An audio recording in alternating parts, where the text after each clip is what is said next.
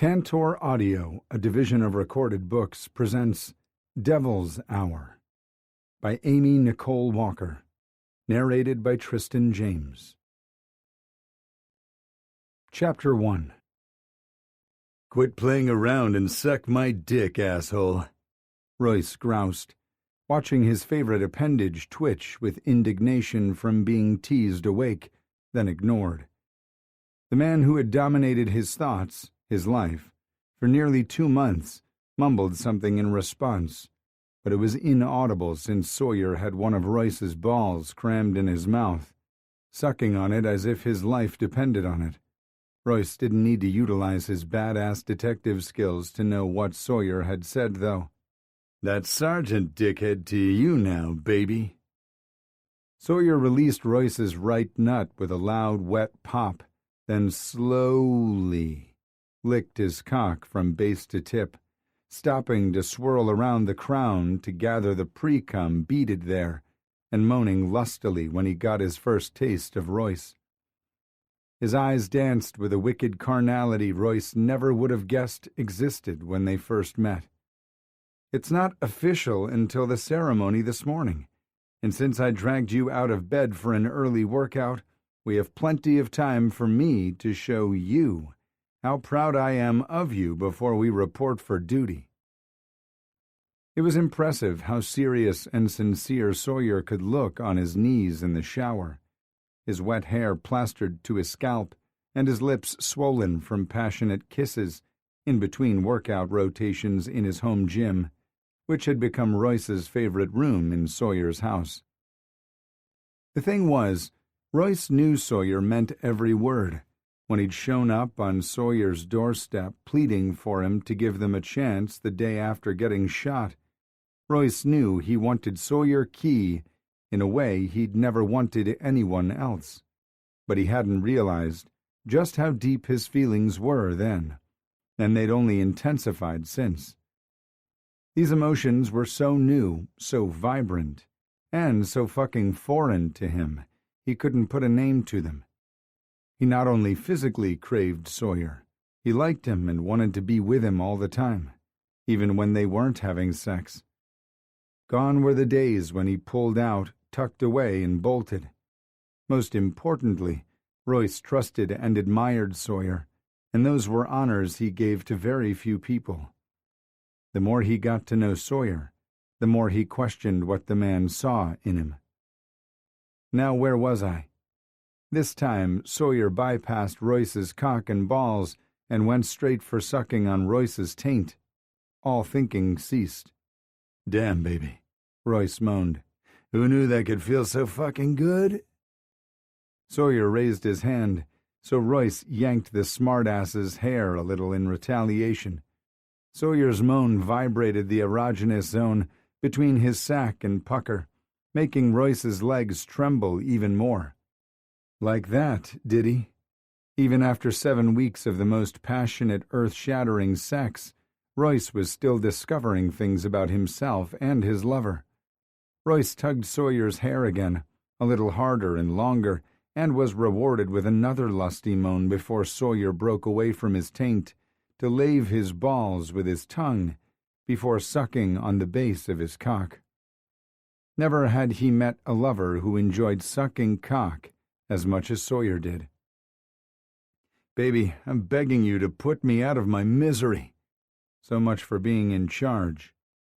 Eyes the color of melted chocolate met his pleading gaze. Sawyer released Royce's cock and licked his glistening lips. "If you want my mouth, then take it." Challenge received and accepted.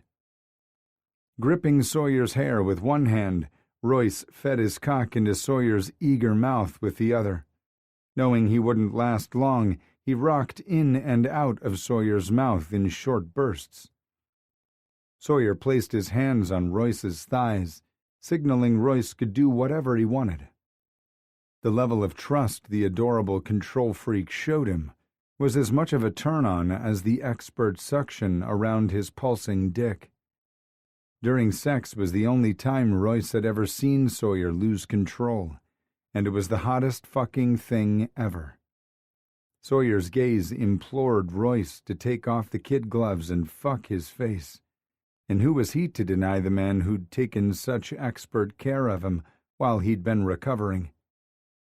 Fisting both hands in Sawyer's hair, Royce gave in to what they both wanted, snapping his hips forward and slapping his balls against Sawyer's chin. Sawyer hummed happily in his throat, sending pulsating pleasure along Royce's shaft. If that wasn't enough, Sawyer gave up on his hands-off approach, reaching between Royce's thighs to tease his pucker. Royce's head fell back and he cried out, "Finger me. You know how much I fucking love it." He wanted to experience more than a finger, but he hadn't breached the subject. Pun intended.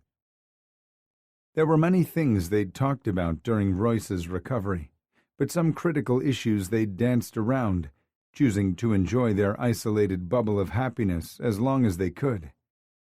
Royce bottoming was one of those topics.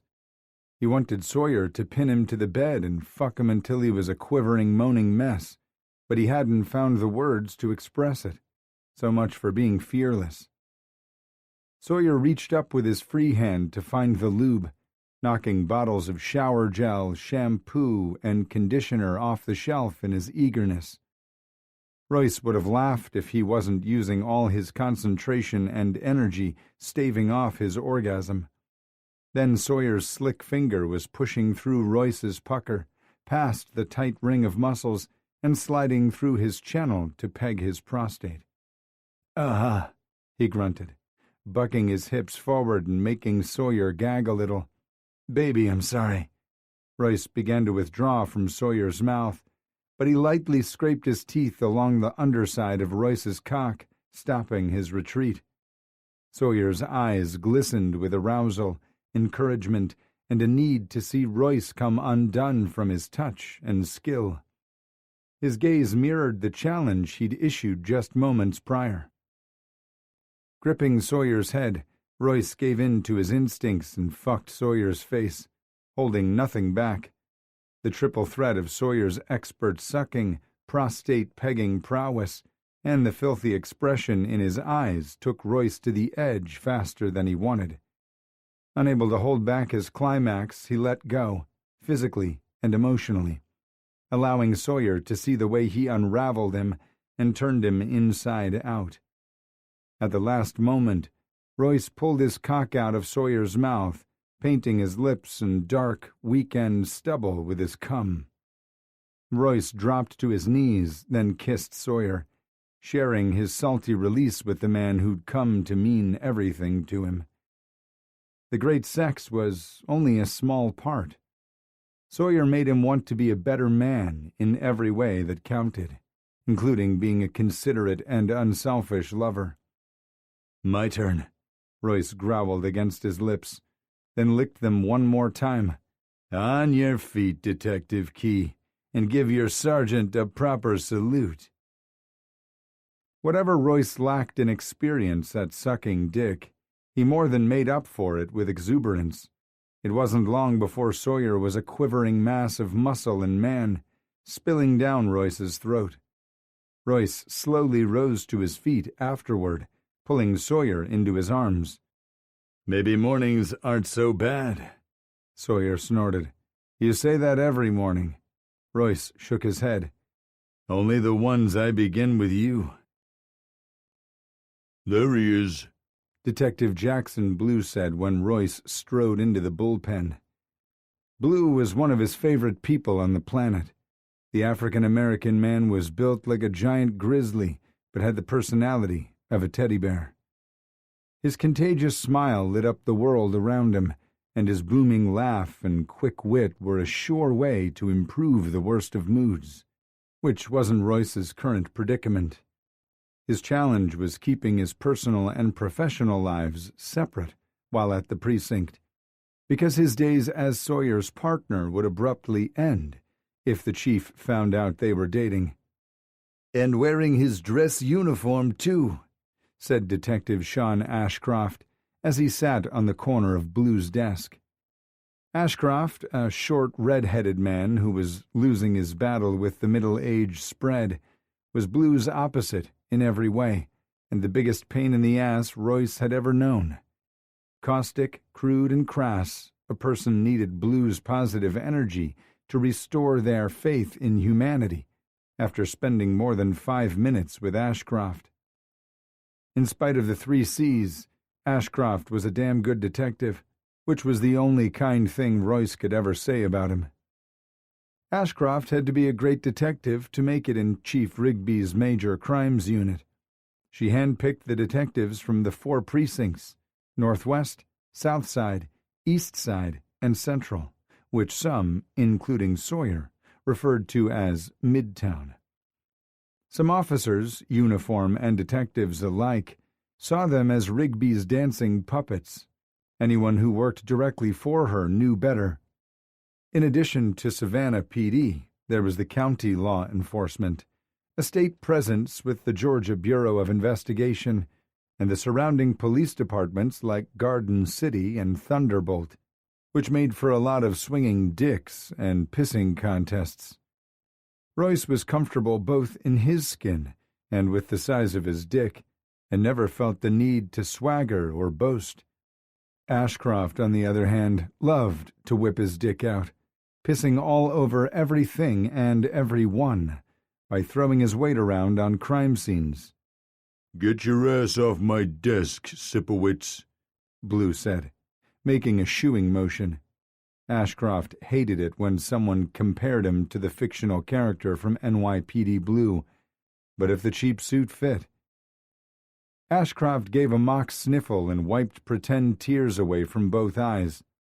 "And you've been so nice to me while Locke was on medical leave." Royce pretended not to hear Ashcroft indirectly call him a pussy. There was no fucking way he'd let the dipshit ruin his day. "My boo is back now and looking so fine," Blue said, blowing a kiss at Royce, who pretended to snatch it from the air. Ashcroft rolled his eyes and climbed to his feet, clapping Blue on the shoulder before turning to face Royce. "In all seriousness, I'm glad you're not dead, Locke." Royce placed his hand over his chest. "Ah, thanks." Ashcroft chuckled and headed to the break room. Once he was gone, Blue said, "You do clean up nice." Sawyer had said something similar after he'd been the one to button Royce's shirt before tucking it into his pants and tugging his zipper up. For a week after his surgery, he'd needed Sawyer's help getting dressed, but Sawyer's attentiveness that morning came from a place of pride due to Royce's promotion to sergeant, not necessity. After 2 weeks of healing and 5 weeks of intense physical therapy, Royce had recovered enough to pass both his physical and psychological exams and return to active duty. Although his physical therapy would continue for an additional 7 weeks to get his full range of motion back. While he was on medical leave, Chief Rigby had received the results of his written sergeant's exam and the oral interview he'd taken prior to getting shot. David Wembley, a former Army Ranger, had used his .308 Winchester to take out Wayne Miller for killing his daughter, Caroline, and her fiancé, Deshaun Benson, and injured Royce in the process. Knowing the kind of scum Miller was made it hard for him to hold a grudge against Wembley. The bullet had exploded Miller's head like a melon and passed through Royce's shoulder, miraculously missing arteries and only causing minor damage to muscles and tendons. He'd been lucky. So fucking lucky. Born on the wrong side of the tracks with a dirty spoon in his mouth, Royce had never associated the word lucky with himself until Chief Rigby had forced him into a partnership with Sawyer Key. Sawyer had woken something profound from slumber deep inside him, a piece of himself he'd never allowed to surface. He'd resisted with Sawyer, too, but it had been entirely futile, and for the first time in so long, Royce started to believe that maybe something more significant than chance was at play here. "Thanks, but don't expect me to wear this every day. I'm only doing this for the pinning ceremony, then I'm changing back into my usual clothes." "Whatever you say, Sarge," Blue quipped. "Where's your partner? He usually arrives before you."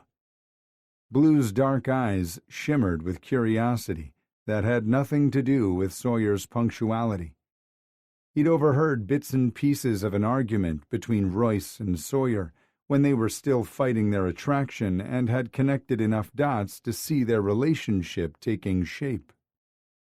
Good question. They'd left the house at the same time. Royce shrugged and said, "Beats me." Then he pivoted to Blue's caseload, a much safer topic that didn't require him to be so guarded. Not 2 minutes later, Sawyer strode into the bullpen with a gorgeous woman on his arm. Royce would never forget meeting Evangeline O'Neill the afternoon he'd signed himself out of the hospital against his doctor's wishes. Sandwiched between Sawyer and Bones, Royce had crashed hard and woken a few hours later to the most delicious smells wafting into the bedroom. He'd borrowed a pair of Sawyer's sweats, tugging the waistband down a bit to show off his defined pelvic muscles that Sawyer couldn't seem to resist. He regularly had hickeys there these days to prove it. "I smell cornbread," Royce said, rounding the corner from the living room into the kitchen. He skittered to a halt when he realized they weren't alone. "Oh." "Indeed," Evangeline O'Neill said, raking her gaze over him. Nothing about her perusal was sexual or made him feel uncomfortable. It was the natural reaction one had when a half-naked person appeared unexpectedly in the same room. Evangeline turned to Sawyer and a wicked grin spread across her face. "You little devil! You let me babble on this entire time about reheating instructions so you could take this over to Royce's." She cut off and looked back at Royce. "Is it okay if I call you Royce?" "Of course." She could call him anything she wanted when she was armed with food, smelling so divine it had to have been prepared by angels. Evangeline briefly aimed her megawatt supermodel smile at him before addressing her son again.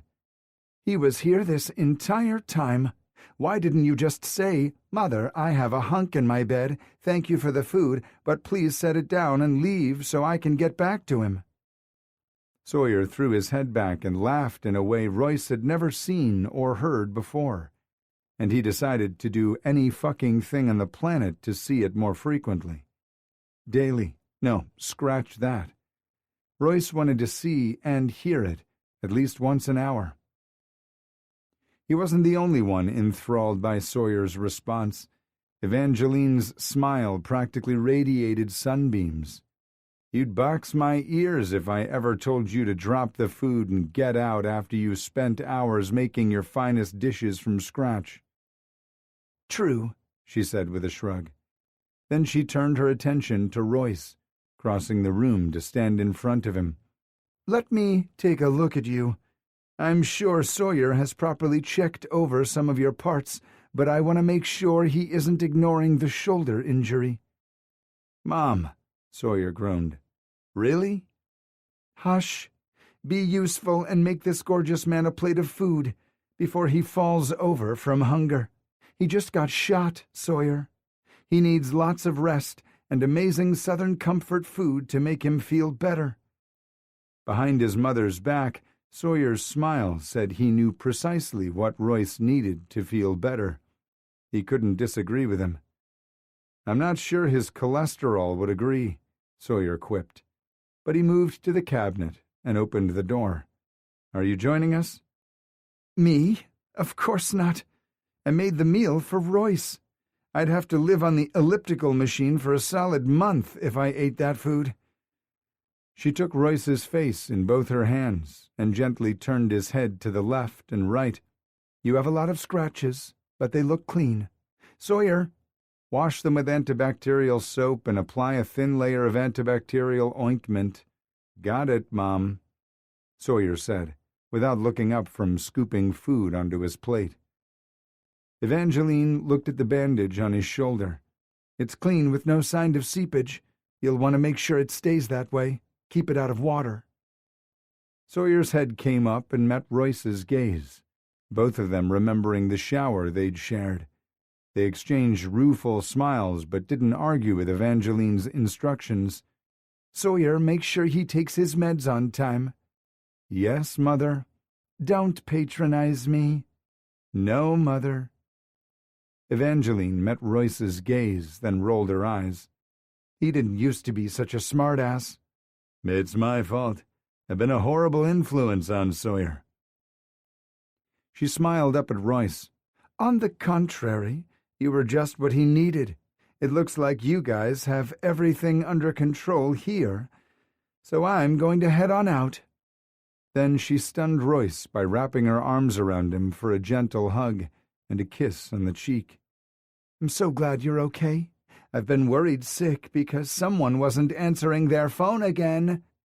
Now that I know it was for a damn good reason, carry on."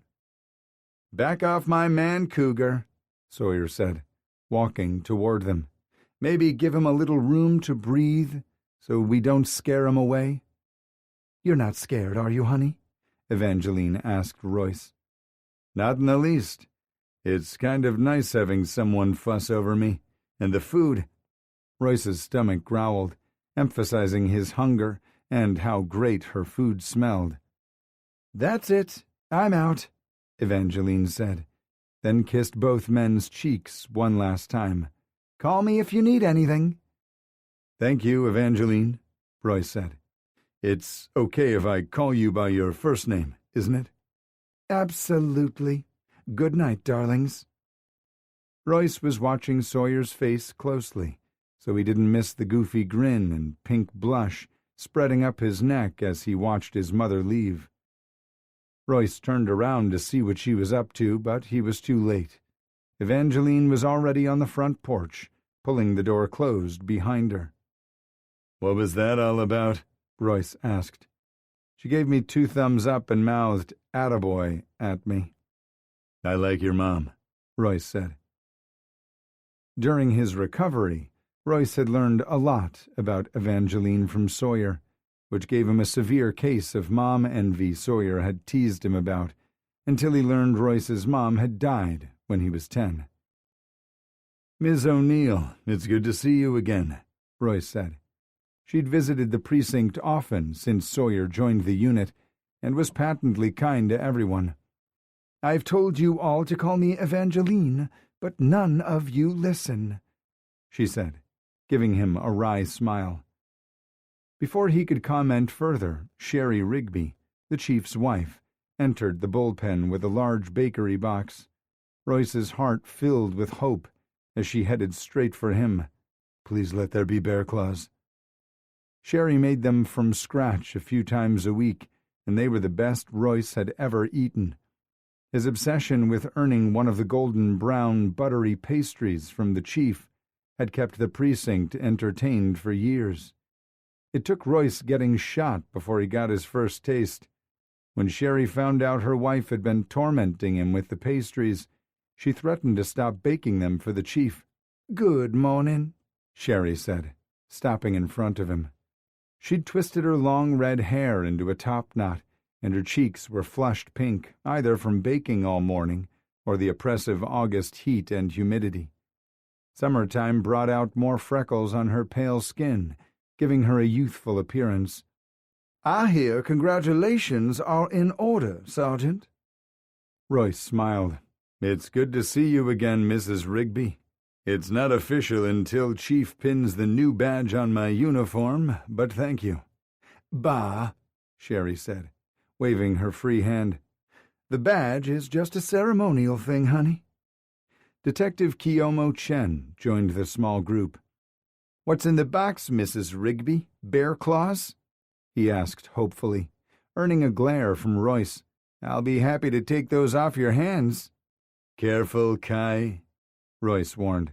"I outrank you now." Chief Rigby exited her office and made a beeline for her wife, a delighted smile on her face. She'd also chosen to wear her dress uniform for the ceremony. "I should have known you were up to something," the chief said to Sherry, then greeted Evangeline. "How nice to see you again, Evangeline. have you come for the ceremony?" Say yes, Royce thought, surprised by how much he wanted her to be there. He wanted to be worthy of Sawyer in her eyes. "Always cool," she said. "I'd stopped by to see Sawyer, but I'd love to stay if that's okay with you." "Of course," Rigby said. "Sherry, honey, do you remember meeting Evangeline O'Neill at the benefit a few months ago?" "I remember. You cornered her son and convinced him to come work for you," Sherry teased, adding a wink at Sawyer. "It's lovely to see you again, Miss O'Neill." "It's lovely seeing you again, too. Please call me Evangeline." "Are you staying for the ceremony too, love?" Chief asked Sherry. "If you don't mind." "Of course not. Let's get started, shall we?" They followed Chief Rigby to a small room used for occasional press briefings. There were rows of chairs lining the center of the room and a podium sandwiched between two long tables in the front. Royce did a double-take when he noticed the tall, handsome man standing in the rear of the room, wearing a camera around his neck. Felix Fleabag Franklin, the journalist from the Savannah Morning News, responsible for making Sawyer's life miserable by writing stories detailing his battles with the homophobic Chatham County Sheriff. Beside him, Sawyer made a low growl in his throat, but not the sexy kind Royce provoked from him. Fleabag gave them both a jaunty two-finger salute, which they ignored. The ceremony itself was brief, with the chief detailing some of Royce's notable career highlights while working for her. Royce's gaze had connected with Sawyer's a few times, and the pride he saw in Sawyer's eyes made his heart swell. He expected some of his fellow detectives to jeer and make comments, turning it into more of a roast than a pinning ceremony, but everyone was on their best behavior. Royce suspected he had the reporter to thank for that small mercy, but also knew it wouldn't last. The ribbing would start as soon as Fleabag and the ladies left. After Chief pinned his new sergeant's badge on his chest, they posed for a few pictures for Felix, and everyone except the reporter headed back to the bullpen to celebrate with coffee and bear claws. "You each get one, and I'm taking the rest home since this is my celebration," Royce said, hovering near the box in case someone got greedy and took more than their share.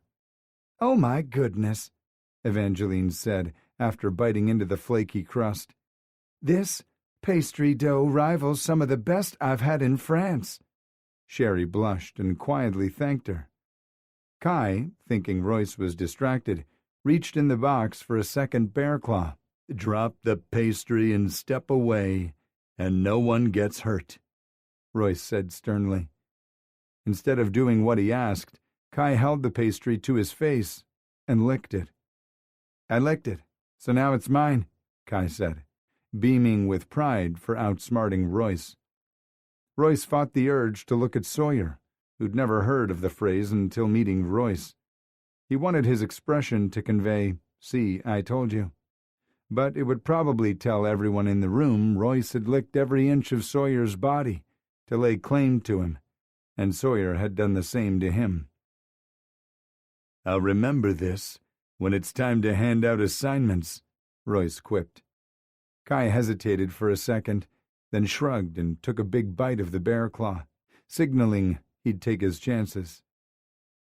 An unexpected arrival cut their teasing and laughing short. Mayor Lynette Goodwin and a young man Royce assumed was her assistant came to an abrupt halt in the bullpen. "Is this a bad time, Chief Rigby?"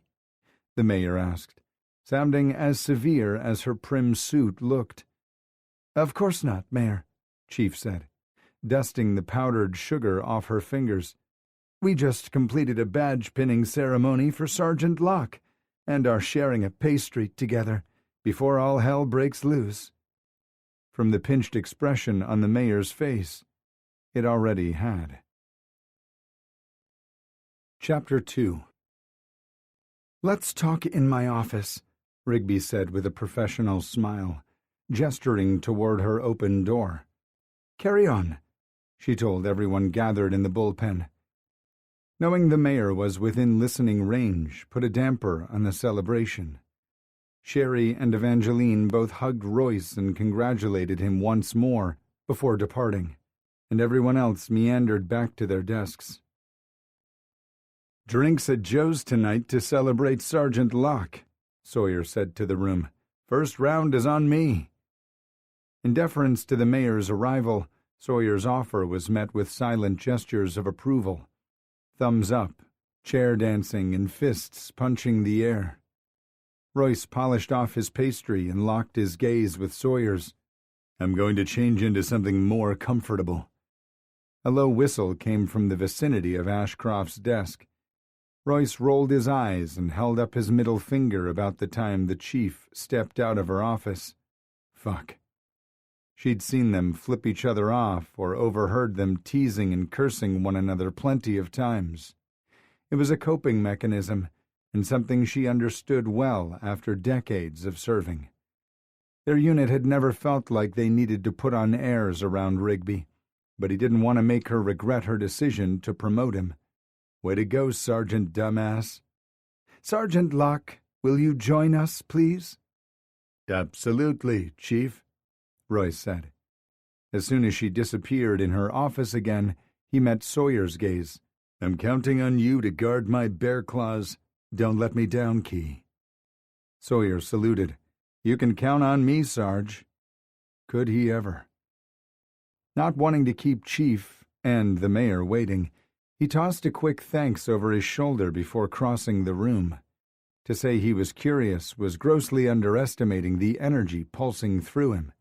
Stopping just inside the doorway, he said, "You wanted to see me, Chief?" "Yes. Come in and close the door, please."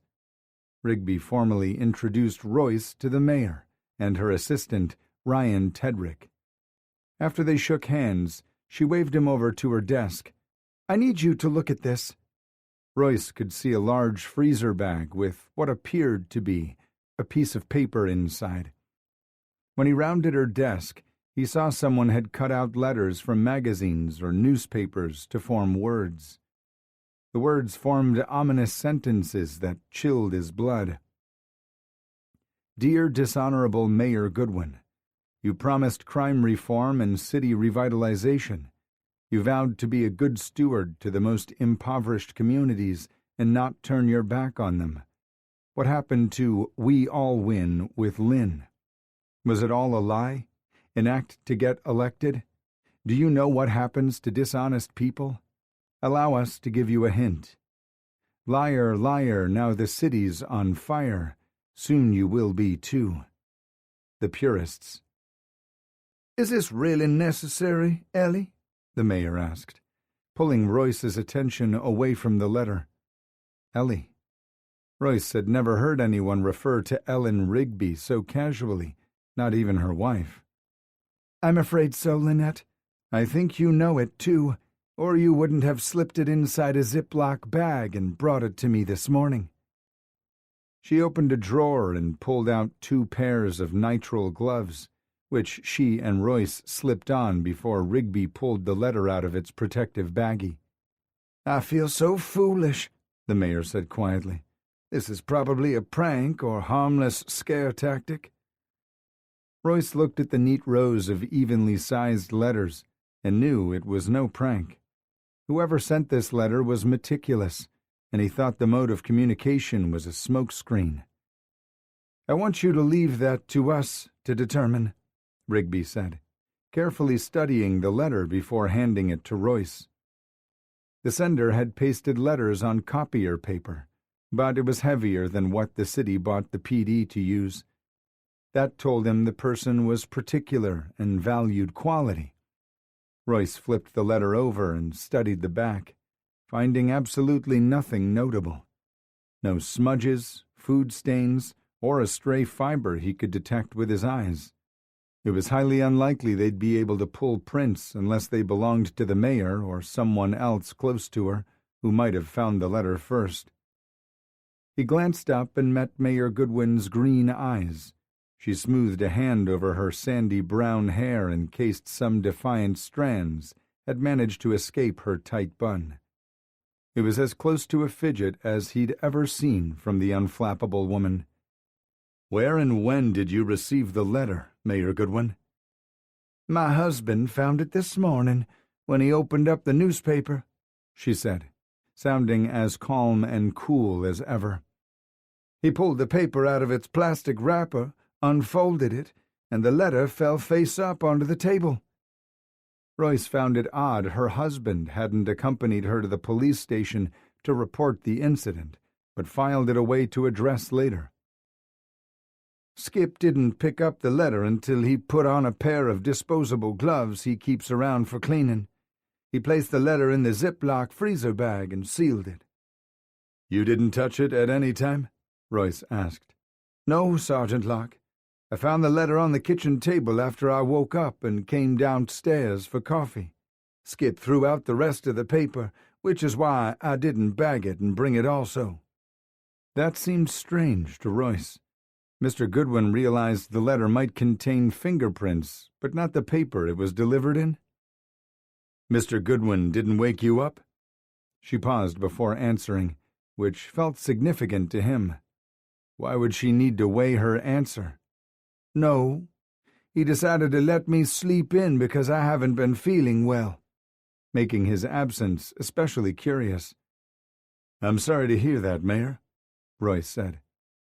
"As am I," Chief Rigby added. "Mayor, how was your paper delivered? To a newspaper box attached to your mailbox, on your front porch, or slid through a mail slot in your door?" She chuckled a bit. "Our papers are launched toward our home from the street, and usually fall midway between the sidewalk and the front porch. Sometimes it lands on the concrete walkway, and other times it lands in the grass. On more than one occasion, they were destroyed by the lawn sprinklers before Skip had a chance to retrieve them." "Do you know the name of your newspaper delivery person?" "Of course," she said. "I write him a check for Christmas each year. His name is Dusty Donovan, and he's been delivering our papers for decades." Royce filed the information away for later. "Does Mr. Goodwin always retrieve the paper in the morning?" She smiled wryly. "I'm not a morning person, and to be honest, I've stopped reading the paper since I was elected mayor." Royce found that interesting. "Why?" "I'm aware that I'm late delivering on certain campaign promises, but reading angry editorial posts isn't the tone I wish to set for my day. People have no idea how hard it is to accomplish anything in today's politics, myself included when I ran for office. It was not my intention to mislead anyone or sway votes by pandering to minority voters. I've simply learned my best intentions can only get me so far, especially when my opponents on the city council battle me on every single thing, even when it hurts the constituents they serve. So, I choose to avoid editorial pieces."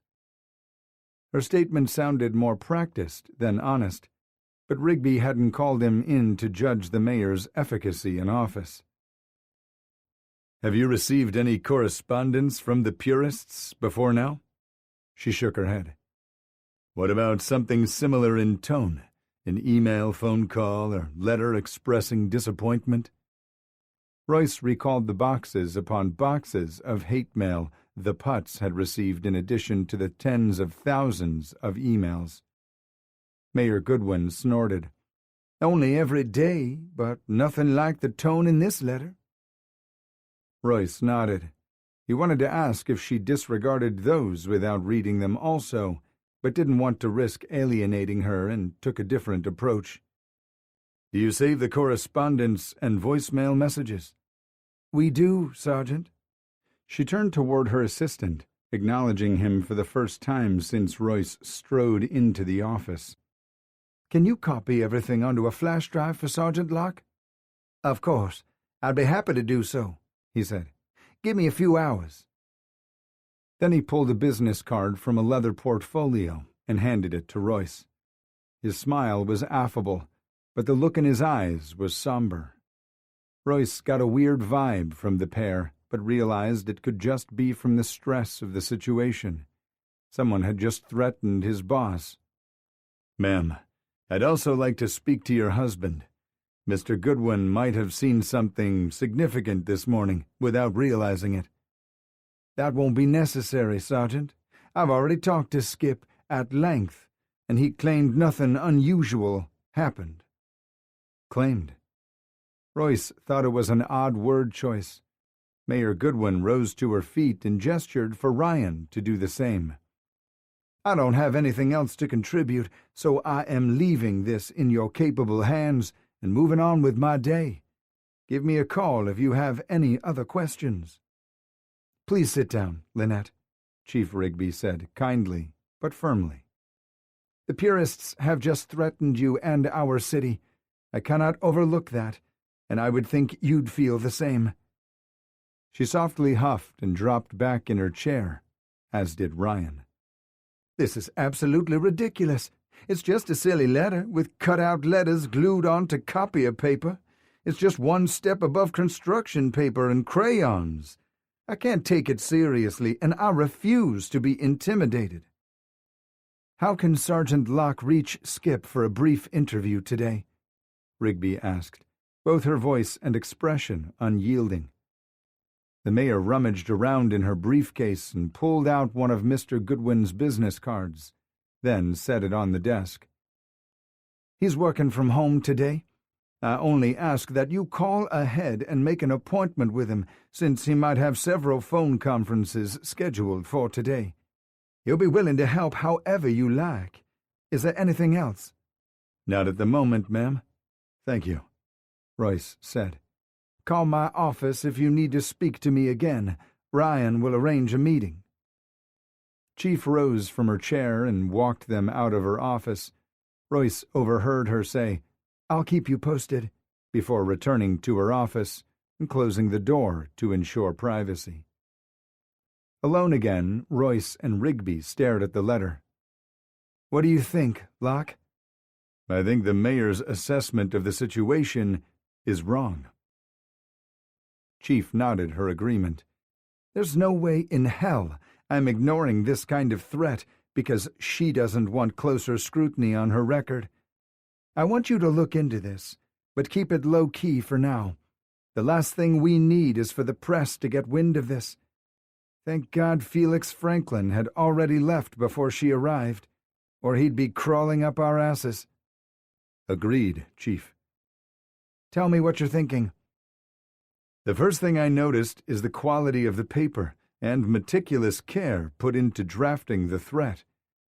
Someone went to great pains to cut out letters in similar sizes, so the individual words lined up straight, then made sure the sentences in the paragraph were evenly spaced. This is the kind of person who takes pride in whatever they do, and probably has a touch of OCD. The use of 'us' and the signature at the bottom is plural, so we could be dealing with more than one person. The tone of the letter is sophisticated, even if the format is supposed to look crude. I find the dichotomy interesting, and I think it's a deliberate attempt to mislead us." "I agree," Chief said, nodding. "What else stands out to you?" "Liar, liar, now the city's on fire. Present tense. Doesn't it imply the city is on fire now?" Royce ran his thumb over his lip while rereading the line. "They're not threatening future fires. They're laying claim to current fires. Past fires?" "That's the literal interpretation of the sentence. But what if they don't mean physical fires? It could be referring to spikes in violence and crimes. It could also refer to anger and rage. Maybe they plan to scorch her," Rigby said. "I don't know, Chief. The letter feels direct and to the point. She failed to do what she promised, and these people have started setting the city on fire, and she's next." Royce shook his head. "But if the purists love the city as much as they claim, why take their anger out on the innocent? How does that make anything better?"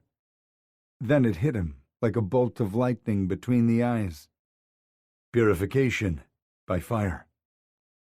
Sawyer had recently watched a show on History or Discovery about various sects who believe fire is healing and purifying.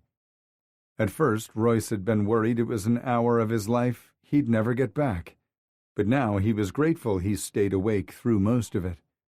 He told her about the documentary and said, "Some farmers even burn their fields after a harvest. It destroys old crops and improves the soil for new ones." Rigby blew out a long breath. "Do you think the purists are going to take matters into their own hands? Raise the criminal elements to make way for the good and pure? Some vigilante religious sect?" "It sounds to me like whoever they are, or whatever their methods, they've already started. With your permission, I'd like to bring Blue on board, since he's our arson guy and works with the Fire Investigation Division of SFD. They can compile a list of suspicious fires, and maybe we can find a pattern. Stein would also make a great addition. Her Vice connections might help us if there's any chatter on the streets about this group." "Sounds like a good plan. I want you, Key, Stein, and Blue to be the only four investigating this for now. Blue will pique the fire investigator's curiosity when he starts asking questions, so he needs to choose one he can trust to keep this quiet." "I'll pass along your wishes, Chief." "I want an update at the end of the day or sooner if you uncover something I need to know." "Will do." Rigby pulled an evidence bag out of her desk drawer and placed the letter inside it. Both of them dated and initialed the seal. "I'll take this over to our lab, but I won't hold my breath hoping they find anything." They removed their gloves and tossed them in the trash before exiting the office together. He gestured for Blue and Sawyer to join him in the conference room. He quickly brought them up to speed. "I'll text Stein to call me when she's free." Holly's role as a vice cop with frequent undercover assignments often kept her at odd hours with the rest of the department. "Chief wants us to keep this between the four of us for now. Blue, do you know a fire investigator we can trust to keep their mouth shut?" "Yeah, I know a guy," Blue said. "He'll keep our conversation private." "Great," Royce said, slapping Blue's shoulder. "Let me know right away if you find something." "Roger that, Sarge," Blue said, saluting him before he left. "And what can I do for you, Sergeant Locke?" Sawyer's question was loaded with innuendo, and Royce felt his temperature rising. "You can drive while I make phone calls." Needing to escape the room before he did something stupid, he pivoted and headed to the door. "But first, I need to change." Sawyer placed his hand on the door before he could open it. "That's a task I'd love to assist you with, sir," Sawyer whispered huskily, dropping a quick kiss on Royce's nape, then stepping back. "Helping you dress this morning will have to be enough until we're alone again. No, Royce, you cannot drag him into the locker room for a quickie." Behaving had never felt so wrong. Chapter 3. "Mr. Goodwin, this is Sergeant Locke with the Savannah Police Department. I'd like to speak to you about the threatening letter you found this morning. It's important you return my call at your earliest convenience." Royce rattled off his cell phone number and disconnected. Noticing they were still stopped at a stop sign, he glanced over at Sawyer, who was looking at him with a mixture of carnal lust and pride. He had to fight the urge to fidget in his seat. "What?" "I expected you to say Detective Locke out of habit, but Sergeant Locke rolled naturally off your tongue after only an hour of earning the new rank. That's pretty impressive." Sawyer smirked before returning his attention to the intersection so he could make a right turn. "If I didn't know better, and we both know I do, I would suspect you practiced saying your new title in the mirror before going to work." "Asshole," Royce mumbled, shaking his head. "I guess you might have practiced when we drove separately to the precinct, even though I was right behind you for most of the trip. Your illegally tinted windows wouldn't allow me to see if you were psyching yourself up with a pep talk." Royce reached over and ran his fingers along Sawyer's thigh. "I was psyching myself up all right, but it had nothing to do with my new title and everything to do with keeping my hands to myself." He continued inching his hand higher up, stopping just short of Sawyer's groin. "We can see how well that's going." Sawyer shivered and released a soft whimper that almost made Royce forget his promise to behave and leave their personal relationship at home. Almost. He withdrew his hand before he took things too far. "Dickhead," Sawyer hissed. It was a surreal situation to find himself in.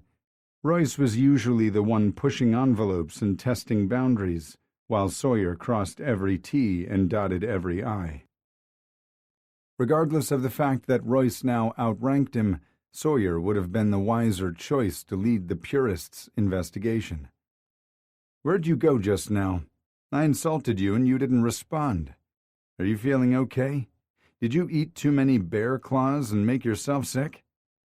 "I just thought you would have made a better choice." Royce looked at his handsome profile once more.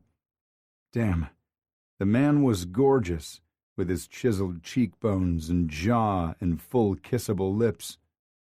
Sawyer briefly met his gaze, and Royce saw confusion in his brown eyes.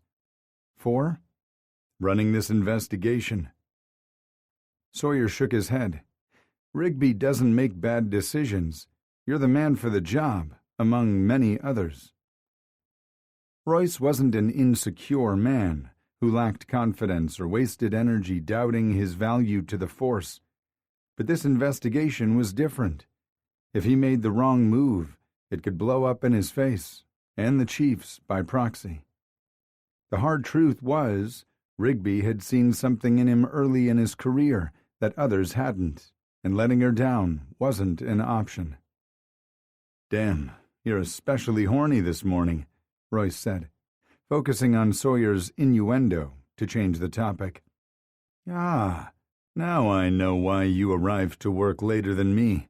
You got all worked up over one of your audiobooks and needed a minute to get yourself under control." Sawyer's face turned a telling shade of red. Royce had only been teasing him, but realized he'd hit the nail on the head. "It wasn't that." "Not quite," Sawyer added, giving his head a slight shake. "The truth is even more embarrassing. All the more reason why I want to hear it." "If this gets around, I'll never live it down," Sawyer said, sounding so miserable Royce wanted to hug him. "You know damn well your secret is safe with me." Sawyer snorted. "You're the someone who will tease me mercilessly." "Come on, you can trust me."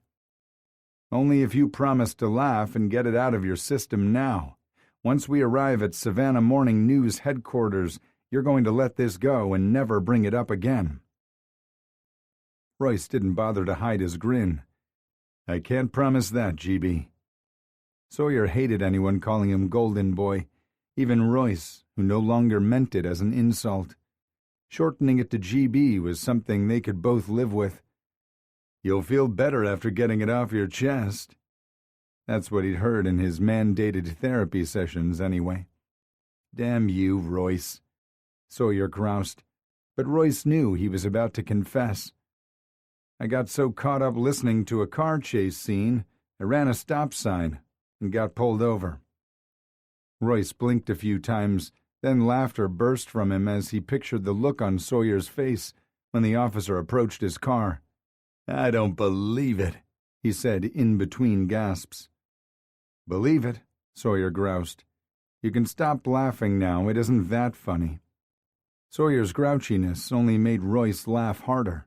"Stomach hurts," Royce managed to wheeze out while winding down and wiping the tears from his eyes. He looked over at Sawyer again, and his dark scowl triggered another round of laughter. "Did you get a ticket? Or did you show your badge?" A smile curved on Sawyer's gorgeous face as he turned on to Chatham Parkway. "I don't need to show my badge." He sounded smug, which wasn't like him at all. "Well, "You are kind of famous," Royce agreed. Sawyer turned into the Savannah Morning News parking lot and found a spot near the main entrance. "Nah, I gave him a blowjob." Royce choked on his next breath. After putting the Charger in park, Sawyer looked at him, a wicked gleam in his eyes. "That shuts you up." Turning to look out his side window, Royce groused, "Evil bastard."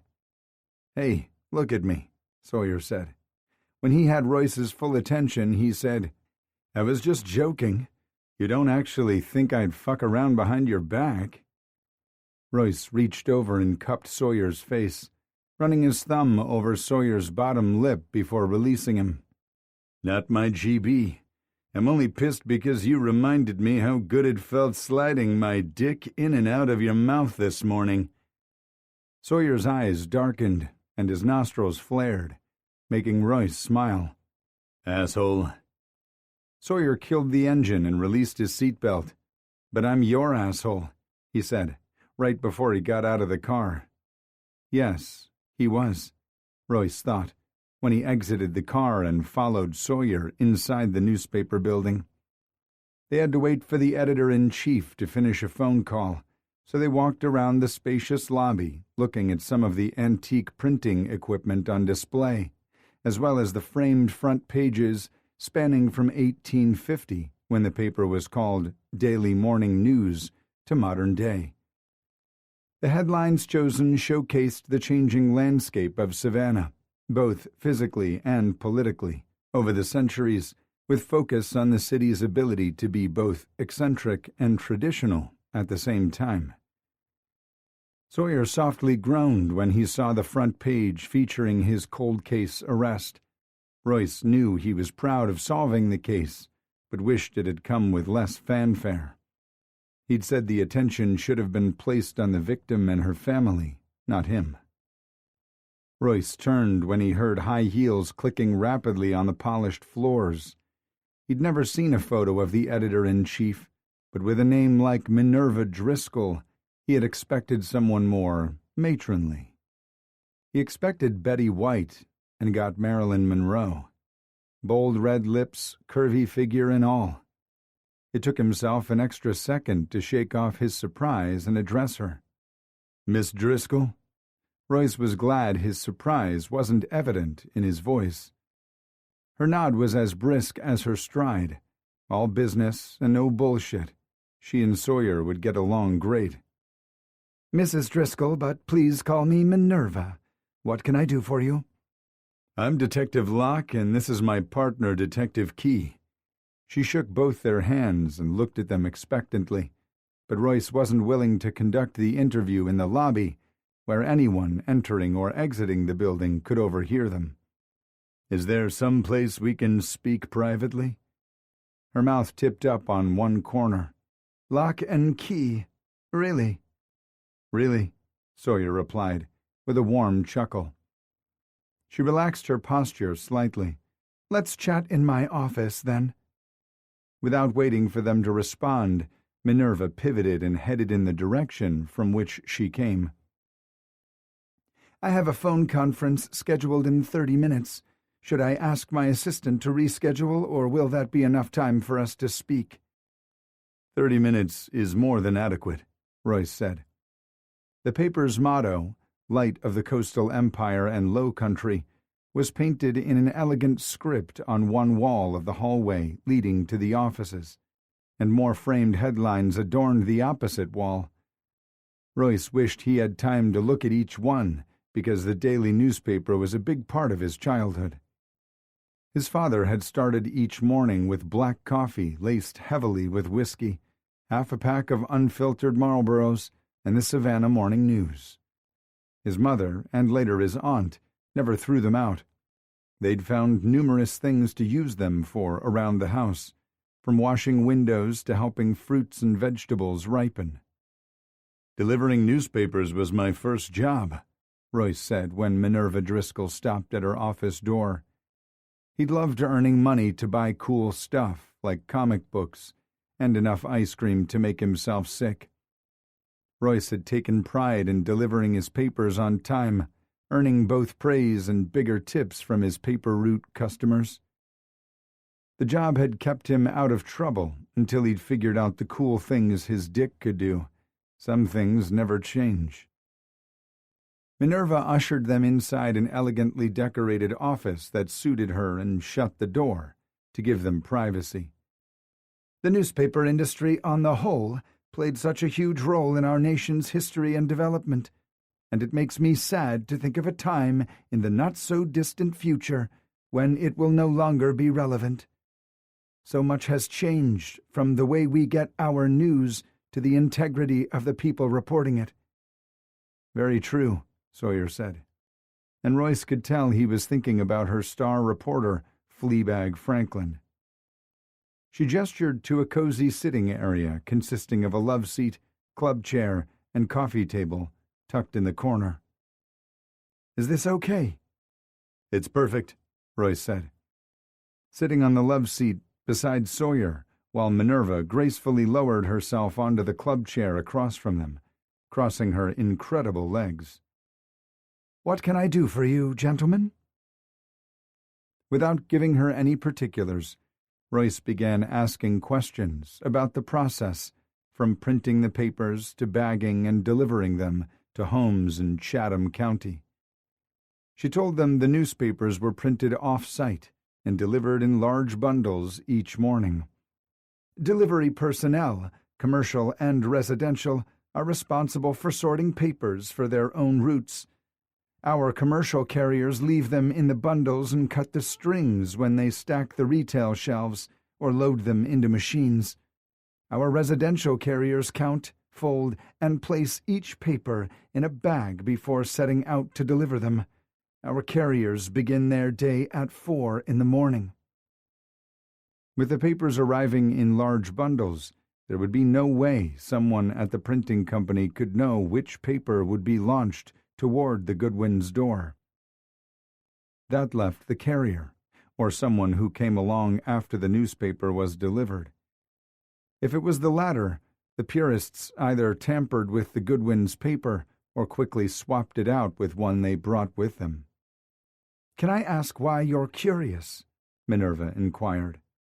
"Is one of our employees a suspect in a crime?" "We're not able to comment on an open investigation, ma'am," Sawyer said kindly. "That's neither a yes nor a no," she replied, shifting her gaze to Royce. She looked hopeful he might be more forthcoming. Royce smiled apologetically. "It's the only answer we can give you at this time." She nodded, then rose from her chair. "Well, if there's nothing else I can help you with, I need to prepare for my conference call." Royce and Sawyer rose too. Sawyer smiled politely and wished her a good day, and Royce thanked her for her time and help. Once alone in the hallway, Sawyer chuckled. "Man, she's not at all what I expected when you told me we were coming here to meet someone named Minerva. I was thinking Harry Potter, not some 50s pin-up model look-alike." "Well, that will teach you not to make assumptions about people based on their names and job titles," Royce said smugly. "You're so full of shit," Sawyer said. "You practically swallowed your tongue when you caught sight of her. You weren't expecting her to be so hot and young. Hell, you even forgot to use your new fancy title." "Fine. She caught me by surprise, but I didn't swallow my tongue." Royce's bisexuality was one of those important things they'd skirted around. Royce knew that needed to change, but it would wait until they had privacy. "I was thinking Betty White," he admitted. "Golden Girls Betty White, or Hot in Cleveland Betty White?" Sawyer asked, sounding just as relieved as Royce to change the subject. "Golden Girls. My mom loved that show. Aunt Tipsy and I used to watch reruns of her favorite episodes together on her birthday while eating Mom's double chocolate cake. Aunt T taught me how to bake it." "It sounds like a beautiful way to remember someone you love," Sawyer said, lightly bumping his good shoulder. We also need to have a conversation about why you've been holding out on me for 7 weeks. I love double chocolate cake." Royce usually only baked it once a year on his mother's birthday, but he'd make an exception for Sawyer. "I'll introduce you to my double chocolate cake soon." He also decided it was time to stop avoiding potentially sensitive conversations, too. Sawyer stopped in the hallway suddenly, causing Royce to pull up too. "I didn't mean anything by my comments about Minerva. I don't want you to feel as if you need to walk on eggshells every time a pretty woman is near. People in a committed relationship still notice attractive people." On the other hand, Royce was grateful his bisexuality didn't seem to be a problem for Sawyer. But on the other hand, he hated the idea of Sawyer noticing other men. Attraction doesn't mean action. Then Sawyer started laughing. "You should see your face. You look like you're ready to club me over the head and drag me back to your cave. I'll tell you a little secret," Sawyer said, stepping closer and lowering his voice. "I think your caveman routine is hot. I shouldn't, but I do. Right now you're thinking about taking me to bed and imprinting yourself on my brain, so I couldn't possibly notice any other men, let alone want them." "It wasn't your brain I was thinking about, GB." Royce inhaled a shaky breath and stepped back. They hadn't touched each other in a sexual way, and their proximity could be explained by them not wanting to be overheard, but Royce knew things could quickly spiral out of control. "We need to change the subject to something more appropriate." Sawyer resumed walking, and Royce fell into step beside him. "What's next for our investigation, Sarge?" Royce told him he'd ruled out anyone at the printing press and wanted to speak to the Goodwins newspaper carrier. "Mayor Goodwin said they'd had the same one for decades. His name is Dusty Donovan. I'm also hoping Mr. Goodwin calls soon. We could canvass the neighborhood. Maybe someone captured our perp on their Ring doorbell." "Doubt we get lucky twice," he teased, pulling out his cell phone as they stepped outside the building. "I'll call the station and see what information we can get on." His words and steps faltered suddenly. Royce followed Sawyer's glare and groaned when he saw Fleabag leaning against their charger. "He's not going to leave without talking to us, so let's get it over with and be on our way." Sawyer hesitated for a few seconds, and followed him. "Get off my car," Royce groused when he reached Felix. "You'll scratch it." "Not like you'll be paying for it personally, Sergeant Locke." He shifted his attention to Sawyer. "No calls, no messages, not even a go-fuck-yourself email. I expected better from you, Sawyer, especially after the magnificent night we shared." Royce knew he must have misheard Fleabag, or the reporter was deliberately instigating trouble by choosing loaded words. One look at Sawyer's pinched expression, though, and he knew he hadn't misheard or misunderstood. Sawyer had a personal history with Fleabag fucking Franklin. The man Sawyer swore wasn't his friend, and the guy Sawyer promised he hadn't leaked information to when things blew up at the sheriff's office. All the trust issues Royce had managed to push aside because he was so caught up in Sawyer came roaring back. "It's obvious the two of you need to talk. I'm just going to get in the car and make some calls." He held out his hand for the key fob, and Sawyer handed it to him. There was no way in hell Royce was going to stand around and listen to Fleabag whine because Sawyer had ended things between them. The nagging voice in his head cautioned him not to rush to judgment, but Sawyer could have told him about Felix during one of the occasions they'd discussed the reporter. Why hadn't he? Because he felt guilty about something. Royce felt betrayed. Omissions felt like lies, and Royce found himself teetering on the edge of rage. Royce had a sobering feeling that his luck had run out.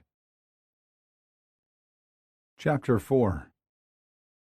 As Royce's mood plummeted, so did his grip on his emotions, leaving him to feel as if he were on a runaway train. He decided to seize control of the situation as much as possible and walked around to the driver's side of the car.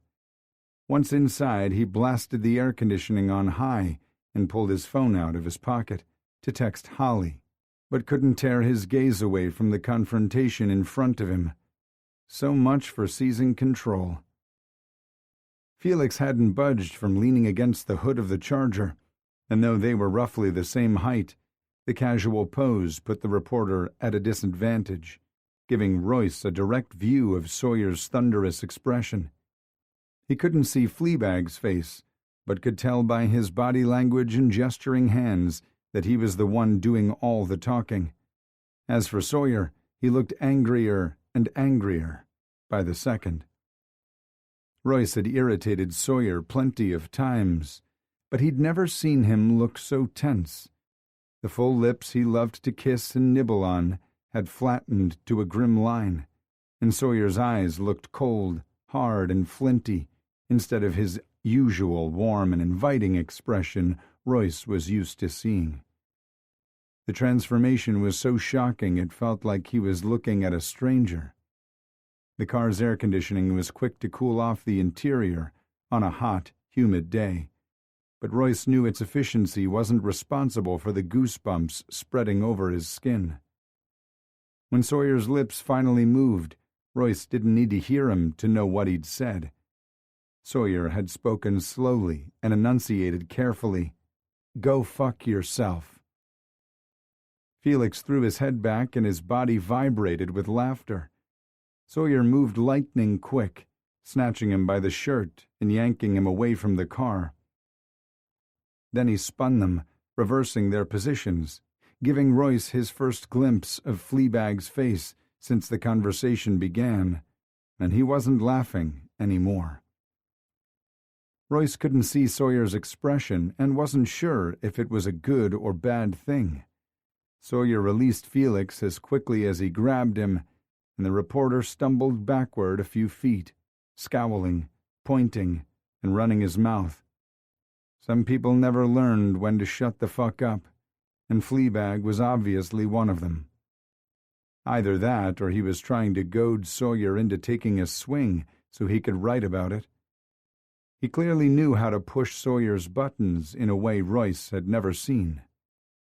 Setting aside his riotous feelings, Royce opened the door and stepped out. "Get in the car, asshole," he said firmly. "This loser isn't worth the expended energy." Sawyer stiffened at hearing Royce's voice, then backed away from the fucker, arms raised in a hands-off gesture. Sawyer turned and got in the car while Royce remained locked in a silent stare-down with the reporter, waiting for the clock to strike so they could draw their weapons on each other or whip their dicks out to see who was bigger. After a few seconds, Fleabag gave him a jaunty finger wave, then broke contact with Royce to pucker his lips and make a kissy face at Sawyer. Royce got back in the car and slammed the door. "If he doesn't move, run his ass over," Sawyer snarled. Whoa. There was a big story here, and Royce would get to the bottom of it when he was calmer.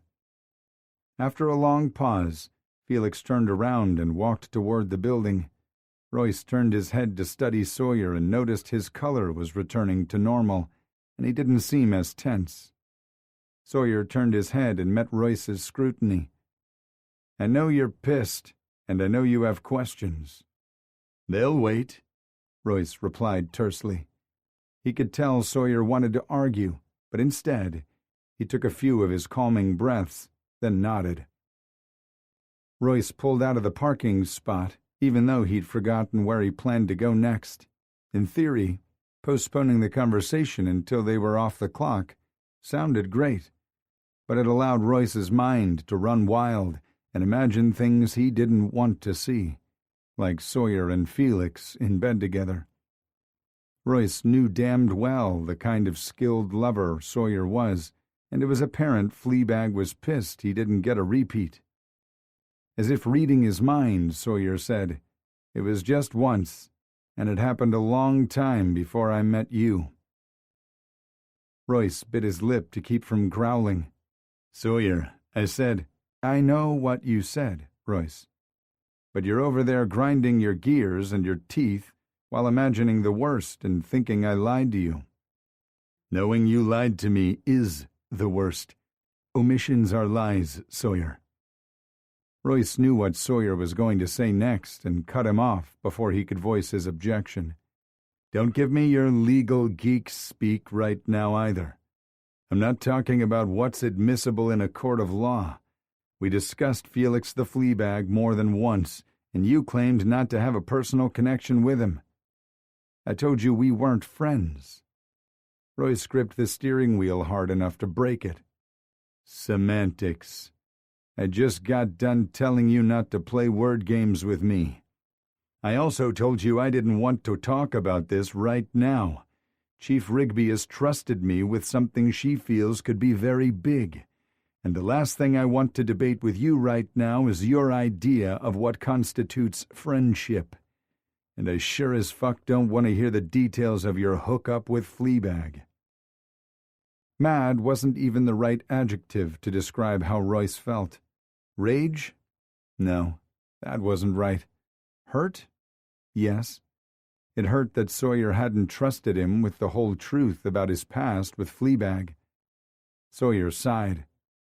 "Okay, fair enough. But I do need to share the parts of the conversation I had with Felix that might impact our investigation or jeopardize our partnership." "Fuck me," Royce groused. "If we can't talk about my past transgressions on the job, then I certainly can't fuck you," Sawyer replied, trying to lighten things up inside the car, but Royce wasn't budging from his foul mood. Another calming breath, and Sawyer blew his world apart. Felix was still in his car when the mayor arrived. He could tell by her body language that something was going on, so he waited. Knowing the chief would put one of her prized pets on the case right away, he chose not to follow Goodwin when she left. Dread settled in the pit of Royce's stomach. "He followed us." "Yes. And he saw you caressing my face before we went inside to meet with Minerva. He claims to have a picture of us and wouldn't hesitate to send it to the chief unless I tell him what we're investigating for the mayor. Luckily, he thinks she's pissed about some editorial piece and is stupid enough to think the chief would get involved in gutter politics." "Fuck him," Royce growled. "The worst the chief will do is reassign us new partners." As much as Royce didn't want that to happen, it wouldn't be the end of the world, or their relationship. He might be pissed at Sawyer, but he wasn't willing to walk away. That's what I told him. But now that I've had a minute to calm down, I realize he's smart enough to put two and two together if Minerva tells him what we asked her. He might guess someone had slipped a threatening letter in her paper, but he'd never guess the bigger picture, and without someone corroborating the details, he isn't likely to print a story. Felix is an asshole, but he's a good reporter, which means he will be dogged and won't give up until he gets to the bottom of the story. And I have no doubt Felix has sources inside the department. If this gets outside our immediate circle, then it's bound to get back to him, Sawyer cautioned. "We're doubly fucked." "We call that double penetration," Sawyer said. His second attempt at humor also fell short. "I know what goddamned double penetration means, Sawyer." Royce felt terrible for yelling and started to apologize. But his phone rang. The day had started out perfect but had gone to hell in a hurry. Glancing at the caller ID, he said, "It's Skip Goodwin." Royce cleared his throat, then accepted the call. "This is Sergeant Locke." "Yes, hi, Sergeant. This is Skip Goodwin calling. You requested to speak to me?" "Thank you for returning my call, sir. My partner and I would like to ask you a few questions. Mayor Goodwin expressed how busy your schedule is today, so we'll come to you and keep it as brief as possible. When would be a good time?" The mayor's husband released an annoyed sigh. "I have back-to-back appointments all day long and need to leave for the airport at 3:30 for a conference in New York City. I could meet with you during my lunch break. Will noon work for you?" "We'll make it work, sir. Thank you for getting back to me."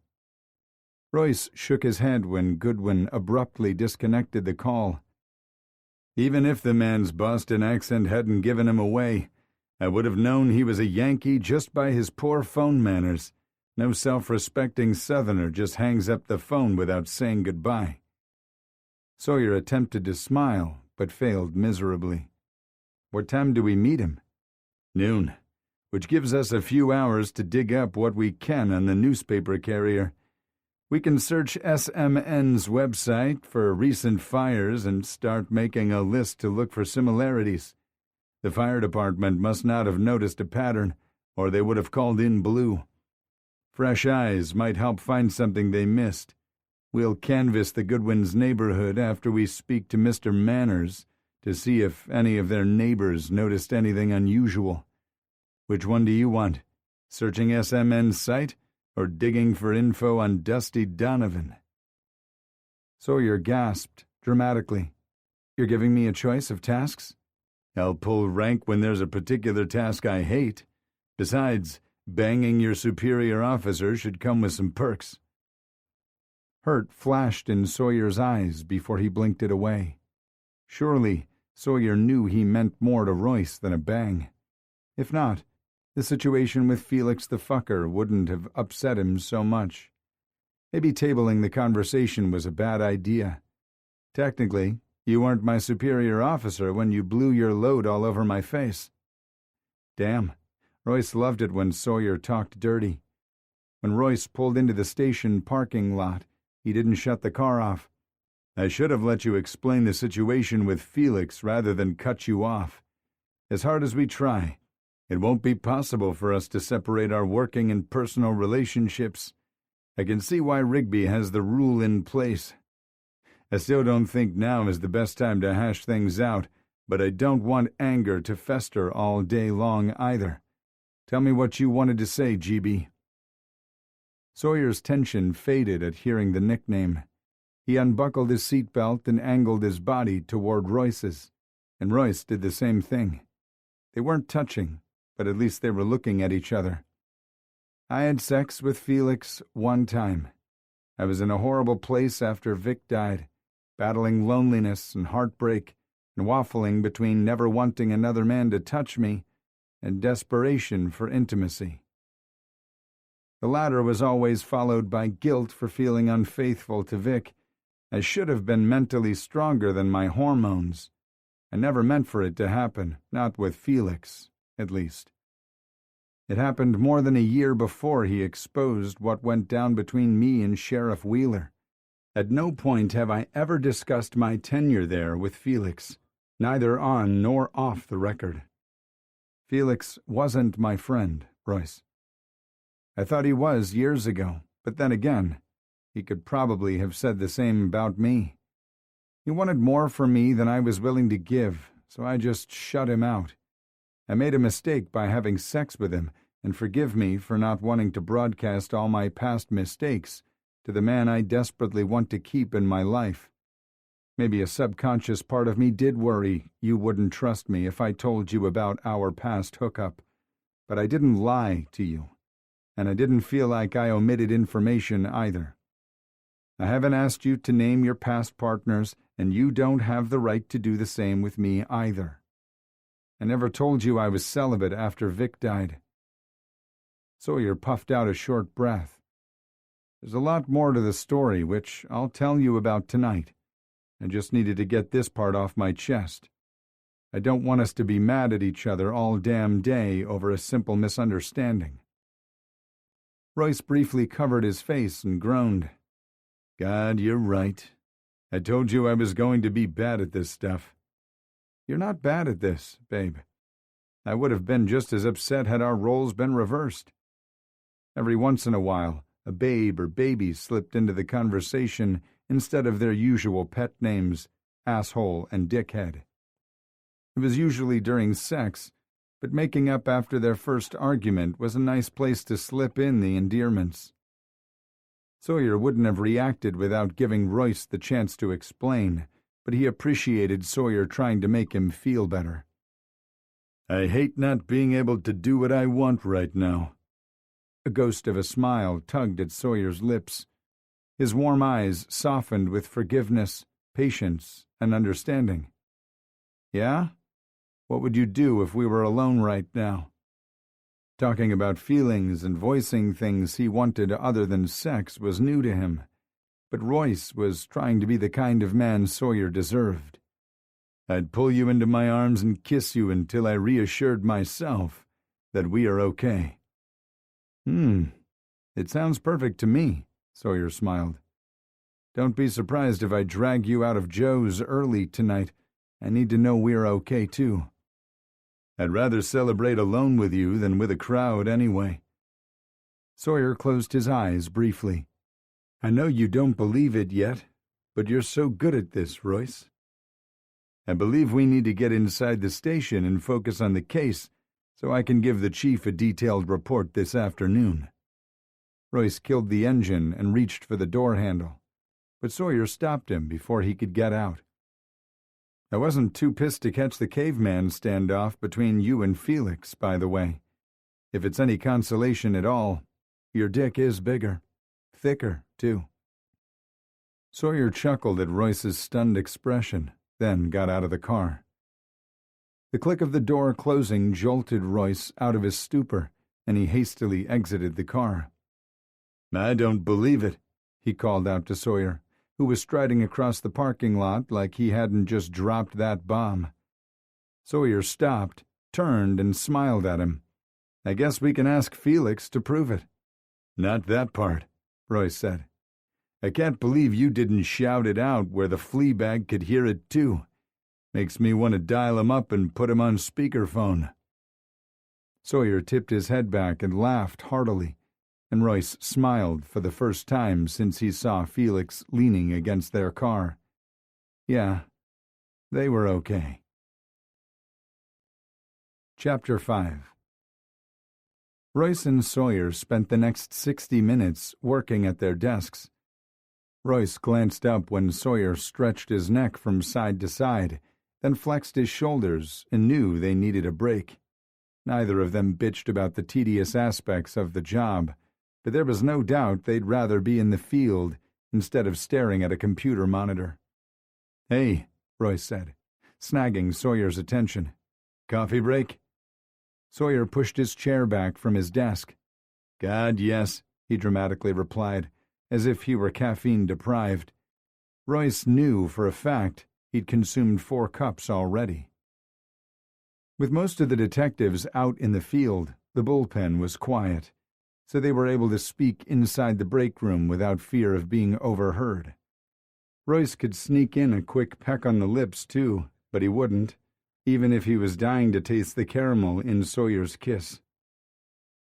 He razzed Sawyer mercilessly about his obsession with the creamer, but was secretly becoming a big fan himself.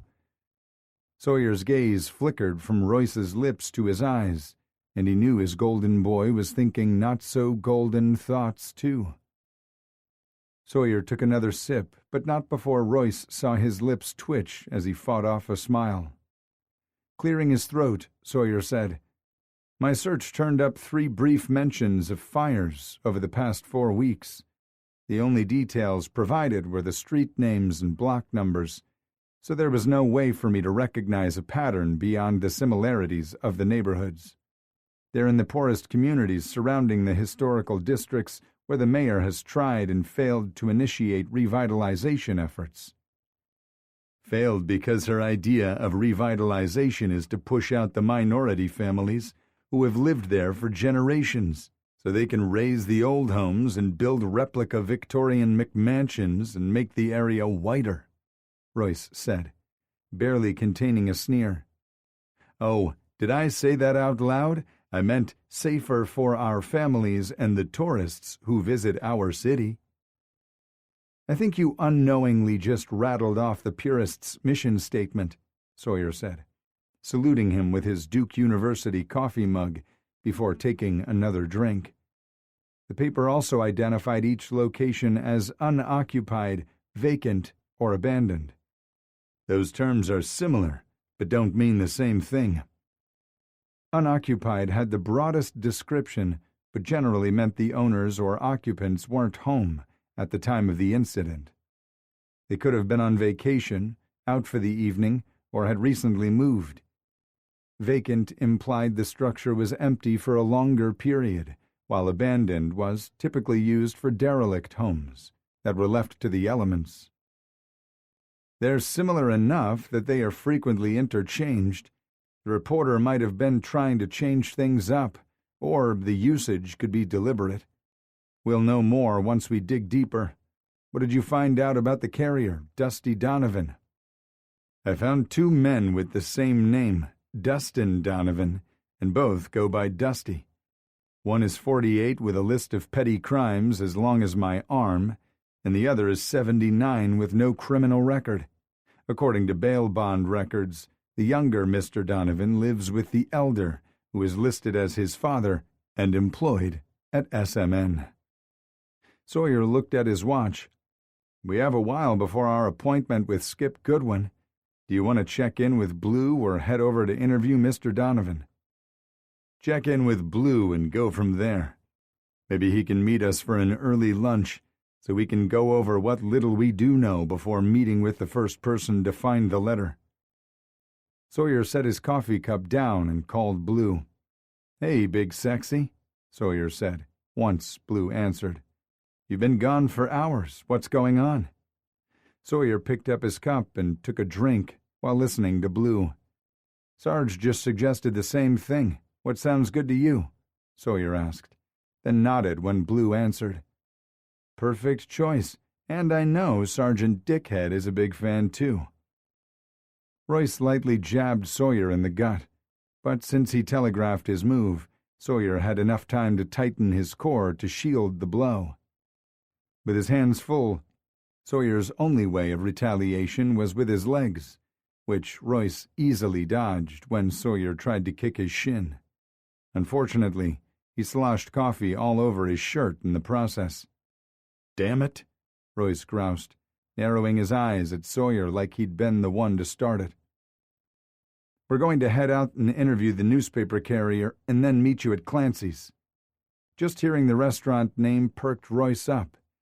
He pointed to his shirt and signaled to Sawyer he'd be a minute, then headed to the locker room to change again. He pulled the shirt over his head and dropped it on the bench in front of his locker, on his way to the sink to wash off the stickiness before putting on a clean shirt.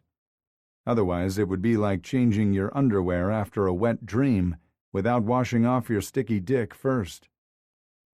In the mirror above the sink, Royce's gaze snagged on the puckered scar on his chest. He ran his fingers over it, noting how the tissue had softened and lightened from an angry red to dark pink. He heard the locker room door swing open and recognized Sawyer's footsteps as he searched for him.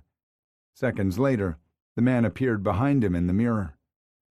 Sawyer's eyes immediately went to the exit scar next to his shoulder blade. He lowered his head and kissed the scar before sliding his arms around Royce's waist and resting his chin on his shoulder. "Have you forgotten where we are?" Royce teased. Sawyer held his gaze in the mirror. "Nope. This just felt more important after the fight we had." Sawyer looked at the scar a few inches above Royce's heart. He ran his fingers over it, just like Royce had, then rested his palm on his chest over his heart. "I almost lost you." "I'm not going anywhere, baby." Sawyer raised his eyes to meet Royce's in the mirror again. "That isn't a promise you can keep," he whispered. Royce knew he was right. Victor Ruiz never would have chosen to leave Sawyer. "If given the choice, I'm going to pick you." It was the best he could offer, the best anyone could. It wasn't the first time they'd had a variation of the same conversation, nor would it be the last. It usually ended in a lot of kissing and tender sex, but it wasn't an option right now. Royce's gaze shifted down the long row of empty shower stalls and he contemplated putting one of them to good use until Sawyer chuckled and took a step back. "Get dressed so we can get on the road. I'll treat you to your favorite catfish sandwich for lunch, Sarge." Appeasing his stomach was a close second to his cock. "Deal." Royce had used his last spare T-shirt after changing out of his uniform and had to settle for a navy blue polo with the SPD crest on the chest. He kept a few of them on hand for occasions when his casual attire wasn't appropriate. Once he caught the appreciative gleam in Sawyer's eyes, he decided to wear them more often, considering his promotion and new responsibilities. Maybe it was time to retire the T-shirts for good. The Donovans lived in a neighborhood similar to the ones where the recent fires had occurred. With the middle class shrinking every day, income and jobs decreased while crime and violence increased. It was the same affliction facing every state in the Union. The rich got richer, while the poor got poorer. The Donovan home on Stillwood Drive in the Colonial Oak neighborhood was the tidiest and the best maintained for 2 blocks. It was apparent they took pride in what they owned, even if it didn't seem like much to others. It was something that resonated with Royce, because his mother had felt the same way. They might have been poor as fuck and had to wear second-hand clothes from Goodwill, yard sales, or wherever she found them, but they were always clean and tidy. Their home wasn't much to look at, but his mother kept it spotless, even with unruly kids, and a husband who didn't care about anything except when his next meal and drink were coming. When Royce and Sawyer exited the Charger, they noticed an older couple having a spirited discussion on the front porch. "Missus, I want you to go inside and rest. I'll take care of pulling the weeds for you," the man said, leaning over the beautifully manicured flower beds. "I've been doing it all summer long." The woman sat in a rocking chair, wrapped in an Afghan blanket, which seemed out of place for August. "Sometimes you pull things that aren't weeds, dear heart. I feel fine, and it makes me feel better, helping in some small way." Dusty Donovan Sr., Royce assumed, stood up and put his hands on his hips. "Your idea of helping isn't the same as mine, woman." His wife was too busy watching Royce and Sawyer's approach to respond. Noticing her distraction, Dusty turned around and flinched. "He's not here," Dusty said gloomily. "The boy hasn't been here in 6 months." "We're not here looking for your son, Mr. Donovan," Royce said. "I'm Sergeant Locke, and this is my partner, Detective Key."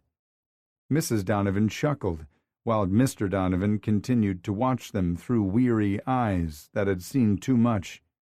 "We'd like to speak to you for a minute, if that's okay." "Me? Well, I guess that's all right." He removed his straw hat and gloves, tossing the latter inside the hat and setting it on the porch. The woman slowly rose from the rocking chair.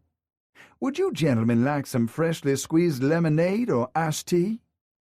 "Missus, you need to be resting. Your treatment will catch up to you tomorrow, so you need to rest and be ready to fight," Mr. Donovan pleaded. "Okay, then," she said, nodding her head and lowering herself back in her rocker. "Please get these men and yourself a cold drink. I don't know who you're talking to in that tone anyway.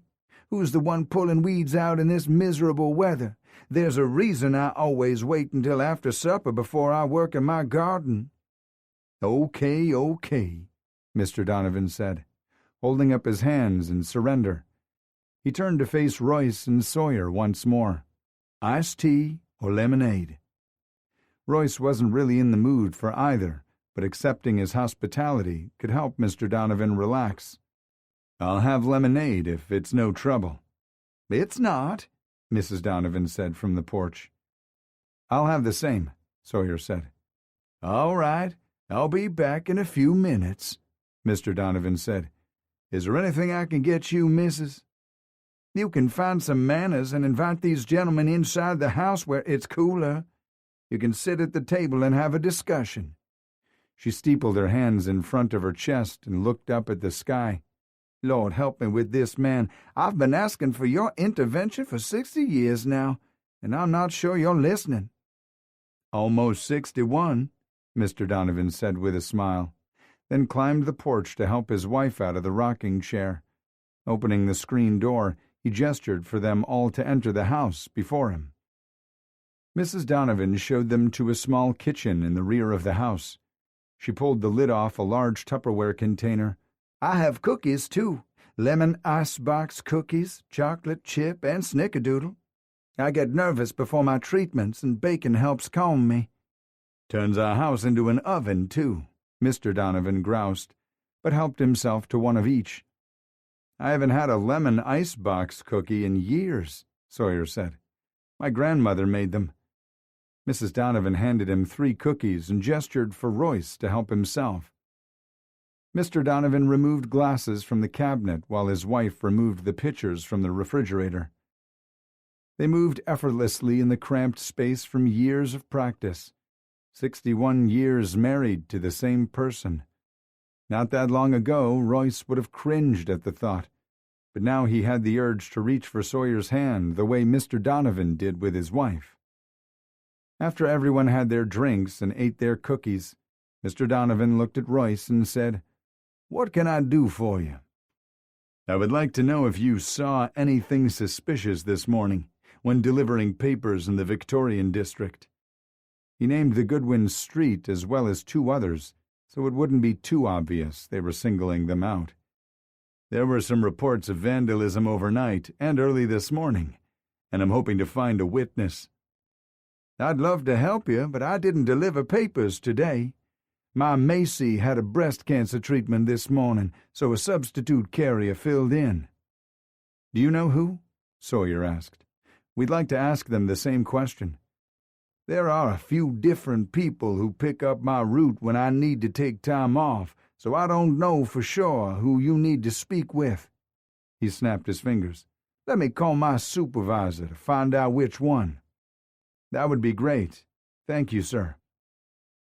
Mr. Donovan rose from his chair and went into the other room to make the phone call. "Your cookies are so delicious, Mrs. Donovan," Sawyer said. "Just like my Nana made them. I'll have to ask my mother if she has Nana's recipe." "If not, you come back here and I'll give you a copy of mine." "How are you feeling today? I remember how hard chemo treatments were for my mom," Royce said. "Today isn't so bad, and tomorrow will be passable, but the 5 days after that will be hard. I worry more about my Dusty, though. It's hard seeing him so upset. I know he'd give anything to take away my pain, but that's not how life works." "No, it isn't," Royce agreed. "My mom drank beverages with ginger in them to help with nausea. Ginger ale was her favorite." He remembered the look of relief on her face after the first sip. "She also knitted to take her mind off things like you bake. I still have some of her blankets." Some of the sadness he felt must have leaked into his voice because Mrs. Donovan patted his forearm. "I'm sorry, honey." Royce smiled and nodded at her. Mr. Donovan came in a few minutes later. "Hector Rodriguez filled in for me today. I don't know his address, but I know where he lives, so I wrote down directions. Hector is a good egg. If he saw something, he'll tell you." "Do you know if Mr. Rodriguez sticks to your delivery schedule?" Sawyer asked, taking the paper from him and tucking it in his pocket. "As far as I know," Mr. Donovan said, "and trust me, customers don't hesitate to let me know if their paper was late in my absence.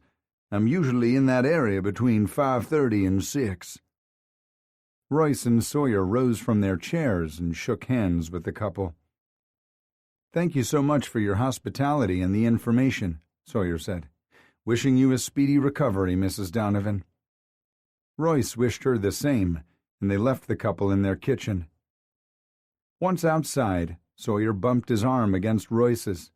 "We have 3 suspicious fires, another person to interview, and once we find out what time Skip Goodwin picked up his paper from the lawn, we can narrow down the window of time our jackass tampered with or swapped out newspapers, which will help with the neighborhood canvass."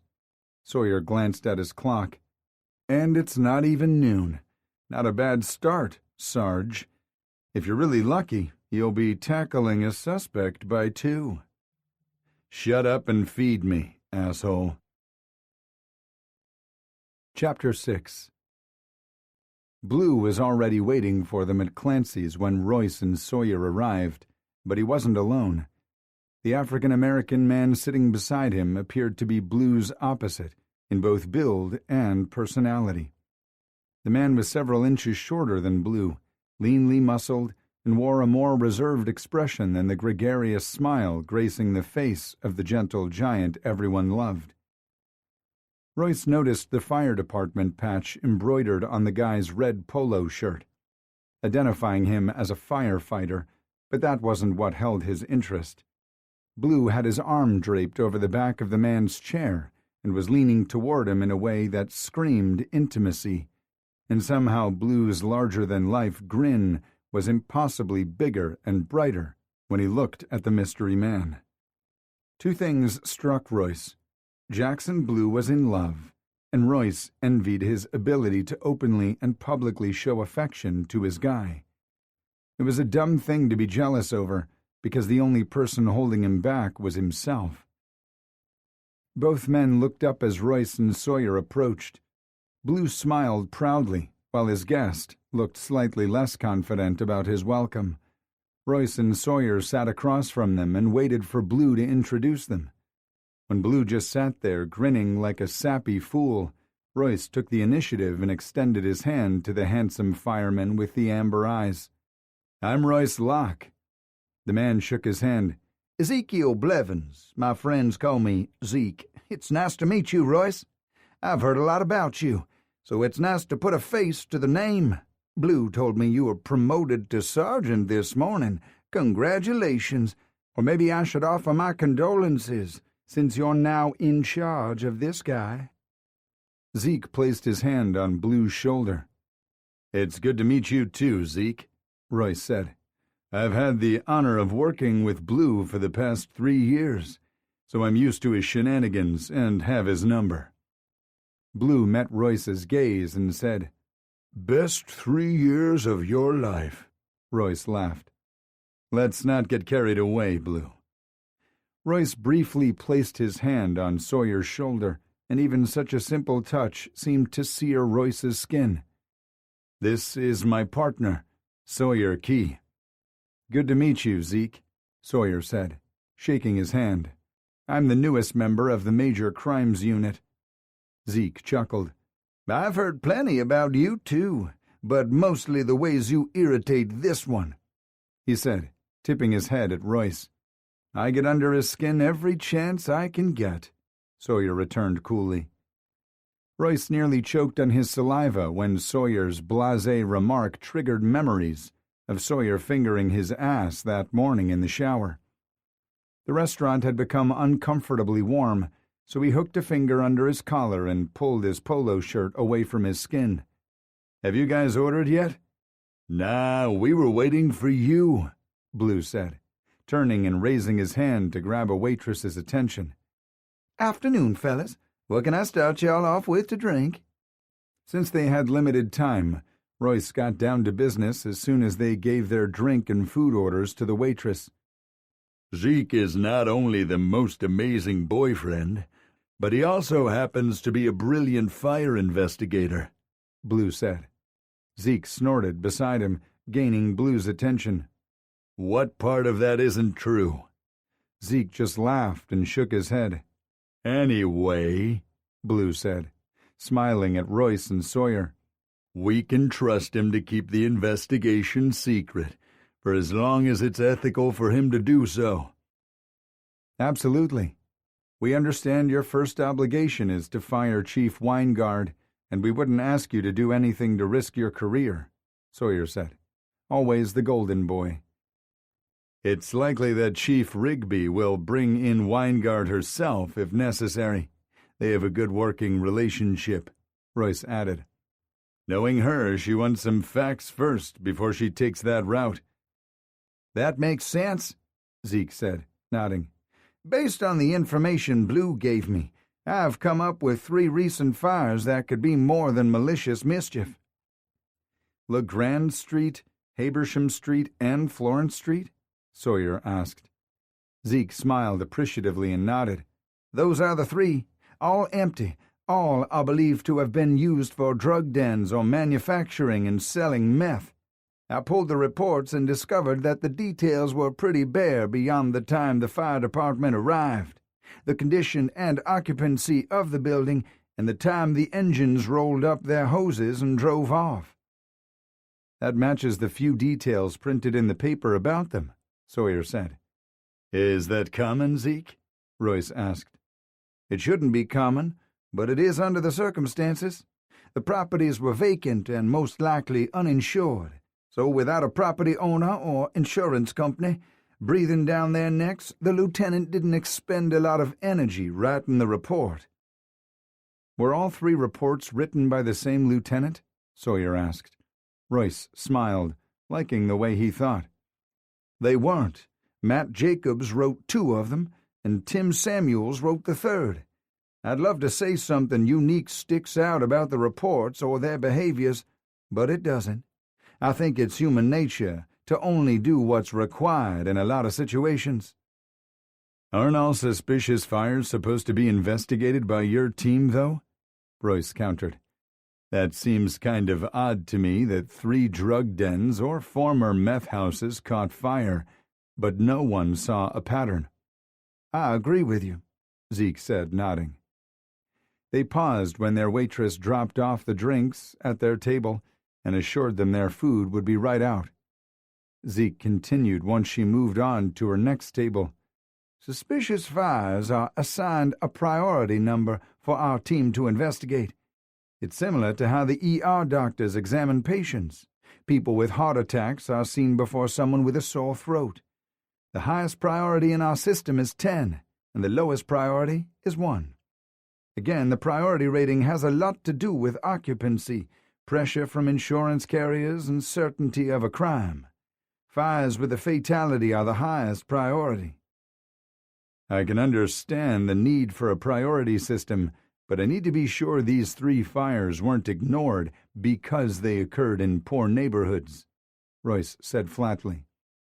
"If our suspicions are correct, we have a vigilante group of arsonists who might have been caught had the fires been taken seriously and investigated right away." Zeke nodded. "I agree 100%. "So, who is in charge of assigning the investigations?" Sawyer asked. "Lieutenant Larissa Danson," Zeke replied after hesitation. "She's my immediate supervisor." "How does Lieutenant Danson assign which houses you investigate?" Blue asked Zeke. "Seniority," he replied dryly. "Just like every job. The rookies get the crap assignments." "These 3 fires would be classified as crap assignments?" Royce asked. "Due to the condition of the houses, yes. Wading through the remains of a drug den is terrible. Trash, detritus, and drug paraphernalia every damn place, increasing the risk of injury or even secondary fires. Then there's a potential for a tweaker to show up higher than a kite, ready to fight you because their stuff is gone." "Has that ever happened to you?" Sawyer asked. "More than once," Zeke said. Blue placed his ham-sized hand on the back of Zeke's neck. "We have 2 rookies that should have been assigned to investigate these properties." "And?" Royce pressed. "Lieutenant Danson didn't assign the fires to them. Instead, she teamed them up with senior investigators for additional training, which is common when things are slow." Sawyer nodded. "How often would you say that happens?" "How often do things get slow?" Zeke asked, to clarify. Sawyer nodded. "Not very often, and if I'm frank, we're not experiencing a slow period right now." "Why do you think your lieutenant has ignored these 3 fires?" Blue asked respectfully, rather than accusingly. "Honestly, I can only think of a few possibilities," Zeke said, then paused when the waitress arrived with overloaded plates of food.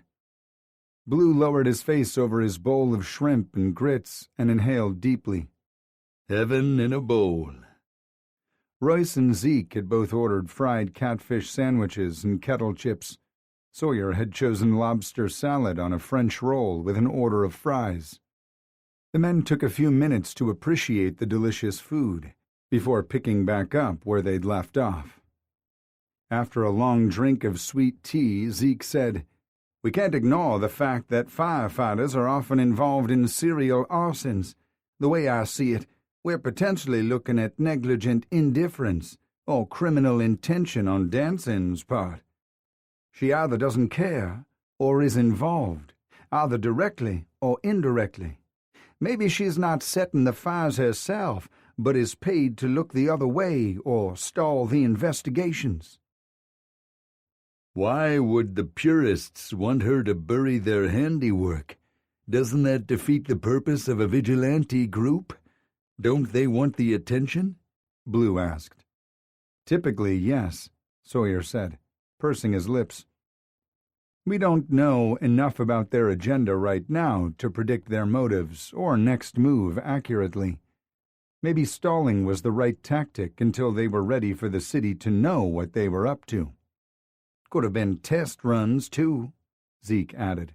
They wanted to test response time and see what kind of attention the fires would get. Or lack thereof, Royce added. If the purists are concerned that the poorest communities are overlooked and ignored and feel their world is burning around them, then why not prove their point by highlighting the disparities between fires in wealthy neighborhoods and poor ones? Blue tipped his head slightly while studying Royce. You think this is a class war? Royce shrugged. I'm not sure, but I just get the feeling the purists are trying to be the people's champion. Like real-life superheroes, Sawyer said absently, sounding lost in thought. Royce turned to face him, then grinned when he saw the smear of mayo on the corner of Sawyer's mouth. Yep, he was so busy running through the possibilities that the meticulous man wasn't aware he was wearing his food. Without thinking, Royce reached over and swiped Sawyer's mouth, and instead of wiping the mayo on his napkin, Royce sucked it off his thumb. The gesture snapped Sawyer out of his reverie, and he stared at Royce's mouth before turning and looking at Blue. Realization dawned on Royce, and he too studied his friend's reaction. No wonder you looked so chipper this morning, Blue said, chuckling. I'm happy for you both. The chief won't learn about it from me. Thanks, Blue, Sawyer said, resting his hand on Royce's knee under the table to calm him. I'm not out yet, Royce said, stunning himself further. Not at work or to my family. Royce knew Blue had noticed something was sparking between them. He'd confirmed Candy and Holly's suspicions during his recovery, but he'd kept everyone else in his life in the dark for various reasons. His family had a history of settling arguments with their fists, and all hell would break loose when he announced he was bisexual and in a relationship with a man. He needed to be mentally and physically ready, and he wasn't there yet. Royce also worried they'd retaliate against Sawyer. He knew Sawyer could take care of himself in a one-on-one situation, but at least one of his brothers played dirty, and the idea of Sawyer getting ambushed made Royce violently ill. His brain added the scenario to the subconscious reel of nightmares, along with such classics as reliving the day he found Marcus dead in his car and getting shot almost 2 months earlier. The bold words he'd spoken to Sawyer when he'd asked for a chance came to him unbidden, taunting him. They call you relentless, but do you know what they call me? Sawyer shook his head. Fearless. I'd choose you over the fear of the unknown, Sawyer. But had he really? Or had he just hidden from the world for 7 weeks while he recovered, selfishly soaking up every ounce of affection Sawyer lavished on him without giving him anything in return? Sawyer said he understood his hesitation and reminded him he was patient and relentless when it came to what he wanted. Sawyer had decided he wanted Royce, and he would wait until Royce was ready to come out. But for how long, when so many men would sacrifice one of their testicles to be with him, openly and honestly? Vic Ruiz sure as hell hadn't kept Sawyer waiting. Sawyer squeezed his knee, jerking him out of his thoughts. Realizing everyone was watching him, Royce said, "Sorry, I zoned out there for a second." "I'm sorry, too," Blue said, shaking his head. "I just delivered one hell of a pep talk, and you weren't even listening." "I'm sorry, Blue. I'm ready to listen now." Blue sighed dramatically. "I'm not sure I can work up the same amount of passion and emotion. I'm spent now, drained." Zeke snorted.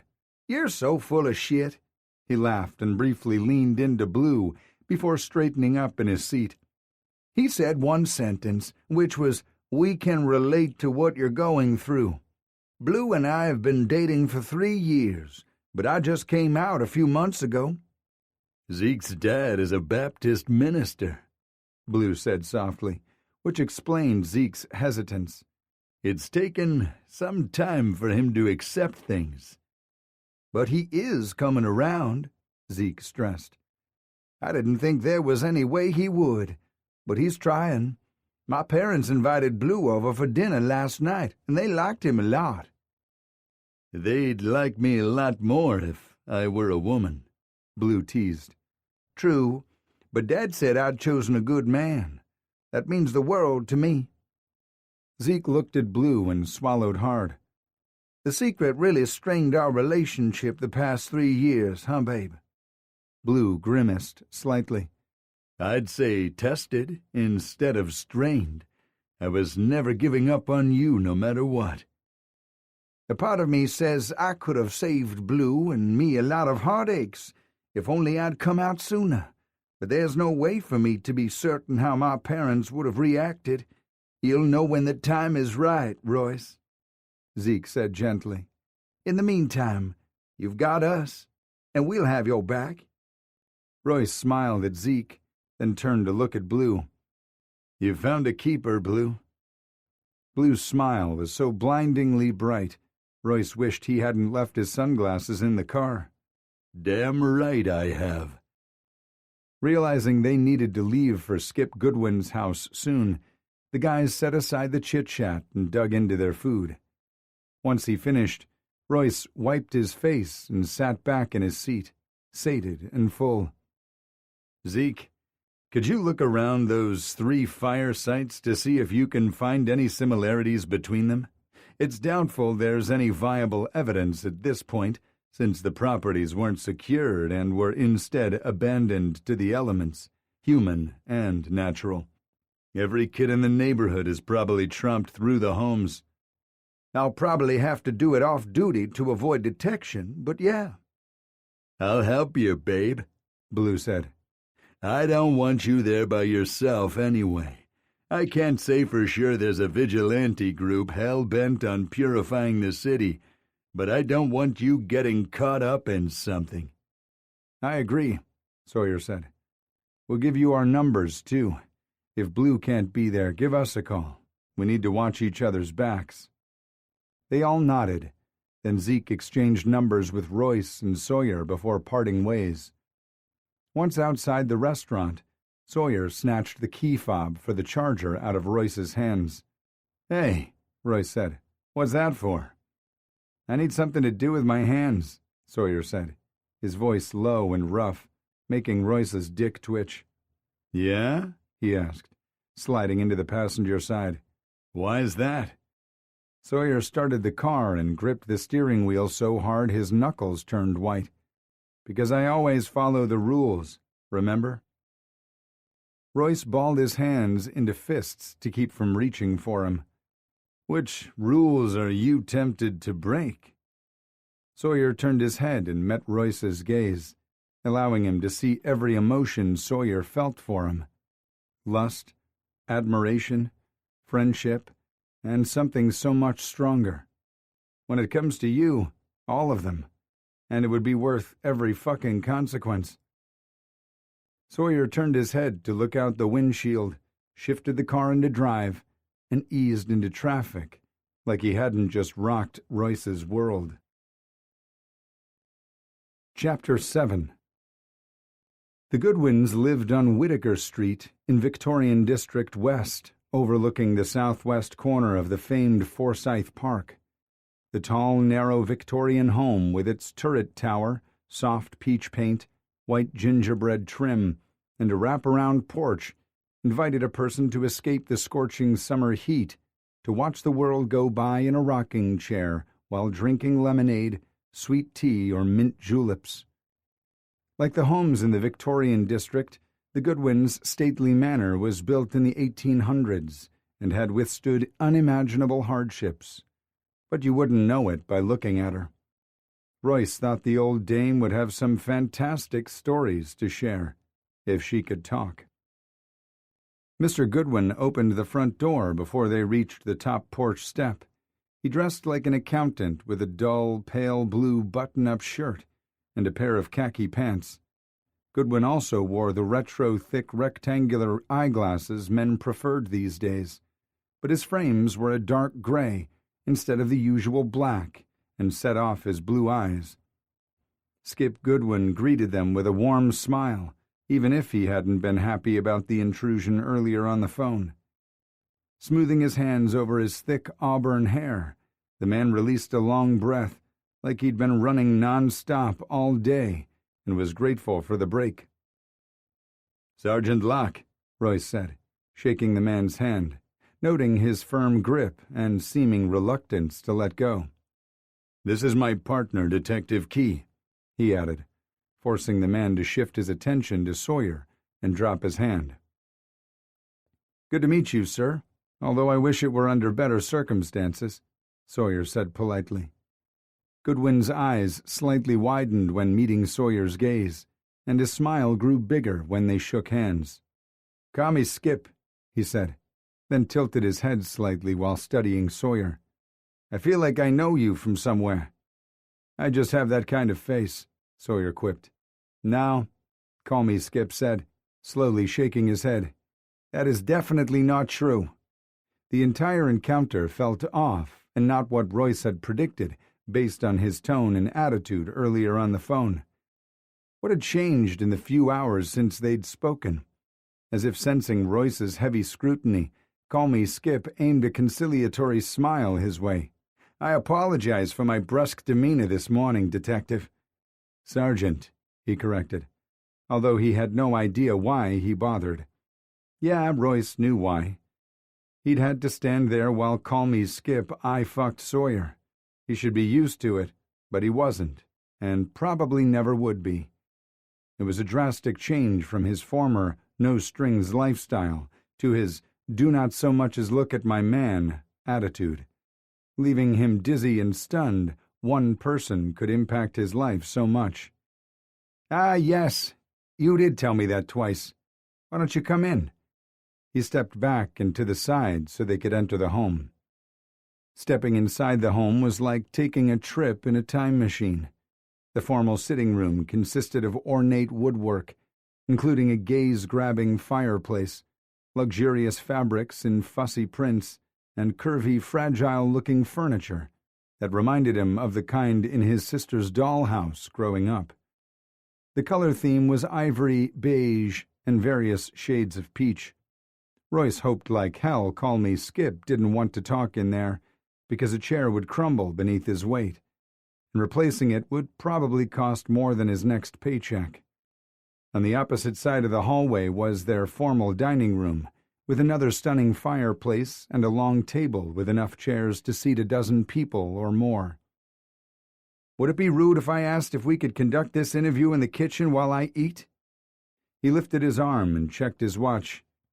"I don't have much time left before the next conference call." "It's no problem," Sawyer said agreeably. "You're the one doing us a favor." Royce bit the inside of his cheek to keep from snorting. Doing them a favor. He'd found a letter in their morning newspaper that threatened the city of Savannah in general and his wife specifically, and hadn't cared enough to escort her to the police station to report the incident. Royce had gotten a weird vibe from the meeting with Mayor Goodwin, and this encounter with her husband felt just as bizarre. Why? It could have been his aversion to politicians in general, but it felt like more. The kitchen that Call Me Skip showed them to was large and modern, unlike the parts of the house they passed through to get there. There was a bow window over the sink, allowing a lot of sunlight to filter in to nourish the fresh herbs sitting in the windowsill and the potted plants spread throughout the room. They'd painted the walls a sunny yellow, the only spot of color besides the plants in the otherwise white room. Where the rest of the house looked like a museum, the kitchen showed signs of a well-used space. A butcher block cutting board, darkened from age and stained from use, sat on the white tile counter with precisely diced tomato and cucumber on top of it.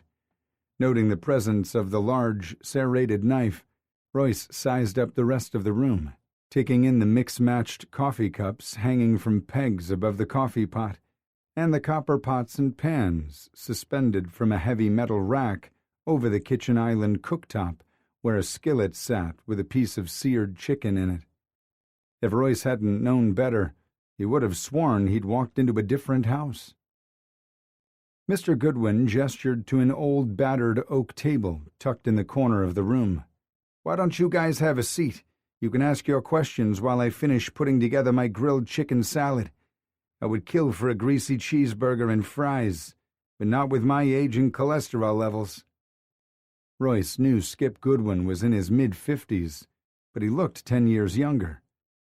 "Let's start with your morning," Royce said, watching as the man pulled a bag of salad and a bottle of ranch dressing from inside the refrigerator. "Started like any other." Call Me Skip poured the salad in a bowl, added his tomatoes and cucumbers, then topped it with the piece of chicken before pouring a generous serving of dressing on top. "I hit the elliptical at 6, showered, started the coffee pot, then went to retrieve the paper." He returned the salad and dressing to the refrigerator, then removed a fork and knife from a drawer inside the island. "I made blueberry and banana oatmeal while the coffee was brewing." Skip carried the salad to the table, then sat across from Royce and Sawyer. "I should have asked if you wanted some. I've lived in the hostess city long enough to have learned proper Southern graces." "Not on the phone," Royce thought. "We already ate, but thank you." "I guess I'm more rattled by what happened than I realized. I thought the letter was just a dumb joke, but you're not smiling." "We never smile on Mondays." Sawyer's attempt to make Mr. Goodwin relax worked. His posture lost its rigidity, and he loosened his white-knuckled grip on the utensils. "I know the feeling," he quipped while slicing the chicken breast into long, even strips. "Anyway, I feel bad that I didn't go with Lynn to the police precinct this morning. It would have saved us all time this afternoon." It was very telling that Mr. Goodwin was more concerned about time management than providing moral support to his wife, which said a lot about the state of their marriage. "It probably looks bad that she went by herself."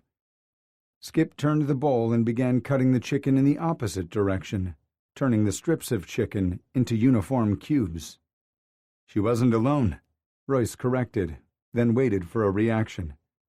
Call Me Skip's hands stilled, and he glanced up, briefly meeting Royce's eyes, before returning his focus to the chicken.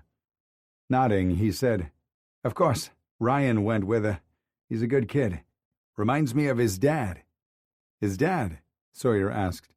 "My brother-in-law, Travis Tedrick," he said, setting his knife down and spearing a chunk of salad and popping it into his mouth. "Ryan is your nephew, then?" Sawyer asked, then waited for him to chew before answering. Even though Sawyer hadn't asked a gotcha question, it occurred to Royce that Call Me Skip's need to meet while eating was convenient. It afforded him the chance to think about his responses under the guise of chewing. Police officers were trained to watch body language, and a person's hesitancy to answer a question often spoke louder than words. "Only by marriage. Travis was married and had a kid before he met my sister. I think Ryan was 5 when Regina and Travis got married. Lynn needed someone she could trust to assist her during the campaign, and then again later when she won the election. Ryan was fresh out of college with degrees in political science and mass communication, and the perfect choice. It also helps that they just click. Royce thought of the stiff way both the mayor and Ryan had sat in Chief Rigby's office. She hadn't so much as made eye contact with Ryan or acknowledged him until she needed him to perform a task. No one would have ever guessed the mayor had known him since he was a small child, or described them as two people who clicked. "What time did you retrieve the paper?" Royce asked. 7-ish, like every day except Sunday, Goodwin said, forking another bite of salad. "I refused to get out of bed before 9 on Sunday." "Did you see anything out of the ordinary this morning? Maybe a parked car that didn't belong? Or a person walking their dog that you'd never seen in the neighborhood before this morning?" Sawyer asked. Still chewing, Call Me Skip shook his head. "Did you hear anything unusual? A neighbor's dog barking incessantly or abnormally? An unfamiliar rumble of a vehicle or truck that seemed out of place?" Royce pressed. Goodwin swallowed his bite. "None of those things." "What about the paper itself?" Sawyer tried. "Were there any sections missing?" He tipped his head to the side and thought about it. "Now that you mention it, the paper bag was a different color plastic. It's typically clear, but was blue today." They wouldn't know if that detail was significant until they tracked down Hector Rodriguez. "Can I ask why you had the presence of mind to save the letter, but discarded the newspaper it arrived in?" Royce asked. Skip shrugged. "To be honest, I'm surprised I had the presence of mind to preserve the letter, Detective." Royce didn't care for his mocking tone of voice, or the way he deliberately addressed him incorrectly. The man hadn't forgotten. He wanted to needle Royce, but he wouldn't take the bait. After a few more questions, Royce and Sawyer thanked him for his time, then left him to eat while they headed toward the front of the house. Royce saw the security pad on the front door and had a thought. He held up his finger for Sawyer to wait, then backtracked to the kitchen. Skip had his cell phone out and was furiously typing when Royce stepped into the room. He might have been responding to an email, but Royce would lay down money. He was texting someone about the interview. Who? The mayor? "One last thing," Royce said, startling Call Me Skip. "Oh," he said, placing a hand on his chest. "You scared me." "I'm sorry about that," Royce said, aiming his most disarming smile at the man. "I noticed you have a security system. I'm going to recommend you upgrade to a package that includes video surveillance. I wish I could assure you this is an isolated incident, but it's better to be safe than sorry." Call Me Skip raked his gaze slowly over Royce from the top of his head to his combat boots. "Thank you, Sergeant. I wanted to add cameras once Lynn was elected mayor, but she didn't want to ruin the aesthetic of the home. I bet she's sorry now." He sighed and shook his head. "I appreciate your concern for our well-being." Unnerved by the odd turn, Royce nodded and returned to Sawyer. "I think that guy just hit on me," he whispered as they stepped onto the porch. "You think?" Sawyer quipped, shutting the door behind them. "His handshake was a little aggressive in the beginning, but I thought he was trying to establish the tone. He was totally checking you out, and that bit about recognizing you," Royce said, grinning from ear to ear. "I thought we were going to have another fight in the car about a past hookup or something." Royce lowered his voice to a huskier tone and said, "I feel like I know you from somewhere." Sawyer scowled at him. He didn't sound like that, and he wasn't flirting with me. He paused. "Much." Royce laughed as he headed down the steps. "I'm not sure what to think about their marriage. He could be bi like me and just flirty, or Mayor Goodwin is his beard." "Yep. I know I'm no expert, but their marriage feels peculiar to me. His decision to keep the letter but not the paper, and his unwillingness to support his wife stand out to me. No two marriages are the same, but you'd expect a spouse to show more care." Do you think he's indifferent or involved somehow? I don't have enough information to form a guess. What's your take? I think there's something off here, but I'm not sure he's the one who sent the threatening letter to his wife. What's his motive? The method doesn't seem to match someone of his intelligence. You've only heard my description of the letter, so you can't fully appreciate the tidiness of it. I'm almost certain the method of communication is a smokescreen. Royce stopped on the sidewalk and waited for Sawyer to catch up. Accountants have an exacting personality, right? Things need to be perfect. If they don't want their clients fined or sent to jail, Sawyer said. Did you see the way Call Me Skip cut his chicken into those even bites? And notice how precise the diced tomatoes and vegetables were. Call Me Skip? Sawyer asked. You really don't like the guy, huh? Nope. I don't have anything more solid than a hunch right now. The only potential clue might be the color of the plastic bag the paper was supposedly in. That's actually a big clue, Sawyer said. The Savannah Tribune sends their weekly publication in blue plastic bags, and they're delivered each Wednesday. Royce knew that because it was a free publication delivered to his house, and thousands of others each week. The tidbit didn't factor as significant until Sawyer pointed it out. The purists probably cut out the letters out of last week's Tribune to make the message, bought a copy of Savannah Morning News from a convenience store or gas station this morning, then repurposed the blue bag for a quick swap. Sawyer nodded. That would be my guess, too. Let's canvass the neighborhood and see if we can catch a break. Most of the neighbors were either not at home or hadn't seen anything, not that Royce expected a different outcome. As they approached the end of the street, a tall, skinny white guy slinked out from between two houses. Everything about his demeanor, from his tense alertness to furtive glances at his surroundings, screamed his guilt or shame. The guy glanced in their direction, froze, then bolted down the sidewalk. All right, we got ourselves a live one. Now's your chance, baby, Sawyer said excitedly. I'll get the car and try to head him off. Royce could tease Sawyer about his slip later, but right now, all he could think about was catching the guy who was putting significant distance between them in a hurry. Police, stop! Royce yelled as he pursued the runner. Instead of stopping, the guy turned on his jets, darting between two houses before he reached the end of the block, heading toward Howard Street, which ran parallel to Whitaker. Behind him, he heard Sawyer start the Charger and flip on the sirens. Instead of driving toward him, Sawyer headed in the opposite direction to go around the block.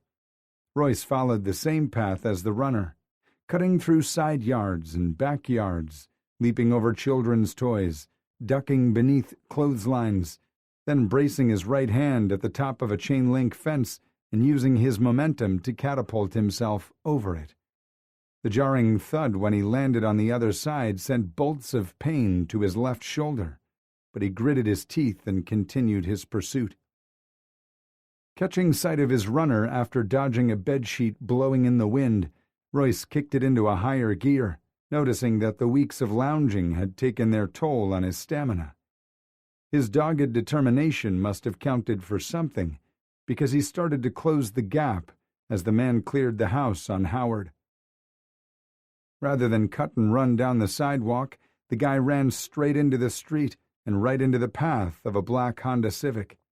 The driver slammed on the brakes hard, but it wasn't enough to avoid a collision. Screeching tires were followed by a solid thump when the bumper hit the runner. The momentum of the impact was enough to roll him up onto the hood and off the other side. He was lucky he hadn't gone fully airborne. Royce rounded the hood of the car and knelt beside the man, who was writhing in pain, but thankfully not seriously wounded. Traffic stopped all around them, and people started to gather around to see what happened, guaranteeing a video of the incident would show up on the internet. The driver, a young Asian woman not more than 20 years old, got out of the car sobbing. "Oh my God," she said. "I tried to stop, but the guy came out of nowhere. I'm so sorry."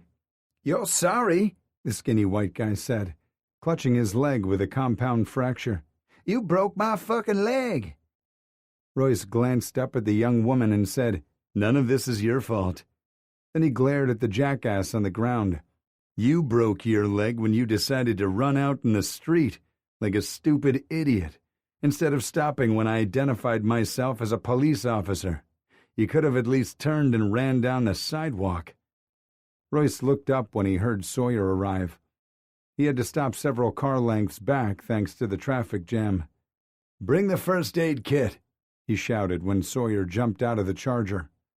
Royce whipped out his phone and called dispatch for an ambulance and a patrol unit to process the accident.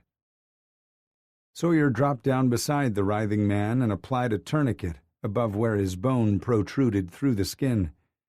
Royce grimaced when the guy cried out in pain.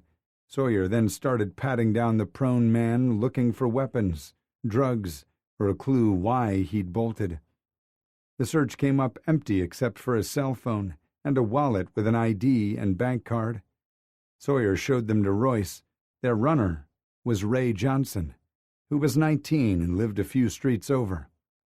"Officers and EMT are already en route," Royce said, not surprised someone had already dialed 911.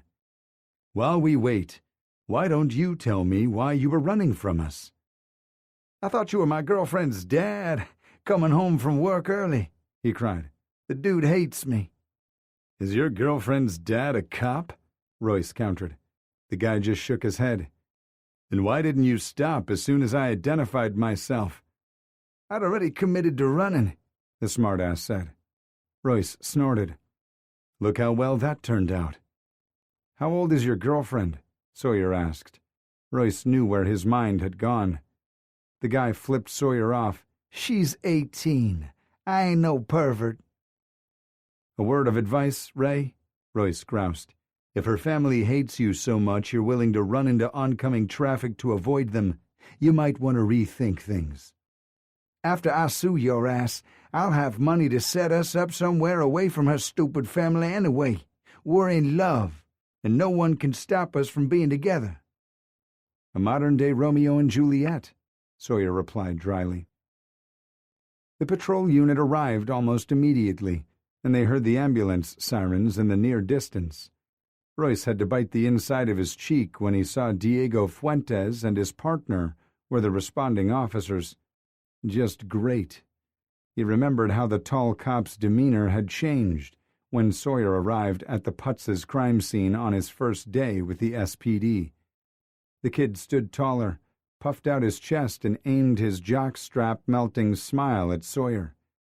They'd run into Fuentes several times since then, and his attraction and admiration for Sawyer lit up his face like a neon sign. It flashed messages like, "Take me," "Let me drop to my knees for you," and "I already carved our initials in a tree, DF plus SK forever." Christ. "Hello again, Detective Key," Fuentes said while eye-fucking his man. "Twice in one day. Maybe I should buy a lottery ticket or something." Sawyer laughed, but Royce could tell it was forced, and he looked a little embarrassed. Wait, twice in one day? How was that possible? They'd spent the entire day... Oh, Fuentes was the cop who'd pulled Sawyer over for running the stop sign. Fuck you, universe, for shoving this out-and-proud hunk in front of my guy while I hide behind my old Letterman jacket in the closet. Fuentes tore his gaze away from Sawyer and nodded at Royce. "Good to see you too, Detective Locke." "Sergeant Locke," Royce corrected, raising his voice to be heard over the ambulance sirens as it pulled up to the scene.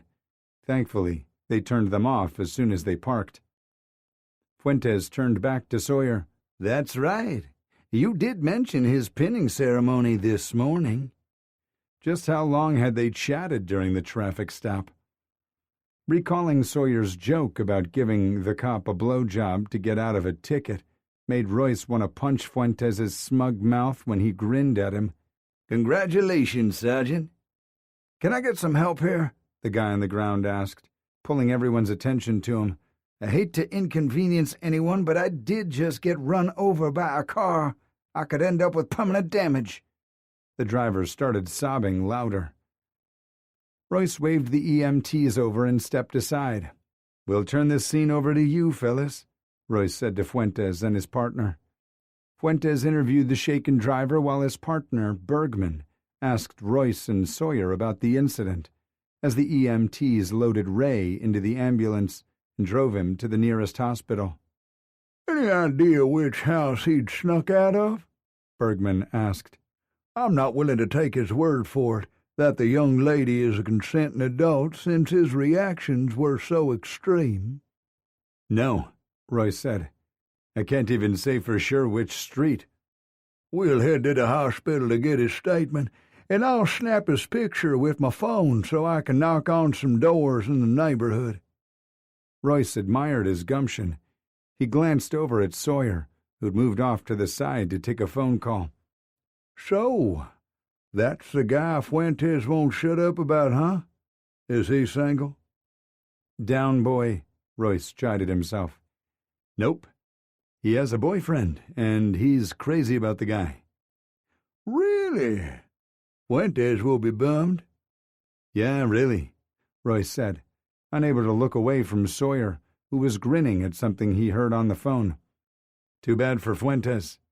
Feeling his attention, Sawyer glanced over and smiled. Bergman chuckled. "Ah, I see." Good.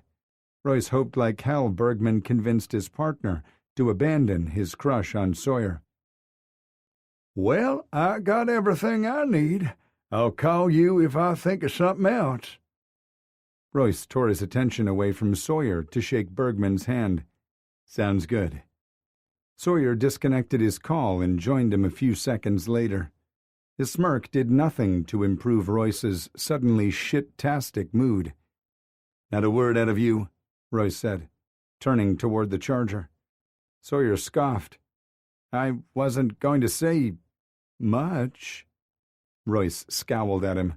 "Asshole." He was never going to live this incident down. Chapter 8. "Congratulations, Sarge," Sawyer said, tapping his bottle of beer against Royce's. "Thanks, partner." Royce tipped the bottle back and took a long drink. His first day back had been colorful as hell. A promotion, vigilante arsonists, and a foot chase ending in near disaster. Royce and Sawyer had tracked down every lead, including Hector Rodriguez, the carrier who filled in for Dusty. Hector hadn't seen anything out of the ordinary on his route, and as Dusty had said, he seemed like a good egg. Another avenue closed. Nada. Zip. Zilch. That's what Royce had to go on. They'd found nothing to point them toward a specific person or direction. Royce would have been happy with a general vicinity, instead of looking through the proverbial haystack. The only thing left was to examine the letters and listen to the voicemails on the flash drive they had picked up from Ryan Tedrick after the Goodwin neighborhood canvass went tits up. Royce had felt slightly dejected when he met with Chief Rigby at the end of the day, because he'd hoped to have more. "We won't always find our perp holding a smoking gun, or match, in this case," she had replied. Royce knew that, of course, but he'd still wanted to impress the woman who always seemed willing to take a risk on him. "The 3 fires your team discovered are promising, and maybe the flash drive will give you new leads tomorrow." "I can start on the flash drive tonight, Chief."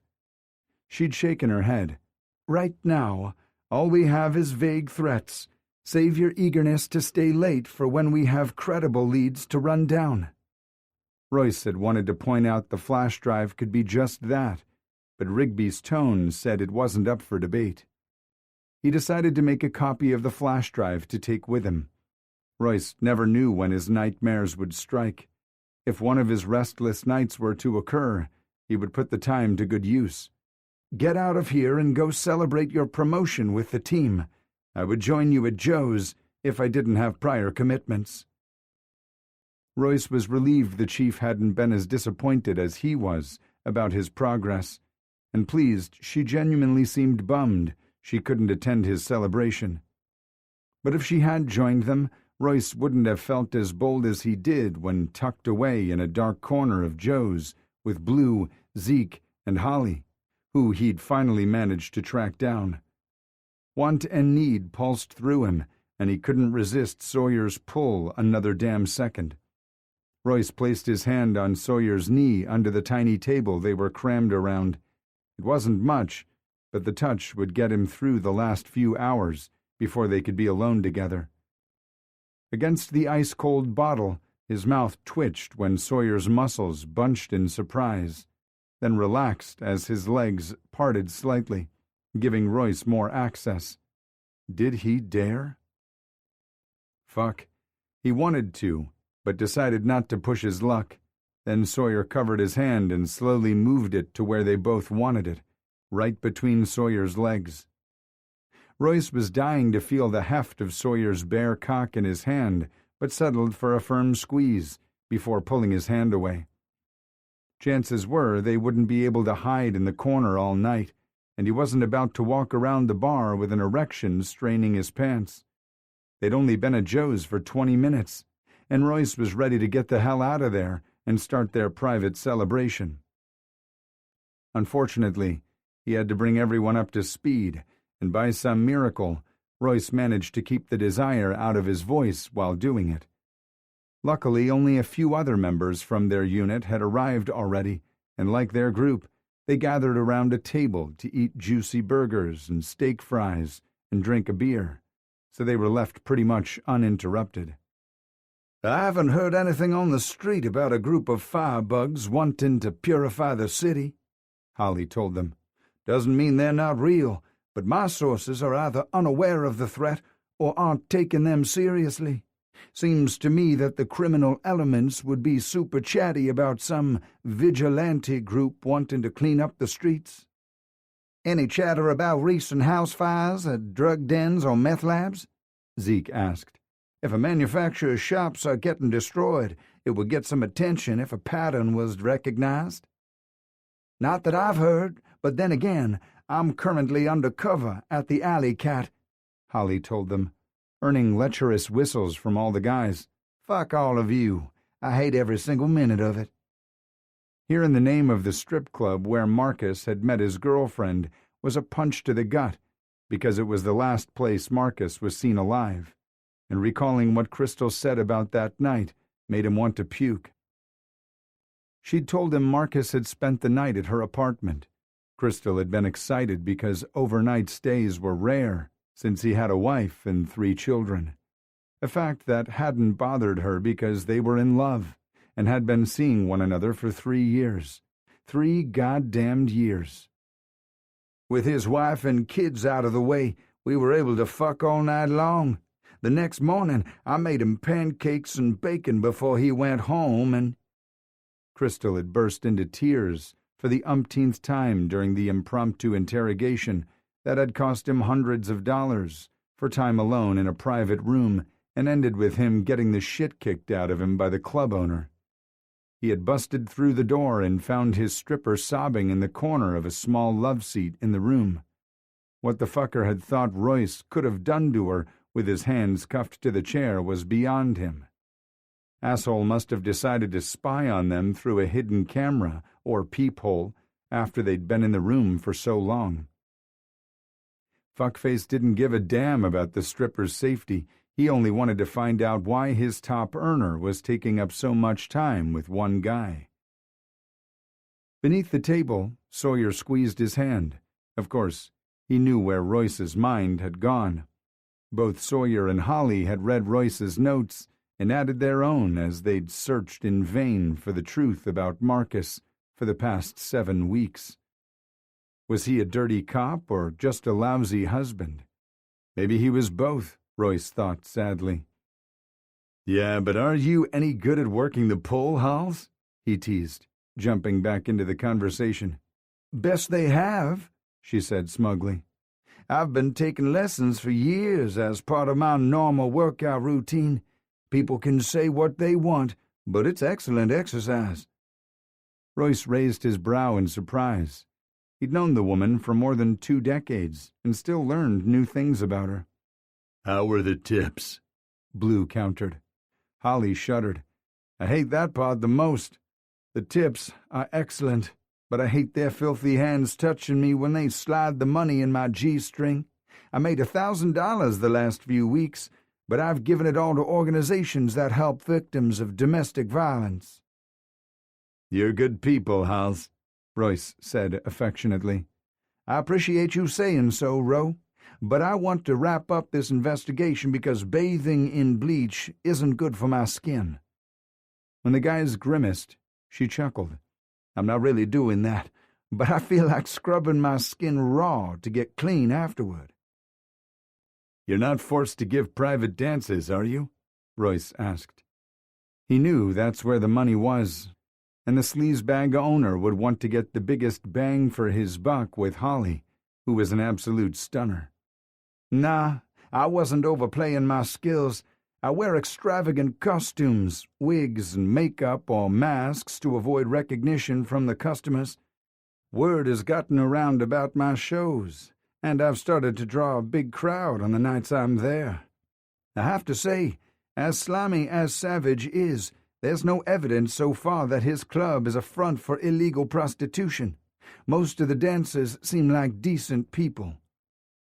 Savage's real name was Alan McGraw, and Royce had zero doubts the scumbag was up to something illegal.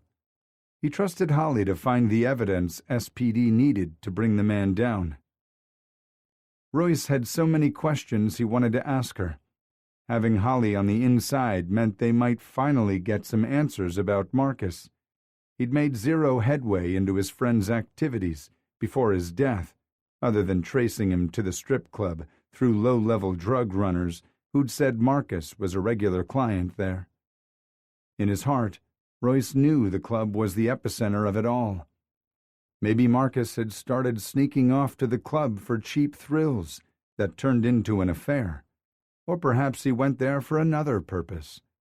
Either way, his relationship with Crystal stemmed from whatever drove him there. Fuck. Just thinking about Marcus and Crystal infuriated him and broke his heart all over again. As desperate as he was for answers, his inquiry would need to wait until they were alone. Royce trusted Blue with his life, which meant he trusted his judgment about Zeke, but he wasn't willing to risk Candy and the kid's future. Holly caught his gaze and winked. She knew exactly what he'd been thinking, and it was her way of saying, "I got your back." The rest of the MCU family arrived. Some brought their significant others, while some, noticeably Ashcroft, came stag. Then again, Ashcroft always came alone, and a few of the detectives joked he'd made his wife up. The ring he wore on his left hand never stopped him from flirting with the ladies, not that they reciprocated his attention. Ashcroft really did resemble Andy Sipowicz, and while the TV character landed a sexy wife, real life wasn't as kind to Ashcroft, or so Royce guessed, since he'd never met Mindy Ashcroft. Sawyer bought a round of drinks, then asked everyone to raise them for a toast. "To Sergeant Locke," he said, raising his voice over the happy chatter. "May his promotion not go to his head and make him a bigger dickhead than he already is." "Hear, hear," the unit said together, then knocked back a drink or shot. Royce traded in his intimate gathering in the corner for making the rounds to accept congratulations and good-natured jabs in equal measures. He'd hoped like hell to wrap up the party early so he and Sawyer could have their private celebration, but the team seemed content to buy him drinks and chat. Royce played pool, threw darts, and drank more than he'd intended, but Sawyer had offered to be his designated driver, so he wasn't worried about it. The reason Royce switched to drinking water after 6 beers was because there was something he wanted from Sawyer, and the man would turn him down flat if he thought it was the alcohol doing the talking. After Amelia Chen beat his ass again in darts, Royce turned to her husband and said, "Kai, I'm feeling hustled right now. You said she had played in the past and was probably a little rusty." Kai tipped his head back and laughed, pulling Amelia into his side. That is her playing Rusty. She would have annihilated you back in college. I went easy on you since it's your celebration, Amelia teased, rising to her toes to kiss his cheek. Congratulations, Ro. She turned to Kai and said, As much as I love being away from our precious angels for a bit, the sitter needs to get home early. I can go on home and relieve her if you want to stay. Nah, Kai said, hooking his arm around Royce's neck and pulling him in for a hug. I will see this guy plenty now that he's back to work. The Chens began making the rounds to say goodbye, and Royce headed to the bathroom to relieve himself. When he returned to the bar, he saw that Diego Fuentes and his partner Bergman had arrived. Diego, of course, was taking advantage of the noise to lean in closer to speak to Sawyer, who didn't seem to mind the proximity. A possessive snarl rumbled in his chest. Fuck. Royce had it bad for Sawyer. Love was right there waiting for him to fall into if he'd only release his death grip on fear and let himself take the plunge. Crossing the room to lay claim to Sawyer would be a great start, but he stayed there scowling at Diego Fuentes' boldness. Wipe the damn pout off your face before your boyfriend sees it and gets pissed because you don't trust him. I doubt Sawyer Key is the kind of man who gets off on possessive beasts. He loved Holly, but she didn't know Sawyer the way he did. At his core lived a primal animal who loved to mark and be marked. Boyfriend. Why did his heart race with excitement over such a juvenile word? Maybe because having one was something Royce had wanted for more than half his life, and he'd hit the jackpot with his first boyfriend at 33 years old. God had surely broken the mold when Sawyer was born, because he'd never met anyone finer, and somehow that remarkable man wanted him. Trust. She reminded Royce of their first fight earlier that day, and how they'd both wanted assurance they were okay. Their relationship was still new, and their dynamics untested, since they'd existed in an insulated bubble. Royce was going to miss the comfortable existence, but it wasn't enough to sustain them. Sawyer deserved better, and so did he. Royce did that breathing thingy Sawyer relied on so much, and had to admit he felt calmer. That was it. He was done hiding. I'm not pouting, Halls. I was planning on when to make my move. Just then, Diego looked up and locked eyes with Royce. Even from across the room, Royce saw the dare in the younger man's dark gaze. Challenge received and accepted, motherfucker.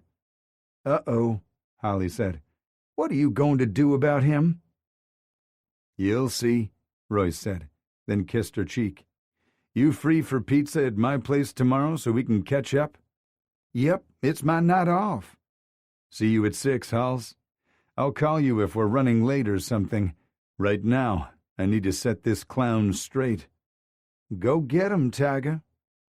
Royce started across the bar with long, confident strides, never taking his eyes off his man. He paid no attention to Fuentes because he was of no importance. Sensing him, Sawyer turned his head and raked his gaze over Royce's body. Was he mapping every inch of skin he'd kissed or touched?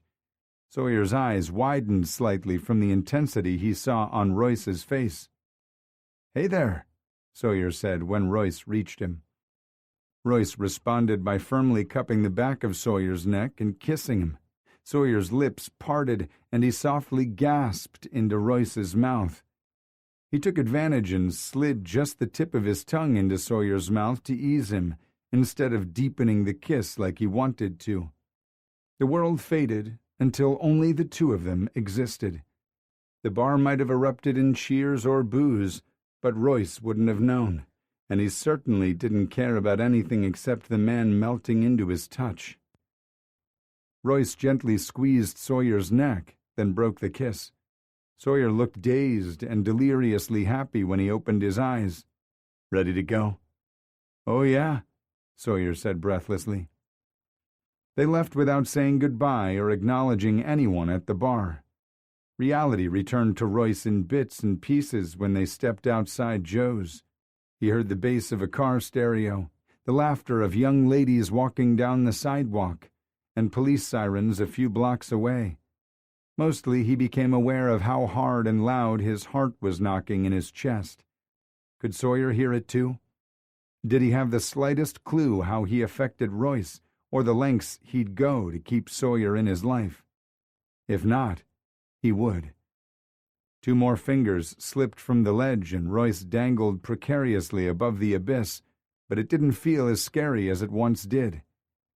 Reaching for Sawyer's hand, Royce pulled him close. "There's only one thing that could make this night more perfect." "Yeah? What's that?" Royce pressed his lips to Sawyer's ear. "I want to feel you inside me, and know I've held nothing back from you. Don't ask me if I'm sure. Don't imply I've had too much to drink. Take me home, and fuck me." Sawyer smiled wickedly. "It's about fucking time." Chapter 9.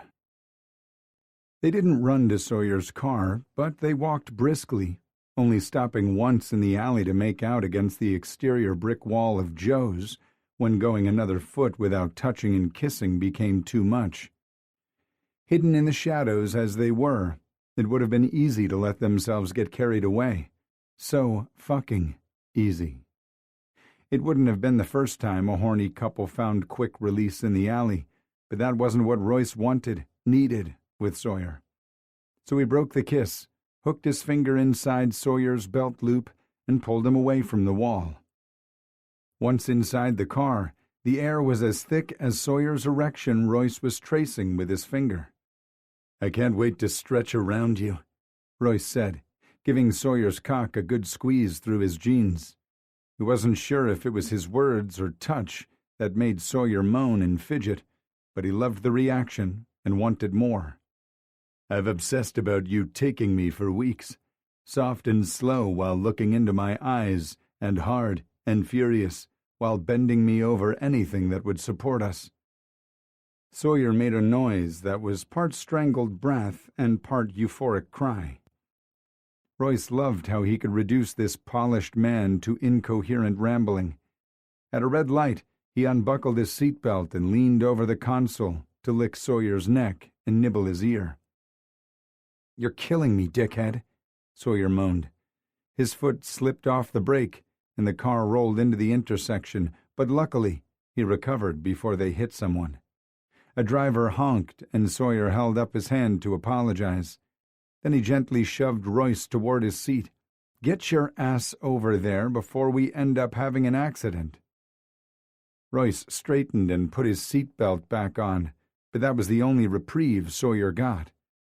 Royce returned his hand to Sawyer's crotch, stroking him through his jeans. "Don't worry, your buddy Fuentes will probably swoop in and take care of things." Sawyer snorted and briefly glanced over at him before accelerating when the light turned green. "Is that what tonight was about? You thought Diego was moving in on your turf, so you had to mark your territory? It was fucking hot, but there was no need for you to out yourself at work because of him." "I outed myself over you and everything you make me feel," Royce said. "Not because of him." "Not just because of him." "Is this the alcohol talking?" Royce released Sawyer's cock and pulled his arm back to his side of the car. He knew Sawyer would go there, but how could he blame him? It was a quick reversal from Royce stating he wasn't ready to be out at work to kissing Sawyer in front of everyone in the bar, specifically his unit. The few team members who had already left were probably informed about Royce's bold move before he got more than a few feet outside of Joe's. In the South, the only thing that moved faster than the speed of light was gossip. "Don't pull away," Sawyer said, when Royce remained lost in thought too long. "I didn't mean to sound like I was questioning your decision or doubting you. It was just fast, unexpected." "Yeah," Sawyer said softly, "but in the best fucking way." Royce turned his head and looked at him. "Just like your sudden appearance in my life. Fast, unexpected, So fucking good. I'm not as adept at talking about things as you are, and the more something matters to me, the quieter I seem to get. I think it's because I don't want to risk fate finding out they'd made a mistake when they put you in my path. Like, whoops, he wasn't meant for you. I want you, and I want us more than I've wanted anything in my life. Releasing a shaky breath, Sawyer reached over and covered Royce's hand resting on his thigh. Oh my God, you're so fucking good at this. I bet I'm saying the same thing when your balls deep inside me. Sawyer was a perfectionist who never stopped until he was confident he'd wrung as much pleasure from Royce as possible. By the time they reached Sawyer's house, they were both ready to explode. As soon as the garage door closed behind them, Sawyer pushed Royce up against the hood of his car and attacked his mouth. They reached for one another's belt buckles simultaneously and stopped just as quickly when they heard scratches on the garage door coming from inside the house. Laughter rumbled in Royce's chest while Sawyer groaned and mumbled, "Cock blocker. Feed the beast, then join me in the shower." "Perfect," Sawyer said. Royce didn't head straight for the shower, though, because he couldn't just walk by Bones like he didn't matter. The beast had stolen his heart right away, and seemed to be just as crazy about him. He gave ear and chin scritches while Sawyer mixed wet and dry food for Bones's dinner. They went to the master bathroom together, stripping off their clothes while the water heated. Once beneath the spray, they reveled in washing each other. Royce loved gliding his soapy hands over the planes and contours of Sawyer's sexy body. As soon as they rinsed off, Sawyer dropped to his knees and took Royce's cock to the back of his throat, and it required every ounce of willpower Royce had not to fuck his face. Sawyer slid his fingers along Royce's ass crack, teasing his hole with every pass, until Royce's legs shook. "Fuck me already," he gritted out. They ended the shower and quickly dried off on their way to Sawyer's bed. "Hands and knees," Sawyer told him. "I'm going to take my time stretching you open, and I promise I'm going to make your first time amazing." Royce positioned himself in the center of the bed, not feeling the slightest bit awkward with his ass in the air. He heard Sawyer retrieving condoms and lube, then felt the mattress dip when Sawyer climbed onto it behind him. "Let me know if this position irritates your healing shoulder. Not bum shoulder. Not busted shoulder, healing shoulder." Sawyer always knew the right things to say in every situation. It was both pleasing and annoying, depending on the circumstance. "There are plenty of positions for me to do what I want with your sweet ass. I'll let you know if it gets to be too much." Royce's breath hitched, and he'd barely remembered to finish his sentence because Sawyer smoothed his warm hand over his back from his nape to the crack of his ass, sending electrifying shivers throughout Royce's body. Sawyer leaned over him, careful not to put his full weight on Royce, and pressed a light kiss against the back of Royce's neck. "That goes for anything we do tonight. If at any time you don't like something or it becomes too much, we stop." Something in Sawyer's voice penetrated Royce's lust-fogged brain, and he wanted to stop and ask him about it, but Sawyer's tongue began retracing the path his hands had taken. He didn't just stop at the top of his ass crack, though. Sawyer gripped Royce's ass cheeks in both hands and spread them as wide as he could, exposing his pucker to Sawyer's eyes and mouth. Royce groaned as Sawyer's wicked tongue licked over his hole, stopping at his taint to suck the sensitive flesh, then licking back up to circle his pucker.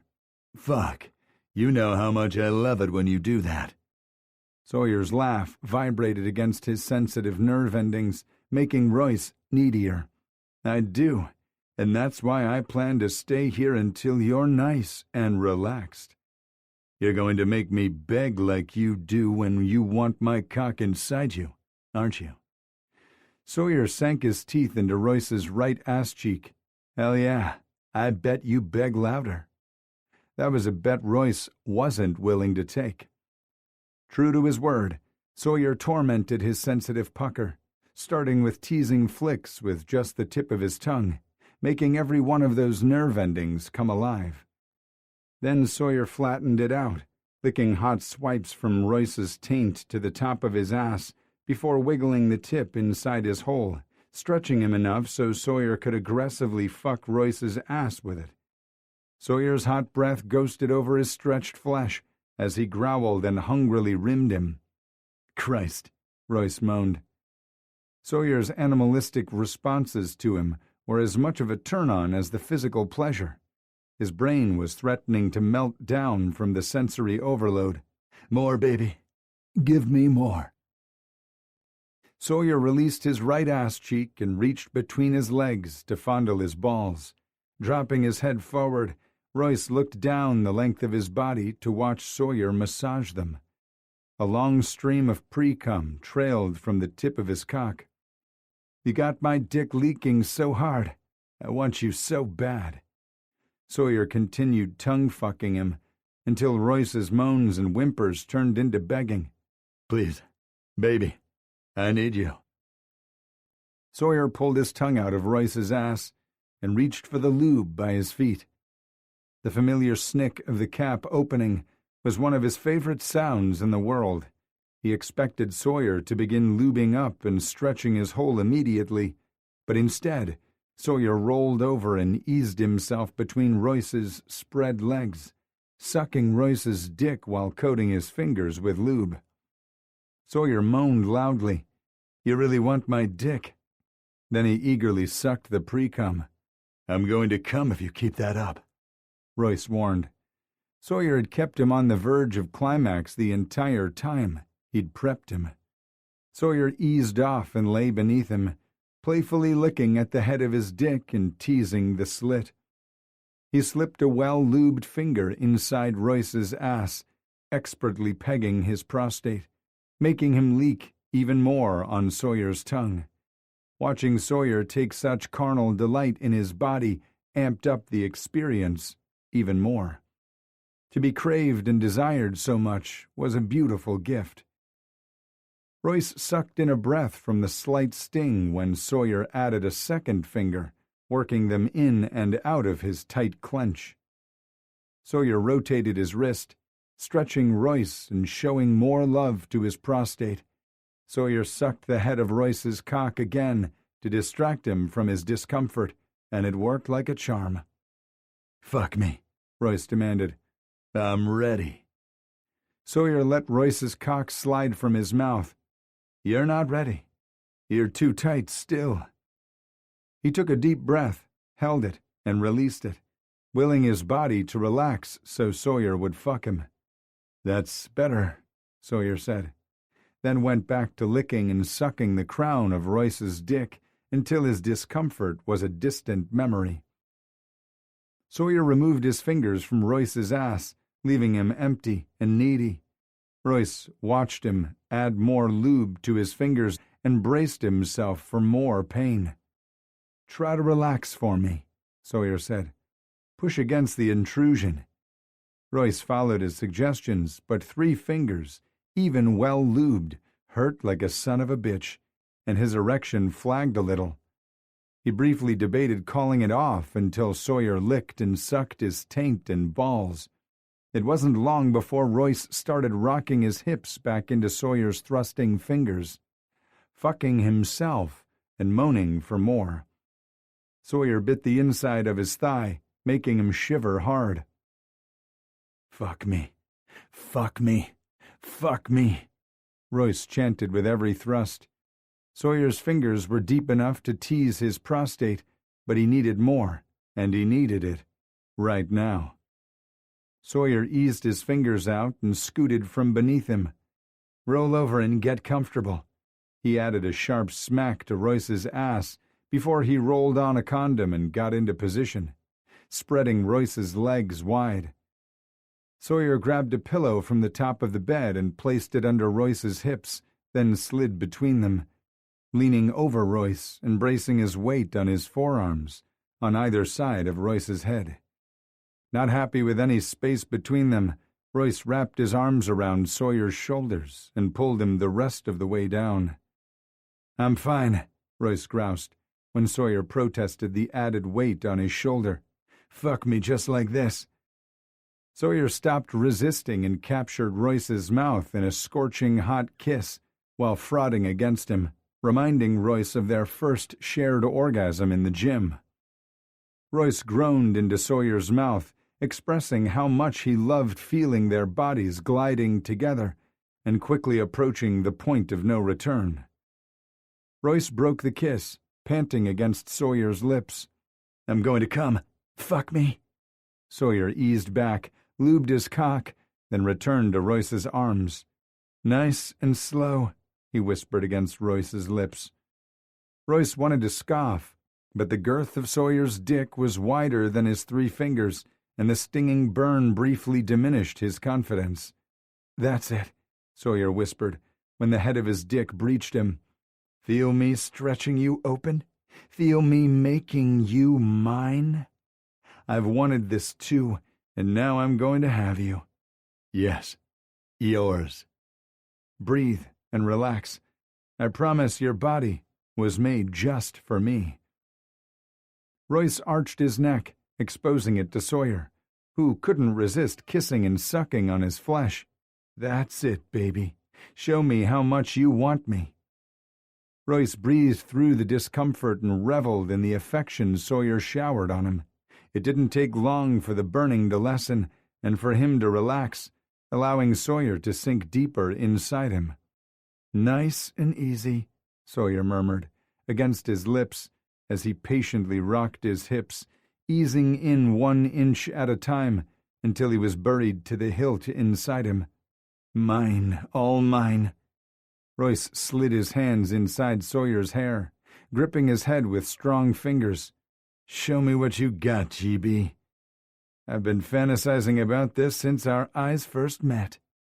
Sawyer's wicked smile was the only warning Royce received before his patient, sweet lover gave in to the primal beast clawing inside him. Gentle at first to ensure Royce's comfort, Sawyer rocked in and out of him, changing angles and swiveling his hips to drive Royce to the brink of madness. And once Royce was a quivering mess, he pulled back to kneel between Royce's thighs. Sawyer lifted Royce's legs, propping his ankles on his shoulders, then lifted Royce's ass in the air, sinking his cock much deeper in this new position. "Oh, fuck, yes, give it to me." Never one to back away from a challenge, Sawyer canted his hips and fucked Royce hard and deep, making him cry out, beg for more, and moan deliriously. Royce's body tightened as his orgasm built, and all his focus was on chasing that sensation. His cock bounced, slapping against his stomach and dripping pre-cum. He'd never leaked this much in his life. "It's mine," Sawyer said thickly. "All of it." Snapping his gaze up to meet Sawyer's, Royce recognized the hungry look in his lover's eyes. Sawyer would lick every bit of cum from his body when he finished fucking him. Just the thought was enough to catapult him over the edge. Oh God. Fuck! Sawyer held his thighs in a bruising grip, hammering Royce's prostate until he had nothing left to give.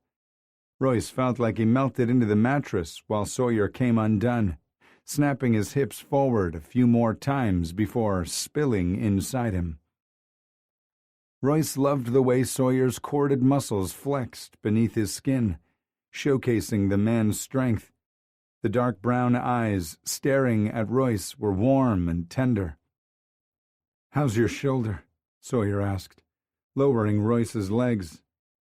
Royce wrapped his legs around the back of Sawyer's thighs, keeping Sawyer tucked inside him. "It's fine," Royce said, caressing Sawyer's face. "Why don't you come down here and see for yourself?" Sawyer lowered himself down to lick the cum off Royce's chest and abdomen, working upward until their lips met. They kissed until their bodies cooled and their hearts settled into a normal rhythm. Royce reluctantly released his hold on Sawyer so he could ease his dick out of him. Then they walked on shaky legs to the shower to clean off. Sawyer had always been attentive with him, but he was even more so when he insisted on looking at Royce's hole. "I'm okay," Royce said, fighting off embarrassment when Sawyer dropped to his knees in the shower, which was silly when he thought about it. He encouraged Sawyer to stick his tongue in his ass, but got weirded out when Sawyer wanted to be sure he was okay after bottoming for the first time. "You're so fucking good at this. I would have told you when you were balls deep inside me, but you fucked out my ability to think. I'm probably going to feel you for a day or two, but I love that. Especially after my bold move at the bar. They're all wondering who tops and bottoms now anyway. I can make you limp the day after. Keep them guessing." Sawyer laughed and slapped his ass, then rose up to wrap his arms around him. At least Fuentes knows to move on now. "Hell fucking yeah." Royce turned around so he could kiss Sawyer, then noticed the slight frown marring Sawyer's forehead. "Baby, what's wrong?" "Nothing's wrong. How could there be after what we just shared?" Royce thought back to the moment in the bedroom when something in Sawyer's voice triggered an alarm, added it to his over-the-top concern about his ass, and drew a conclusion that made him sick to his stomach. "Was your first time a bad experience?" "Figured that out, huh?" "I am a detective," Royce countered. He tightened his hold on Sawyer, wanting to ask but afraid to know the answer. "I wasn't assaulted. I consented to have sex with a college senior when I was a freshman. He assumed I was more experienced than I was, probably because that's how I played it. He was too rough with me." "I want his name," Royce growled. "No way. If you get kicked off the force, they'd probably promote Fuentes to be my partner. I can't handle the knuckle-dragging that would follow. You'd probably piss on my leg each morning before I left for work." In spite of the serious subject, Royce tilted his head back and laughed at the image Sawyer's words stirred, which had been his aim. "Golden showers are not anywhere on my list of things to try. That goes for giving or receiving." He sobered then. "I'm glad you didn't let the insensitive bastard ruin something you love."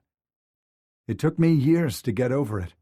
I was a committed top until—" Sawyer's eyes widened slightly. Talking about Vic seemed to make him uncomfortable, as if he wasn't sure how much to say. "Until you met Vic," Royce said softly, finishing the sentence for him. Sawyer hesitated for a second, then nodded. He cupped Sawyer's face and leaned forward until their foreheads touched. "I don't ever want you to stop talking about him. If you want to tell me a story about Vic, then I want to hear it. Do you think I'm mad he helped heal a damaged part of you? Fuck no. I love what we share, and it might not be possible if not for him. You're the only one other than Vic that I've given myself to since losing my virginity. The only two I trusted with all of me." Tears stung the back of Royce's eyes. "Me? I was such a dick to you." "Yeah, but you were an honest one. Something about you just clicked for me. I was just going through the motions of life until I met you, Royce. Don't ever doubt your importance to me." "I won't.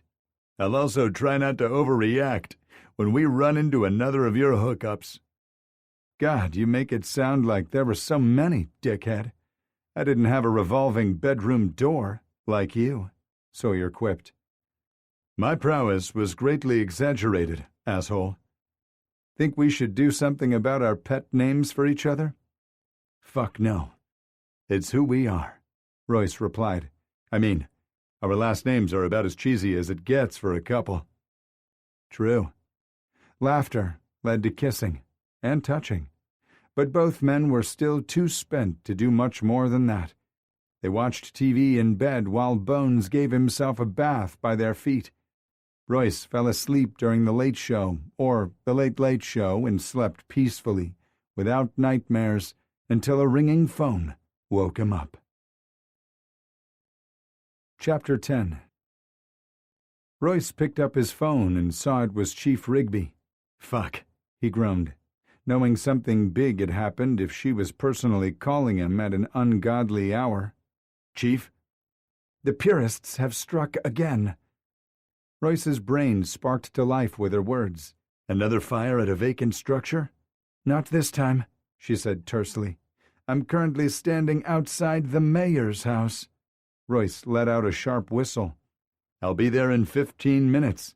Do you want me to wake up the others on the task force? One of those members sat up in bed beside him and turned on his bedside lamp after hearing Royce's somber tone. That's not necessary. I'll call Blue, but you can brief the others in the morning. There's no use in dragging everyone out of bed at this time. Yes, ma'am. See you soon, Chief told him before disconnecting. That's how you end a phone conversation, call me Skip? The purists? Sawyer asked when Royce set his phone back down. He threw back the covers but didn't get out of bed yet. Yeah. Chief wants me at the mayor's house. Royce repeated what he knew so far, including the personnel she requested on site. Cupping Sawyer's neck, he pulled him forward for a quick kiss. Go back to sleep. Yeah, right. He flopped back down and burrowed under the covers, but Royce knew his brilliant mind would toss around every scenario. He'd give up before long and hit the gym. Who's the golden boy now? Royce chuckled at his playful pout. I'll let you know what's going on as soon as possible. Then he swung his legs over the edge of the bed and stood up. Ouch. He still felt Sawyer all right.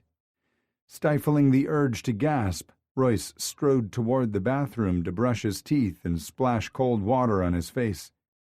Behind him, Royce heard Sawyer make a strangled sound, which was followed by rustling sheets.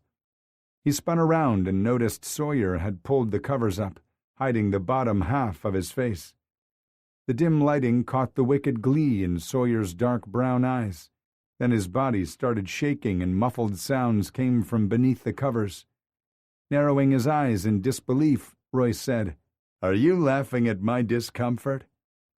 Sawyer pulled the covers up over his head. No, came his muted voice. Sure sounds like it. He pulled the covers down. I'm laughing at your attempts to hide it from me.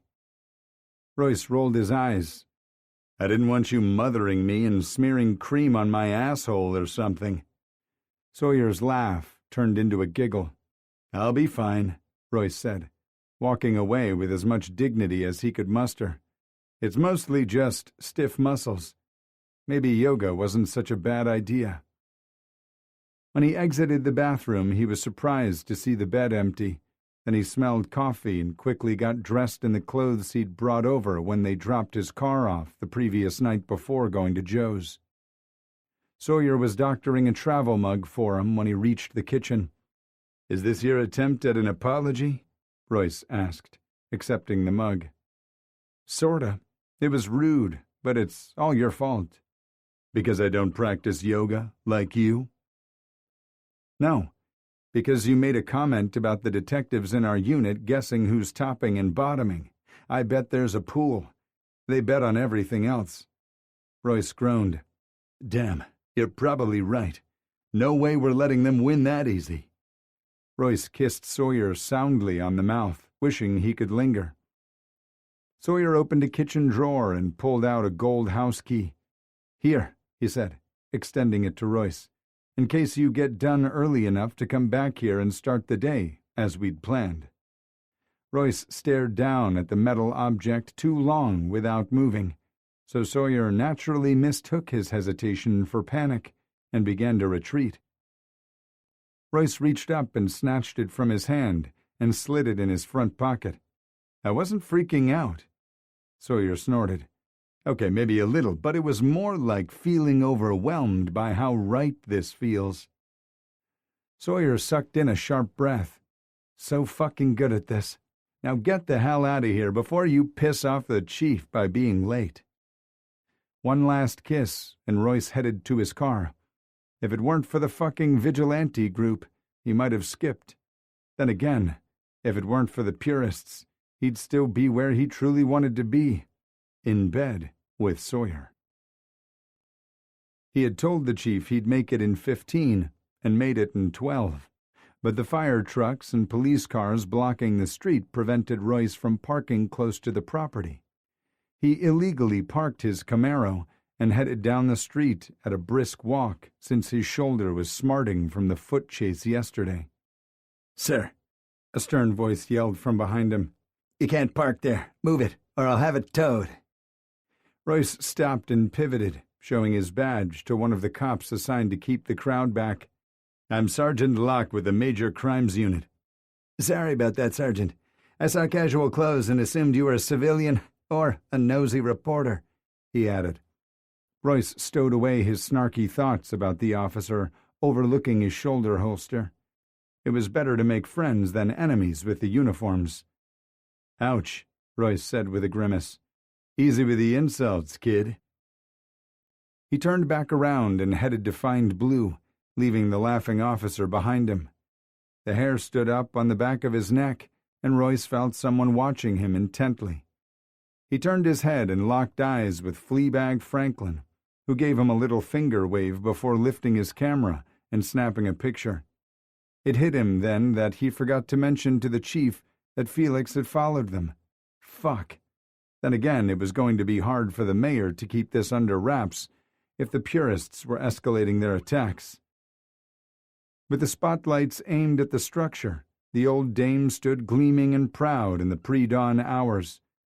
There were no outward signs of a fire, no broken windows, no soot marring the pristine paint, and no smoke coming from anywhere in the house. For all Royce knew, the fire could have started at the back of the house, but he doubted it. There was no sense of urgency among the fire personnel on the scene. He spotted Blue talking to Zeke on the periphery of the gathered crew. Glancing in his direction, Blue spotted Royce and waved him over. "It's about damn time. I thought you told the chief you'd arrive in 15 minutes. I made it in 12, but had to park down the street and hoof it. Then I got stopped by a rookie uniform who mistook me for a reporter." "Ouch," both men said, echoing his reaction. They followed it up with a grimace.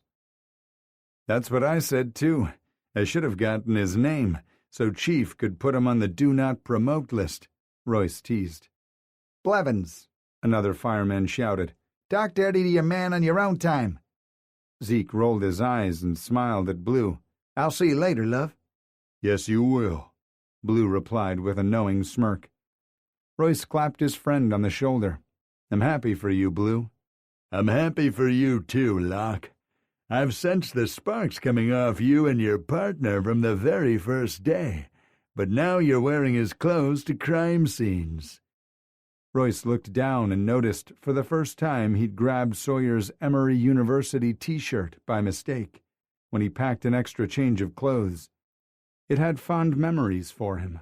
Sawyer had worn it to stake out a suspect in their first case together. It had been a last-minute decision, and he'd grabbed whatever was clean, which happened to be this faded, almost threadbare shirt. It was too small on Sawyer, clinging to his pecs and toned arms. Royce had almost swallowed his tongue the first time he saw him wearing it. He'd worn it home from Sawyer's after an overnight stay, and had never given it back. He loved the way the worn cotton felt against his skin, but he'd never purposely wear it to work. "I was in a hurry and grabbed the first thing I could put my hands on." Blue chuckled and gestured for Royce to follow him inside the house, signaling that their personal chit-chat was on hold for the moment. "You've probably noticed there are a shit ton of firemen here for what amounts to a tiny fire." "I did," Royce agreed. "Slow night?" "It could be, or it might have something to do with the fire being at the mayor's residence, or it could be the messages the arsonist left us." "Messages?" Royce asked. "Where's the mayor?" "Inside, speaking with the chief." Royce groaned and looked down at his shirt. Comprehending the situation, Blue said, "I'm sure she won't notice." "You did." True, Blue conceded. They let the subject drop when they crossed the threshold. The vibe in the house was completely different from his first visit. Crime scene techs were collecting potential evidence, dusting for prints and photographing the... Royce screeched to a halt when he saw the reason for all the attention at the mayor's house. A one-word message had been burned into the light oak hardwood floors. "Whore?" he asked in a hushed whisper. "Mayor Goodwin?" Royce recollected everything he knew about the woman. Mid-40s, medium height, slender build, worked as a professor at Savannah State University, where Royce had obtained his criminal justice degree using the money from his GI Bill. Lynette Goodwin had mousy brown hair she kept pulled back from her face in either a bun, ponytail, or a braid. The woman wore minimal makeup and dressed modestly. When she ran for mayor, her campaign was threefold: family values, cleaning up crime, and restoring the city she loved to its former glory. Nothing about Lynette Goodwin said whore, not that Royce thought any woman should be labeled as one. Turns out the mayor wasn't home alone. Her husband told me he was flying to New York. He did, and their twin daughters are on a trip out west before returning to college soon. Royce's brow furrowed. You mean... Her family values aren't as solid as she'd have us believe. Royce looked up and down the hallway. This is the only fire?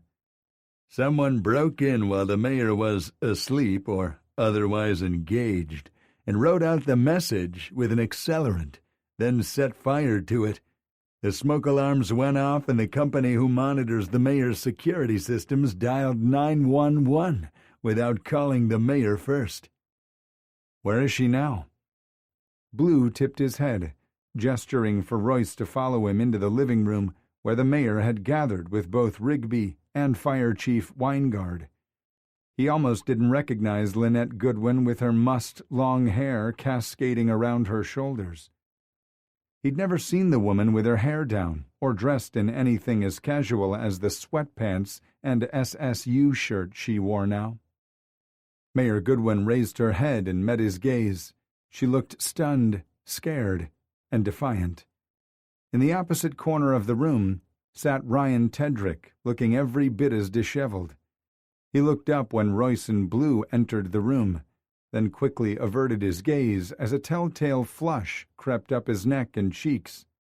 Holy shit! Mayor Goodwin was having an affair with her sister-in-law's stepson, a man she'd known since he was a kid. Chief Rigby looked up too, then did a slight double-take when she noticed Royce's shirt. He inwardly groaned because there was no way in hell she didn't recognize it from the night Sawyer arrested Carl Hanover for killing the Putts. Rigby's left brow rose before she shifted her attention back to the mayor, who was speaking softly and wildly gesturing, while tears streaked down her face. "Over here," Blue said, standing next to a gold table with curved legs. He handed Royce a pair of gloves. "Our perp left this behind." After snapping the nitrile gloves in place, Royce accepted the clear evidence bag from Blue, then stepped closer to the tall floor lamp with the crystals and tassels hanging from the shade so he could see it better. The letter was an identical style to the one the mayor brought to the precinct, but the message was vastly different. Dear Dishonorable Mayor, you've made vows you haven't kept, both as a public servant and to your husband and children. Let's start with the way you betrayed your family first. Tell me, Lynn, does your husband know you're sleeping with his sister's stepson? This should make for some exciting family reunions. You ran on a campaign that preached family values, but look at the way you shamed yours. As for cleaning up crime, what have you done? Nothing. You've attended ribbon-cutting ceremonies and meaningless celebrations. Name one campaign promise you've kept. You can't, can you? We got tired of waiting for you to step up and do your job, and took things in our own hands. The city has allowed vacant houses to become drug dens, but we're taking care of that. Thanks to us, there are 3 less of them. We're giving you the chance to step up and do what's right by resigning as mayor. If you don't, we'll expose you as the predatory whore you are, and we'll cleanse this city in the purest way, with fire. Sincerely, the purists. Detectives, Chief Rigby called. Royce returned the evidence bag to the desk and faced Rigby. Yes, ma'am? Mayor Goodwin has had quite an ordeal this morning. If it's okay with you, I'd like to conduct the interviews now, so she can try to get some sleep. Sergeant Locke, I'll ask you to take Mr. Tedrick home on your way to the station. Of course, ma'am, Royce said, but he was groaning inwardly. Ryan is completely innocent of this, the mayor said. Leave him be. I'll answer any questions you have, but please, leave him alone.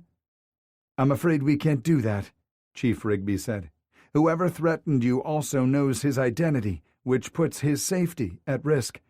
We need to get to the bottom of this before someone gets seriously hurt or killed in the fires, Lynette. The mayor glanced at Ryan while worrying her bottom lip between her teeth. Ryan met her gaze with confidence and calm. I'll be fine, Lynn. Do you think they're telling the truth about the fires? The mayor asked. I do. It matches information our investigation uncovered today. This is a serious situation. I cannot and will not sweep this under a rug. She stared at Ryan for a few moments longer before looking back at Chief Rigby. Okay, Ellie. I'll trust you and your detectives.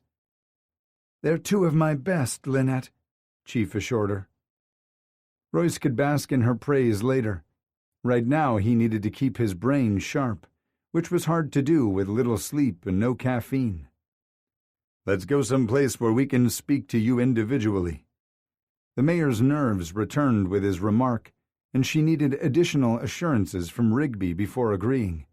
Mayor Goodwin chose her home office, which was a continuation of elegant fabrics and furniture that was borderline tacky with all the gold brocade trim and gilded legs. I can't believe this, Mayor Goodwin said, running her hands through her hair. I wasn't even supposed to be home. I'd planned to go with Skip to New York and canceled late this morning. Who all knows you decided to stay home? Royce asked, getting right to the point. My husband and Ryan. Why did you change your mind? Blue asked. Circumstances changed it for me, Detective. What the hell did that mean? She got horny? Would you like to elaborate? Royce asked. I discovered it wasn't a stomach bug that made me feel ill this morning. I'm pregnant. Holy fuck. Mayor Goodwin took a calming breath and met Royce's gaze. I never meant for this to happen. The pregnancy? Blue asked, to clarify. She emitted a strangled laugh. Most definitely the pregnancy, but I meant my relationship. It wasn't like I was stalking Ryan as he grew up, waiting for my chance to fall in love with him. Fall in love? Royce focused on keeping his expression neutral. When did the affair begin? It's not an affair, Sergeant, Mayor Goodwin replied. I'm in love with him. I'm going to leave Skip to be with Ryan, and we're going to have a baby. She stressed the words slowly and clearly, as if they weren't overly bright. All the smarts in the world wouldn't make it easier for Royce to accept the situation. It wasn't the difference in age that bothered him. It was the power dynamics. It felt predatory, regardless of her claims. He tried not to judge the things consenting adults did, but this one hit him hard. When did your relationship begin? Blue asked. The mayor's chin went up a notch. He was old enough to know what he was doing. That isn't what Detective Blue asked, Royce stated. It began last year after he graduated college. Is it possible that someone knows about your relationship with Ryan? Blue asked. No. He hasn't told anyone? Royce asked. No, Sergeant, the mayor said stubbornly. He was just as shocked as I was this morning. First the letter in the paper, then the confirmation that we're expecting a baby. And now the fire and latest letter left behind. Left behind where? Blue asked. On the desk in the living room. I discovered it once the smoke cleared. Did you touch it? Royce asked. I did, yes. I know it was wrong, but it just caught me off guard, and I picked it up without thinking. What about Ryan? Do you recall if he touched the letter? She thought about it for a second, then shook her head. Just me. There are no signs of forced entry, Mayor. Did you leave a door unlocked? No, but we kept a key under the flower planter on the porch. So stupid. What about your security alarm system? It never went off?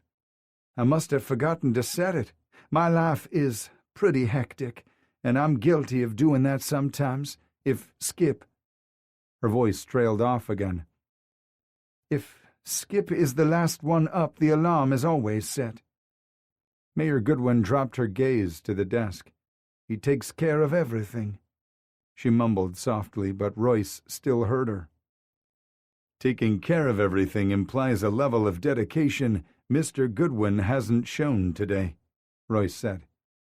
The mayor snapped angry eyes up to meet Royce's. What's that supposed to mean? Blue squirmed in his seat, but Royce pushed on. He didn't care enough to come with you to the police station, and he seemed more concerned about time management than your safety when I spoke with him.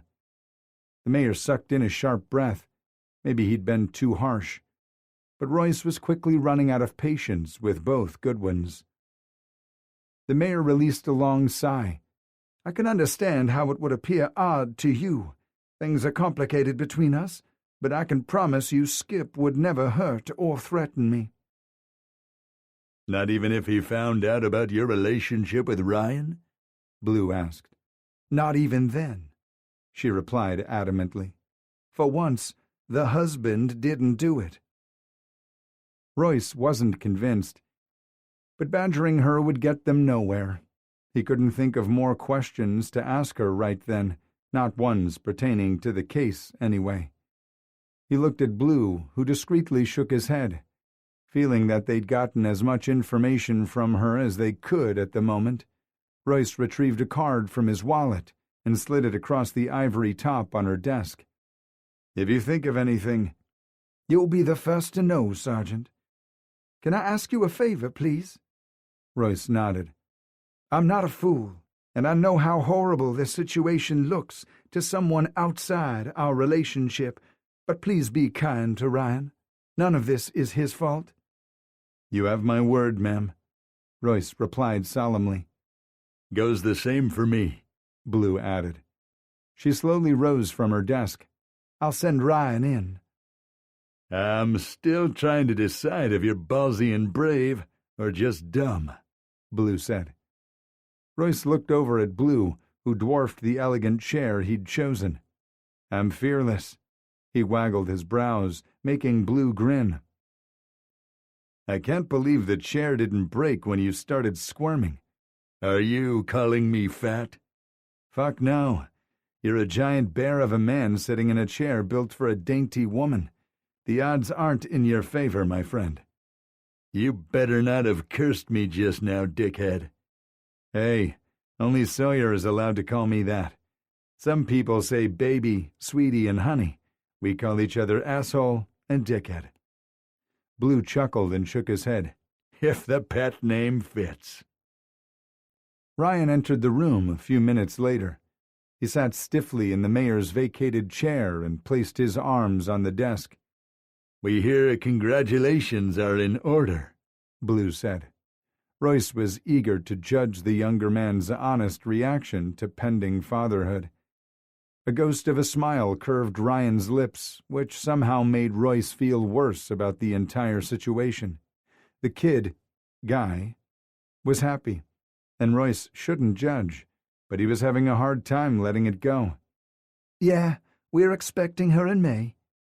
Her? Royce asked. It's just a gut feeling. I'm convinced we're having a girl. Ryan, have you told anyone about your relationship with Lynn? Royce asked. It felt odd addressing her informally, but he wanted to make the interview feel like a casual conversation. Throwing in Mayor Goodwin was a sure way to make the kid feel tense and ruin that vibe. "I haven't told anyone," he said vehemently. "People won't understand. I can tell by your body language you don't either." "It doesn't matter what my personal feelings are," Royce said. "What matters is the crime that was committed here. You and the mayor are consenting adults. That's enough for me." Ryan nodded and relaxed. "Is it possible someone has overheard you speaking to her? Or could you have possibly left something out for a roommate or a friend to find?" He shook his head. "No, I don't have a roommate, and my friends are all busy settling into their new careers. I talked to my parents and Lynn." They continued asking him the same questions they'd raised with the mayor. He confirmed how long they'd been dating, although they could have rehearsed that before Royce and Blue arrived. He said no one had ever threatened or even hinted they knew about his relationship with Lynette Goodwin. He had certainly pissed off a lot fewer people in his 20-something years than the mayor had, so they wrapped up the interview quickly. Ryan said a private goodbye to the mayor and silently followed Royce to his car. Luckily, the onlookers had dispersed, and the nosy reporter was nowhere in sight by this time. Ryan said nothing beyond giving instructions to his apartment near the college campus where he'd graduated, and Lynette Goodwin still taught part-time. The low fuel warning light popped up on Royce's dashboard, so he pulled into a gas station at the next intersection. "I'll be just a minute." "No problem. I don't think my boss is expecting me at work on time," he said wryly. Royce pulled his card out of his wallet, then saw the note taped over the card reader. It read, "Bank card system is down. Must come inside to pay." Wondering if it was a sign of how his entire day was going to shape up, Royce filled his Camaro with gas, then went inside and stood in line with a dozen other frustrated people. After paying for gas, he headed back outside to his car. Royce was busy turning over the facts in the case and didn't notice the tall, handsome man approaching him from behind. "Nice shirt. You going to wear it to work?" Royce whirled around and was greeted by Sawyer's smiling face. He suspected his boyfriend had been too nervous about giving him the house key to notice what Royce was wearing. Then Sawyer broke eye contact with him to briefly look at the front passenger seat where Ryan Tedrick sat. Sawyer would have recognized him as the mayor's assistant, but there was no way he'd guess the bomb they'd had dropped on them in the pre-dawn hours. Quirking a brow, Sawyer said, "This ought to be a good story. Lifetime movie worthy. I'll tell you all about it after I drop the kid off and change my shirt. It seems I can't help outing myself." Sawyer smiled broadly, then looked at his watch. "I'll meet you at your place." There was so much heat in his expression, it was impossible for Royce to mistake his intentions. Chapter 11. "Chief wants to see us in her office right away," Blue said, the minute Royce stepped inside the bullpen. He had done his best to wipe the sex-blissed expression off his face before entering the precinct, but knew he failed when Blue gave him a once-over that ended with a knowing smirk. Blue shook his head, but the grin never left his face until they were sitting across the desk from Rigby, who looked beyond stressed and tired. She opened a desk drawer and took out the Tupperware dish she used to store her baked goods. "Every day that ends with Y calls for pastry, but some more than others." She removed the lid and held the container toward them. Royce was only slightly disappointed when he discovered there were no bear claws inside. He was never going to pass up Sherry Rigby's baked goods, though. "Chelsea buns," Chief said. Royce thought they looked like cinnamon rolls with icing drizzled on top. They also reminded him of the strips of cum he'd painted over Sawyer's ass before they quickly cleaned up and came to work. There was nothing more invigorating than a hard fuck in the morning. It was just too lousy that reality insisted on ruining their post-coital glow. He took a bite of the pastry and bit off a moan. Still, not better than sex with Sawyer. It didn't take them long to devour their Chelsea buns. Then Rigby got straight to the point of the meeting. "I just got off the phone with the mayor, who wishes to close the case and pretend the vandalism never happened." "Vandalism?" Royce asked. "What about the threat to expose her if she didn't resign?" "She's choosing to call their bluff." Blue and Royce exchanged a glance. "What's our game plan, Chief?" Royce asked. Chief Rigby sighed deeply. "We're going to honor her wishes." Royce would have been less stunned if she'd tasered him in the nuts. He'd always thought of the chief as a principled, ethical woman. A wry smile split her face. "While your team secretly investigates, of course. She's out of her mind if she's thinking I'm going to let a group of vigilantes destroy my city just to keep her affair with a man-child secret." A hard shudder worked through the chief. "I try not to judge what adults do, but I feel like I need a shower after this morning." Blue covered his chuckle with a cough. I feel you, Chief." "Here's how this is going to play out. You," Rigby said, gesturing to Blue, "are going to continue working these arsons. Chief Weingard is currently investigating the breakdown of protocol in his firehouses and has personally assured me it will not happen again. He has vowed to turn over any evidence he uncovers that could point to one of his investigators being more than a lazy asshole. His word is good enough for me. Zeke's #1 priority is assisting us. 2 sets of eyes are better than 1. All evidence gets rushed to the lab. Let's hope these guys used a unique accelerant or incendiary device to start the fires, or left behind some other calling card that helps us catch them before they can do it again." Rigby turned to Royce. "I have someone inside the GBI who can help us begin to piece together a profile on this group. They have tools to analyze words and phrases to help us figure out what sort of zealot we're dealing with here." Royce must have made a face, because Rigby chuckled. "Jonah St. John is a great guy who happens to be my nephew. He won't try to take over your case, Locke. You and Key have an appointment to meet him at 9:30. "Yes, ma'am," Royce said.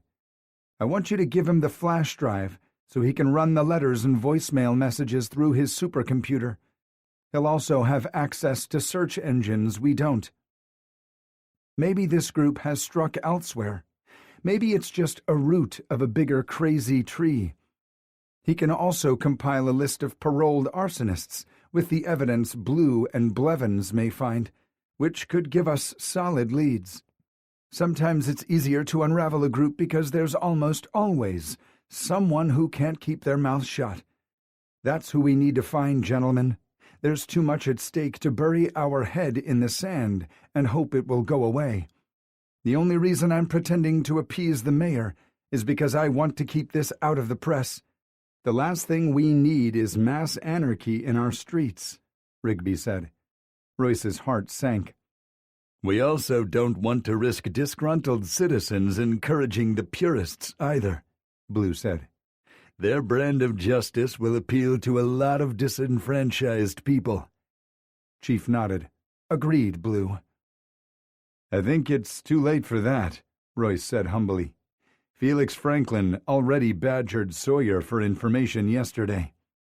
Royce told them about Fleabag following them from the precinct and talking to them afterward, leaving out the part where Felix threatened to expose their relationship. "I should have said something during my update yesterday afternoon, Chief. The omission wasn't deliberate." "All he can do is speculate, bluster, and bully, unless he finds an inside source. Let's make sure that doesn't happen by keeping this task force as small as possible. I trust Chief Weingard's discretion. If he believes Zeke Blevins is trustworthy, then so do I." Royce wasn't sure if Chief Rigby knew about Blue's involvement with Zeke, but he didn't feel like it impacted the integrity of their investigation. "Chief, for the sake of full disclosure, I need to tell you that Zeke is my boyfriend," Blue said. "Yes, Blue, I know. I trust you to make the investigation your top priority right now." "Yes, ma'am." This was when Royce should have made his own confession but he kept his mouth shut. His career wasn't the only one at stake, and it wasn't fair to blurt things out to the chief without giving Sawyer a heads-up first. "As for the annoying reporter," Rigby said, pulling Royce from his thoughts, "should this group carry out their threats and expose the mayor's private business, they'll most likely go straight to the press. There's no way to keep this secret forever, and the mayor should know better. Just keep an eye out for Felix dogging you. Don't make his job easier for him by giving shit away." "Aren't you worried about the backlash and accusations you covered up the incident at the mayor's home?" Blue asked. Rigby scowled, making Royce fight the urge to fidget, and he wasn't the one who questioned her decision. "I'm not covering anything up, Blue. I'm actively investigating the threats to our city to the best of my ability, and in a manner that doesn't incite panic and chaos. No level-headed person would fault me for putting the safety of the citizens first. The mayor's relationship with Mr. Tedrick isn't criminal, or I would have arrested her myself. We don't police cheating spouses. She hasn't, at least to my knowledge, violated any oaths of office either. I can't make her press charges for something she views as pesky harassment. Hell, I can't even prove someone broke into her home, since there was no sign of forced entry. At this point, my only concern is stopping the purists before someone ends up killed. These things always escalate, and innocent bystanders get caught up in their path. I want them stopped before that happens." "Yes, ma'am." "What is the mayor officially saying about the early morning visit from the fire department?" Royce asked. "She hasn't shared those details with me, but I suspect it will be something minor, and she'll thank the fire department profusely for putting it out before significant damage could occur." "Sounds about right," Blue said, shaking his head. "This is your only case right now," Chief said firmly, meeting both their gazes. "Yes, ma'am," they both said. "I want daily updates, Locke." "You got it, Chief." "Blue, that's all I need to discuss with you right now. If you don't mind, I want to have a private word with Locke." "No problem," Blue said, slapping Royce's good shoulder when he passed. Once alone, Rigby pulled a large envelope out of her drawer and slid it across the desk to him. It had her name and the word private printed on it. Royce glanced up at Rigby, but her stoic expression gave nothing away. "Open it," she said. She'd opened the one end with a letter opener, so Royce tipped the envelope and a photo slid onto her desk. Not just any picture, but the photo of Royce caressing Sawyer's face in the newspaper parking lot the previous day. Fucking Fleabag Franklin was his first thought. Damn, we look good together, was the second. Royce slid the picture back inside the envelope while trying to choose the right words. Apologizing for his relationship was out of the question, because he wasn't sorry, and he wasn't going to lie and say he was. "Chief, She cut him off with a wave of her hand. "I am a wife, a mother, and a cop, which is the trifecta of badass. I see and know everything, Locke. Keep your relationship away from the job, or I won't hesitate to assign new partners for both of you." Grinning, Roy said, "Yes, ma'am." There was a hell of a lot worse she could do to them. "After I bust you down to reading meters for 6 months." "Yes, ma'am." "Quit wearing his clothes to crime scenes and do not frame that photo and put it on your desk." "Yes, ma'am." "Get the hell out of my office." "Yes, ma'am," Royce replied, unable to keep the grin off his face. He snagged the envelope from her desk and got out of there before she changed her mind. Sawyer wasn't in the bullpen when he stepped out of the chief's office, but all other eyes in the room were on Royce, reminding him of his stunt at the bar the previous night. He met their gazes and only saw open curiosity and amusement staring back at him. No scorn, no disbelief, no disgust. "What the fuck are you all looking at?" he said, breaking the ice. "Get back to work." As if a movie director yelled action, Everyone continued as they were before he entered the room. "Bunch of knuckleheads," he mumbled when he dropped down into his desk chair. He stowed the photo that Franklin had sent to Rigby in his top desk drawer until he could show it to Sawyer later, then booted up his computer. He knew Sawyer was someplace in the building because he'd followed him to work this time, instead of the other way around. His guy had safely arrived to work without running stop signs and getting pulled over. Rather than wonder what Sawyer was up to, he decided to get a jump start on searching the internet for anything he could find on the purists. He typed the words, hit enter, then immediately regretted it. Every ounce of pleasure he'd found that morning with Sawyer dissipated when he discovered the vigilantes had started a web page. It was pretty basic and crude, with only their name in flames shooting up the screen. It kind of reminded Royce of those screensavers with the burning logs people used around Christmas. What snagged and held his attention was a digital clock at the top of the site, ticking down. It switched over from 4 hours to 3 hours and 59 minutes. Royce glanced at his watch, noting the clock was counting down to noon. High noon. But for what? Royce really didn't want to find out. Chapter 12. After notifying Rigby about the website, Royce followed her directive to choose a member of the cyber unit for his task force. Picking Kelsey Hightower was a no-brainer, and when he headed to her unit to bring her on board, he also found Sawyer. So that's where he got off to. Sawyer and Kelsey were so caught up in conversation, they didn't notice him observing their interaction. They were two peas in a pod who had hit it off the moment they'd met, and their bond continued to grow. Sawyer lowered his coffee cup and leaned toward her, lowering his voice so even Royce couldn't hear him from where he stood, only 10 feet away. Kelsey thought whatever he said was hilarious because she started giggling, which made Sawyer smile because he loved the sound of her laughter.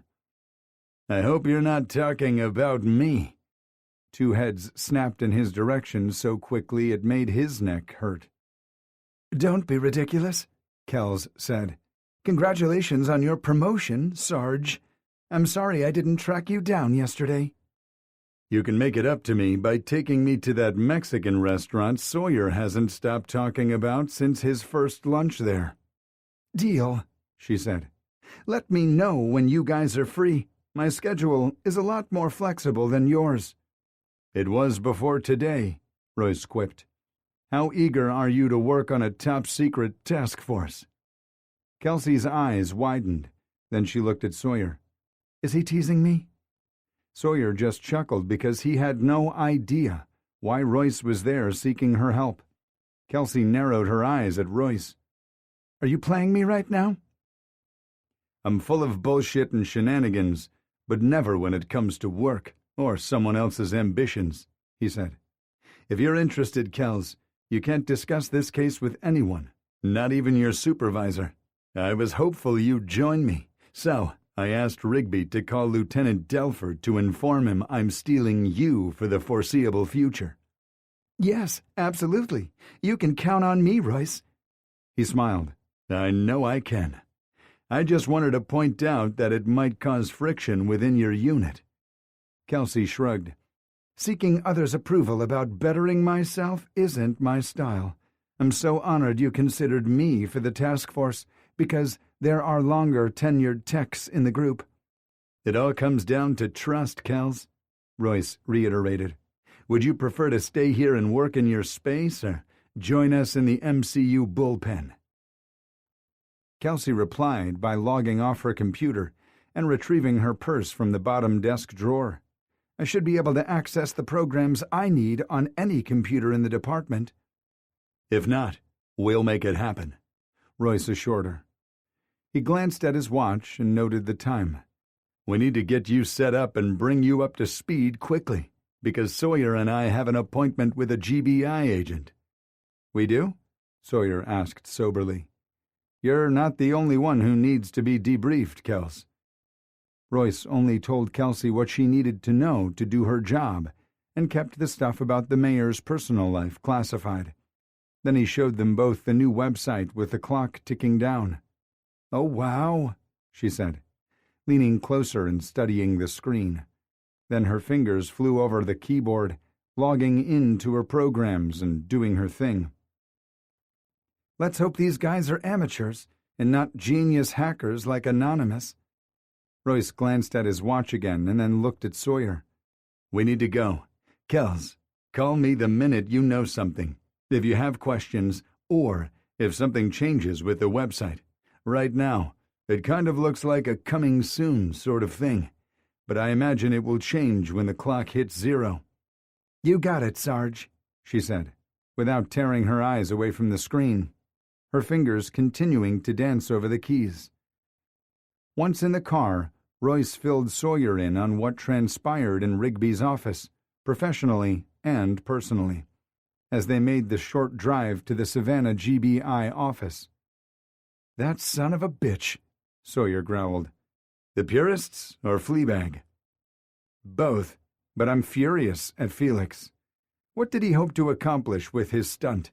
Did he think causing trouble for me at my new job would somehow make me regret not sleeping with him again?" "Now might be a good time to tell me the rest of your history with Fleabag."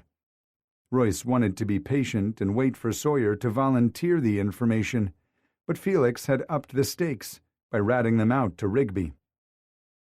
"Felix and I go back to before I met Vic. We attended undergraduate school at Emory University. We weren't great friends, but we were friendly. I think Felix wanted more, but I've never been into him like that. After graduation, we lost touch until I started investigating the Chastity Blake cold case. The press spent a lot of time making me out to be this avenging angel, but in reality, I just had old evidence retested with new techniques and re-interviewed friends, family, and witnesses. Yes, I was determined, but I didn't invent new techniques to solve the case. I didn't even think outside the box." "The camera loves your face, and the media needs a handsome hero in shining armor to be the focus of the story. The victim is never enough to hold their interest for long. Other than writing the stories about you, where does Felix come into the equation?" "Felix isn't just a journalist. He hosts true crime podcasts. He'd done a series about Chastity Blake's disappearance and the eventual discovery of her body. It was compelling, thoughtful, and he had some insightful suggestions because people who were afraid of the police were willing to speak to him. I reached out to Felix and asked him to introduce me to the witnesses. One of Chastity's friends confided to me that she was seeing an older married man. Previously, no one mentioned a boyfriend to the cops. Chastity's parents were unaware of the situation, and her friends had kept her secret, even though it meant her killer escaped justice for all those years." Royce shook his head. "I'll never understand that logic." "Me either. That was the thread I needed, though, and I kept pulling until things started to unravel. I took a deep look at the older married men in Chastity's life and eventually nailed the fucker. Adam Dunskeep was a retired cop and a deacon at the church the Blakes attended. He was a man who had abused his position and the trust her family placed in him. Chastity had fallen in love with the older man and wanted him to leave his wife and kids for her, but Dunskeep had no intention of doing so. He'd only wanted the thrill of fucking around with a woman barely out of childhood. He panicked and killed her when Chastity told him she was pregnant. There was a special place in hell for bastards like him, where the flames burned hotter and the pain was more profound.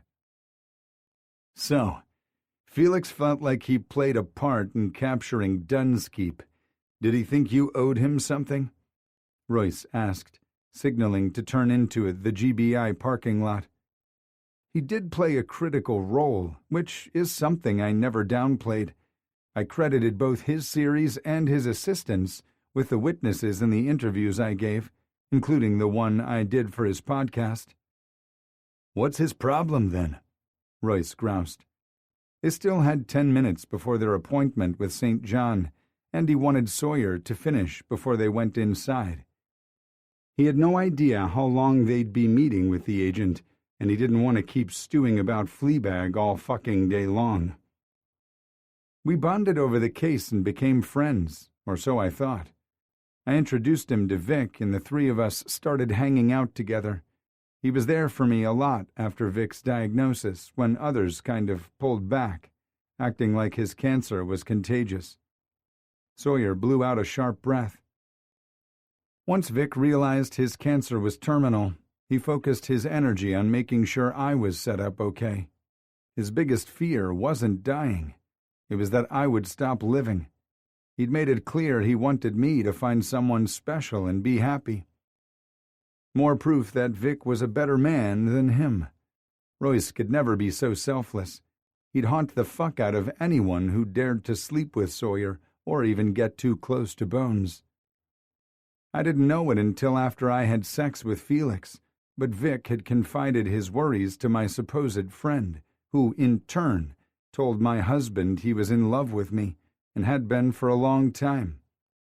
He asked Vic for his blessing to pursue me once I was ready to date again, and Vic, believing Felix was a good guy, gave it to him. Felix threw this up in your face after you had sex? Sawyer nodded. He was the first guy after Vic. I was so fucking lonely, physically, at least. I needed someone I could trust, and I thought Felix was that someone. I told him I wasn't looking for a relationship, and I only wanted relief.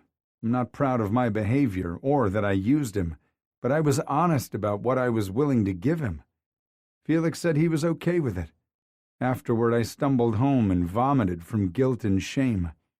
Felix kept reaching out to me, and I kept ignoring him, hoping he'd go away. He didn't. Hell no. Felix doubled down by telling me about the conversation he'd had with Vic the week before he died, thinking that would either lessen my guilt or make me see him in a new light because Vic had approved. That son of a bitch.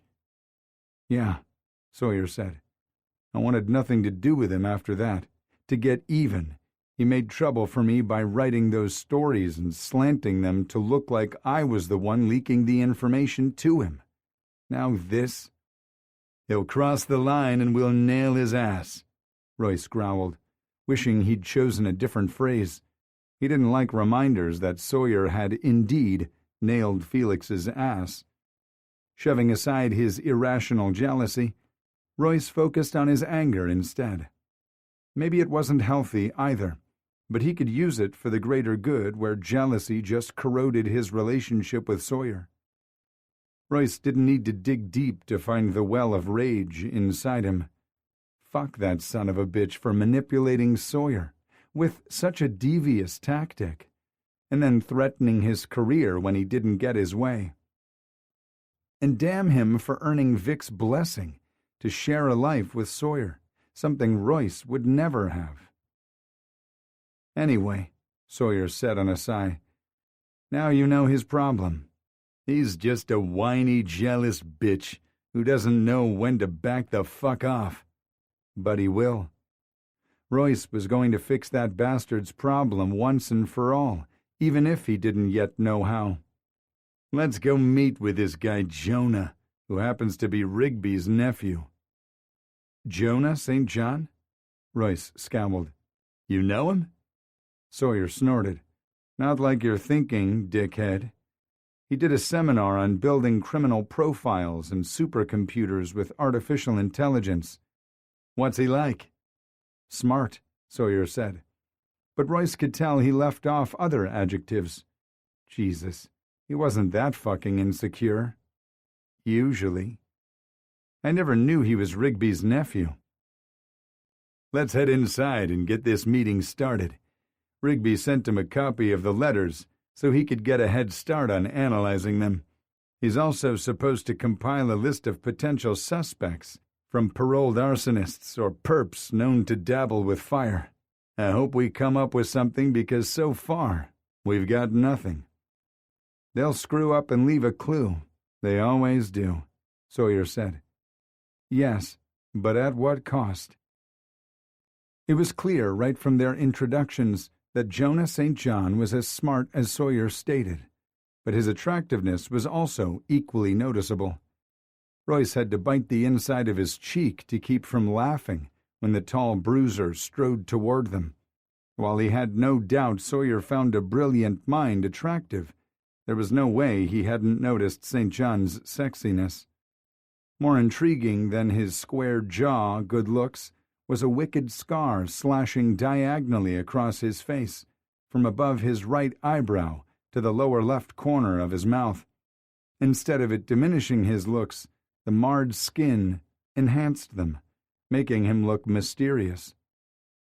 Chief Rigby sent over copies of the letters, and I've uploaded them into Stella, St. John said, after showing them into his spacious office, where the typical desk setup was at one end and a larger computer and a small conference table took up the other side. He gestured toward the massive computer. Meet Stella. St. John's voice was soft and smooth, the exact opposite of his appearance. What does Stella stand for? Sawyer asked. Jonah chuckled. It's not an acronym. I named her after the nosy neighbor who lived beside my family. Stella never missed anything, loved puzzles, and had the talent to combine bits and pieces to make predictions that were eerily accurate. Royce and Sawyer laughed. We haven't given Stella many pieces to work with yet, Royce said. True, but some of the phrases, or even the sentence structure, might be a start, Jonah offered. As you uncover evidence, I'll plug it in, and we'll start to see a clearer picture evolve. It's rather fascinating, Sawyer said. I know it's still early, but do you have anything yet? Stella thinks you're looking at someone with at least a post-secondary degree, based on vocabulary and sentence structure alone.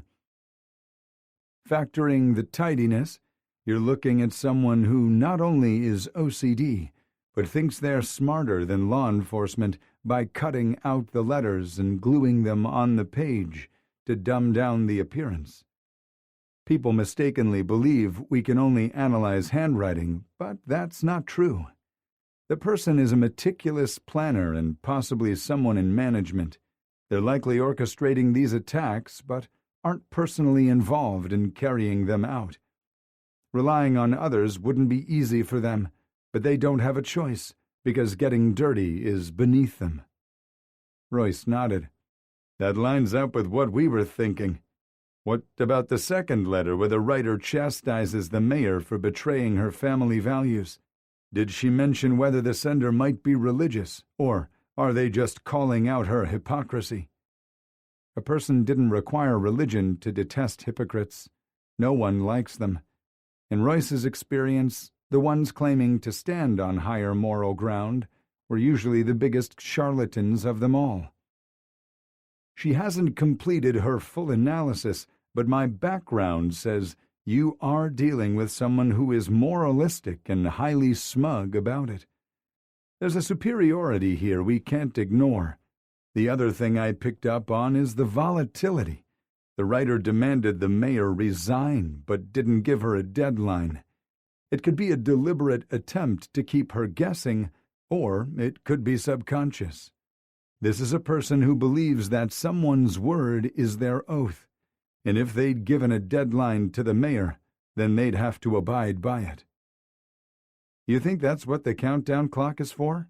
Sawyer asked Royce. Could be. Or they might be doing a live feed or launching a complete website, Royce said, trying to squelch the sense of urgency rising inside him. Without knowing what they needed to stop, his brain spun with all the possibilities. Chief Rigby said you have a flash drive containing threatening letters, emails, and voicemail messages, St. John said. I do, Royce replied, handing it to him. I'll upload these to Stella, and she'll search for phrasing similar to what the purists put in the letters. Hopefully we'll get a hit.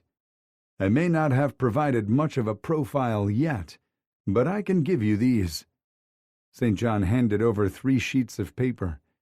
Each one contained a mugshot and list of crimes, suspected and convicted, as well as the contact info for the parole officers.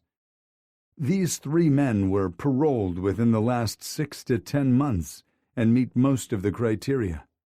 John Bennett is a former bank manager who succeeded in keeping his pyromania hidden until he was caught setting fires to properties foreclosed on by his bank.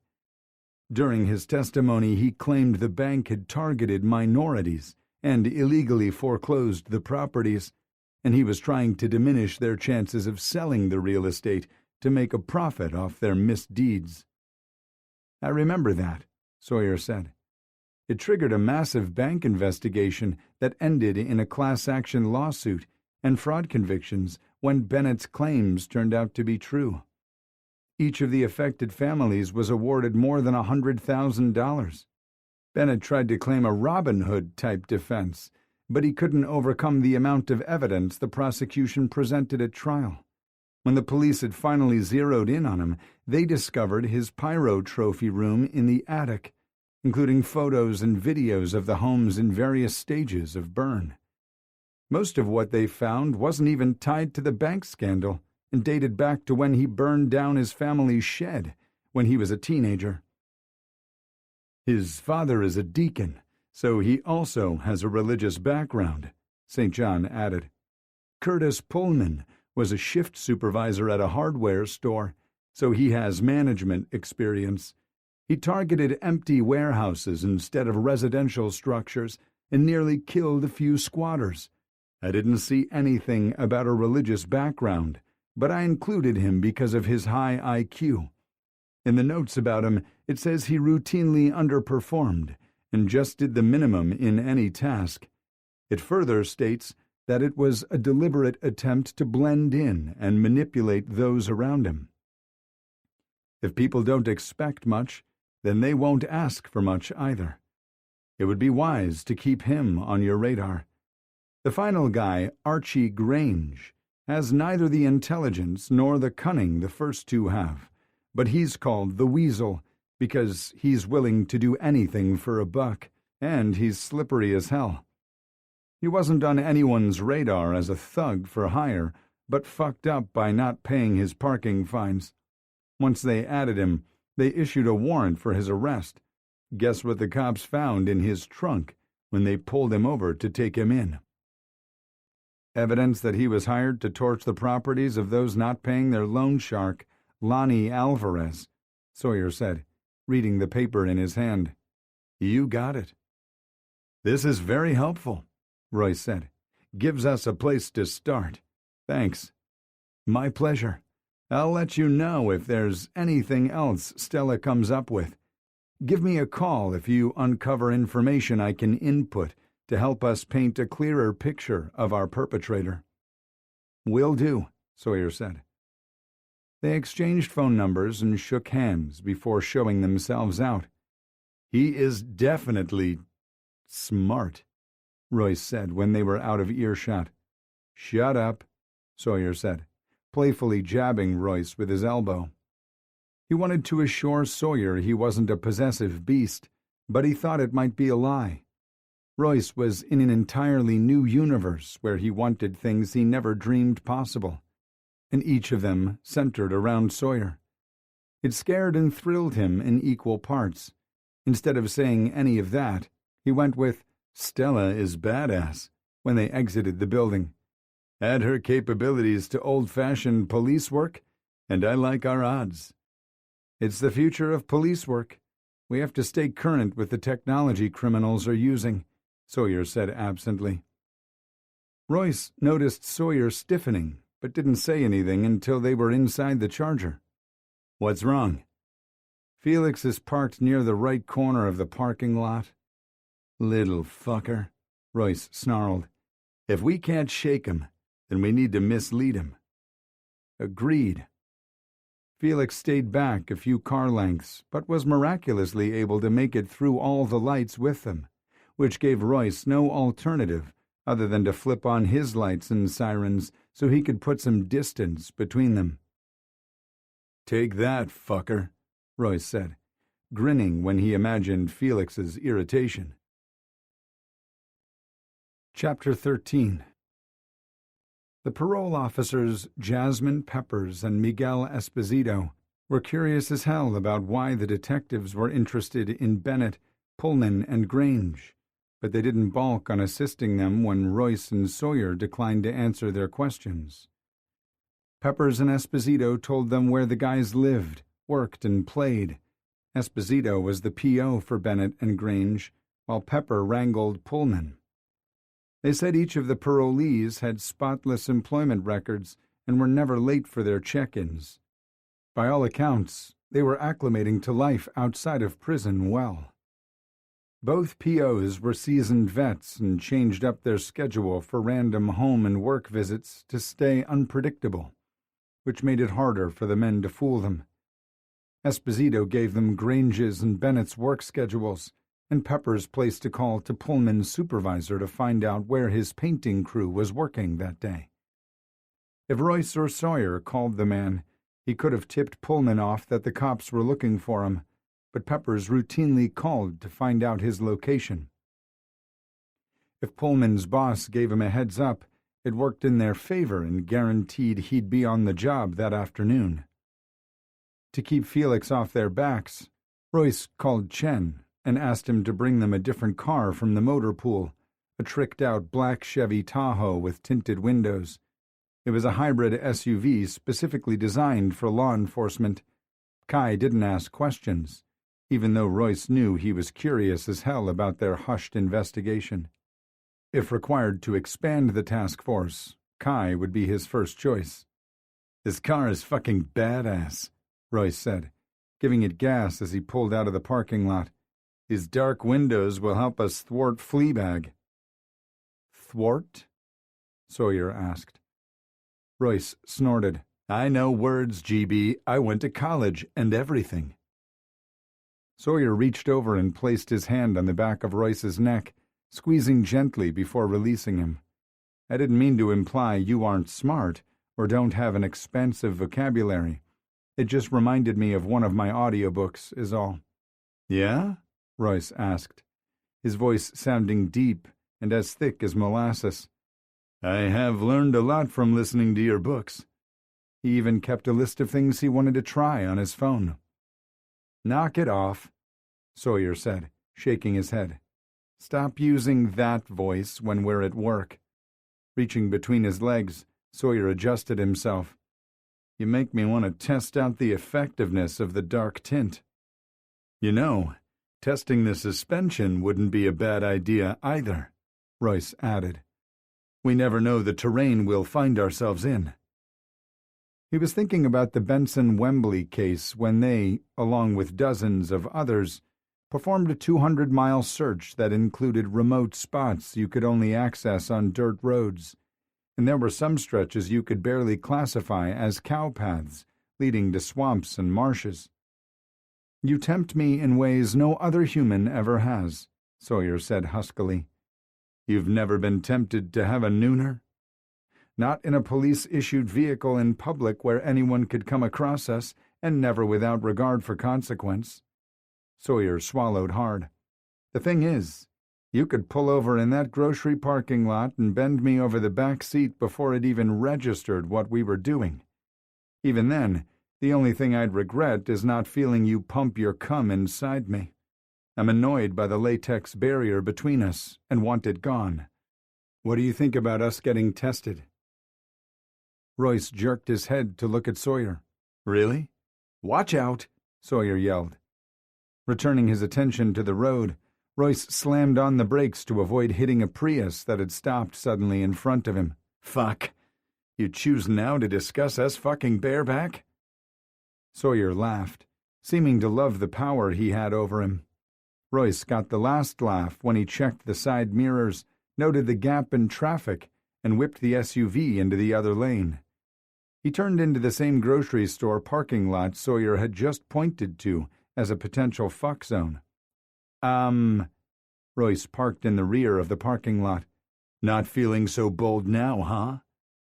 Sawyer just blinked, so Royce continued.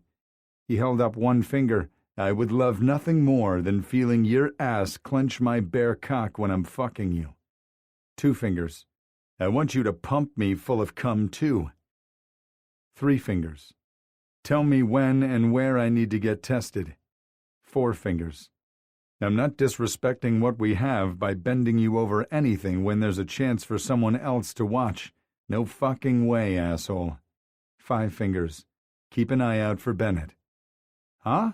Sawyer said, looking and sounding adorably dazed. This is the grocery store where John Bennett works. According to Esposito, he bags groceries, retrieves shopping carts, scrubs the bathrooms, and cleans spills in the aisles. A mighty fall from a bank manager. He's currently on duty. The cart corral is full, and it's only a matter of time before he comes out to get them. Sawyer swallowed hard and looked out the windshield. They'll have more than one bagger working. Maybe we should go in and talk to him. Royce shook his head, even though he was anxious because of the ticking clock. I don't want to make things harder for him if he's not our guy. His supervisor won't like cops showing up and asking him questions. Good point. Yeah, well, some people do change after serving time. It didn't happen often, but sometimes people took their second chance and ran with it. Royce refused to fuck that up without cause. He pinned Sawyer with a firm look that only made Sawyer grin. Keep your grabby hands and filthy mouth to yourself, and your dirty mind on the job. Royce looked at his watch. 90 minutes until noon. Not that he expected to solve the case in that short amount of time. Yes, Sarge, Sawyer said, saluting him. You bring out sides of me I didn't know existed. As much as Royce loved hearing him say that, he also feared it. Sawyer was the definition of a control freak, everything in its place. Royce was messy, and his arrival into Sawyer's life had been one upheaval after the other. He didn't want Sawyer to resent him because of the chaos that always seemed to surround him. Right now, things were new and exciting. They craved each other and couldn't keep their hands to themselves. This level of intensity couldn't be maintained for long, right? What then? Royce's fingers clung tighter to the fictional ledge, unwilling to trust the fall yet. And I freaking love it, Sawyer said, as if he read Royce's mind. He risked looking at him and saw only sincerity in Sawyer's dark eyes. Okay. Maybe you need to turn down your fuck-me pheromones before the chief busts us down to reading meters like she threatened. They both knew Ellen Rigby wasn't the kind of person who issued idle threats. She didn't speak just to hear her voice. Royce gave him a cocky grin. I can try, asshole, but I make no promises. They exchanged heated smiles, then Sawyer turned his attention to studying the man's face in the picture. The past 10 years in prison have not been kind to John Bennett. He handed the paper to Royce. With snowy white hair, deeply etched wrinkles, and saggy jowls, Bennett looked 68 instead of 48. I don't know anyone who's come out looking better after visiting Club Fed. Maybe pull up closer, Sawyer said. We look like we're up to no good back here. Who the hell parks at the furthest point from the front door in August heat? Even though August was almost over, the heat and humidity would linger a while longer. If we have to wait long, the manager might call the police.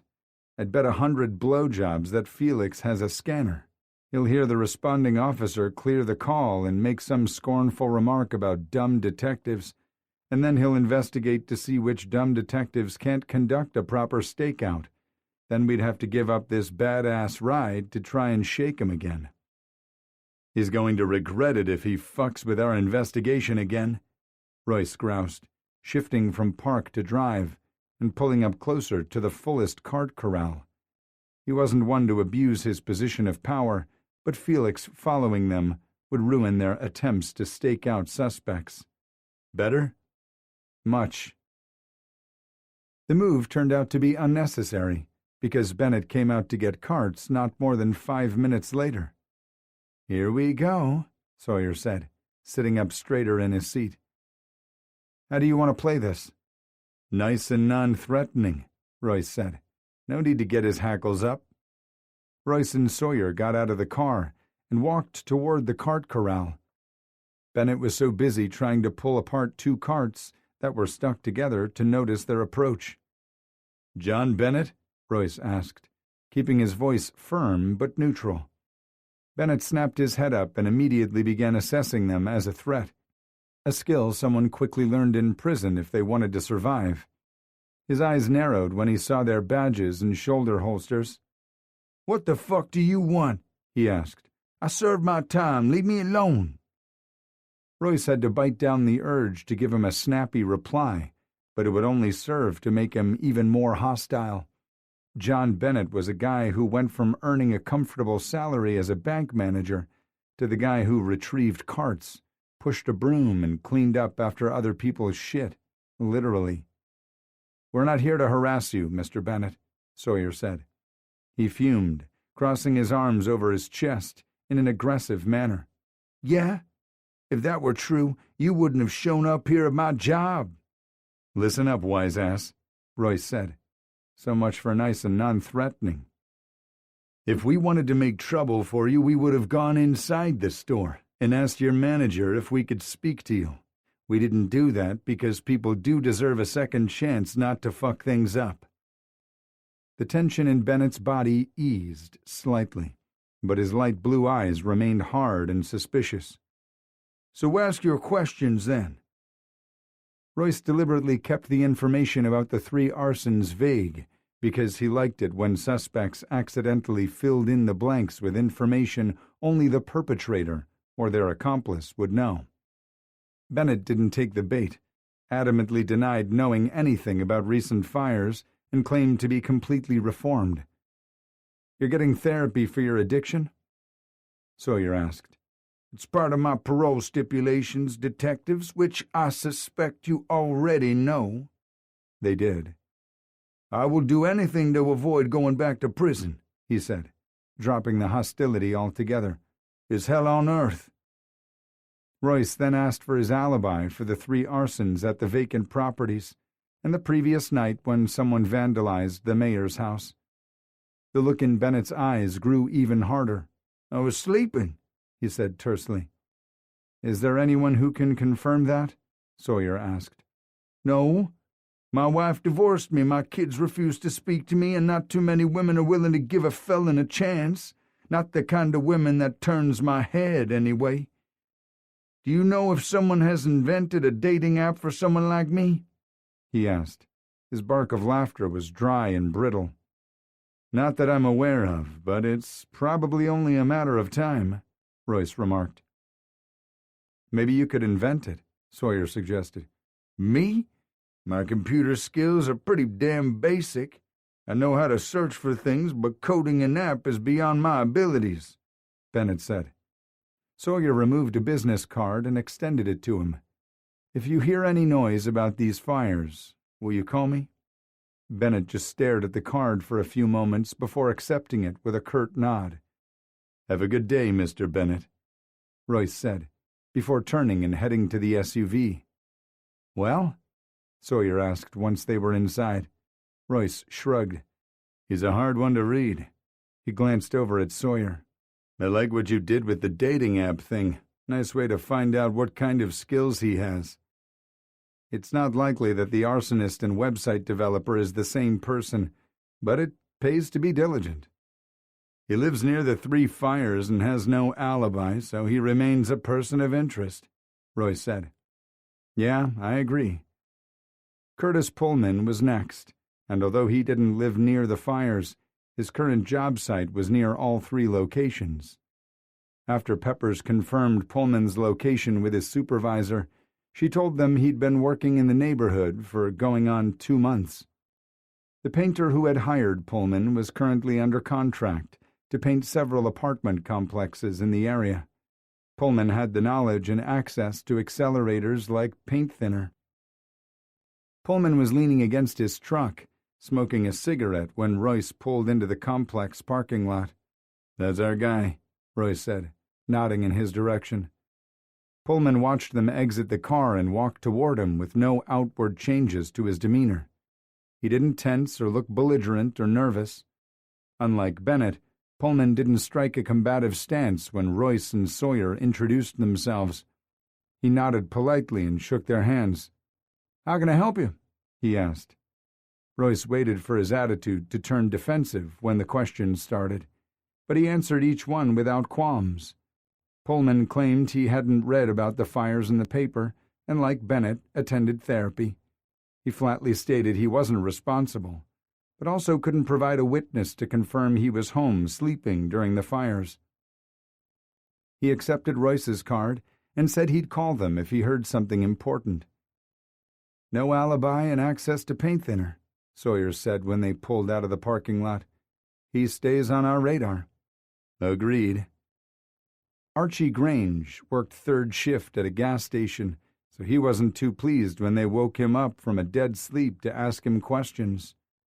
Royce figured he'd earned the name the Weasel for more than just his shady behavior. With his slicked-back hair, beady eyes, and a small face and slender stature, Grange closely resembled the animal. "I'm out of that life," Grange said as soon as the question started. "If I don't keep my nose clean and my mouth shut, I'll end up dead. I might not have a lot to boast about right now, but I'm proud of what I do have. I earned this shitty apartment and my second-hand clothes honestly." Unlike Bennett and Pullman, Grange had a solid alibi. He had worked on the nights the purists struck and provided the names of his co-workers who could confirm it. Of the three, Grange had been Royce's #1 suspect due to his history with Savannah's criminal underbelly. Even though his crimes encompassed more than arson, fire had been his weapon of choice.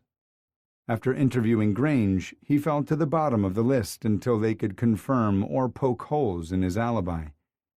He refused to take a card because talking to the cops about anything could be misinterpreted as him rolling on a crime boss.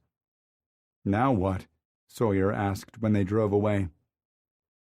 "We head back to the station and find out if Chief wants us to tail them, based on the little information we've gathered.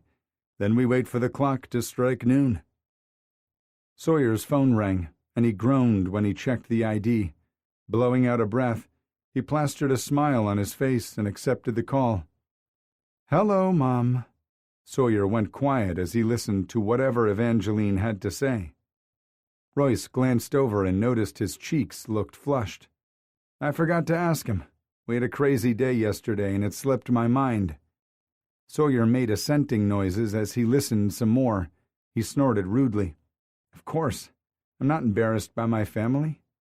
Mom, we're working this insane case. I promised to ask him."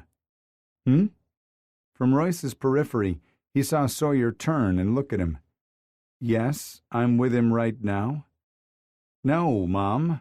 I will ask him as soon as we hang up," Sawyer groaned. "Just give me 15 minutes, okay? I'll text you." Sawyer was nodding even though his mother couldn't see him. "Love you too, Mom." Sawyer disconnected the call and laughed. "So what do you want to ask me?" "I probably should have told you this sooner about my mother, but I'm telling you now before our relationship goes further. It's not too late for you to run for the hills." Royce wasn't sure how to respond, so he just chuckled. "Lay it on me. I'm not afraid of Evangeline O'Neill." Sawyer snorted. "So you say now." "Spit it out." "She's big on celebrations, my mother." "And?" Royce asked, unsure where he was going. "She wants to celebrate your promotion." Sawyer said sheepishly, "You can say no, Ro." Sawyer didn't use the shortened version of his name often, but Royce liked it when he did. "You're important to me, and my mother knows that. She's also tired of me hogging up all your time and not allowing the family to get to know you."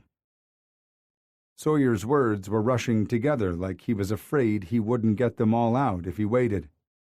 "We can tell her no if it makes you feel uncomfortable." By this time they'd reached the precinct. Royce swallowed past the lump of emotion in his throat as he put the SUV in park.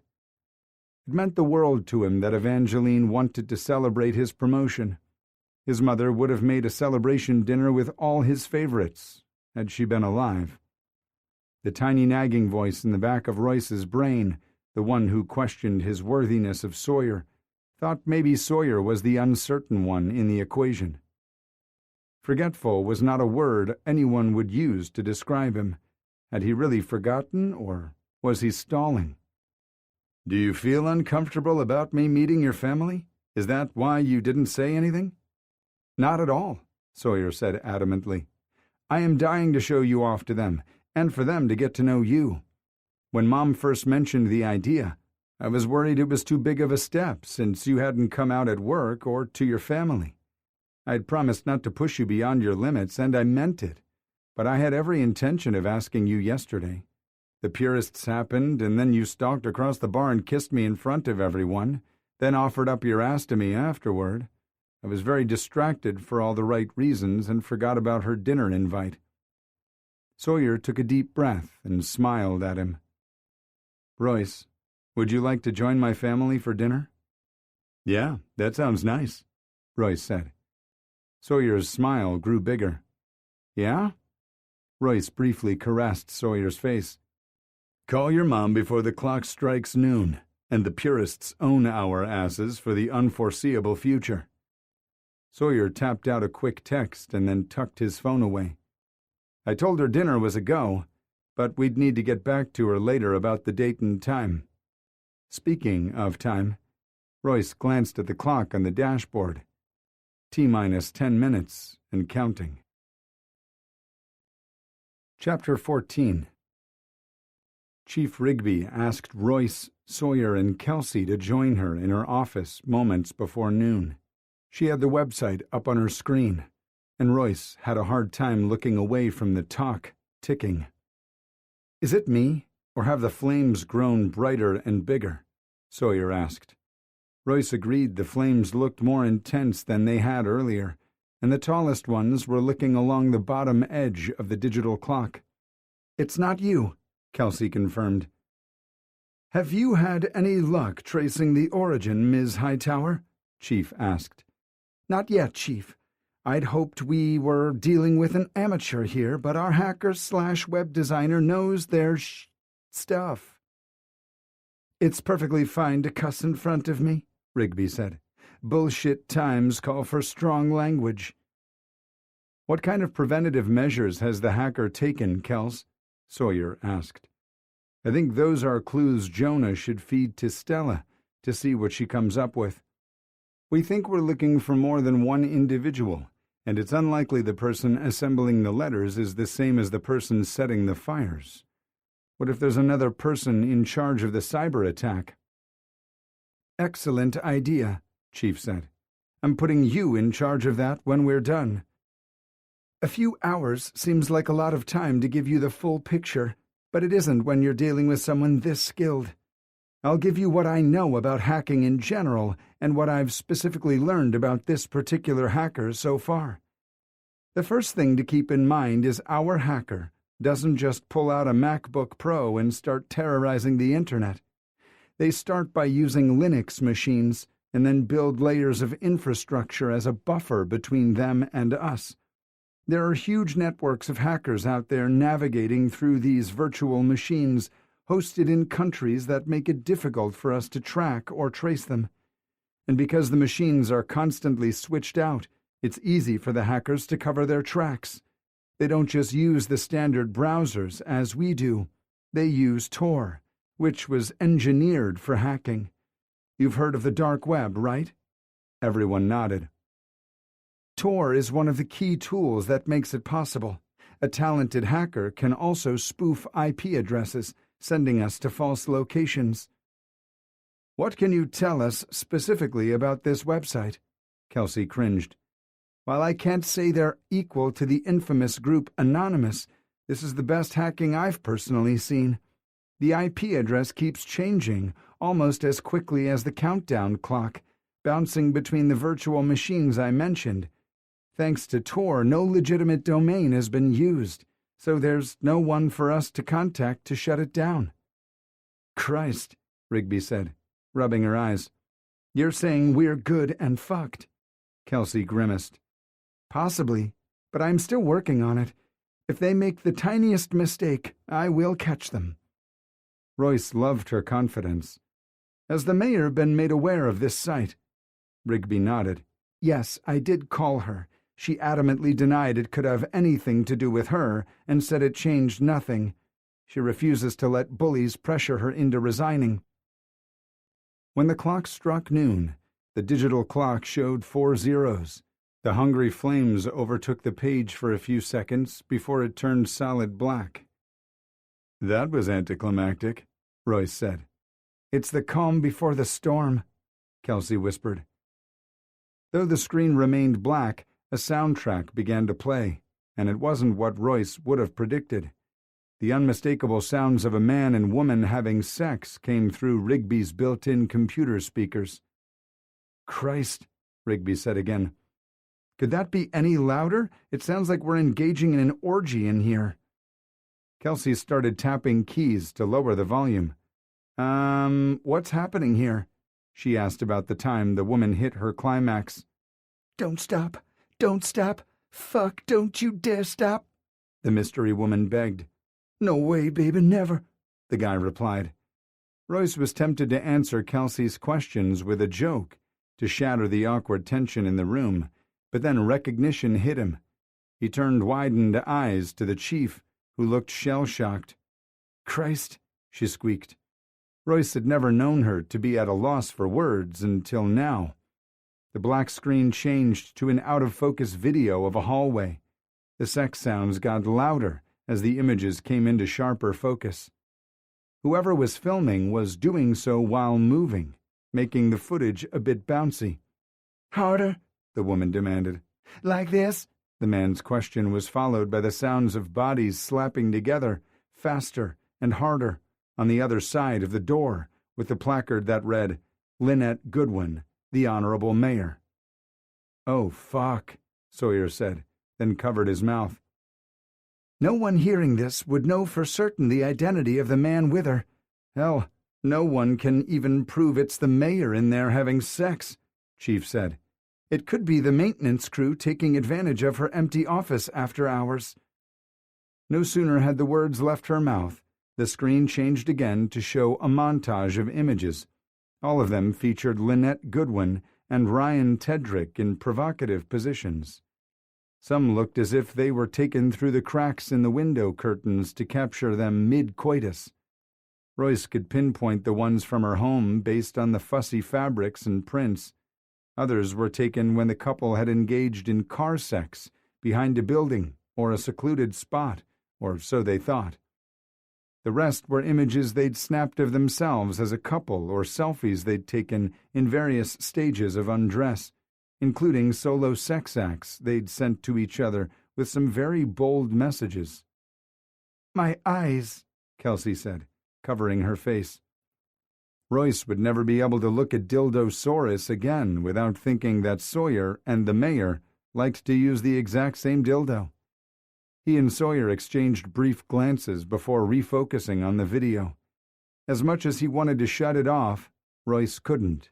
It might contain valuable clues or hints about what they planned to do next. Royce didn't think it could get any worse until the montage changed to show images of Lynette and Ryan together over the years, from when he was just a little kid until present day, when he was engaging in sexual acts with her, painting the mayor as a child predator. Until Royce had evidence to the contrary, he would believe the mayor's statement that she hadn't begun her affair with Ryan until he was an adult. It didn't make it less gross to Royce, but there was a difference between morally questionable and illegal acts. The video continued, depicting family gatherings and sleepovers Ryan had with her daughters, who were only a few years younger than him, and special occasions like birthdays and graduations. During the entire time, the soundtrack of them having sex continued to play, until the last picture came up, which showed Ryan standing on the stage with her family on election night while she gave an acceptance speech. The look of adoration on his face was evident even then, but without knowing the truth about their relationship, He just looked like a young man who was proud of his aunt. The audio switched to her addressing the crowd. She touted her family values and commitment to all the citizens of Savannah, even the forgotten ones. The audience began chanting, "We all win" with Lynn. The video faded to black once more before the flames appeared again along the bottom and sides.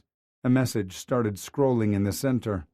The purists outed Ryan's relationship to the mayor for those who didn't already know, referring to him as her nephew and conveniently leaving off the part about there being no biological connection between them. Royce disliked the bullshit, half-truth tactics prevalent in politics, and he hated them when they were used to stir up an angry mob. Peaceful protests were one thing, but riots were a completely different beast. This kind of propaganda triggered hostile environments where people got hurt and property got damaged or destroyed. The purists went on to recap their sentiments from the letters about how the mayor betrayed the citizens and her family. They vowed to play the footage on an endless loop until she resigned, promising the entire world would know about Lynette Goodwin's misdeeds before they finished with her. "Goodwin's career is over," Sawyer said. "Maybe she's being honest about their relationship not starting until recently, but no one is going to believe her after this. People are going to flay her alive." "And leave her for the fire ants," Kelsey added. Noticing the chief hadn't responded, Royce turned his head and looked at her. "What do you want us to do, Chief?" "I want you to kick over every fucking rock until we've rounded up the purists. The mayor will be calling or dropping by any minute now. So is there anything I can tell her?" Royce had nearly brought her up to speed about their 3 persons of interest before her assistant buzzed to let her know the mayor was on the phone. "Please close the website, Ms. Hightower," Chief said, as the video began to cycle through again. "I can't take seeing or hearing it a second time. Let me talk to the mayor in private, then I'll discuss our next steps with you, Locke." "Yes, ma'am," all 3 said, before making a quick exit. Once they reached the bullpen, Kelsey realized the mistake she'd made when they saw several of the MCU detectives gathered around her computer. All of them wore expressions in various stages of shock and horror. "I didn't close the browser before we went into Chief's office," she said, groaning and covering her face with her hands. The mayor's moaning got louder in the recording, drowning out Kelsey's misery. "How the hell were you to anticipate a pornographic video would pop up?" Sawyer asked. There was no way she could have, since Royce hadn't given her all the facts, but maybe he should have predicted it.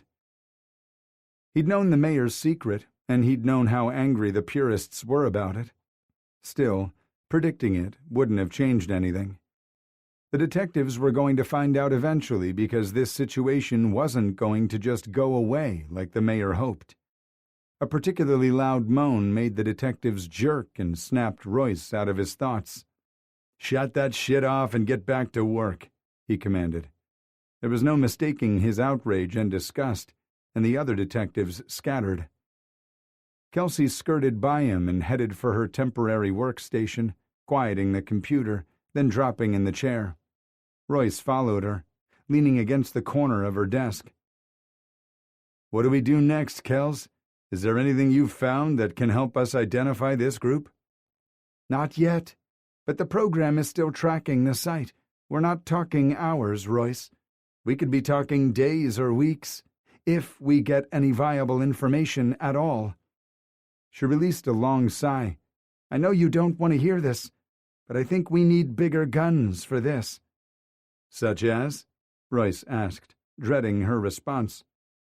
"FBI," Sawyer said quietly.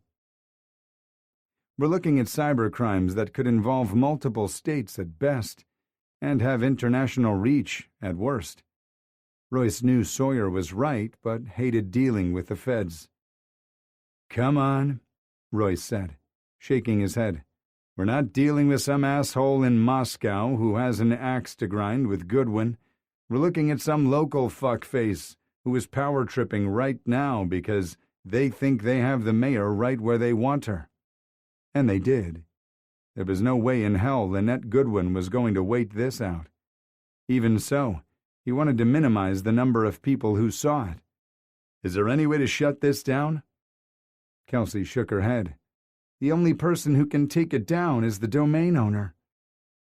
And they haven't used the normal avenues, Royce said, recalling what Kelsey had said in the chief's office.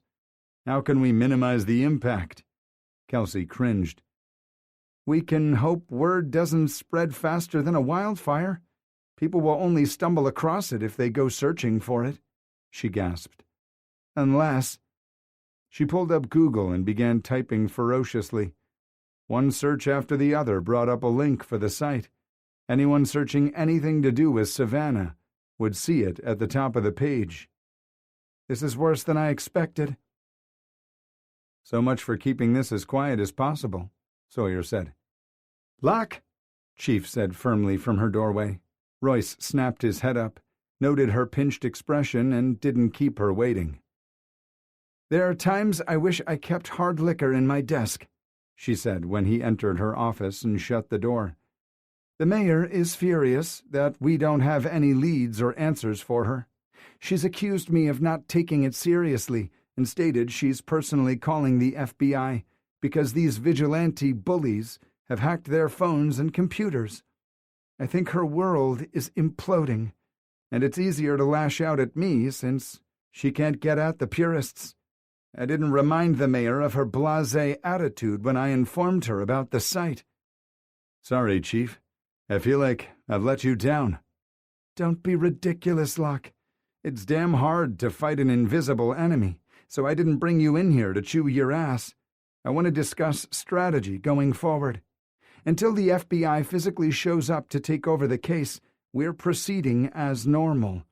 A thought occurred to me while the mayor was lamenting that this wouldn't be as big of a deal if she were a guy. What's that, Chief?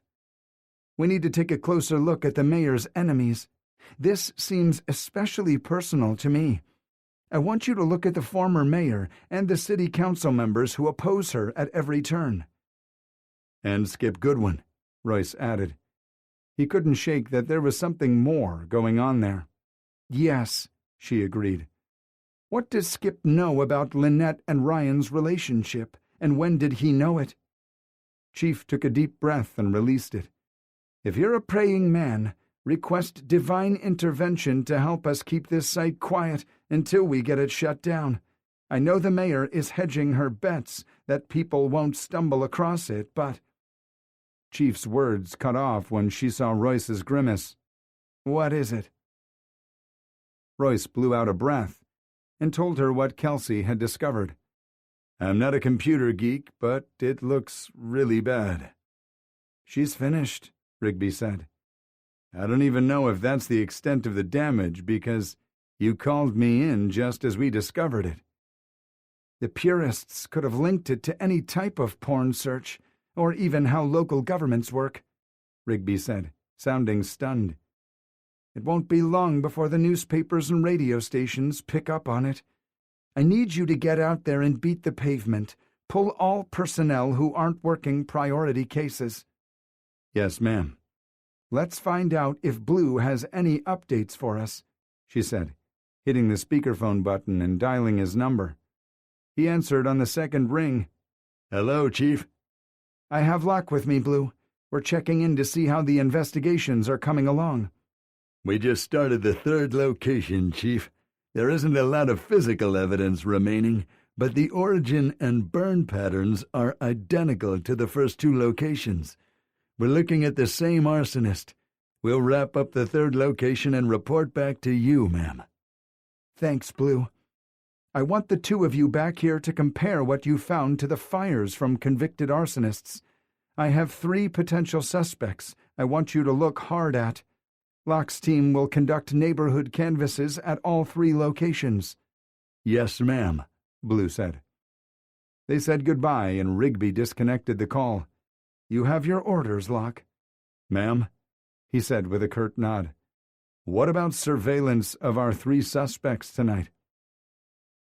I'm going to need something stronger than speculation before I can authorize it, she said wryly. Call your team together, debrief them, and assign interview responsibilities. Yes, ma'am. I want updates. Lots and lots of updates. Now, if you'll excuse me, I need to call the commissioner. Yes, ma'am, he said, then quickly left her office. Sawyer glanced up when he approached. Call Jonah and give him the latest information. He can plug that nightmare video into Stella and see what else we get. Glancing around the bullpen, he saw that all eyes were on him. Word had gotten around because everyone was present, except for a few of the vice detectives who were undercover and unavailable to go knocking on doors. Listen up. Grab something to drink and meet me in the conference room for a debriefing so I can pass out assignments. Energy buzzed through the bullpen as the team members reacted to his command. Royce felt Sawyer staring at him, so he turned and met his gaze. Sawyer blinked, clearing the emotion from his eyes, but not before Royce saw arousal in their dark depths. "You're so good at this," Sawyer whispered. Sawyer liked it when Royce flexed his authority, and Royce liked that Sawyer liked it. At least the day wasn't a total shit show. Chapter 15. Chief wanted them to beat the pavement, and they did. Royce split them up into teams. Some were interviewing the mayor's enemies, and others were canvassing neighborhoods where the arsons took place. Sawyer was in the first camp, and Royce was in the latter. As the day wore on, Royce realized they were facing an uphill battle. The three arsons were committed in some of the poorest neighborhoods where cops weren't respected or trusted. Royce chose the first fire scene, sending Kai to the second and Ashcroft to the third. He encountered a variety of reactions, none of them flattering or surprising. Some slammed the door in his face. An elderly woman told him to get fucked. A few remained polite, but said they hadn't seen anything. Many demanded to know why the police suddenly took an interest in their neighborhoods. And 3 refused to answer their doors, even though Royce could see them sitting inside their living rooms through the screen door. When Kai and Ashcroft called to check in, he learned they'd encountered the same reactions. Interviewing people who would gain the most from Goodwin's resignation yielded nothing. They were good and fucked. Jonah didn't have anything new to add either. Stella hadn't found any similarities between the stuff on the flash drive and the 2 communications from the purists. Royce's update to the chief was the low point of his career. He might as well have said, "I got nothing. I know nothing." His lack of sleep the night before and battling the hot sun and humidity had taken its toll on him. The chief sent him home to rest up so they could take a swing the next day. He wanted to swim in Sawyer's pool, preferably naked, and follow it up with cold beers, good food, and sex. So much sex. Royce would have forgotten all about Holly coming over for pizza if she hadn't called to remind him to order a side salad. Royce snorted into the phone. "Of course, Hals."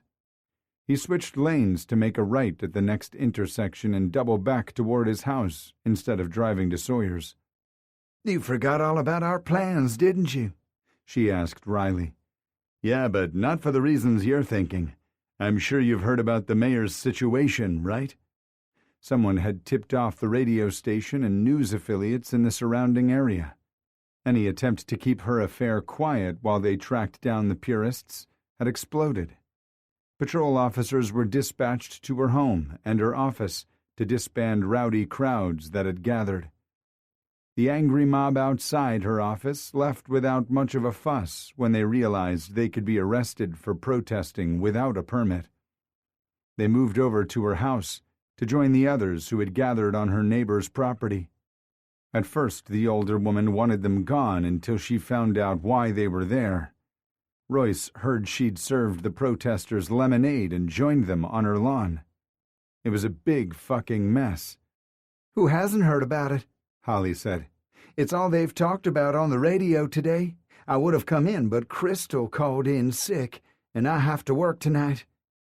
Just hearing the woman's name sent rage and heartbreak spiking through him, adding to an already horrific day. Everything about Marcus still felt raw. Less than 6 months had passed since Royce found Marcus dead inside his running car in the garage, and since then he'd had a hard time reconciling the boy Royce had known and the man he'd worshipped as the same guy who cheated on his wife for 3 years and committed suicide to avoid a potential internal affairs investigation. As much as he wanted to forget about Crystal, he couldn't. He'd committed to learning the truth about Marcus, and like it or not, she played a pivotal role. "I'm on my way home now, Hal. Let me phone in the pizza order. Sawyer was just wrapping up interviews when I last talked to him, so he won't be far behind us." "Are you sure, Ro? Maybe you need a night to—" "Nah, I need pizza, cold beer, and time with my best guy and best girl." "Be there in 15. "See you then." He called Sawyer next. "I forgot about Holly coming over to my place for pizza. I'm going to place an order when I get home. How much longer will you be?"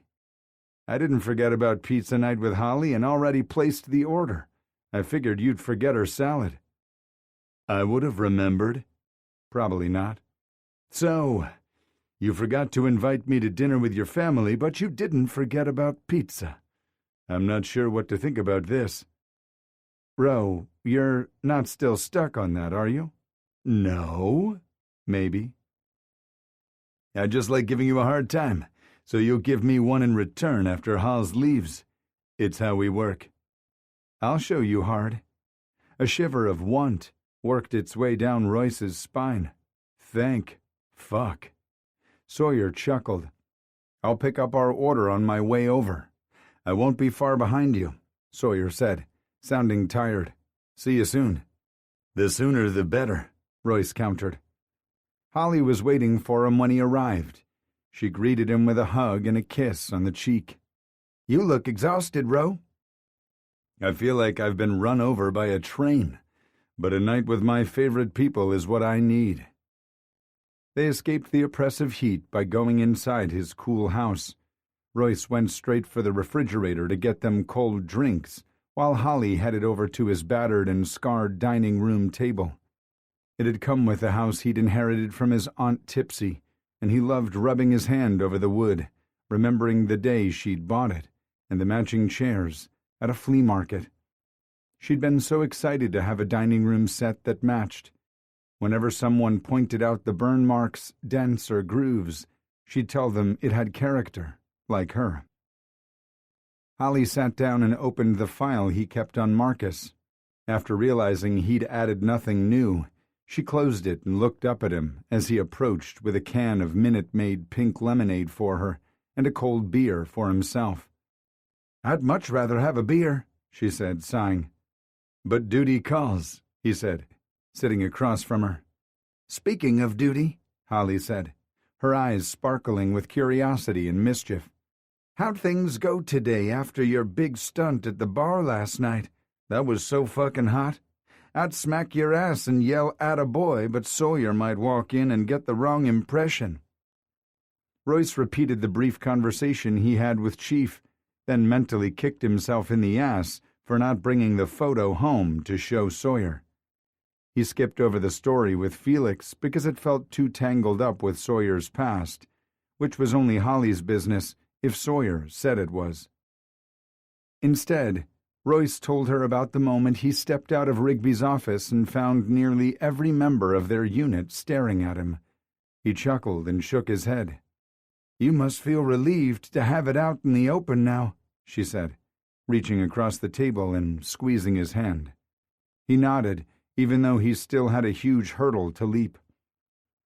Holly narrowed her eyes and stared at him. As the friend who'd known him the longest, she could almost read his thoughts. "It doesn't matter what they think." Royce knew she was referring to his father, brothers, and sister. "You don't owe those deadbeats a goddamn thing. You escaped from that life, and they can go fuck themselves." "You're such a lady, Halls." She pointed her finger at him, which meant she was getting worked up. And fuck you too, Ro. For the life of me, I will never understand why you keep setting yourself up for heartbreak. They only call you when they want something. They insult your job, our chief, your friends, and your partner, who happens to be your boyfriend. Choose yourself for once and stop answering their phone calls. Who gives a fuck if they stop talking to you? You'll be proud to know I ignored Benton's phone calls and text messages today. Holly was right. Benton only came around when he was out of money for drugs or booze, or ran into trouble with the law. He hadn't yet figured out that, family or not, Royce wasn't enabling his addictions or jeopardizing his career to get him out of trouble. He hadn't fixed so much as a parking ticket for Benton, and he never would. I haven't talked to Jace since the week after I got shot. Once his biggest defender and greatest ally, Jace was emotionally aloof and distant most of the time. He'd seen too many ugly things during his many tours in the Middle East as a scout sniper. These days he tried to drown his sorrows in booze and fast women, instead of getting help for his PTSD. Holly bristled at hearing Royce's oldest brother's name. The two of them had a complicated history, even if he didn't fully understand. There was a brief moment in time when Jace had cleaned up his act, and it looked like his brother and Holly were finally going to make a run at a real relationship, but it crumbled the moment Jace fell back into old habits. As much as Holly liked to lecture Royce on walking away, he found it ironic she hadn't managed to do it either, not cleanly anyway. Sometimes people were in your blood, and you couldn't shake them, no matter how hard you tried. Don't look at me like that, she said fiercely. I'm not a hypocrite. I stopped taking Jace's calls a long time ago. Yeah, but Royce thought Holly hated like hell that his brother had given up without more of a fight. Sawyer is crazy about you, Ro. You won't be able to keep riding the fence forever. You'll have to choose a side. Your deadbeat family or Sawyer?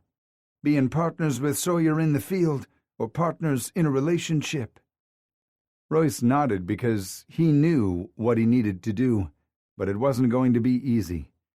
Telling his family he was bisexual and dating Sawyer could have repercussions, and he couldn't take retaliation off the table. Sawyer was a strong man, but anyone could be caught off guard or outnumbered.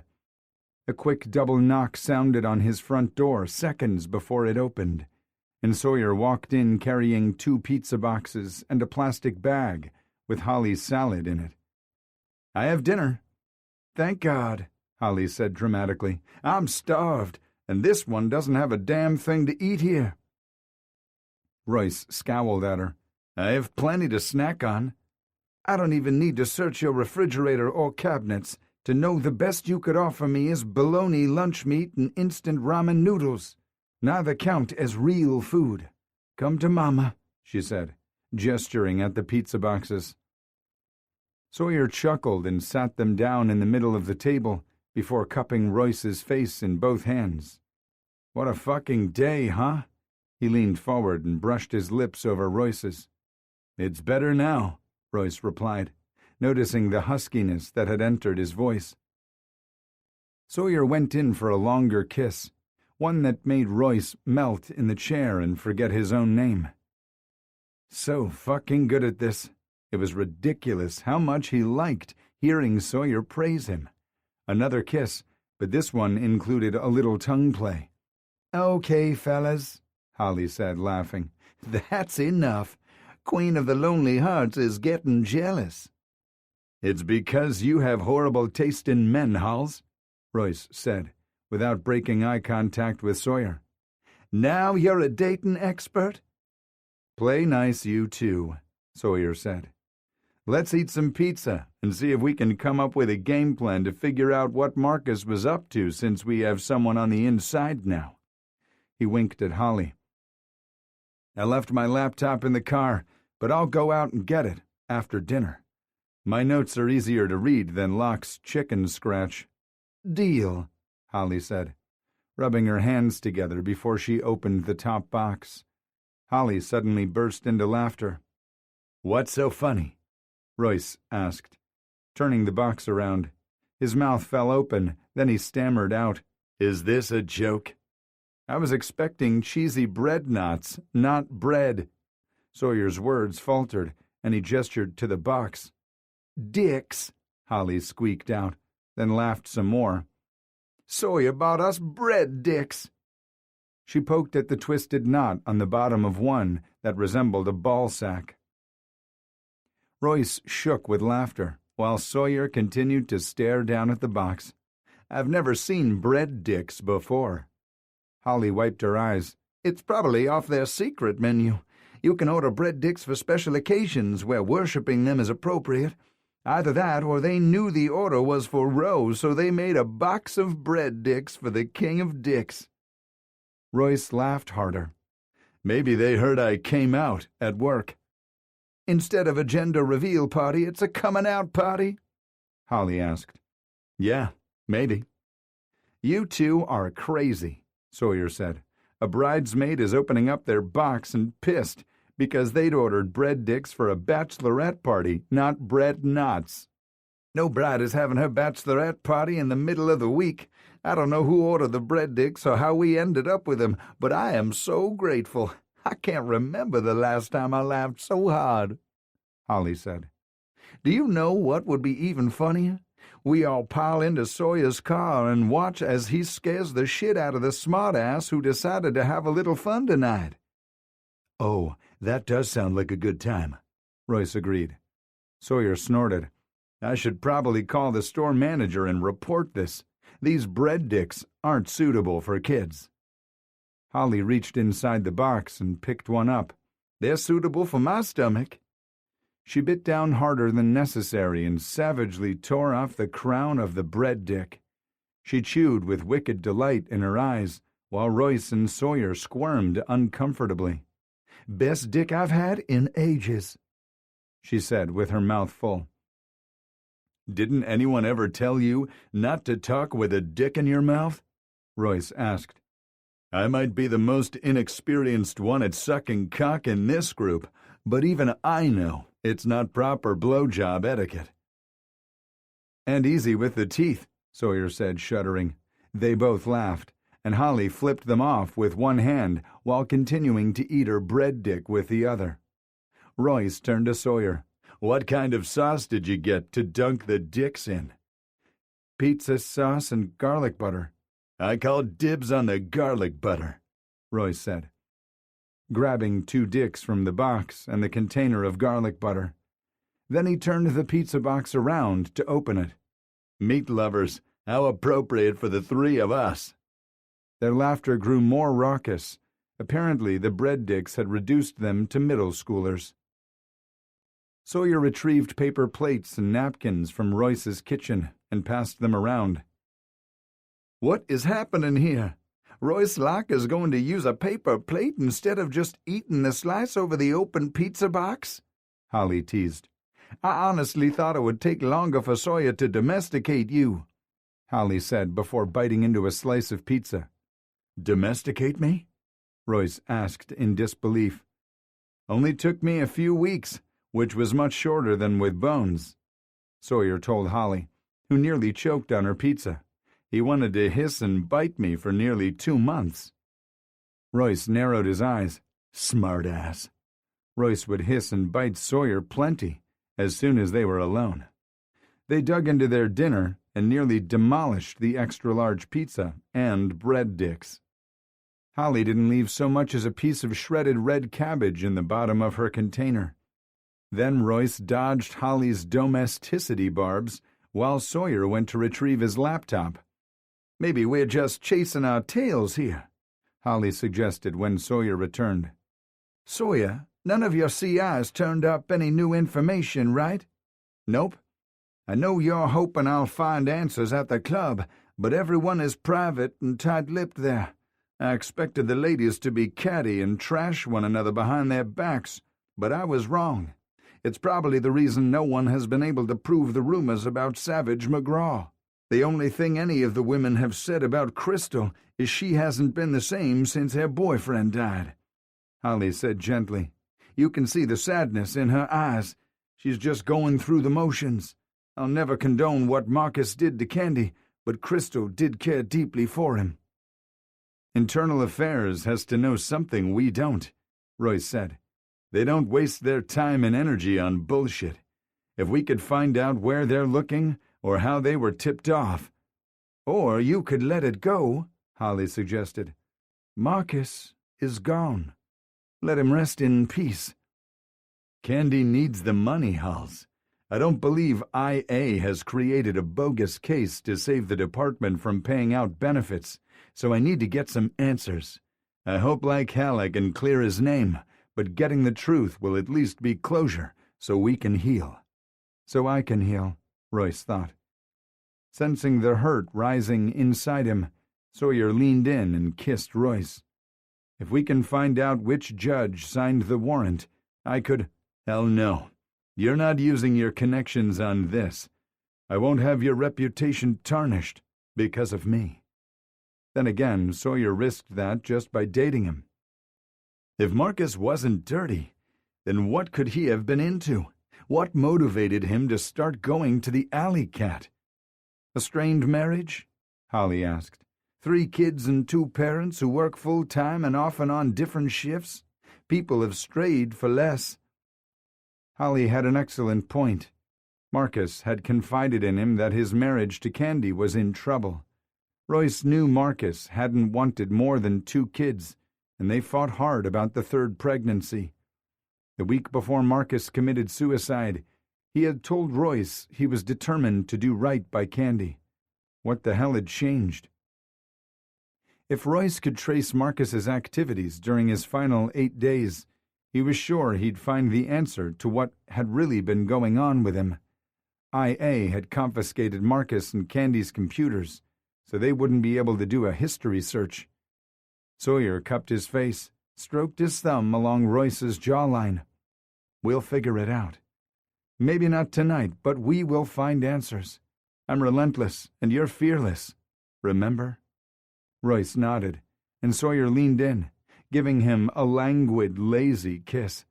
Lost in Sawyer's words and touch, Royce hadn't heard the front door open. "I knew you'd turned into a faggot, too." Chapter 16. Royce jumped away from Sawyer, realizing too late his reaction could be mistaken for guilt or shame. "Benton," he said with a growl, "what are you doing here?" "Came to check on my big bro. You didn't answer my calls or texts, and I was worried." "There's my cue to leave," Holly said, rising to her feet and grabbing her purse. "Thanks for dinner, guys. I'll call you later." She sauntered past Benton without looking in his direction. Benton, on the other hand, turned to watch her walk out of the house. "Damn, that girl gets hotter and hotter." He spun around and faced Royce with a leering smile on his face. "Is she single? If Jace isn't going to tap that, then maybe I should." "Stay away from her, if you know what's good for you." Benton covered his heart with both hands. "You heard me, big bro." Royce bristled with anger. "Jace will be the one doing the hurting this time." Their older brother might be wrestling with a ton of demons, but Royce knew the man was crazy about Holly.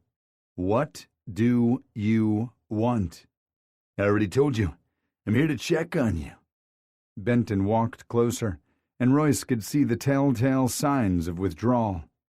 The sweatiness, twitching, and dilated pupils all pointed to his condition, but more than that, his younger brother looked feral and spoiling for a fight. He recognized the look well. Benton wasn't here because he cared about Royce. He was here to get money so he could score drugs. Tension radiated off Sawyer, and Royce could tell he was coiled tight and ready to spring into action. He remembered the way Sawyer had lovingly kissed the fading bruises on his abdomen the night they stopped fighting their feelings for one another. Royce had told Sawyer he'd gotten them in a fight during a family dinner, but he never told Sawyer he'd gone into battle because of him. The memory of Benton's cruel words reared its ugly head. "Too bad you got stuck with the whiny crybaby pussy for a partner. Better not turn your back on him. Benton sneered at him across the table. "Unless you like that sort of thing." "Key is a good detective. I could have done a lot worse in Partners." Royce kept his tone neutral to avoid giving away how much Benton's words angered him. Sawyer wasn't just a good detective. He was a good man who didn't deserve to be talked about in such a hateful way. Benton snorted.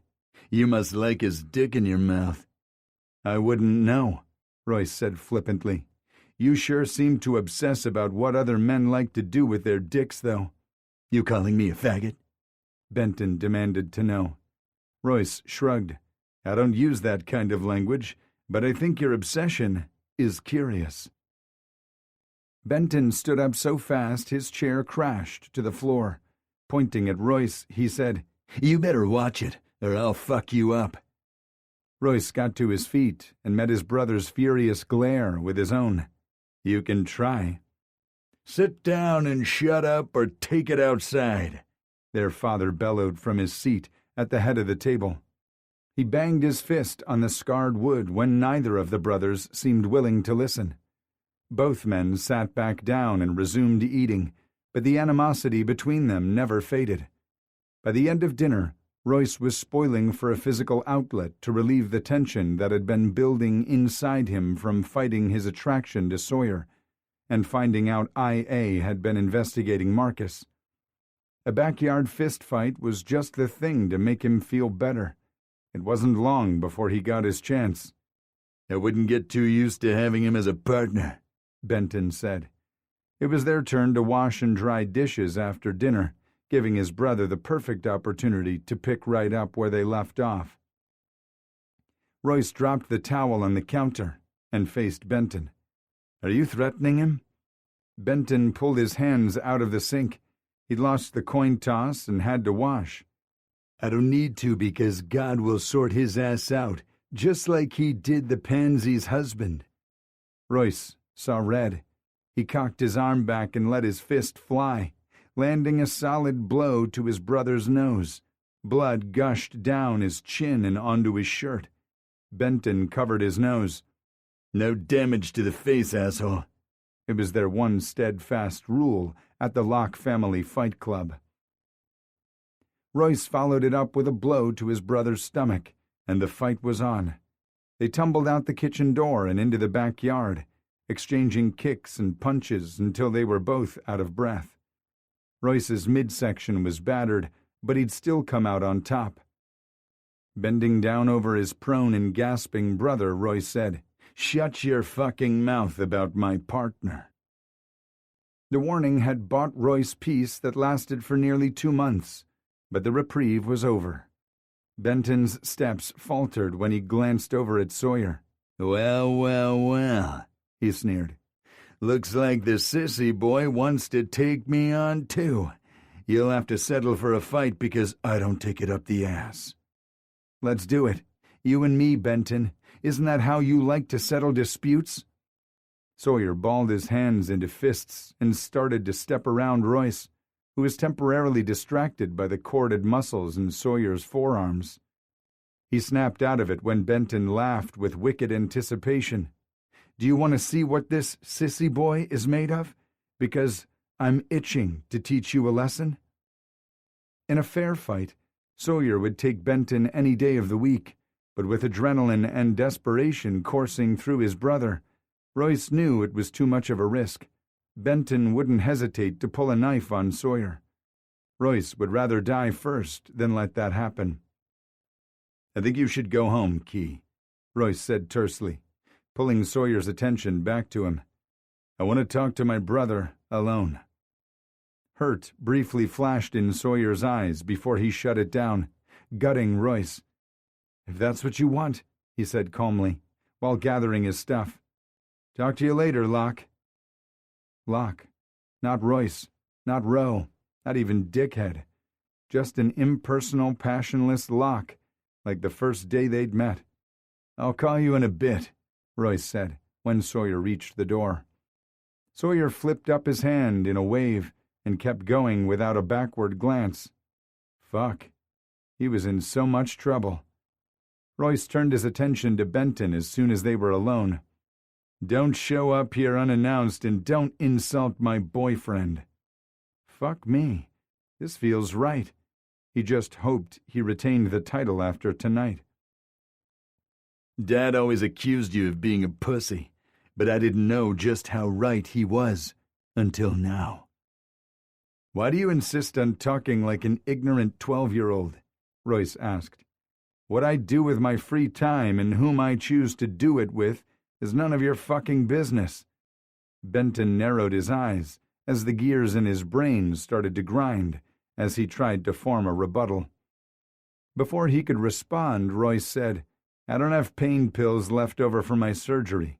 I don't keep cash on me, and there's no fucking way I'm giving you my bank card to pull money out of an ATM.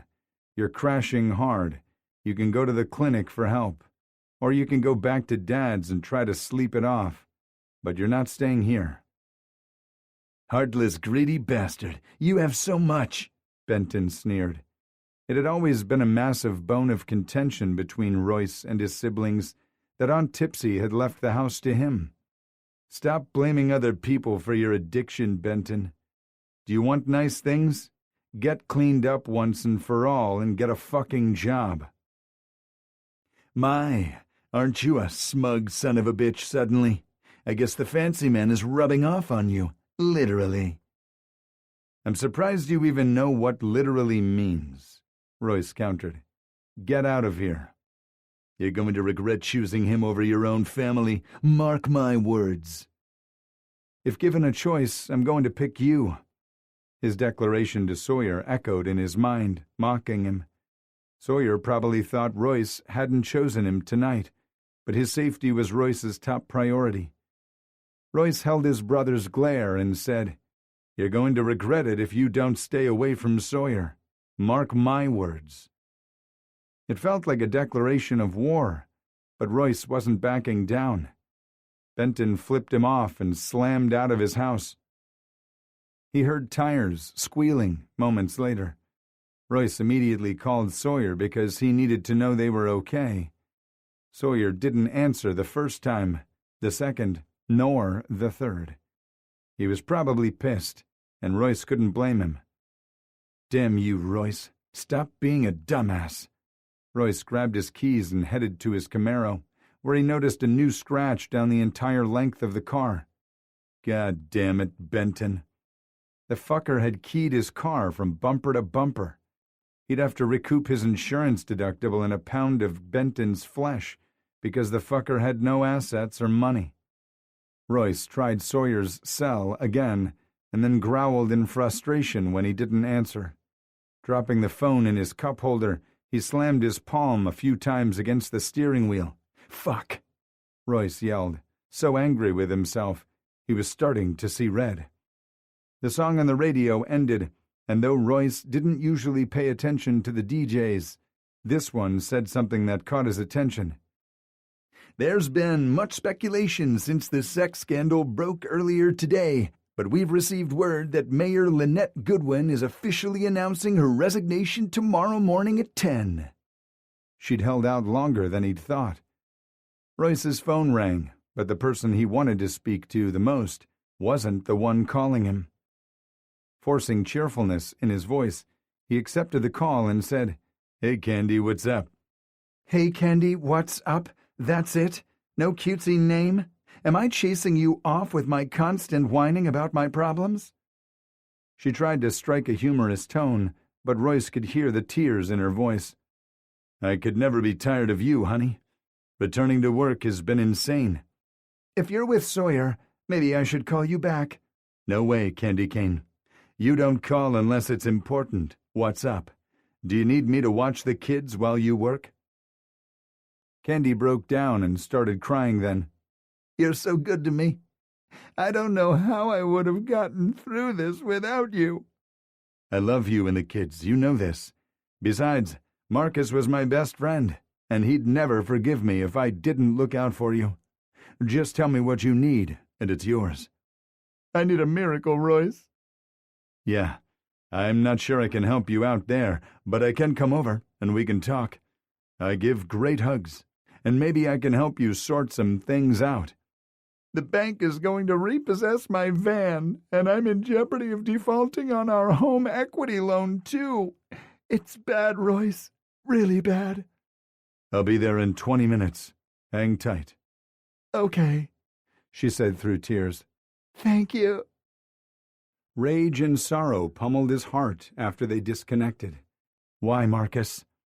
Then guilt moved in because it hurt to be this angry with someone he'd loved so much, someone who couldn't defend their actions, even though they seemed indefensible. Marcus was dead, and no amount of shouting or raging would bring him back. All he could do was be there for Candy and the kids. He tried Sawyer's phone once more and started to worry when he didn't pick up. Sawyer wasn't the kind of guy to ignore a problem. He faced things head-on. So why wasn't he giving Royce hell if he was mad or hurt? Then again, why wasn't Royce leaving messages? He dialed Sawyer once more and didn't hang up when the call rolled over to voicemail. I'm sorry that I mishandled the situation with Benton. I didn't ask you to leave because I'm ashamed of us, Sawyer. I just wanted you away from my tweaker brother, who wouldn't hesitate to pull a knife on you. I was on my way over to your house to talk in person, but Candy called. She's in big trouble and needs my help. Please, call me back. I choose you. Always. Chapter 17. Royce entered through the sliding glass door off the dining room in Candy and Marcus's house. He tried to focus on how much he loved Candy and the kids, instead of thinking about the awful Saturday afternoon when he'd entered through the same door and found his best friend dead inside the garage with the car running. He once loved this house so much, but now hated it with a passion. Not only was it the place Marcus had chosen to end his life, but Royce had learned the home was built on lies, at least partially so. The man who'd patiently scraped off ugly wallpaper and repainted the walls whatever color Candy had chosen wasn't the same man who lived a double life for 3 years. The man who'd cried tears of joy when he brought Mark home from the hospital wasn't the same person who'd been indifferent when he brought Bailey home 7 years later. Royce had learned the hard way that Marcus was flawed, but he still loved and missed him every day. A loud thump on the second story, followed by boyish giggles, popped Royce's dark mood like a needle to a balloon. And he smiled. Those little boys were 2 of the reasons he was there, and his pain was immaterial. Candy loved the house and wanted to keep it, so Royce wanted that for her, too. Candy, Royce called out as he walked through the dining room toward the front of the house. A Disney cartoon played on the television in the empty living room. Toys, shoes, and a variety of clothes were strewn all over the place. Empty cups and dirty plates lined the coffee table and the matching end tables bracketing the sofa, and dust covered any bare spots. It looked like a hurricane had gone through it. Their house had always been lived in, but this was extreme. From above, he could hear Candy speaking softly to the boys, which meant she probably had just laid Bailey down in her crib. With Candy working 12-hour shifts at least 3 times a week, their routine and schedules were in chaos. He was no fucking expert, but he knew kids needed structure. With her world spinning out of control, Candy needed it too, whether she realized it or not. She'd been too damned determined to prove she could do it alone and not accept more help than she deemed necessary, which meant she wasn't getting enough sleep. A few minutes later, Candy came down the stairs. He hadn't seen her in a few weeks and was shocked by the changes in her appearance. Her usually glossy hair hung limply around her starkly pale face, making the dark circles under her green eyes more prominent. Candy's clothes hung on her body, emphasizing a significant weight loss her already slender frame couldn't afford. He had never been more worried about anyone than he was about Candy. Guilt slashed at his heart because he hadn't been around as much to help her. Candy smiled, but she didn't fool him. She looked like the slightest wind would blow her over, and the smallest upset would be the final straw that broke her. Royce knew her spine was made of pure steel, though, even if she'd forgotten. He was done letting her blow off his concerns and offers of help, financially and around the house. Independence was one thing, but running herself into the ground was a costly mistake she couldn't afford. "We need to have a serious talk." Candy glanced around the living room, and her eyes glistened with unshed tears of shame when they met his again. "I promise it's not usually this bad," she said, mistaking the reason for his gruff voice. "I picked up a few additional shifts to make extra money, even though it puts me in a higher tax bracket and the government takes more. I can't dig myself out of this hole no matter how hard I try."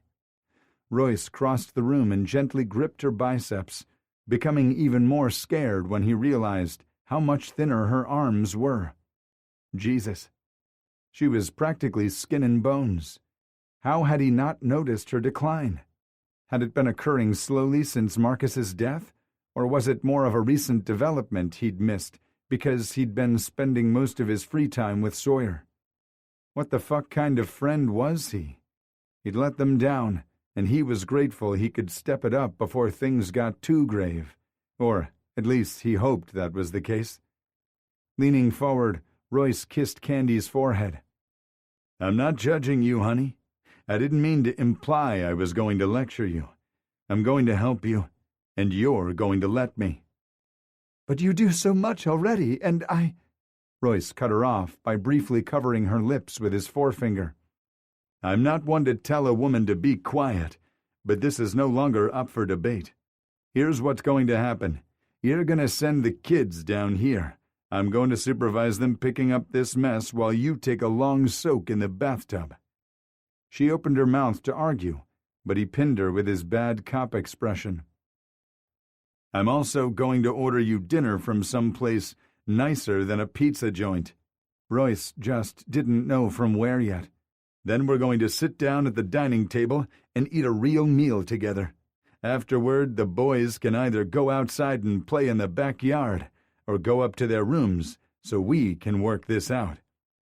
Candy briefly closed her eyes and sighed. "A bath sounds like heaven. I haven't had a long soak since before I was pregnant with Bailey." "Well, tonight is the night," Royce emphatically said, turning her around to face the stairs. "Send those ragamuffin boys down here to me." "Boys, Uncle Royce wants to see you downstairs," Candy called down the hallway once she reached the top of the stairs, eliciting a chorus of cheers and the sound of running feet. Royce cringed, worrying they'd wake up their sister, but she apparently had learned to sleep through anything, except the night. His little angel still had her nights and days mixed up. "Slow down before you reach the stairs," Royce yelled, grinning when the running turned into power walking. He loved those little boys so much he thought his heart might explode. "Easy on the steps," he said, once their feet and legs came into view. "I came to have fun tonight, and that doesn't include a trip to the ER." Mark and Daniel held onto the rail and slowly descended the steps until they reached the bottom. Then they launched themselves in his direction with exuberant shouts of, "Uncle Roe! Uncle Roe!" Royce squatted down so he could scoop them both up in a bear hug and kiss their cheeks. "How are my best boys? I've missed you." He clutched them tight until their combined weight and wiggling made his bum shoulder throb, forcing him to set Mark and Daniel down. "Miss you too," Daniel said, wrapping his arms around Royce's leg. Of the kids, Daniel was the biggest daddy's boy and was having a harder time coping. And he often clung to Royce during his visits. Royce didn't resemble Marcus in any way, looks, stature, or even demeanor. So he figured Daniel was responding to another male in the house. "Where you been?" Mark asked, with hands on his hips. He'd always acted wiser than his age, but losing Marcus seemed to age him even faster. Royce knew more than one asshole had given him the bullshit man-of-the-house speech. Mark wasn't the man of the house. He was a 7-year-old boy and should be able to live as one. That didn't mean he could take advantage of his mother's exhaustion and throw his shit anywhere he wanted. I started back to work, and I'm going to therapy to fix my shoulder, Royce told them. Plus, I have a boyfriend now, and I'm spending a lot of time with him. What's a boyfriend? Daniel asked, tipping his head to the side. It means I'm dating a guy instead of a lady. Josie Haskell in my class has 2 dads, and Micah Canderwell has 2 mommies, Mark said, studying Royce with curiosity. Does this mean you're going to marry him and have babies too? I can't predict the future, buddy. I like him a lot, though, and he can't wait to meet you guys. Yay! Daniel yelled, jumping around in circles. Can I see your scar from the bullet again? Mark asked, signaling the conversation about his dating life and future with Sawyer was over. Sure. Royce lifted his shirt, exposing the puckered scar on his left shoulder. The back, too, Mark said. Royce chuckled and turned around. Awesome. Yeah, awesome, Daniel mimicked. Royce turned back around, looking at them with a stern expression. There's nothing awesome about getting shot, guys. Guns aren't toys. They hurt people. Their joy dimmed, but Royce refused to feel sorry about setting them straight. Candy was careful about what they watched on television, and Marcus had been uber-vigilant about securing his service weapon while at home. Royce leaned down and kissed the tops of their heads. We need to have a serious talk, fellas. He gestured to the mess on the coffee and end tables. Whose mess is this? Bailey's, Daniel chimed in without hesitation. Royce raised a brow and the boy's cheeks turned pink. Bailey is a baby. She drinks bottles and eats baby food and soft cereal. None of this mess looks like Bailey's to me. Royce dropped to his knees, lowering himself to their level because intimidating them wasn't his goal. The mere thought of thundering at them or striking them in anger made Royce physically sick. That didn't mean he was going to continue to let them walk all over their mother. Guys, you know how hard Mommy is working right now. Is this fair to make a mess and leave it for her to clean up? You're old enough to be held accountable for your actions. Daniel narrowed his eyes and pursed his lips for a second. What's accountable? He asked. It means we're getting spankings, Mark said. Daniel burst into tears and threw himself at Royce.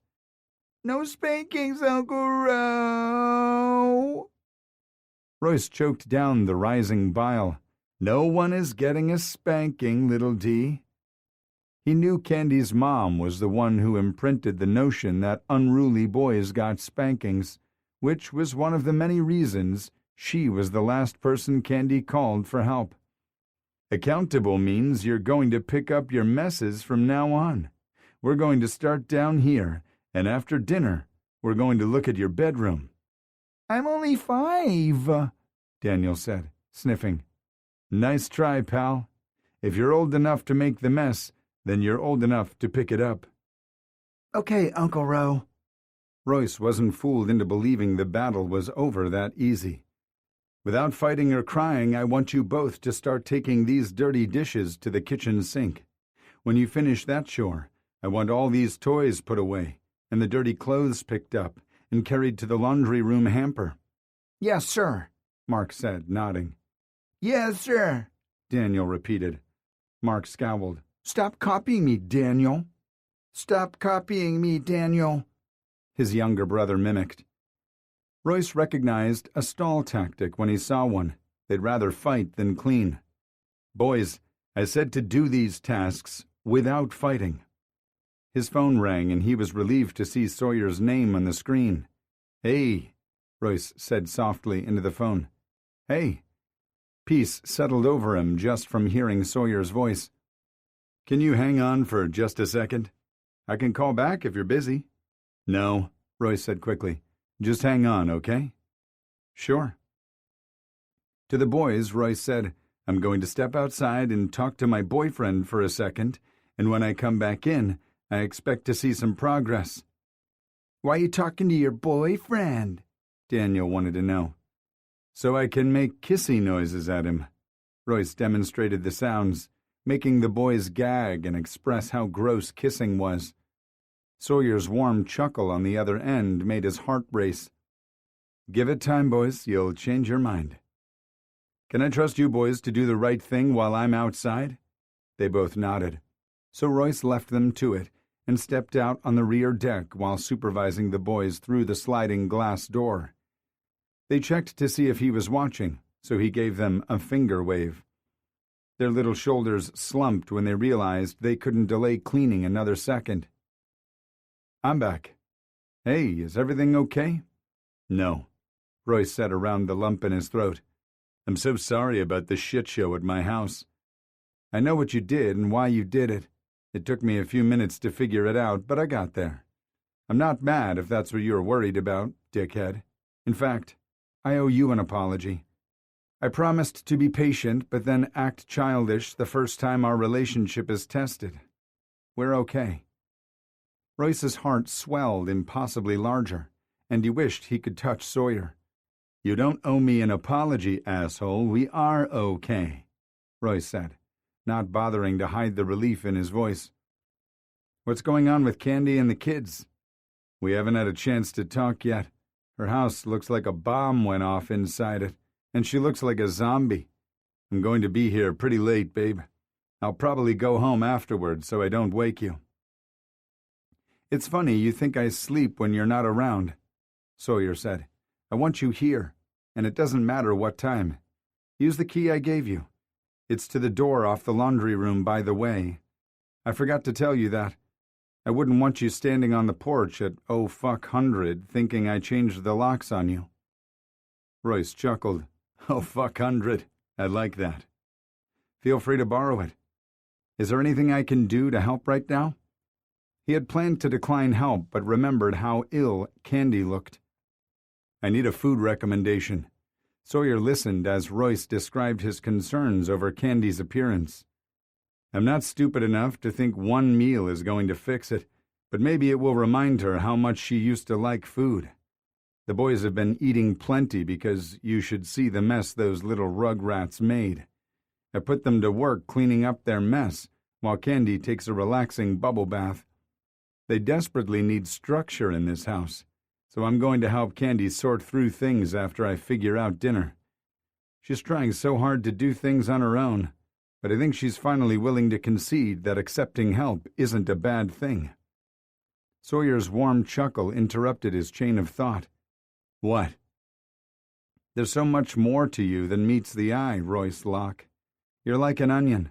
I keep peeling back the layers only to find more, each one more delicious than the one before it. You thought I was shallow? Royce teased. Not in the least. I knew from the start you were very private and kept things close to the vest. Royce couldn't deny it. I'm opening up to you now. You sure are, and I like what I see. You have such a wild card, badass reputation, so to hear you talk about people needing structure is a little surprising. Traits I learned as a Marine. Wait, what? You were in the Marine Corps? Sawyer asked. It was my ticket out of Savannah. I was restless and needed discipline, and I found it in spades there. Plus, I followed in my big brother's footsteps. I wasn't in the Corps long, though. I fell during a training exercise after surviving boot camp. I injured my back, and they discovered I have scoliosis during routine x-rays. They decided it was severe enough that it could impede my ability to serve, even though it hadn't presented problems up to that point. I guess the condition was either overlooked or ignored during my exams when I enlisted in 2004. Of course, it was wartime and they were more likely to make exceptions. Anyway, they decided the nearly 60 pounds of protective gear and equipment would beat down my body. He'd been devastated and had floundered when he'd returned home. With a medical discharge, I was still eligible for some benefits and went to college. I wasn't sure what I wanted to do when Holly smacked me upside the head and told me to be a cop if I needed to protect and serve. I almost didn't apply to the police academy, thinking their standards would be as strict, but decided I had nothing to lose. The worst they could say was no, He'd been proactive and sought medical opinions from 2 different specialists to find out what kind of problems his spine would cause him down the road, and neither felt his condition would exclude him from a career in law enforcement. He left their offices with written opinions, rolled the dice, and applied for the academy. They said yes, and here we are. Wow, tonight has been one hell of a revelation. Sawyer cleared his throat. Do you still have the dress uniform? Royce chuckled, knowing where Sawyer's mind was heading. Maybe, but perhaps we have this conversation later when I don't have 2 little boys staring at me through the sliding glass door. Royce made kissy faces at them, and the boys both started giggling and gagging. I told them I have a boyfriend, but I don't think Candy would appreciate the anatomy lesson that your dirty talk would likely provoke. Sawyer laughed. I'll let you go, but let me take care of dinner. It sounds like you have your hands full, and I want to do something nice for them. Royce realized it was time, past time probably, to introduce his 2 worlds. Give me Candy's address, and let me know about food allergies or dislikes. I know kids can be picky. Not these kids. Candy has done an amazing job making sure their diet consists of more than hot dogs and macaroni and cheese. All right, text me the address, and I'll hook you up. Thank you, Royce said, his voice sounding raw and rough. It's my pleasure. I meant what I said. I want you here regardless of the hour. I miss you when you're gone. Royce swallowed hard. Yeah, I miss you too. Sleeping beside Sawyer didn't keep the nightmares at bay, but it was sure nice to reach for him afterward. I'll be there. After they hung up, Royce went back inside, but then the boys had moved on to picking up their toys and putting them away, so he rinsed the dirty dishes before putting them in the dishwasher. The boys were too quiet, so he decided to check on their progress. They were walking around the room, picking dirty clothes up together. Daniel picked up a pair of shorts off the floor and added to the pile Mark carried in his arms. Mr. Sock, Mark said, tipping his head to guide his brother. Daniel responded by kicking it under the sofa. There. The kid was a pistol, and Candy was going to have her hands full with him when he became a teenager. Royce cleared his throat. Daniel flinched and turned around, smiling boldly at him.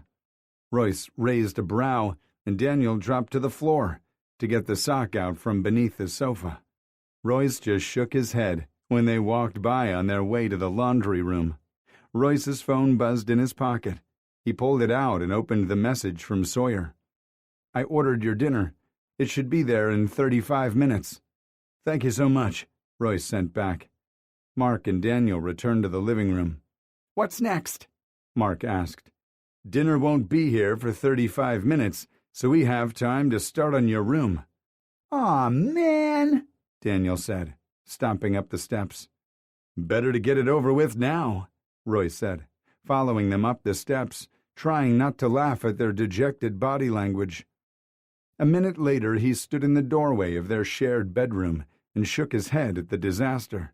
He couldn't see an inch of carpet beneath the toys and clothes. You know what to do here, boys.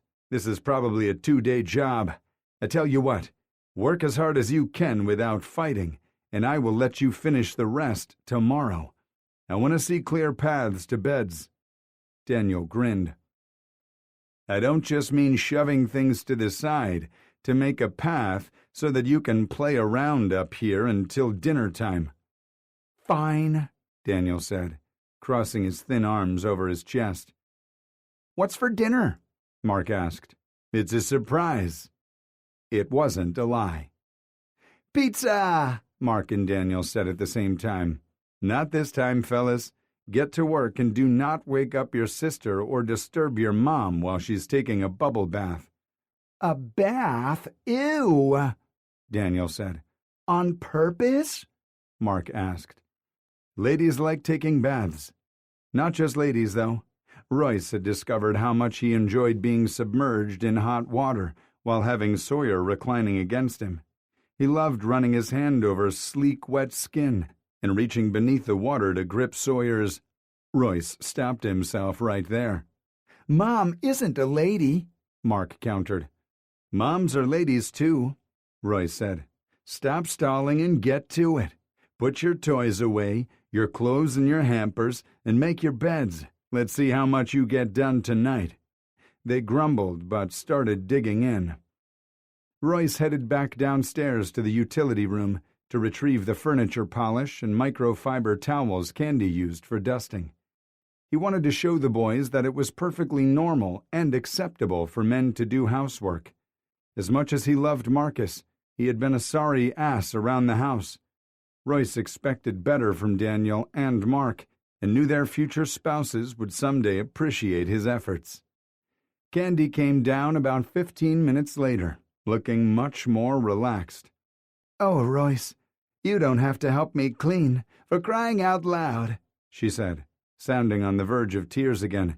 "Don't start with me. Sit down, kick up your feet, and let me work my magic." "No, I need to start dinner. I haven't had much of an appetite lately, but I have a stocked refrigerator. I haven't completely lost my mind." "First of all, dinner is already on its way and should be here any minute. Second, there's nothing wrong with your mind, Candy. You're fucking exhausted." "I don't feel like eating pizza tonight, but I'm sure the boys will love it." "It's not pizza this time." "What did you order?" "It's a surprise. Sawyer ordered it for us." Candy smiled. "How sweet. I can't wait to thank him." "How do you know you'll like it?" She laughed. "Based on the things you say about him, Sawyer seems like the kind of guy who takes pride in what he does." "Very much." "So, he puts a lot of thought into whatever he ordered for us. I am looking forward to getting to know him better." Her expression said, hint, hint. Candy flopped down in the recliner, popped up the footrest, and sighed. "As you were." Royce laughed and returned to cleaning. The delivery guy showed up 10 minutes later. He refused a tip, stating it was already covered. Royce wasn't surprised Sawyer had thought of everything. "Dinner, boys," Royce said up the stairs. Whooping cheers and thundering footsteps followed his declaration. "Not on the stairs," he reminded them. By the time he and the boys reached the dining room, Candy had already unpacked the bags from George's. "There's enough food here for an army," she said. "You'll have plenty of leftovers." Sawyer had ordered them a feast resembling the one Evangeline had made when Royce came home from the hospital. In addition to the fried chicken, there were containers of shrimp and grits, chicken and dumplings, and the softest biscuits Royce had ever put in his mouth. "There's a peach cobbler and blueberry pie also," Candy said when they finished their plates. "No way," Royce said, tossing his napkin on the table. "I can't eat another bite." Even though he'd already eaten pizza and bread dicks at his house, he still managed to put away a lot of food. Mark and Daniel copied him, making Candy laugh. It was a sound Royce hadn't heard in so long, and it made his heart happy. "You guys have earned playtime after all your hard work," Royce said. "Remember this next time when you think it's okay to trash the house and be lazy. Pick up as you go and you won't spend hours cleaning. Mom is going to send me pictures of your room tomorrow night, and I expect to see it clean." "It will be, Uncle Ro," Mark said, then turned to Candy. "Sorry, Mommy." "Mommy is sorry too, boys. I know it's been hard on everyone around here," Candy said, cupping their faces and kissing them one at a time. "Go on out and play. Uncle Ro and Mommy have some talking to do." The boys dashed off before Royce could change his mind and recruit them to help. He laughed as he watched them leave. Then he stood up and helped Candy pack away the leftovers and tidy up. Afterward, he gave her a big hug. "Get your bills so we can figure this out. You're running on empty, and the boys lack a schedule or structure. Let me help you figure this out." Candy opened her mouth to argue, but decided against it and pulled a basket of envelopes off the top of the refrigerator. "I knew money was tight for us, but I never knew how much. The credit card debt is staggering, and I can't even tell you how it happened.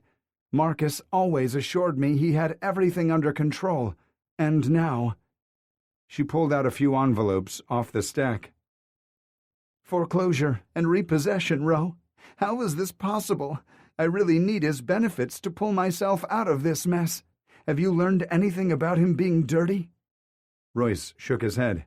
"I've tried since the night I.A. left here, but word on the street is that Marcus wasn't dirty." He wasn't ready to tell her about the affair. It wouldn't help her in any way. "Then why are they investigating him?" "I'm not saying he's clean, Candy, but he wasn't doing the typical shit cops get busted for, and I don't know where else to look. Holly is helping me, and Sawyer has reached out to his old CIs, but we can't find anything so far." "Do you think it's a ploy to keep me from getting his benefits?" she asked. "Stall tactic?" "No," he said honestly. "I think they know something, but I don't know how, what, or when it will be resolved. I can ask the chief to intercede on your behalf, or I can help you find legal representation. I can help cover the cost." Candy closed her eyes for a second and shook her head.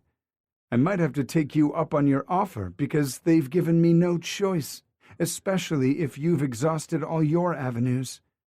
"To be honest, I didn't have many to pursue. Have you checked Marcus's phone for anything unusual?"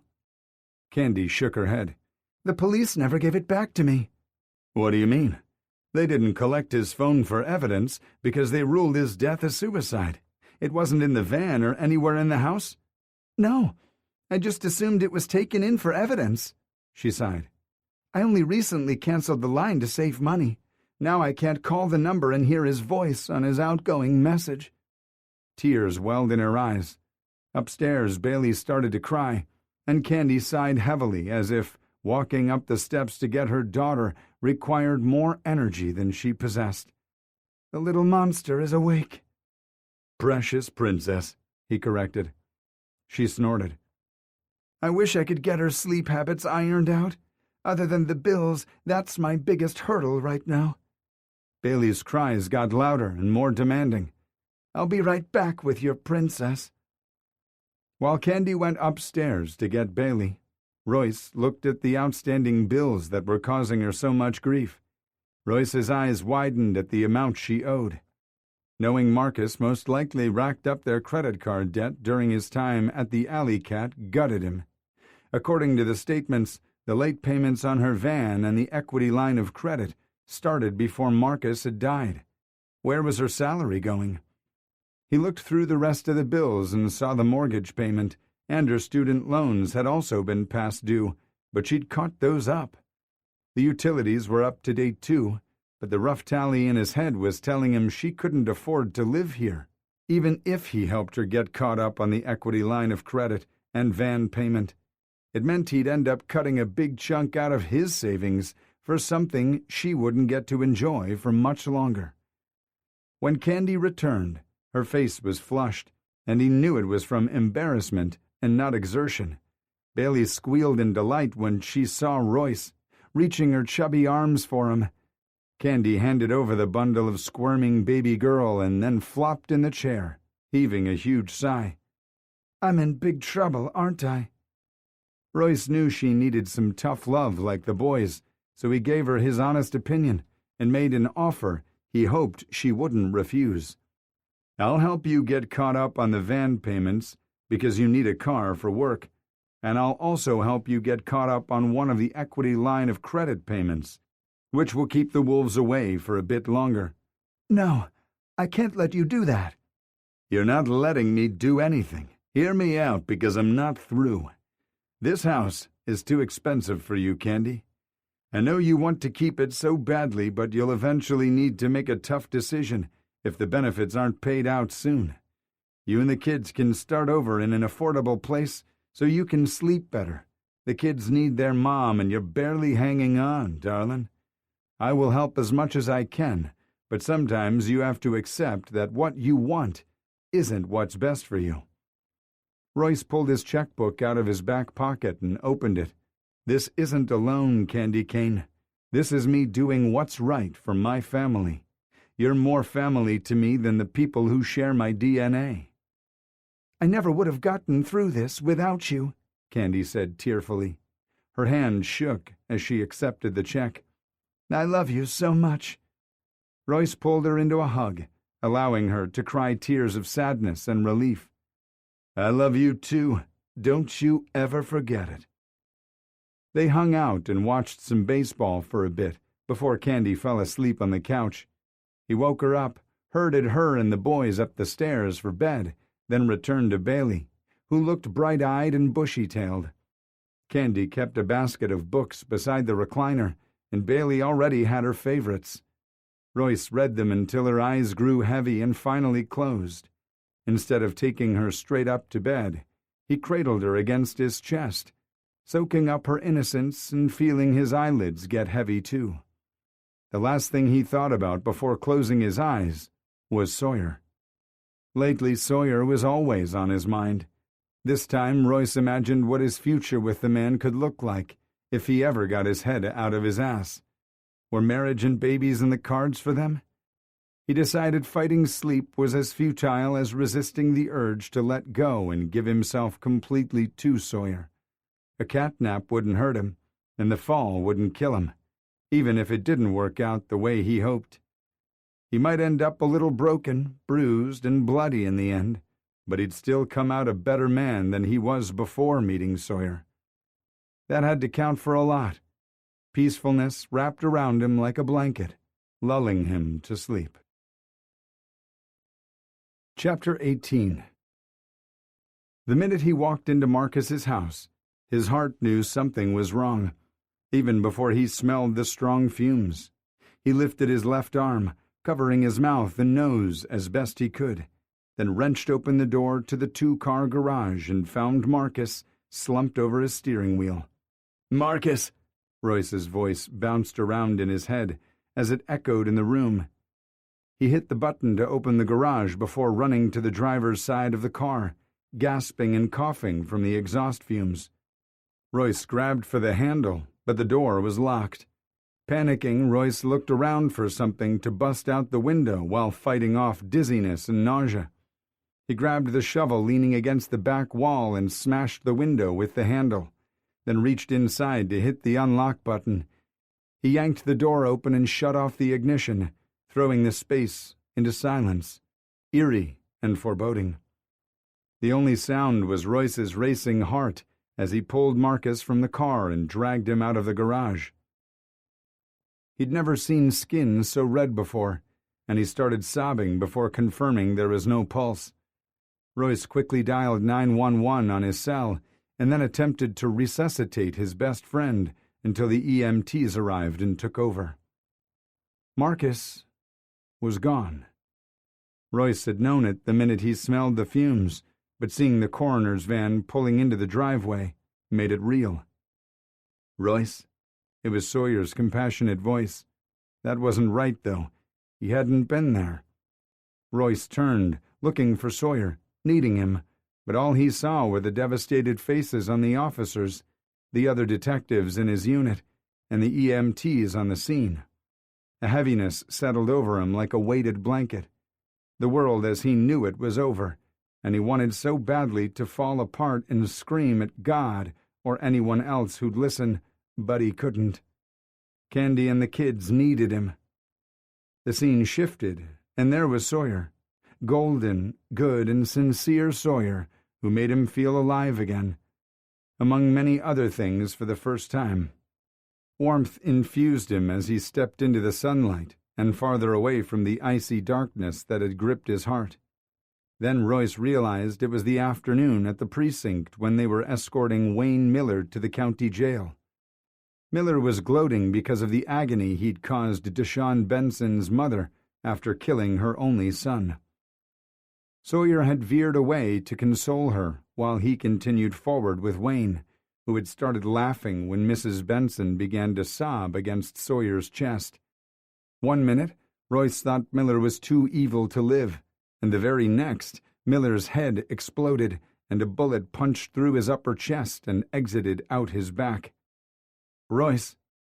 Sawyer was there, leaning over him and holding his hand. He was pale and scared. Royce was going to die like Vic had. Royce had tried to tell Sawyer he wasn't leaving him but couldn't form the words. Then Sawyer fled and Royce chased, unwilling to give up the best thing to ever happen to him. Passion and love. So much. Sawyer looking at him with heavy-lidded eyes as he straddled him and sank down on his cock, taking them both to heaven. Sawyer's rhythm sped up as he chased his climax. He was so beautiful with his head tilted back and eyes closed. Royce could feel the moment Sawyer was ready to come because his ass tightened around his dick. Sawyer dropped his head down, meeting Royce's gaze. "Vic," Sawyer said as he came. Then Royce's twisted brain started the sequence of events all over again, except this second time around, Sawyer had been the one in the car.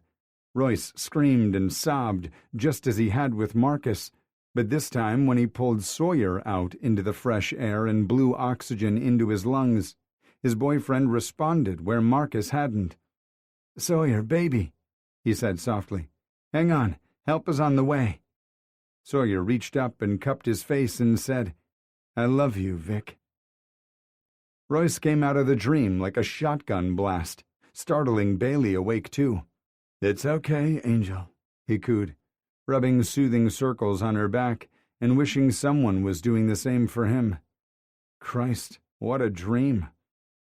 It combined the two most traumatic things to ever happen to Royce, discovering Marcus and getting shot, with his biggest fear, not being able to fill Vic's shoes. Sawyer wanted him, and he cared deeply for Royce, but he'd been so in love with Vic. If cancer hadn't interfered, Sawyer would still be with Vic. They'd have a family by now. There probably wouldn't have been a shake-up at the sheriff's office, and Sawyer wouldn't have transferred to SPD. Royce wouldn't know that beautiful man's heart, his touch, or his voice, so warm and tender.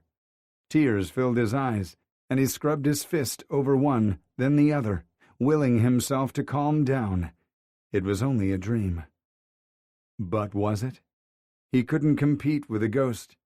He admired Vic and was grateful to him for loving Sawyer the way he had. But Royce selfishly wanted to be number one in Sawyer's life. He didn't want Sawyer to forget about Vic, and he didn't need Sawyer even to stop loving the man. Just loving me too, Royce thought. His heart pounded with the realization of just how badly he wanted Sawyer Key to love him, more than anything.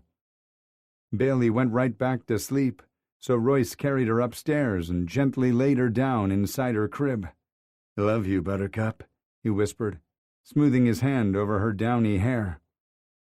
He quietly went downstairs, retrieved his keys and phone, and left. Royce drove across town, knowing he wore a ridiculous smile on his face. Sawyer's house on Wisteria Court in Baker's Crossing was quiet and peaceful, the perfect place to build a life and a family. Royce understood why Sawyer and Vic had chosen it. He parked in front of the garage, then followed the path around to the side of the house where Sawyer had left a light on for him. He stood on the stoop, soaking in the magnitude of the moment, recalling his conviction that the fall wouldn't break him.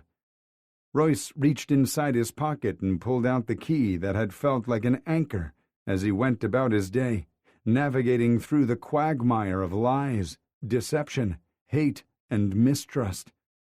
He didn't mean the heavy hunk of iron that would drown a man, but the kind that kept him tethered to something good in his life and saved him.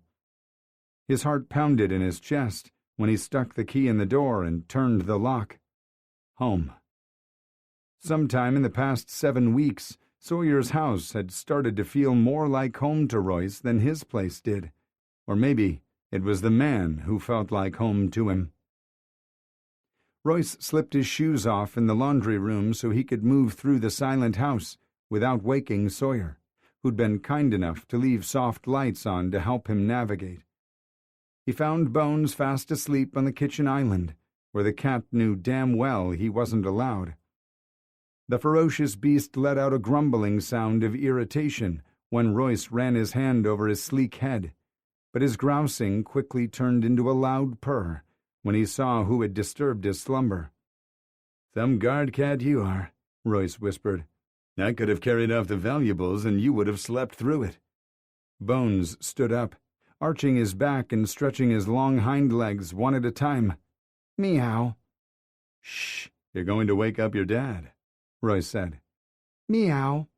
Bones was a little louder the second time. "You're not getting treats in the middle of the night." Meow. The third time was loud and indignant.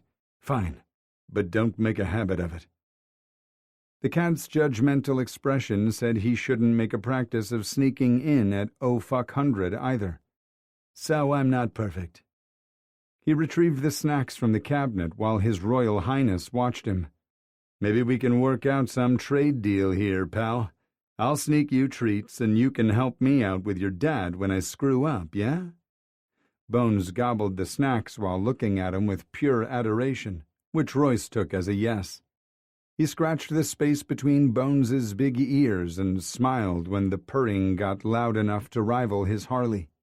His father had never allowed pets, which Royce now realized was a good thing since it meant fewer innocent victims were caught up in the violent man's wrath. "Can you keep a secret, big boy?" Royce snorted at his ridiculousness. How the hell would Bones rat him out to Sawyer? Write him a message in his litter box? Feeling bold and also a little silly, Royce said, "I made a jealous ass of myself over the cute, nerdy cafe owner. It turns out he's allergic to cats. So I went in there with my chest puffed up for no reason. That dude was destined for the friend zone from the very start." Bones put his paws on Royce's shoulders and headbutted his chin. "You like that, huh? I mean, I know on some level your dad would have found his way to me anyway, but I'm glad I didn't have to sit by and watch him date someone else first. Pretty sure it would have hurt a hell of a lot more than the stupid bullet wound." Bones suddenly stiffened and looked over said wounded shoulder. The cat's entire demeanor changed, including the way his purrs sounded. His body coiled with tension, but not the bad kind. It was more like Bones was so excited his body could barely contain it. His purring got louder and faster, as if he'd cranked up an internal dial. If Royce had foolishly thought for a second that Bones favored him over Sawyer, the feline quickly set him straight. "What are you doing on the island, Bonesington?" Sawyer asked firmly. Uh-oh. Sawyer only called Bones the ridiculous name when he was in big trouble. Bones jumped off the counter and ran for it, leaving Royce to face the music all alone. Smart cat. Then he wondered just how much of his idiotic rambling Sawyer had overheard. Before Royce could turn around, Sawyer wrapped him up from behind, bracketing his body from head to toe and pressing him into the island. "Chest puffing, huh? I thought you just went to Levi's cafe to make sure he was good enough for me. Was it all a lie?" There was no anger in Sawyer's voice, only humor. "I should be so mad at you." The lips trailing kisses along Royce's neck said he wasn't. "But you're not," he said confidently. Sawyer dropped a hand to palm Royce's cock and balls through his jeans. "How can I be mad when you're the one I wanted to be with all along? Allergic to Bones or not, there was no future for Levi and me." "Good thing you told me before I cut his brake lines," Royce said, then gasped when Sawyer squeezed his junk a little harder than necessary. Okay, I was only joking. Besides, I'd never do it myself." Sawyer squeezed harder. "Joking," Royce gasped. "Easy now, I have plans for the boys soon." "Yeah?" Sawyer asked huskily. "I'm hoping to unload them on your face." Sawyer moaned behind him, pressing himself tighter against Royce's ass. "Filthy. I like it. You're awake. I'm awake. So—" Royce wanted the closeness sex brought them, to get lost in the rapture, but he needed something else first. He turned around and cupped Sawyer's face. "I still feel like things are unresolved between us." "They aren't for me." "I am—" His voice broke off as emotion stole his breath. Sawyer's concerned eyes searched his. Royce cleared his throat and started again. "I need you to know who I am." "I do." Royce shook his head. You know bits and pieces about me, but you don't know all of me." "Is this about your family?" Royce nodded. "My father is many things, none of them good. He was a mean drunk who liked to beat up on his wife and kids when the world let him down. He was convicted of involuntary manslaughter when I was 9. He'd gotten in a fight outside a bar and punched a guy, knocking him out." Royce couldn't suppress the shudder from remembering how those ham-sized fists felt when connecting with his body. The man hit his head on the concrete curb when he fell, fracturing his skull. "You probably want to know what caused the fight. According to my father, the man looked at him wrong, so he followed the guy outside to teach him a lesson. I can vividly remember the limp-wristed gesture Dad made at the kitchen table, justifying why he hit Bo Michelson. It took a few more years before I learned what it meant, and a few more after that before I realized the truth about myself." Seeing the look of horror on Sawyer's face made him sick. He pushed on. If the goodbye was coming, he wanted to get it over with. "The only peaceful time I had growing up was when he was sent to prison for 24 months. That's all he got for committing a hate crime. 2 fucking years. Our peace didn't last long because my mom got sick with cancer." Royce had to pause again. "She was the only bright spot in my life. Well, she and my older brother Jace, who had always shielded us from Dad's abuse whenever he could. Jace would probably never want to look at him again once Benton told him what he saw. Losing her was so fucking devastating, but we were facing foster homes since Dad was still in prison." He paused to take a deep breath, and Sawyer kissed him, letting Royce know he hadn't chased him away. "Aunt Tipsy moved back to Savannah and took the 4 of us in until Dad was released from prison. Drusilla and I refused to move back in with Dad, but Jace and Benton did. Our family had never been close, but fractures formed and began to spread from that day forward." He told Sawyer about Jace's battle with PTSD and alcoholism after serving 4 tours in the Middle East. Drusilla and her 2 kids moved in with my dad after she got tired of her husband smacking her around. She moved out of one abusive home and into another. Royce shook his head. "I've tried to help her, but she doesn't want my help." "Why?" Sawyer asked softly. "I trusted her with the truth about me when I was in junior high, and it repulsed her. She didn't betray my confidence to the others, but she doesn't trust me to be alone with her kids." "Christ," Sawyer said, rubbing his hand up and down Royce's spine. "And you saw Benton. He's a mean fucking addict, Sawyer. He doesn't care who he hurts as long as he scores." "Your sister lets her kids around him, I suppose?" "Yeah. It's a fucked up situation. Holly asks me all the time why I even bother trying to fix things with them. I always thought it's what my mom would want." Royce leaned forward, pressing his forehead to Sawyer's. "I know there's no fixing things now, because they don't want to change, and they'll never accept me as I really am, or that I choose you. I'm making peace with it. I'm sorry if I made you doubt me today." "There's nothing to forgive, baby. We've had this conversation, and I know the score." "No," Royce said emphatically. "You don't take a back seat to racists, homophobes, drug addicts, felons, and wife-beaters." He took a deep breath, choosing his next words. "That is the family I come from, and like it or not, they're a part of who I am. Are you sure I'm the one you want?" Royce held his breath and gripped that cliff as hard as he could, just in case Sawyer rejected him. If Sawyer said yes, he'd embrace the fall. "God, yes," Sawyer whispered against his lips. "More than anything." When Sawyer led him to his bedroom and removed his clothes, it wasn't just Royce's flesh he laid bare. Royce silently offered Sawyer everything he had: heart, body, and soul. No more emotional barriers, no more fighting his feelings. and no more holding back or hanging on. Royce let go of the cliff and let himself plummet into love, giving himself fully and freely. Nothing had ever felt so right or so good in his life. Sensing his submission, Sawyer's lips playfully twitched before he said, "It's about fucking time you surrendered to us." Then he set the room on fire with his kisses. The need to hurry and to ravish was at war with the urge to savor and cherish, each need equally demanding. Royce was greedy to experience it all, so he would.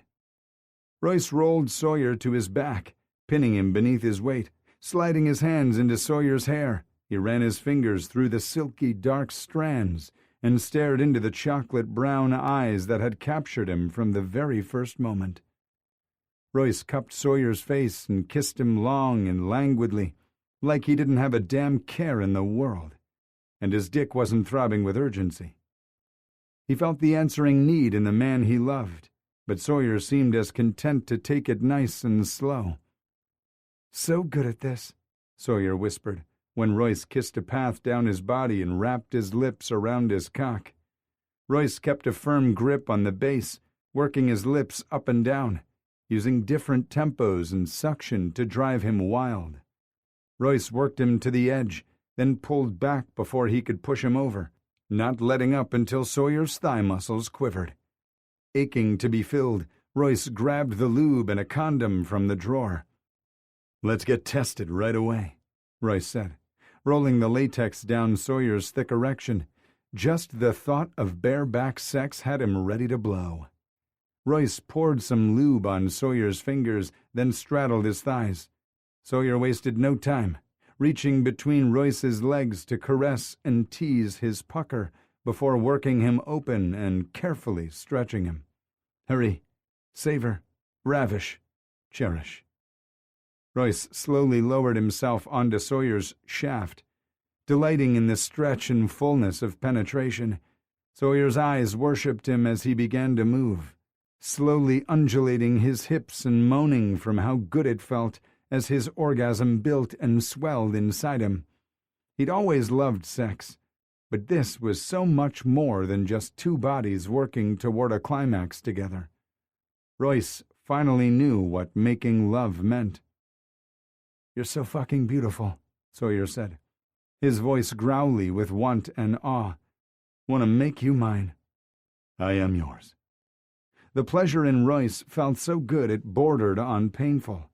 Sawyer gritted his teeth and dug his fingers in Royce's hips, either fighting the urge to come or the impulse to rock Royce harder and faster on his dick. Sawyer unclenched his jaws and whispered, "Need you." He reached up and cupped Royce's face with both hands, pulling him down toward his mouth. "Don't want to do it alone." Royce knew Sawyer wasn't talking about his orgasm, but it snapped his control, unleashing the primal beast who needed to mate, claim, and mark. "I'm right here with you, baby." God, he was so there. Their languid lovemaking became a hurried frenzy of touching, kissing, and fucking. Needy whimpers gave way to lusty moans as they orgasmed together, loudly, sweaty, and replete. Royce collapsed on Sawyer, ravishing his mouth until they were starving for air, and even then, Royce only pulled back far enough for them to catch their breath. Sliding his right hand down to Sawyer's neck, Royce felt Sawyer's pulse pounding wildly beneath his thumb. Home wasn't a place. It was a heartbeat. Royce had found the one he wanted forever. Chapter 19. The ringing phone jerked Royce out of a deep, peaceful sleep. Sawyer roused beside him and answered it. "Hello?" He sat up suddenly, going on high alert, which caused Royce to do the same. He flipped on the bedside lamp and looked at Sawyer. "Yes, Chief, I'm awake. What's the address?" Sawyer rattled off a street number and name that sounded familiar, but Royce's brain wasn't awake enough yet to compute. "I'll be there in 20 minutes or less." Sawyer stiffened and looked at Royce with his mouth gaping open. He collected himself and said, "Locke?" Sawyer listened for a few seconds while scowling at Royce. "Yes, ma'am. Hold on." He extended his cell phone to Royce. "She'd like to speak to you." Royce accepted the phone from Sawyer and smiled ruefully at him. "Yes, Chief?" "I'd tell you good morning, but it would be a blatant lie. I think the purists have struck again, and the thing we feared the most has happened. They're not just arsonists any longer. They're killers." "Oh, fuck," Royce said. "I'm getting dressed and heading in." "At least it's one-stop shopping when I need to call you both," Rigby said. "However, I would prefer not to have to call your boyfriend every time I want to speak to you. Find your phone, Locke," she admonished, before disconnecting the call. Royce scrubbed a hand over his face, then handed the phone back to Sawyer. "I must have left mine in the car," Royce told him. "Rigby might consider this rubbing our relationship in her face. She's going out on a limb for us." "She'd be more pissed if you weren't also needed on the scene." Then realization struck him like lightning between the eyes. Royce knew precisely where their next crime scene was. The panic seized him. The alley cat. Unaware of Royce's inner turmoil, Sawyer got out of bed and crossed the room to his dresser. Royce tried to call out his name, but his mouth had gone instantly dry, even if his body had broken out in a sweat. His heartbeat pounded in his ears, and his chest left heavy, as if an elephant were sitting on it. He opened his mouth, trying to suck air into his lungs, but they'd stopped working. "I'm going to die," he thought. He must have made a sound of distress because Sawyer snapped his head around and then dashed to the bed. "Royce, what's wrong?" Royce just stared at him, unable to speak, pleading with his eyes for Sawyer to help him. Realization dawned on Sawyer instantly, and he placed Royce's hand on his chest, over his heart, and said, "Breathe with me, baby. I know it feels like you can't, but it's just a faulty signal. Deep breath in, then hold it." Royce mirrored Sawyer and released his breath when he did. The panic prevented him from filling his lungs fully, but he did feel better. "Again," Sawyer said. "Bigger inhale this time." They repeated the process several more times until Royce felt the panic ebbing. "Holly," Royce croaked out when he could find his voice. Sawyer looked confused. "You need me to call her?" "The fire was at the alley cat." Sawyer's eyes widened, remembering Holly had been called in to work the previous night. "Are you sure?" Royce nodded. He snatched up his phone from the nightstand and dialed, keeping his eyes locked on Royce's the entire time. "Halls, call Royce or me as soon as you get this message."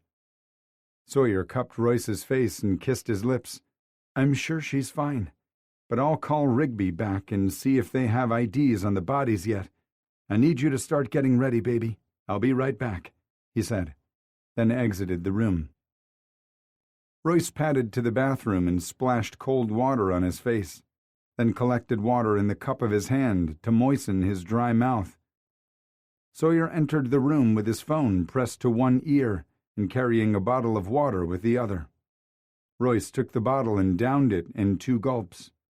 He could hear Rigby's voice coming through the phone but couldn't make out the words, since Sawyer didn't have her on speakerphone. "She wasn't supposed to work last night, but one of the women called in sick, so she had to fill in." Royce watched Sawyer's face for his reactions as he listened. "Let me put you on speakerphone, Chief." "I don't know the identities of the victims yet," she said.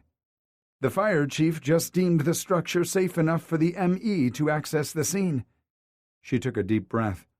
"I do know they found a male and a female victim inside a walk-in safe in a room at the rear of the building, which I believe is the owner's office. Do not assume the worst, gentlemen. Just get here." What had once been a hot spot for horny locals and tourists alike was now a smoldering husk of its former self. Huge spotlights were aimed at the structure, and firefighters were bustling around doing various tasks. Acrid smoke rose from the charred remains, filling the air and burning Royce's lungs. He spotted Rigby and Weingard standing off to the side, speaking to Blue and Zeke. Rigby's body language was stiff with tension, but Royce wouldn't expect less from her. "Please don't let it be Holly." Panic started rising in Royce again, and he tried Sawyer's breathing technique as they made their way toward the group. Royce inhaled deeply, then immediately regretted it when the smell of charred wood burned his nostrils and filled his lungs, making him cough. "It's going to be okay," Sawyer said. "She's okay." Royce wanted to believe him, but Holly hadn't returned to either of their calls. She could have been sleeping since the bar closed at 1:30 and it was nearing 5, but he wouldn't rest until he knew. "Detectives?" Weingard said when they reached the group. "The call came into 911 just after 3 o'clock. Royce made a mental note to track down who had called it in. It wasn't uncommon for a perp to report their crimes. "When crews arrived, the building was fully engulfed, making it unsafe for my men to enter the building." Chief Weingard was old school. Royce hated how he referred to the firefighters as his men when he employed women, too. "They battled the flames for a good 90 minutes before it was safe enough for them to search the premises." He repeated what Rigby had told them as far as the gender and location of the bodies. "My preliminary report is that the fire started in the office, so the victims might have closed themselves in the safe, thinking it would protect them, but the small space became an oven where good oxygen was replaced with carbon dioxide." "Fuck," Royce shuddered. "What a horrible fucking way to die." "Chief said you're worried the female victim is an undercover officer with your unit." "It's a possibility, yes," Royce croaked out.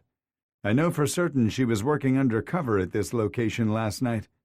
"The victims are identifiable," Weingard said. Rigby turned to face Royce. "I'll go in." Royce's phone rang before she could finish, and his knees almost buckled from relief when he saw Holly's name on his screen. "Halls," Royce said in a rush. "Is that you?" "Who the fuck else will be calling you from my phone?" she groused. "What the hell is going on?" "Thank God you're okay. There was a fire at the Alley Cat with 2 victims inside," Royce explained. "I was just worried about you." "Fuck. Do you know who it is yet?" Royce heard sheets rustling in the background, and a gruff voice said, "Hang up that phone and come over here." Royce stiffened, recognizing Jace's voice. He would give Holly a hard time later about falling back into his brother's bed, but right then he was just so happy she was alive. "We don't. Fox is in there with her team. We're about to enter the building, too." "Keep me posted, yeah?" "Sure will. Get some sleep, honey." They disconnected, and Royce smiled at Rigby. "It's not our gal." "Thank God," she said in relief. "Let's do this." "Watch your step," Weingard said, gesturing toward the building. Where the front entrance used to be was now a misshapen smoking hole resembling the maw of an angry beast. The fire chief passed out smoke masks for them to wear as a precaution before they entered, and they slipped nitrile gloves on too. The fire and water had most likely destroyed any trace evidence left behind, but they weren't taking risks. Royce was so tense when they stepped inside he nearly jumped out of his skin when the first drops of water from the remaining rafters dripped onto his shoulder. On the ground, their feet slogged through a few inches of black sludge, a mixture of water, ashes, and debris. Royce was grateful for the mask to diminish the stench because it would linger in his nose, and he had better things to smell, such as Sawyer's sexy body wash. Above them, timbers creaked and moaned, sounding like they might crash down on top of them at any minute. It creeped Royce the fuck out. They passed through the main room with its bar, seating area, and 3 stages. The once gilded cages, which used to be suspended from the ceiling, now lay in melted, twisted heaps on the ground. They could no longer be used for dancing women in various stages of undress. The private rooms for lap dances were destroyed, and it was impossible to tell where one started and the other began. The six of them kept trudging through the black water with floating detritus until they reached the rear of the building. Even to Royce's untrained eye, he could see the fire had burned hotter in the office at the back of the building. It was indeed McGraw's office. He should know, since Savage had made his bodyguards pin him to a chair while the sleazebag punched him repeatedly in the stomach. Royce had remarked how bold he'd been, hitting a cop, but that only made Savage laugh louder and punch harder. "I dare you to squeal like a pig," he'd said after landing the last blow. "I have very powerful friends. I'm untouchable." Not anymore, Royce thought, when he peeked over the M.E.'s shoulder. The walk-in safe was small, but constructed of concrete, so mostly untouched from the fire that blazed hot outside the room. There were shelves with documents and ledgers that had curled at the ends from the heat, scorch marks on the floor in the doorway, along the walls, just inside the opening, and on the ceiling showed where the intense heat and flames penetrated the room. Even with severely blistered skin, Royce recognized the man lying on the ground. He still accepted the wallet from the M.E.'s assistant. He flipped it open and memorized Savage McGraw's address for notification purposes before dropping it inside an evidence bag. Fox pulled down her mask and let it hang around her neck. The female didn't have ID on her. One of Fox's assistants removed the sheet covering the once beautiful woman, and Royce cringed. He pulled his mask down. "That's Crystal Eichmann. She's the dancer who supposedly called in sick last night." The guy recovered Crystal's face and looked at Royce with judgment in his eyes. Sanctimonious prick. "There are no physical signs of struggle on their bodies to indicate someone dragged them into the safe against their will. So, unless I find drugs in their system or evidence I missed due to poor lighting, it appears the victims shut themselves inside the room as protection against the fire. Smoke inhalation and carbon dioxide poisoning are your likely cause of death. Neither liver nor rigor mortis have set in, so they haven't been dead long. I won't be able to rule out foul play until I perform a full autopsy and run their blood through toxicology. Tamara, I know there aren't enough hours in the day." Dr. Fox held up her hand to stop Rigby. "I'll have preliminary reports to you tomorrow, but keep in mind the toxicology results will take longer." "Fair enough," Rigby said. She turned and looked at us, a pinched expression marring her face. "Blue, I want you and Zeke combing this scene for any piece of evidence you can find. I want to know if anything matches the 3 previous fires." Rigby stopped at the center of what used to be McGraw's office. She pointed to the window. "If the 2 of them were in this room when the fire started but couldn't exit through the door, not more than 15 feet away, then I'm guessing our perp threw a Molotov cocktail through that window or lobbed it from the doorway, pinning McGraw and Eichmann down. The question is, were their deaths accidental or deliberate?" Rigby paused a second as if to consider her question. "The purists haven't claimed responsibility for this yet, but I find the timing suspect.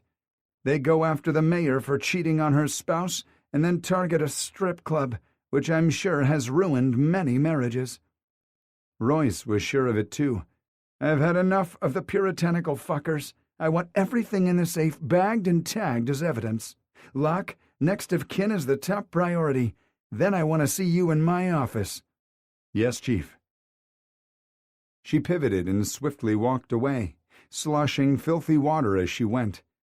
Royce and Sawyer turned and followed her, neither of them speaking until they reached Sawyer's Audi.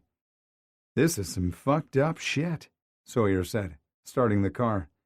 "What a horrible way to die," Royce said, looking out the window. He rattled off McGraw's address, and Sawyer pulled out of the parking lot. McGraw was a sleazy son of a bitch, but that didn't mean Royce thought he should die. And Crystal, as far as he knew, her biggest crime was getting involved with a married man.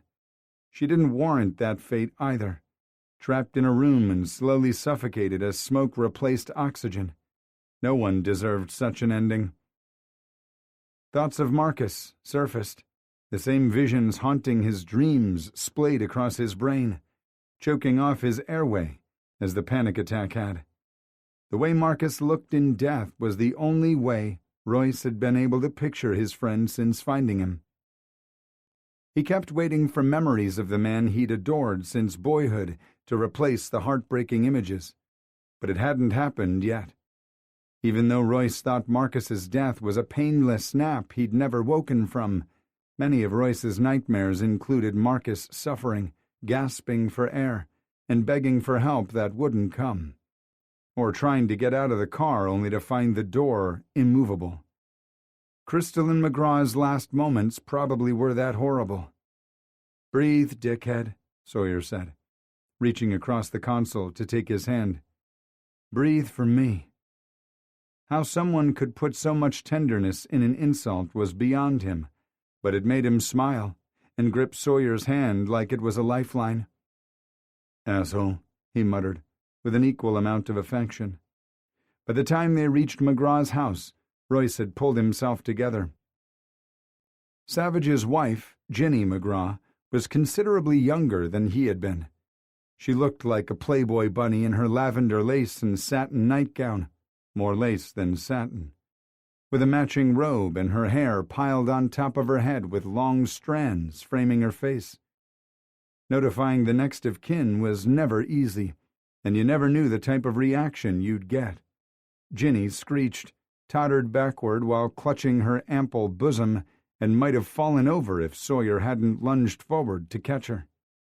She sobbed against his chest for a good 10 minutes before she calmed down enough to let Royce finish.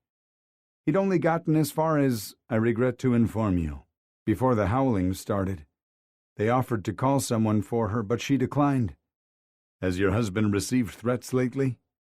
She huffed. "Weekly, but what else would you expect when you own a strip club? You'd think our society would move away from such prudishness, but it feels like we've gone backward instead of forward." They asked more questions, trying to drill down to see if a specific threat stuck out in her mind. "I don't know his name, but one of the local clergymen has vocalized his outrage the loudest over the years. But he backed way down when he realized his tactics weren't working." "Tactics?"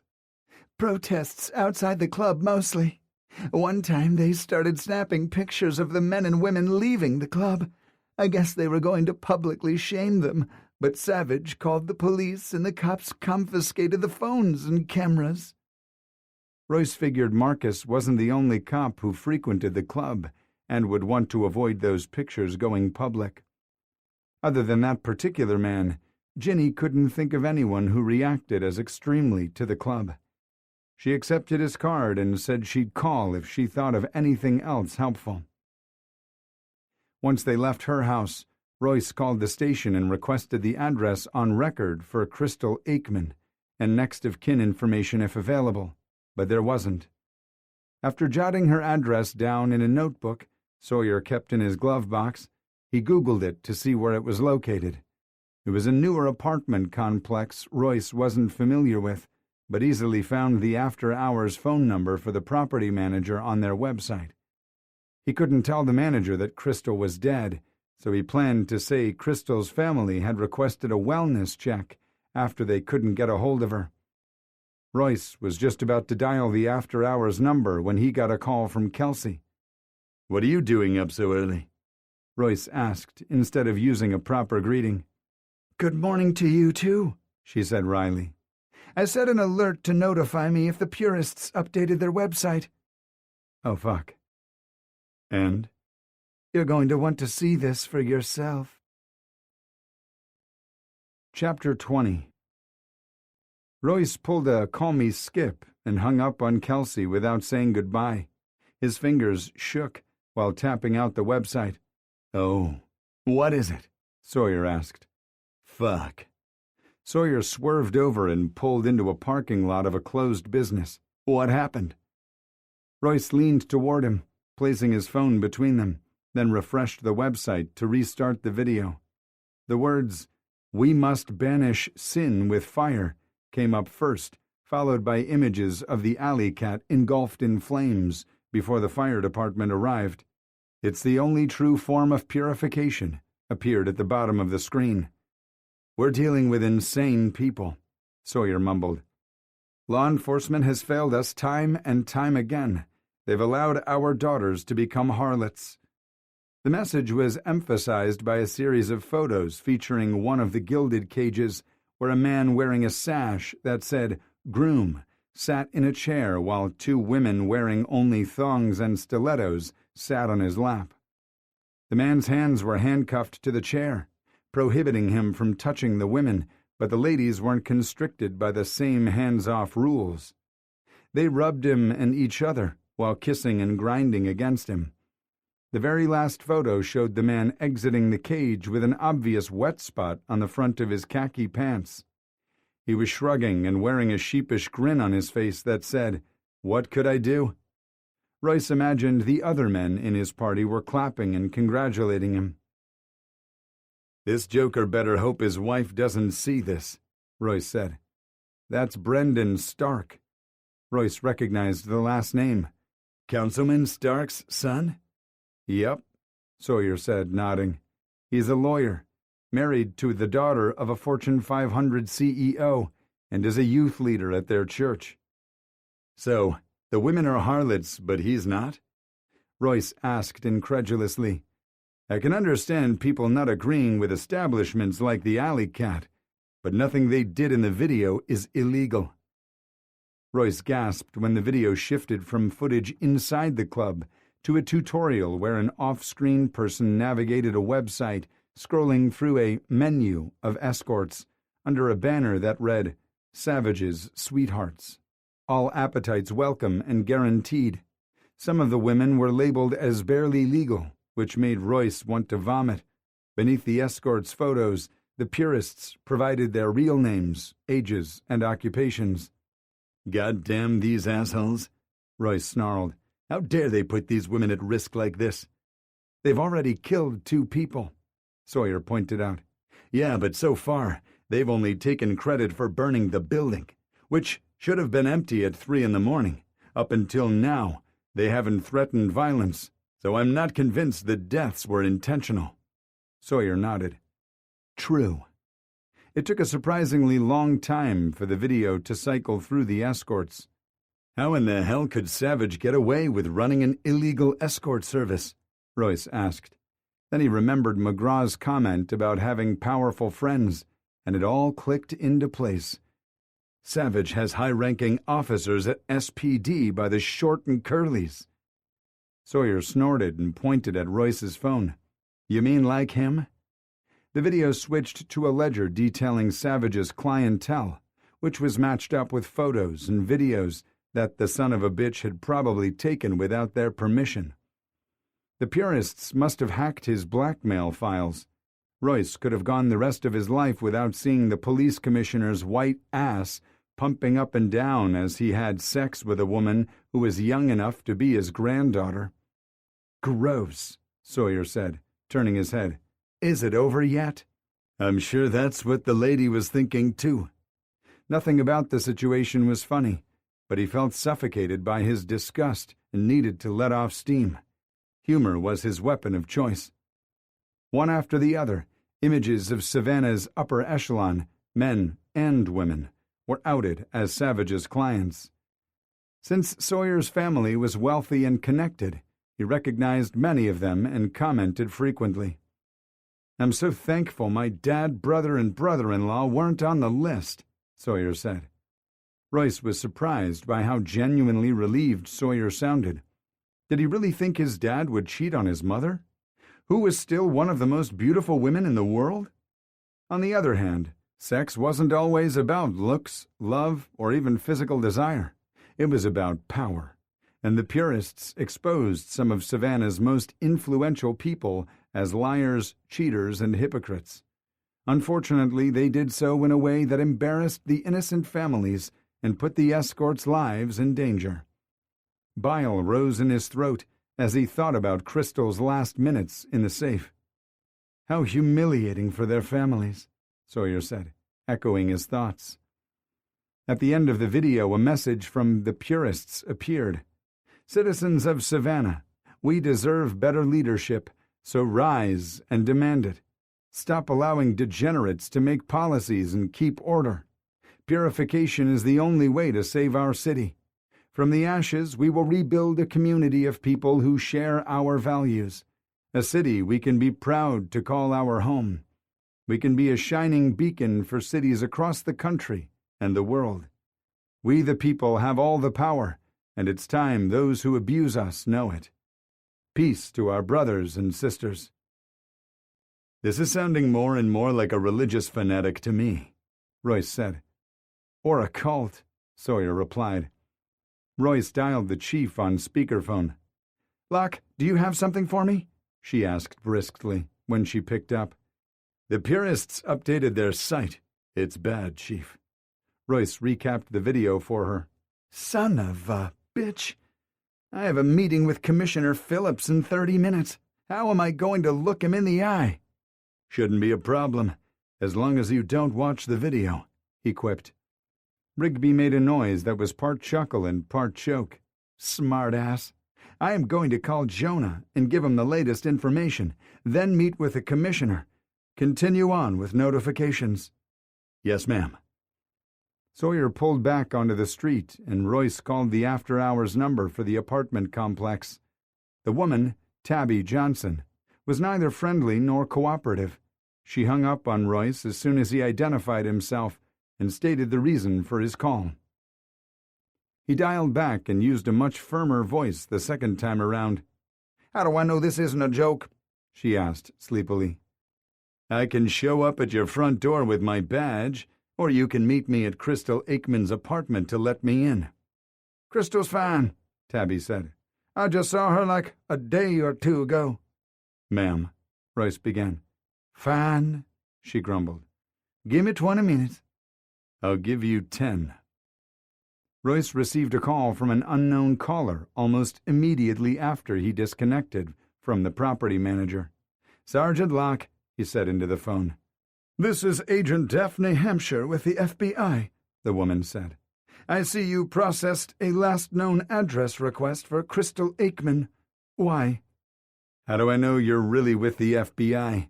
He asked, sounding as suspicious as Tabby Johnson. Call the Atlanta field office and ask for me. The phone number is? Google it, she said before hanging up. Royce looked at the phone, then looked at Sawyer. This is a bad dream, right? This has to be a continuation from the nightmare I had at Candy's. You had another nightmare? Sawyer asked. They had a vigilante cult, dead bodies, and now the FBI calling, but Sawyer was concerned most about Royce's recurring nightmares. Was it a bad one? Royce nodded as he searched for the phone number for the Atlanta field office. It was, but you made it better. Sawyer placed his hand on Royce's thigh, squeezing gently, while Royce jumped through hoops to reach Agent Hampshire. Now do you believe me? Yes, Royce said. Good. Now, what do you want with Crystal Aikman? What do you want to know? Royce asked. There would never be a note in his personnel file claiming he plays well with other agencies. Don't give me that need-to-know basis bullshit either. You want something from me, you're going to need to tell me why. The woman heaved a sigh, and he imagined she rolled her eyes, too. Crystal Aikman is an undercover agent who missed her check-in with her handler. Holy fuck. Crystal was a Fed? Had Marcus known? And now the local police in her area are looking for her address and requesting next-of-kin information. Is my agent dead? Royce swallowed hard. A woman by that name was killed in a fire, yes. Give me your email address. I'll send over her picture so you can give me a positive ID. Royce agreed and rattled off his email address. He had the picture within seconds and called the direct line Hampshire included in her email. Is it her? She demanded. Yes, he said solemnly. The victim identified as Crystal Aikman is Agent Amber Nielsen. Chapter 21 They'd arrived at the Sunrise Apartments by the time Royce finished telling Agent Hampshire what he knew, which was very little. She, in turn, told him nothing except that agents would be arriving in Savannah as soon as possible. The Bureau would notify Amber's family after their agents made a positive ID on the body. Hampshire was quick to assure him she hadn't doubted his word, as if he cared what she thought about him and was following procedure. "What did she say?" Sawyer asked when he dropped his phone in the cup holder and scrubbed both hands over his face. "The feds are coming, the feds are coming." Royce recapped the brief conversation, and they sat mutely in the car, rolling the latest revelation in their heads. Shocking didn't come close to describing it. "What do you want to do next?" "They're going to take over our case," Royce said, rolling over their options, which were admittedly few. The FBI might have declined to get involved when it was only the mayor getting harassed, if she'd actually called like she threatened, but they weren't going to let SPD investigate a homicide involving one of their agents.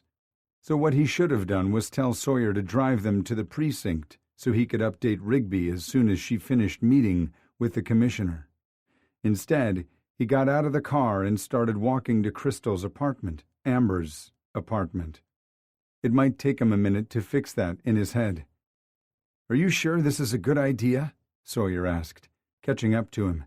"No," Royce said, stopping to look at Sawyer. "If you'd rather not be part of this, I'll understand. Just wait for me in the car." Sawyer shook his head. "Hell no. We're partners in every sense of the word. Just tell me what you're hoping to find in there." "Answers about Marcus," Royce said. "Maybe IA thinks he's dirty because he was helping Crystal." Sawyer didn't look at him with pity, but it was pretty damn close. "Hear me out," Royce said, holding up his hand. "Or maybe he was fucking dirty and Crystal was the one who'd reported him to IA." Royce remembered her heartbroken sobs when she spoke about Marcus. Maybe she was in love with him. Or perhaps she felt responsible for his death. "I just need answers so Candy can heal and eventually move forward." Royce took a deep breath. "And I can too.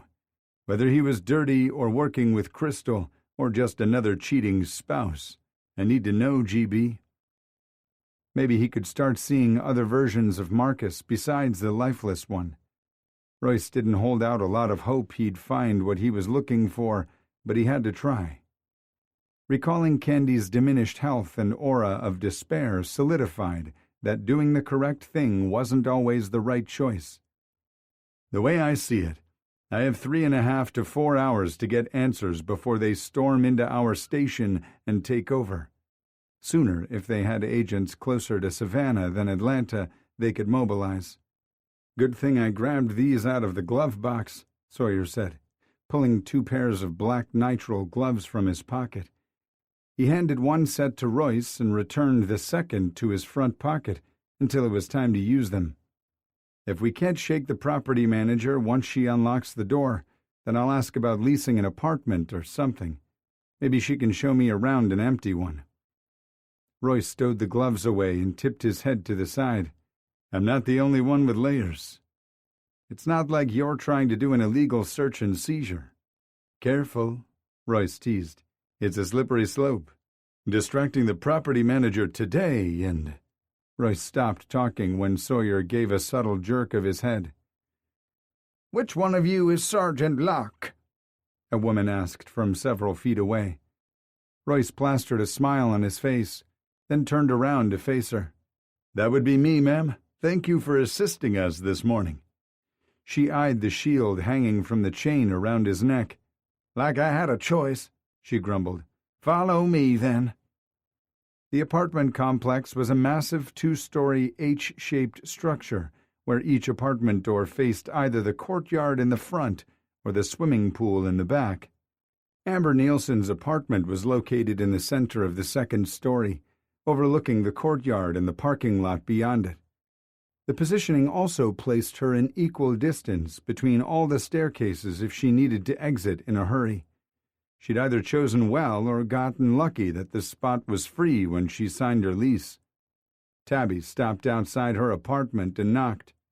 "Miss Aikman, it's Tabby Johnson. Are you home?" When no response followed, she inserted the key in the deadbolt and unlocked the door. Rather than push it all the way open, Tabby said, "The police are here with me to conduct a wellness check." After a few seconds, she pushed the door all the way open and stepped inside. "Should I stay out here?" she asked, sounding unsure. "It's my first time in this situation." "I'd prefer you to wait out here in case we find something unpleasant." "Do you think she's dead?" Tabby shuddered hard. "I don't know, but I'd prefer you to stay here just in case." The woman looked as if she was going to agree, but then narrowed her eyes. "Are you sure you don't need a warrant?" "No, ma'am," Sawyer said. "We're not here to search the property for evidence in a crime." "I just want to make sure." Her words died suddenly, and Royce turned to see what had captured her attention. Two guys walking a small ball of fluff on a leash were approaching an apartment on the second story. "Excuse me," Tabby said, darting around Royce and heading toward the guys. "I don't recall either of you filling out the appropriate paperwork to bring home a dog." Royce and Sawyer took advantage of her preoccupation and stepped inside the apartment, careful not to touch the handle until they had their gloves on.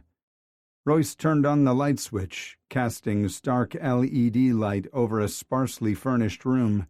Everywhere he looked, he saw industrial beige carpet or vinyl flooring in a multitude of earth tones that was supposed to mimic marble floor.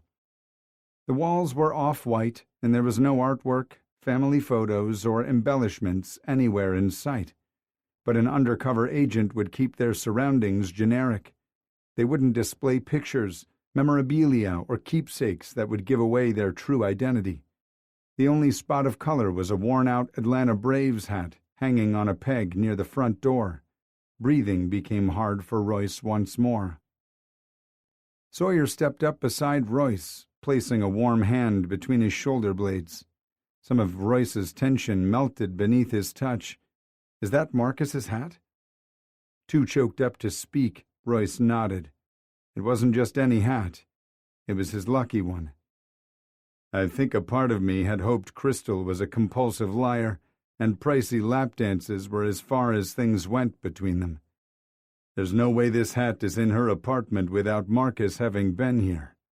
Royce tipped his head to the side. "Let's start looking around before Tabby comes back," Sawyer said, spurring him into action. They opened the cabinets in the entertainment center, but only found a few movies. No photo albums, candles, or other stuff Candy stashed in hers. There was a small pull-out drawer in the coffee table, but it was empty except for the TV remote. They moved into the hallway next. Royce stepped into the neat but plain master bedroom, while Sawyer continued to check the other two rooms farther down the hall. One nightstand was empty, and the other contained an item that hit Royce harder than the lucky hat. At least he'd solved the mystery of the missing cell phone. It was dead and wouldn't turn on, but he hoped all it needed was to charge. He looked up when Sawyer entered the room. "The spare bedroom is empty, and there's nothing in the bathroom except the typical things you'd expect to find." He looked at the phone in Royce's hands. "Is that Marcus's?" Royce nodded. "I just found out from Candy last night it was missing. She thought the police had collected it as evidence after he died, but I told her they hadn't." He released a long, stuttering breath. "He left his cell phone and his hat here as if he'd planned on coming back. So what happened between the time he left this apartment and the time he got home to make him decide his life wasn't worth living?" Sawyer cupped his face, caressing his skin. "You and I both know that we don't always get the definitive answers to questions like that, no matter how hard we try." Royce turned his head to kiss Sawyer's palm, then stood up. "Yeah, I know." The apartment door opened and Tabby called out. "Detectives, is everything okay?" She sounded nervous and anxious.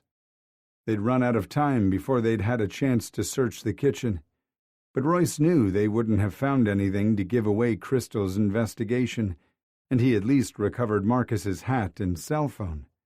The latter he slid in his back pocket. They quickly removed their gloves, tucking them out of sight. Then Royce followed Sawyer out of the room. "She's not here," Sawyer told the property manager. "Doesn't appear that she slept here last night. Maybe she has a boyfriend her family doesn't know about." He added a shrug for good measure. "It's good they worry, right? It's also great that you can help put their mind at ease." Tabby's apprehension from earlier went poof when Sawyer aimed his disarming grin at her. Royce had to fight back a chuckle. Tabby would melt into a puddle of goo if she witnessed the smiles Sawyer reserved only for him. Sawyer gestured for Tabby to exit first, and he filed out behind her, blocking her line of sight if she turned around, enabling Royce to grab Marcus's lucky hat. There was no fucking way he was leaving without it, and Sawyer knew that. Royce folded the ball cap and tucked it into the waistband of his jeans at the small of his back, then pulled his shirt down to cover it. He smiled at Tabby, too. "Thank you for your assistance, ma'am. I hope you have a nice day." "Likewise," she said, sounding a little breathy while closing and locking the door. Once they reached the car, Royce pulled the hat out of his waistband and looked at it, running his thumb over the frayed edges of the bill and the stain left behind from years of Marcus adjusting it on his head. Royce closed his eyes and for the first time in months saw the Marcus he'd known and loved and remembered the day he'd given the hat to him. It had been his birthday. Royce hadn't known what to give his best friend, so he went with the sure thing and bought him a new Braves cap. During his birthday party, Candy's water broke, and Mark was born 8 hours later, just beating the clock by a few minutes to share a birthday with his dad. "It's this lucky hat," Marcus had said, hooking his arm around Royce's neck and pulling him in for a hug. "I'll cherish it always." And he had. The once vibrant red hat was dingy from wear and tear, but it only made the item more meaningful to Royce than if Marcus had stuck it on a shelf or inside the curio cabinet with his other collectibles. "What are we going to tell Rigby?" Sawyer asked, breaking into his thoughts. Stowing the hat and phone in Sawyer's glove box for safekeeping, he said, "The truth." Royce glanced over at Sawyer and smiled wryly. "I'll just leave out the sequence of events. There's no harm in her thinking we stopped at the apartment before we learned that Crystal was actually Amber, an undercover agent." Sawyer chuckled. "If you say so, Sarge." Royce's phone rang again, and he cringed when he saw it was Holly. She was going to chew his ass for not calling her back with the ID on the victims. "Sorry, Halls," he said instead of a standard greeting. "As you should be," she replied. "Who was it?" "Savage and Crystal Aikman," Royce replied. "Fuck," she said, sounding sad. "I know you disliked the woman on principle because she had an affair with Marcus, but she seemed like a decent person." Holly quieted for a second. "What was she doing there? The whole reason I had to work last night was because she called in sick." "Probably had something to do with her undercover mission." "What?" "Are you able to discuss something sensitive right now?" he asked. "Of course. Why wouldn't I?" Royce snorted. "Are you going to pretend I didn't hear Jace telling you to put down the phone and come back to bed?" "He told me to hang up the phone and didn't tell me to get in bed because I was already there. But you knew that and were baiting me. Well, you caught me." Royce laughed. Had they been together, he would have mimed reeling in a fish. Hook, line, and sinker. "He went home already," Holly said. Royce detected a hint of pout in her voice. "What's this about Crystal doing undercover work? For who? Feds or state?" "Tell me how you ended up with Jace first." "The dumbass nearly blew my cover last night. He showed up at the Alley Cat with a few buddies. The wig and costume disguise didn't fool someone who knows my body as well as he does, I swear. The things that man can do with his— Halls, Royce groused. The jackass stormed the stage, tossed me over his shoulder, caveman style, and hauled me out of there. You permitted that? Jace was bigger and stronger than Holly, but she was way meaner than him. Sometimes a girl likes to be put against a wall and fucked hard, Ro. Royce cringed and fought off the urge to gag. She had answered his question, though. A curious thing happened after I requested Crystal's address. He told her the rest of the story. Whoa, she said softly. Are you okay, Ro? I know this has taken a toll on you. He could lie and say he was doing okay, or he could be honest with a person who'd never let him down. No, not really, Halls. I had hoped this Crystal Amber person was lying, but she wasn't. Are you going to tell Candy? His first reaction was to say no, because what good would it do? How would that help Candy heal? No matter what anyone said, she'd see Marcus's affair as her failing. Royce couldn't let that happen. On the other hand, would she see it as closure? Marcus's decision to end his life shocked the fuck out of everyone who knew him. It might help her come to terms with his suicide, Holly said, reading his mind. I know, Royce said softly. I'd rather wait to decide once I know the situation with the IA investigation. I agree there. I'd hate for you to hit Candy with the affair and later hit her with more bad news.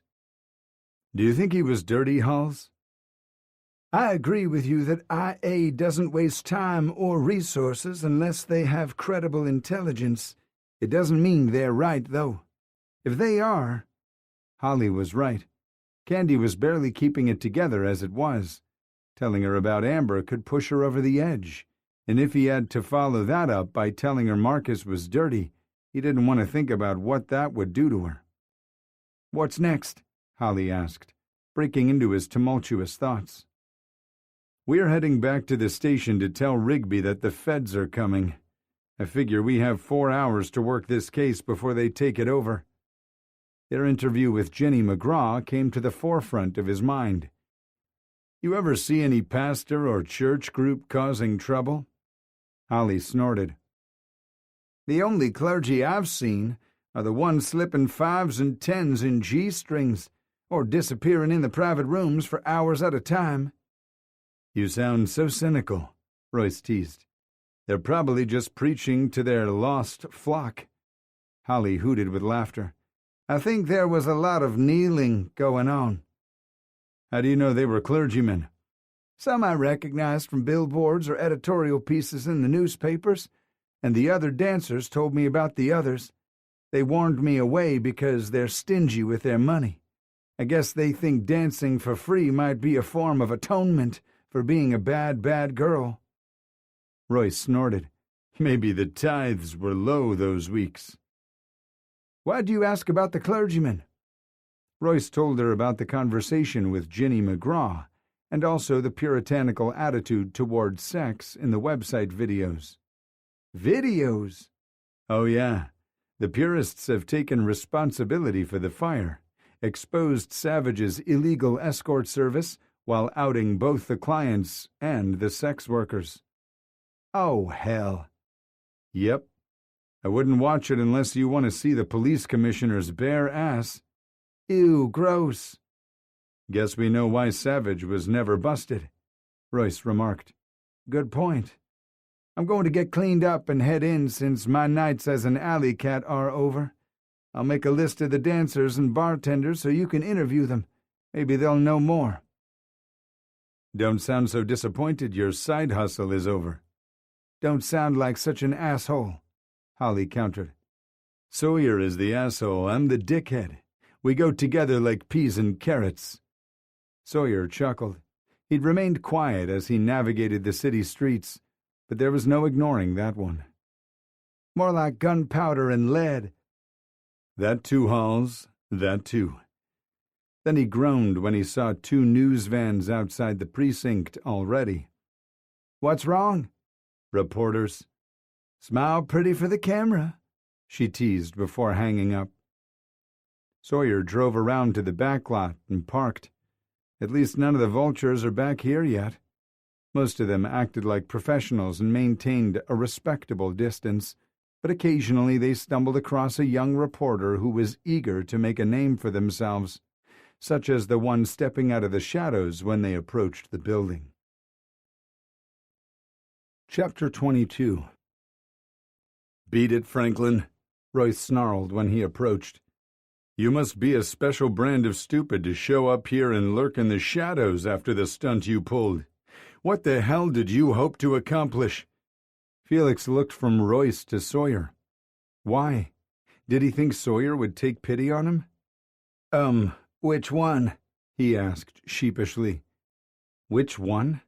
Royce didn't like the sound of that. "The one where you sent that photo to Rigby. How fucking childish can you be?" Anger and rage burned through him, and although Fleabag wasn't the sole reason for it, he was the only one standing in front of him. At least Franklin had the good sense to take a few steps back when Royce advanced on him. "Settle down, Ro," Sawyer said, stepping between Royce and the bastard. Even though Royce knew Sawyer was doing it for his own good, the part of his brain where stupid lived interpreted it as Sawyer protecting Felix. "Go inside and talk to the chief. I'll handle this." "You need a witness, GB. Otherwise this piece of shit can just write whatever he wants about you." He could, but that's not his style. I can be mad at him all I want for exposing the stuff that went down at the sheriff's office, but I can't call the man a liar. He printed the truth, even if it was painful and wasn't supposed to be revealed. Nothing Sawyer said made Royce feel any better. "That old fucker had it coming.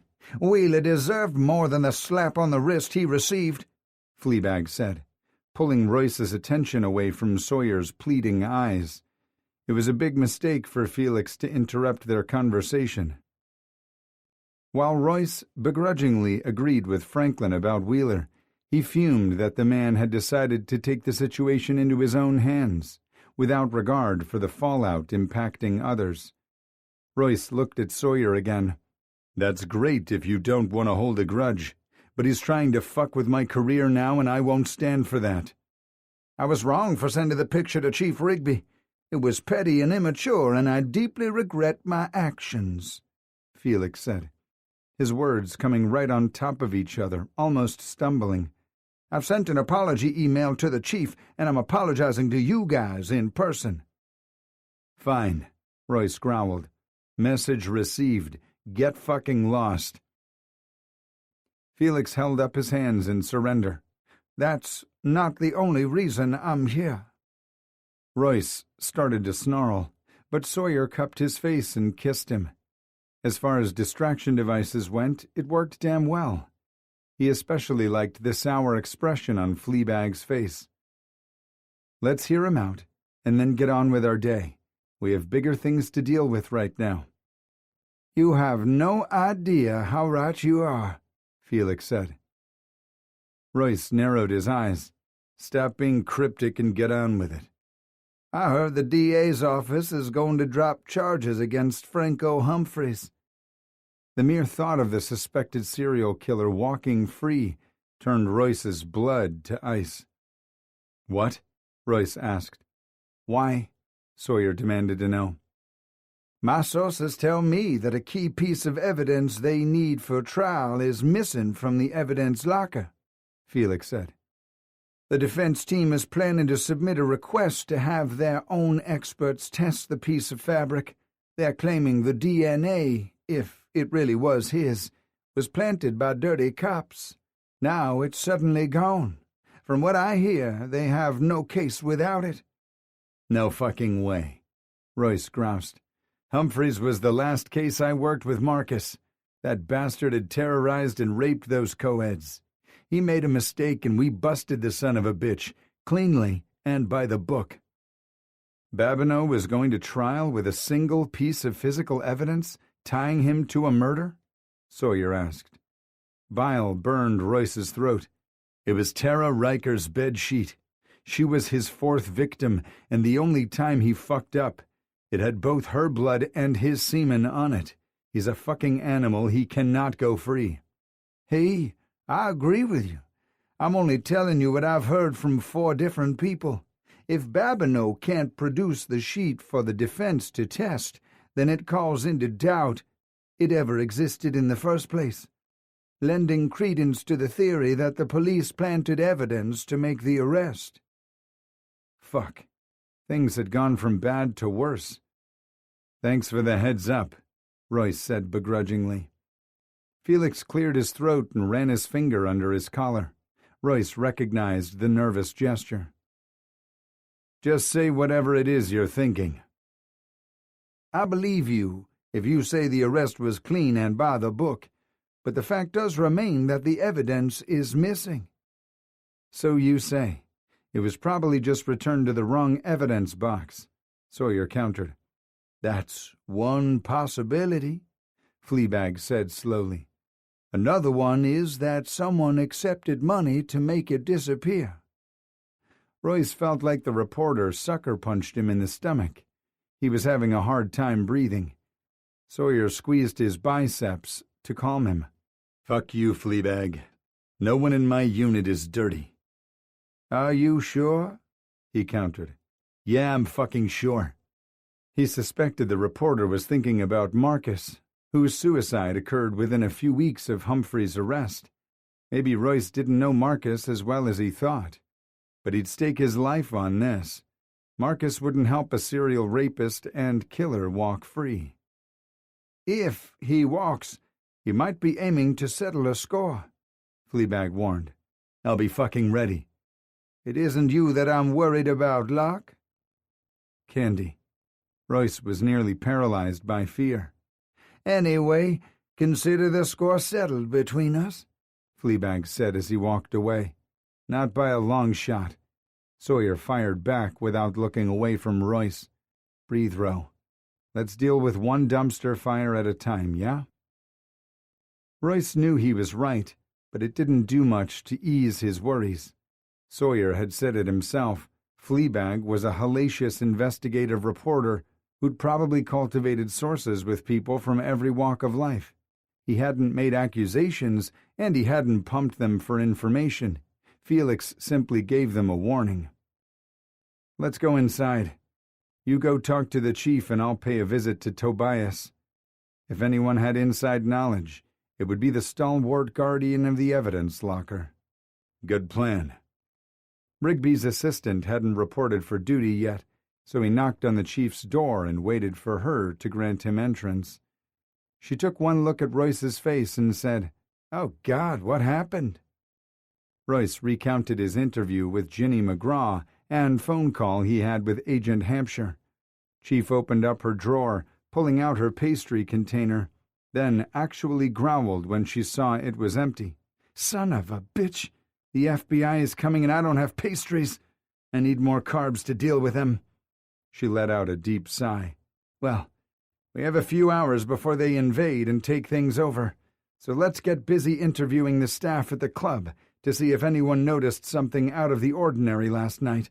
I also want an ID on this crazy pastor." Holly is coming in to give me a list of dancers and bartenders, so we'll start there. I have no idea which local clergyman set up the stunt outside the Alley Cat, but maybe I can get some names from the police report. I'm going to make a list of churches and create a lineup from the official photos of clergymen from their websites to see if Ginny or the dancers can identify him. Rigby nodded. "It's not likely you'll find an official police report since McGraw had the police commissioner in his back pocket. If nothing pans out, you can always pick a random cleric from the directory and ask them. Gossip spreads like fire through churches, and I promise you the other clergymen have heard about the stunt and know who initiated it." "Yes, ma'am," he said. "You have a team of capable people, so use them.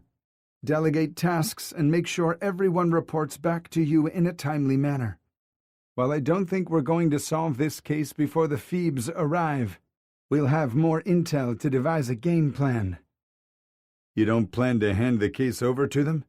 Not without a fight, she countered. I'm going to propose a joint task force between us, the FBI, and the GBI. I don't have a clue if I'll be successful or not.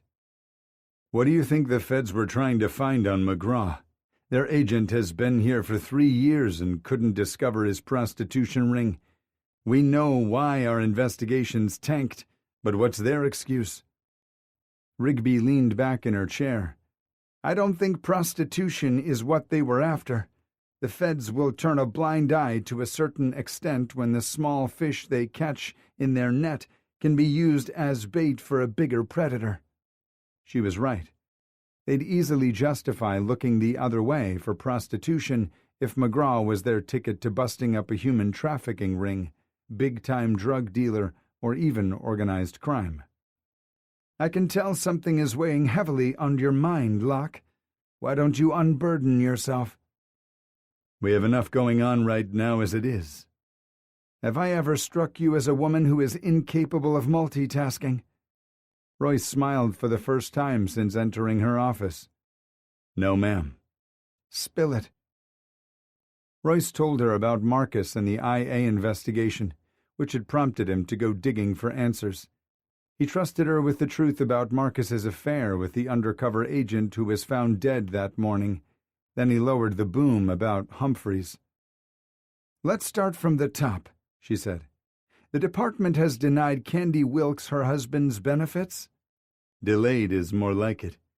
They never gave Candy a reason, but then IA came knocking with a warrant.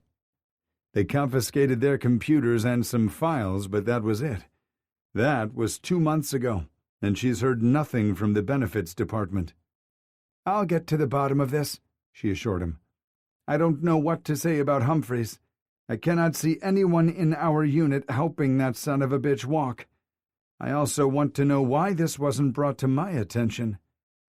Royce looked her in the eyes. I assure you that neither Marcus nor I planted the DNA evidence as the defense is suggesting. She waved him away. I know that, Locke. You might push boundaries, but you never cross them. Sawyer went to talk to Tobias to see what he knows. I'm going to be pissed if he knows something I don't, Chief said gruffly. I'll let you know what I find out. At least someone will. I'll start making calls to see what I can find out about Marcus's investigation. They're not required to inform me in this situation, but I'm hoping they'll play nice. If not, we'll make sure Candy gets representation. You should have brought this to my attention sooner. Yes, ma'am. I want you to run this homicide like you normally would until you hear differently from me. Yes, ma'am. The commissioner authorized overtime and surveillance on the 3 paroled arsonists. I just bet he did. All hands are on deck until we arrest the purists, or I call you off. Yes, Chief. Rigby insisted on updates, then dismissed them. Sawyer was waiting for Royce in the bullpen, 2 different types of devil cups in his hand. The Tasmanian devil mug in his right hand belonged to Royce and was one of the last things his mother had bought him. The other cup was Sawyer's hoity-toity Duke Blue Devil's cup. I thought you could use this, Sawyer said, handing his mug to him. Thank you. Royce took a sip of the coffee and sighed. Perfect. I know how you like your coffee. Royce had a sudden urge to cup his face and pull him in for a kiss, which wasn't an option. Use your words, dumbass. I was talking about you. He added a wink when Sawyer just stared at him. So he wasn't the most vocal about his feelings outside of sex, but he did more than grunt and drag his damn knuckles. Not even close, but you're sweet to say so. It was the last serene moment of his day. Tobias didn't have any intel to share with them about the missing evidence, so that was a dead end. The mayor's press conference was televised on a local affiliate, and the detectives in the bullpen gathered around to watch it. Ryan was nowhere in sight, but he couldn't blame the kid. Royce was surprised to see Call Me Skip standing behind his wife on stage, but anyone looking could tell he'd rather be anywhere else. Beside him was a priest, who Royce recognized as Father David from Holy Trinity Church, where Marcus and Candy attended Mass. Father David had officiated their wedding, prayed over Candy during labor, baptized the children, and presided over Marcus's funeral. He'd even attended the kids' backyard birthday parties. Seeing him reminded Royce of all the vows Marcus had broken. It also made him want to forget about the case and ignore interviewing witnesses so he could charge Marcus's phone and look through the pictures on it until his eyesight blurred. Royce needed to remember the Marcus he'd loved, not the one who'd given up. The two FBI agents, Duffy and Aston, arrived at their precinct with sticks up their asses. Rigby invited Royce to join them, introducing him as the sergeant leading the Purists' task force. Duffy and Aston didn't bother playing nice with others. They laughed at Rigby's suggestion of a joint force operation and announced they were taking over the case. The chief put up a good fight and got the agents to concede that Amber Nielsen's death was most likely a result of her being in the wrong place at the wrong time, but that was as far as they'd go. "Why was Agent Nielsen undercover at the Alley Cat?" Royce asked. "I can't answer that. It's a need-to-know basis," Aston said with a wry smirk Royce wanted to knock off with a right hook. "How original," he replied instead. "Turn over the files to Agents Duffy and Aston," Chief instructed him. Her shrewd gaze said, "But make copies first." It didn't take Royce long to gather the information for them since they were still pretty much shooting in the dark. Rigby offered them a workspace, which they rejected without bothering to hide their distaste. After they left, she looked at Royce and said, "This changes nothing. Continue to interview employees, get an ID on the rogue clergyman, and trail the arsonists." "Yes, ma'am," he said, saluting her moxie. Her lips trembled as she fought off a smile. "And don't get caught." "Yes, ma'am." Chapter 23. To avoid Duffy and Aston catching onto them, Royce divided surveillance up between 5 others in the unit plus himself. Sawyer, Kai, and Ashcroft volunteered to take the first overnight shift, so he sent them home while he, Willoughby, and South took the day shift. The goal was for them to keep switching up vehicles from the carpool and swap around targets to avoid detection. From their first stakeouts, Willoughby took Bennett, South took Grange, and Royce tailed Pullman, the man with the access to paint thinner, which Blue had reported was the accelerant used to torch the Alley Cat. He'd also been too friendly when they interviewed him the first time, which immediately made Royce suspicious. Royce dreaded tailing suspects for many reasons, but one of them was being confined to the vehicle. He felt like a caged animal, but getting out to stretch his back and legs wasn't an option. The radio wasn't a good distraction either because the local stations were talking about the Purists non-stop. Royce gritted his teeth just thinking of the sanctimonious assholes. They'd added a ticker at the bottom, showing how many times their videos were viewed. They'd gone viral with more than 1 million hits each. Googling Savannah not only brought up links to their sites, but links to dozens of articles written about the scandals plaguing the city. The Purists were being touted as heroes online and from people calling the radio stations until the chief held her press conference announcing that 2 people were killed in the Alley Cat fire. She didn't divulge names, but she made it very clear vigilante justice was the cause of death as much as smoke inhalation. She cautioned for cooler heads to prevail and urged citizens to report crimes directly to the police or Crime Stoppers rather than take justice into their own hands. The tone of the calls coming in to the stations changed drastically, but there were still some who believed whores and flesh peddlers deserved their day in hell, and who cared if they went there sooner or had help arriving. He knew the radio stations would report any credible threats, but he texted Holly and asked her to reach out to the station managers anyway. It didn't take long for the tone to shift with the online articles, which now referred to the Purists as killers and religious terrorists. And while the ticker number at the bottom of the page didn't stall completely, it slowed down significantly. It was a small victory, but he had to take them where he could, or lose his fucking mind. The risk to the backlash was the Purists going to ground. A phone call to Jonah put his fears to rest there. "Maybe, but it would only be temporary," he'd said. "Someone who craves this level of attention won't stay quiet for long. Also, if these deaths were truly accidental, maybe their conscience will get the best of them. Maybe they'll confess and roll on the mastermind." "Maybe," Royce said hopefully. Tailing Pullman literally amounted to watching paint dry. The man worked fast, efficiently, and took very few smoke breaks. He'd unpacked a cooler on the tailgate of his truck for lunch and was back on the job in 20 minutes or less. It was all Royce could do to keep his eyes open. He checked in with Willoughby and South to see how their days were going.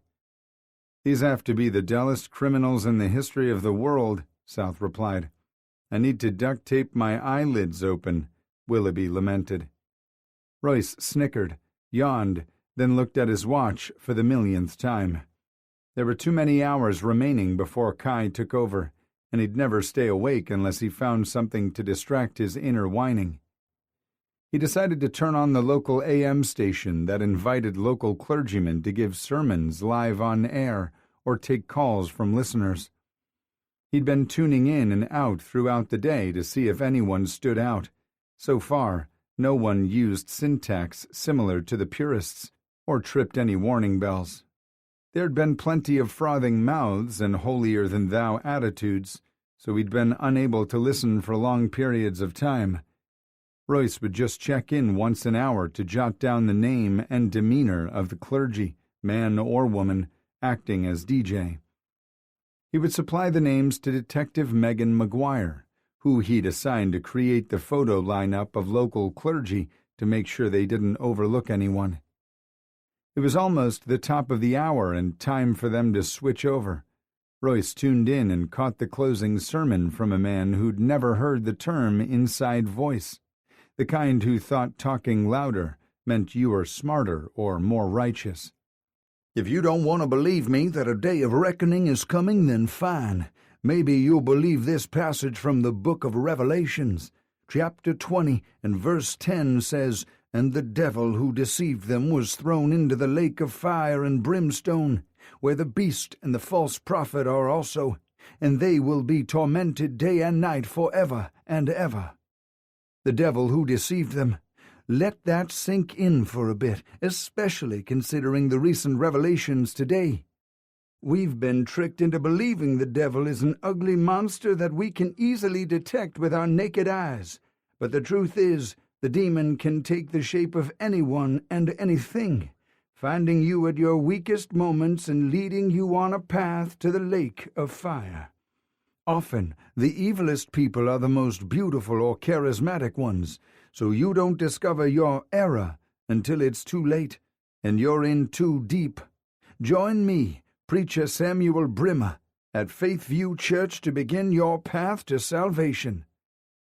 "More like Brimstoner," Royce said, jotting down the man's name in church. "Not sure how much more I can take of this." He released a breath and waited out the rest of Brimstoner's spiel to see who would follow. "Good evening, Savannah," said a man with a dulcet voice Royce immediately recognized as belonging to Father David. "I'm usually prepared for my weekly radio gig, but some unexpected things happened today. One of his parishioners resigning due to a scandal probably did occupy most of his time and thoughts. I think my time would be best spent fielding questions. How can I help you tonight? I know the world seems like it's topsy-turvy right now, but I'm here to promise you a better kind of future awaits you." Father David was the opposite of the screaming preacher who'd hosted a show before him. Younger than most clergymen, he was handsome, charismatic, and friendly, instead of stodgy and stern. The man blended seamlessly with others when he wasn't wearing his robes or clergy collar. Royce hadn't recognized the man at Mark's first birthday party because he'd worn blue jeans and a Braves t-shirt. Royce had said some embarrassingly crass things about one of Candy's friends, not realizing that Father David wasn't interested in checking out the woman's sexy long legs. The man chuckled and waved off his humiliation, but Royce had felt like a dirty pervert. At least he hadn't shared his thoughts about Marcus's hot cousin Todd. Let's take our first caller. What's your name, and how can I help you tonight? My name is Misty, and I want to know how you could support that woman after what she's done. Everyone is a sinner, and everyone is worthy of having their sin forgiven, Misty, Father David replied calmly. Royce listened as he fielded one call after the other. Some of them were about the mayor, but most of them were people who wanted to talk about the problems they faced. Maybe it was the priest's connection to Marcus, or maybe it was his soothing demeanor, but Royce found himself relaxing unexpectedly. Maybe too much, because his eyelids started to feel droopy. Not wanting to fall asleep, he switched off Father David's program in search of something livelier.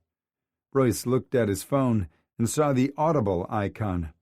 He'd set up a trial membership, but hadn't listened to the book he'd chosen. He'd started the series about a serial killer terrorizing Las Vegas with Sawyer, but they hadn't listened to the latest audiobook yet. Royce popped in his earbuds, then started the book. He loved the fast-paced flow and the author's writing style, as well as the narrator's sexy voice. Royce turned down the volume and looked around when the story started to heat up, then laughed at his ridiculousness. By the time he passed Pullman off to Kai, Royce hadn't learned shit about the suspect, except he liked Popeye's chicken, but he better understood Sawyer's audiobook addiction. Instead of going home, he headed to Sawyer's house. Why? He couldn't say, other than it just felt right. Sawyer had left a note for him on the kitchen island, which he thought was adorable instead of presumptive. Sawyer knew his home was where Royce belonged too. Spaghetti and meatballs are in the refrigerator. I plugged Marcus's phone into your charger when I got home. Don't believe Bones when he acts like he hasn't eaten in a week. Also, if you overfeed him treats, you'll be the one who has to take him to his next vet checkup and get lectured. FYI, she's scarier than Rigby. XOXO. Royce looked over at Bones and said, "Yikes." Bones replied with a pitiful, deep-bellied yowl. "I'm not falling for that. And I'm not getting my ass chewed by your vet either. You get one treat, and that's it."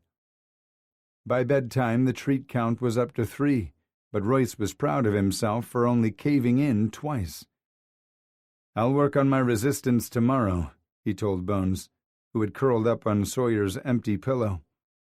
The urge to look through Marcus's phone had taunted him all evening, but he ignored it in favor of listening to the audiobook, watching one of Sawyer's documentaries, and catching the last few innings of the ball game. Even fearless ones needed to prepare for battle, and sometimes the heart was a person's biggest enemy. No matter how fiercely Royce had guarded his heart, Marcus Wilkes had always been his weak spot, and that hadn't changed with his death. When sleep eluded him, Royce gave up the pretense of ignoring the phone and punched in Marcus's passcode, his wedding date, to unlock it. Even though Candy had turned off the service, Royce could still read through old texts and see the videos and photographs saved on Marcus's phone. He'd saved more than 4,000 pictures and 100 videos. None of them were of his secret life with Amber, nor gave away any hint of him being on the take. They were photos of the kids, Candy, his parents, Holly, and Royce. All of them smiling, laughing, and openly showing the joy they'd felt with one another. He relived the boys taking their first steps, cutting their first teeth, and going off to school. There were Cub Scout den outings, Halloween costumes, birthday parties, soccer, and t-ball games. They were photos of a man who loved hard and was adored in return. The last picture was the one that broke Royce. It was the two of them fishing at Lake Mayer a few days before Marcus died. Royce had just caught a largemouth bass and Marcus had positioned himself with Royce to take a selfie with the fish before Royce released it back in the lake.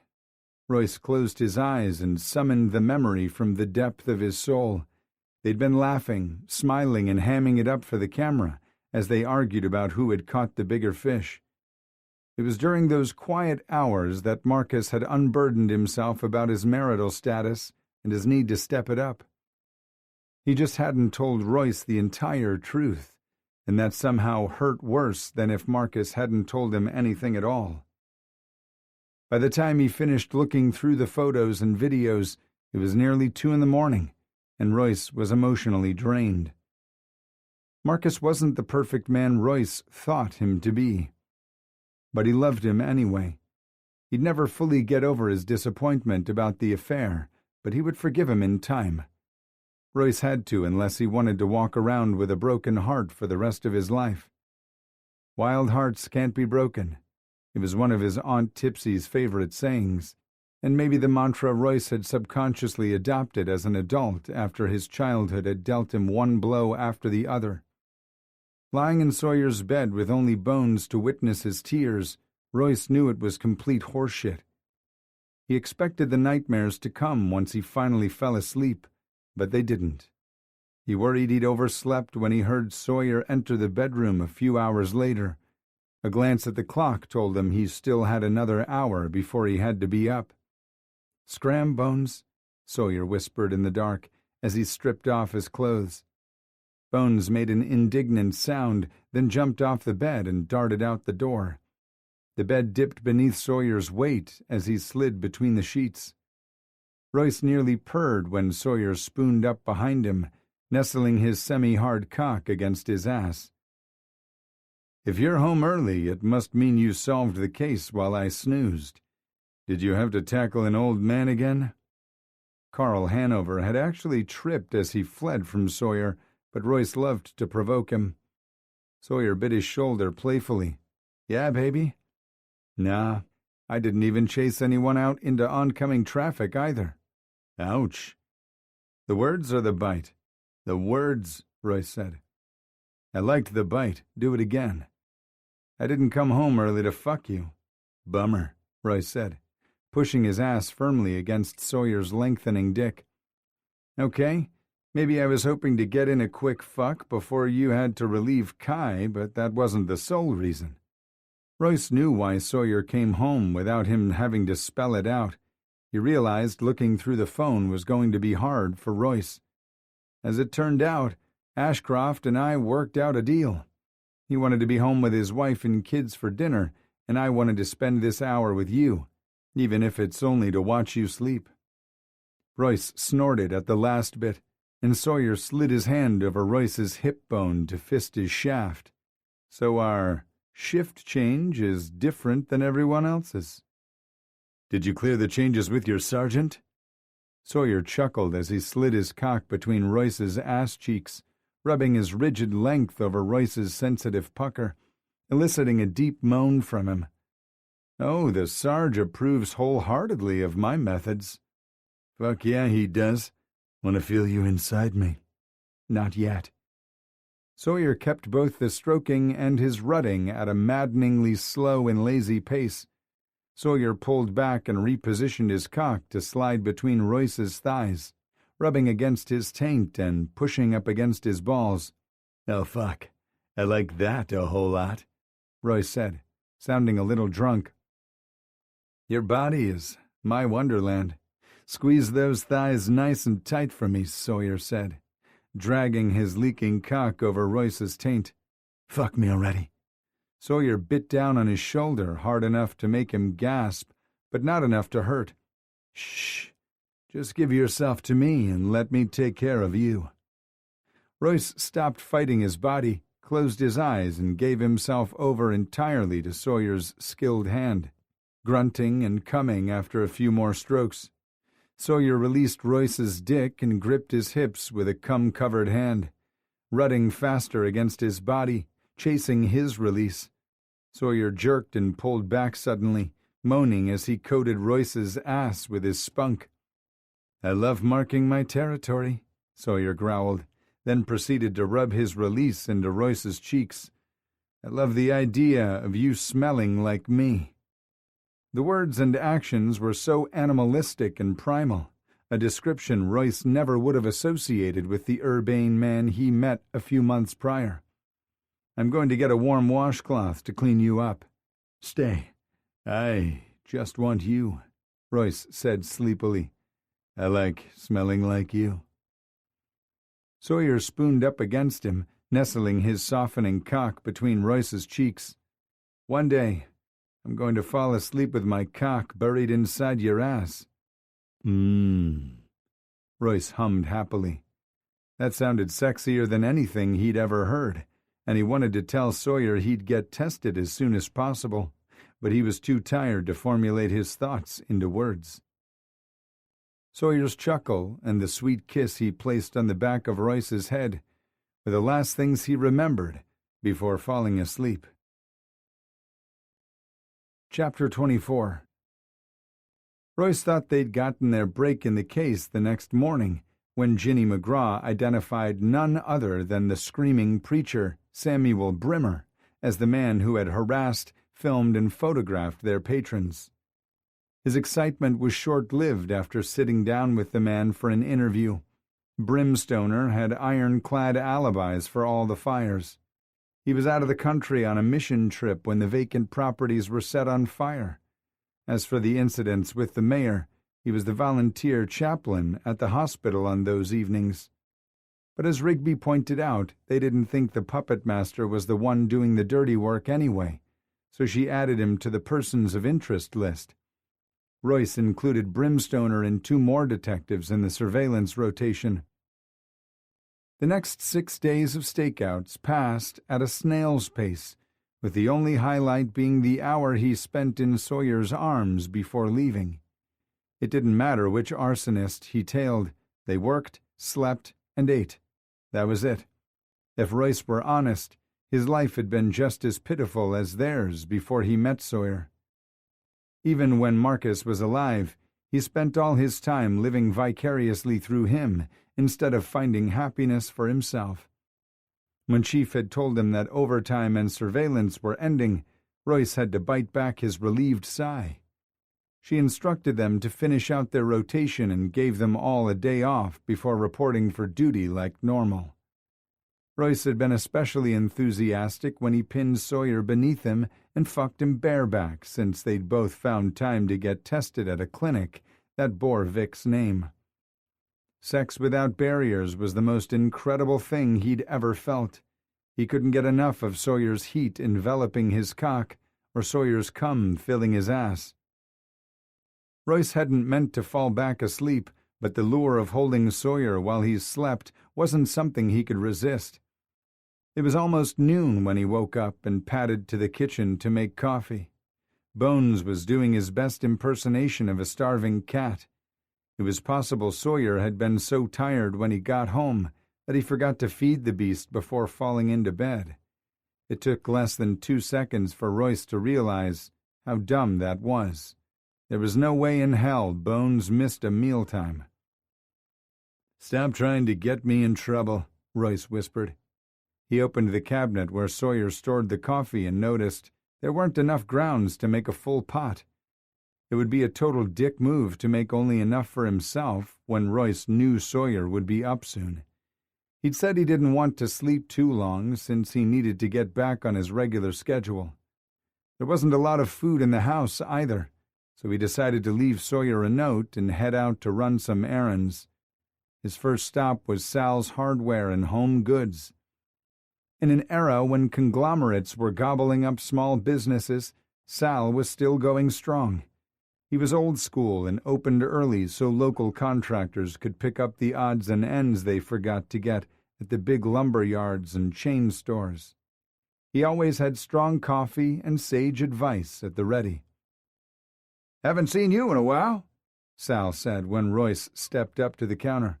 "Things going well at the new place?" Royce had lived in his house for 5 years, but didn't correct the man who was old enough to be his grandfather. "Yeah, things are going well." He pulled his keychain from his pocket and worked his house key loose. I'd like to have a copy of this key made." "Well, then," Sal said, grinning wolfishly, "I guess what they say is true." "And that is?" Royce asked hesitantly. "Every rake has his day." "Not sure anyone talks like that anymore, but I guess I've finally met my match." Sal winked. "Lucky girl." Royce's stomach clenched as he realized that coming out was going to be a daily occurrence. Daily might be a stretch, but there would always be someone who assumed the hands that held his heart belonged to a woman. He'd have to choose between correcting everyone or only the ones who mattered. He'd been coming to Sal's since he was a little boy, and Royce planned to continue doing business with the man until he retired. So Royce might as well come clean rather than mislead Sal. "We have these fancy keys now," Sal said, before Royce had a chance to reply. "We have sports, butterflies, flowers, and even superheroes. Whatever she's into, we probably have it." He gestured to a kiosk for Royce to pick one. Royce said. "Pardon?" Royce cleared his throat. "There's a lucky guy in my life, not a lucky girl." Sal made a little gasp of surprise and his mouth fell open. He caught himself quickly and smiled at Royce. "Well, congratulations. Pick out a key for your fella, then." Sawyer chose the Duke key, though it pained him, and handed it to Sal, who looked more offended by Sawyer's beloved team than the fact Royce was dating a man. It made Royce laugh. "Just give me a few minutes." "Sure thing."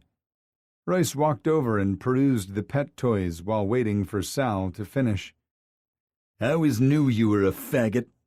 Royce stiffened and his heart thundered in his chest. That voice had reverberated through their home, his heart and his head, striking fear and wreaking havoc. Why Royce had ever tried to maintain a relationship with a man was beyond him, but he was done.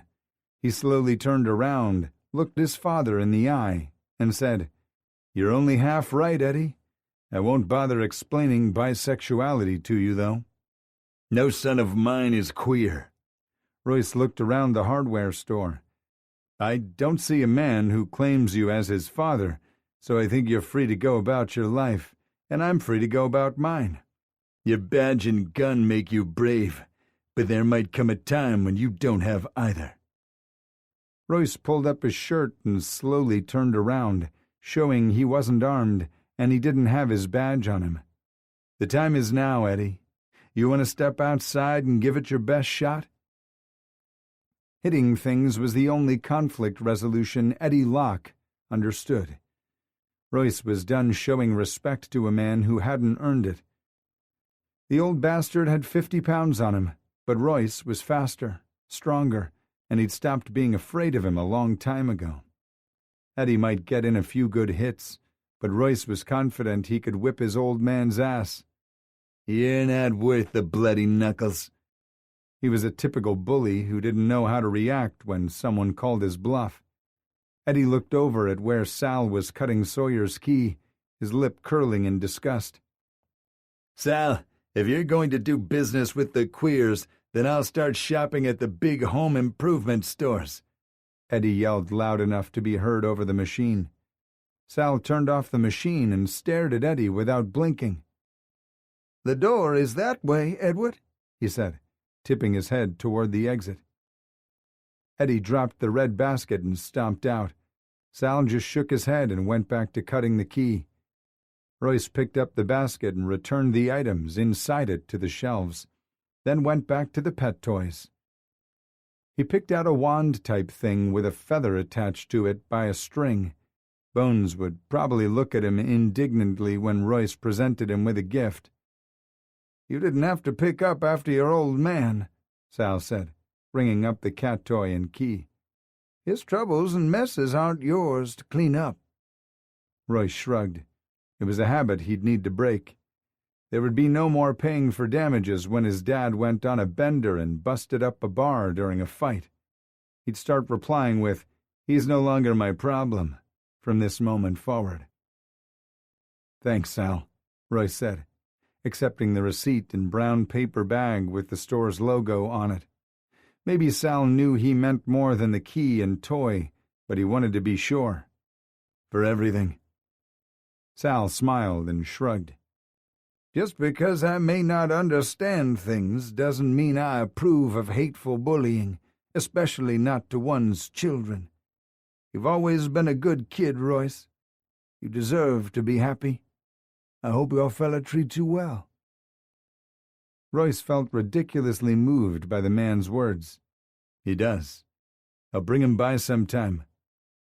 Do that. On his way to the door, a thought occurred to him. He pivoted and returned to the counter. Removing his phone from his pocket, he pulled up photos of the arsonists who topped his persons of interest list. Do you recognize any of these men? Sal studied them closely and then shook his head. Can't say that I do, but my memory isn't what it used to be. Have you seen an unexpected increase in the sale of paint thinner? Nah. Paint contractors buy that in bulk from the big guys, much cheaper than I can sell it. It was worth a shot. Thanks, Sal. The next stop was the hardest and long overdue. Just get in there and eat crow, Royce said, looking at the picture window with the Bites and Brew logo. It looked as if Levi had a lull in caffeine crazies, so he got out of the car and went inside before he lost his courage. There was nothing to eat at the house, and he'd rather surprise Sawyer with his favorite sandwich and coffee than shop for food. Levi glanced at the door when the bell above it chimed. The adorkable man's smile turned into a frown when he saw Royce. Oh, fuck. He's not going to make this easy. Royce plastered a smile on his face, which might have been too enthusiastic because Levi took a few steps backward. Oops. Levi had two other employees back there with him, both who seemed overly interested in Levi's reaction to him. I come in peace, Royce said, stepping up to the register with his hands held up in surrender. That's what the soldiers said to the Native Americans before giving them rancid meat and blankets infected with smallpox, Levi said suspiciously. I don't have maggot meat or infectious cloth, Royce said somberly. I came here to apologize. Levi narrowed his eyes and jerked his head to the right, indicating Royce should move down the counter so his staff could serve the person who walked in after him. What do you really want? Wow, somebody had really done a number on this guy. It would probably be best if Royce bought their lunch from someone less hostile. I told you what I wanted. I'm not mad or jealous he chose you, but it was a total dick move for you to roll out of his bed, then come here and brag about it. I didn't roll out of his bed and come straight here, Levi. We hadn't. He let his words fade away because he didn't want to lie. They'd shared an orgasm in Sawyer's home gym, but hadn't technically slept together yet. I had just wanted to check out the guy who was going to take Sawyer from me. Levi snorted. As if. How is Sawyer doing? Text him and find out, Royce replied. The bell over the door jingled. Levi glanced over distractedly, then did a double-take. His fair cheeks turned an adorable shade of pink that made his eyes look bluer. Royce understood why Sawyer had asked him out. More than a little curious, Royce turned to see who was responsible for the blush and nearly groaned when his gaze landed on Diego Fuentes, who looked impressive in his street clothes. How many sizes too small was that shirt, though? Diego looked surprised at first, but then his expression morphed into irritation. His gaze flitted to Levi's before returning to his. Did he misread the private chat? Royce waved and offered what he hoped was a friendly smile. You know him? Levi whispered. Royce moved closer to the counter and lowered his voice. Yeah, his name is Diego Fuentes. Does he come here often? Not often enough, if you ask me, Levi said breathlessly. Is he single? Royce raised a brow. As far as I know, want me to find out? As far as atonement went, it was painless. Levi's face turned a darker shade of pink. "If you think he's interested." Royce glanced over his shoulder and took in Diego's thunderous expression. He was either pissed because he thought Royce was hitting on Levi and wanted the cafe owner for himself, or he was outraged on Sawyer's behalf. Royce winked and said, "There's only one way to find out. Now go talk to him." "No, it would be too obvious," Levi whispered. "It won't if you put together 2 chicken salad sandwich platters and make a large salted caramel coffee." Levi narrowed his eyes suspiciously, but nodded after a few seconds. Royce turned from the counter and approached Diego. "Do you have a cat?" Diego squinted. "Huh?" "I asked if you have a cat," Royce said slowly. "No." Royce nodded.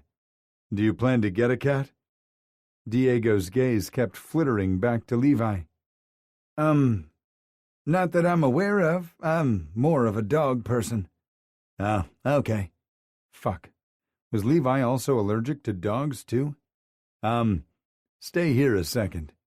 Royce started to walk back to the counter to find out, but Diego reached out and stopped him. "What's going on? First I catch you flirting with the cute cafe owner, and now you're chatting me up. Did Sawyer get sick of you already?" Royce remembered the way Sawyer cried out his name when Royce filled him that morning. "Definitely not." "So what's going on then?" "Levi thinks you're hot, but he's shy." Recalling the way Levi had written his phone number on Sawyer's coffee cup with a message to call him, Royce almost snorted.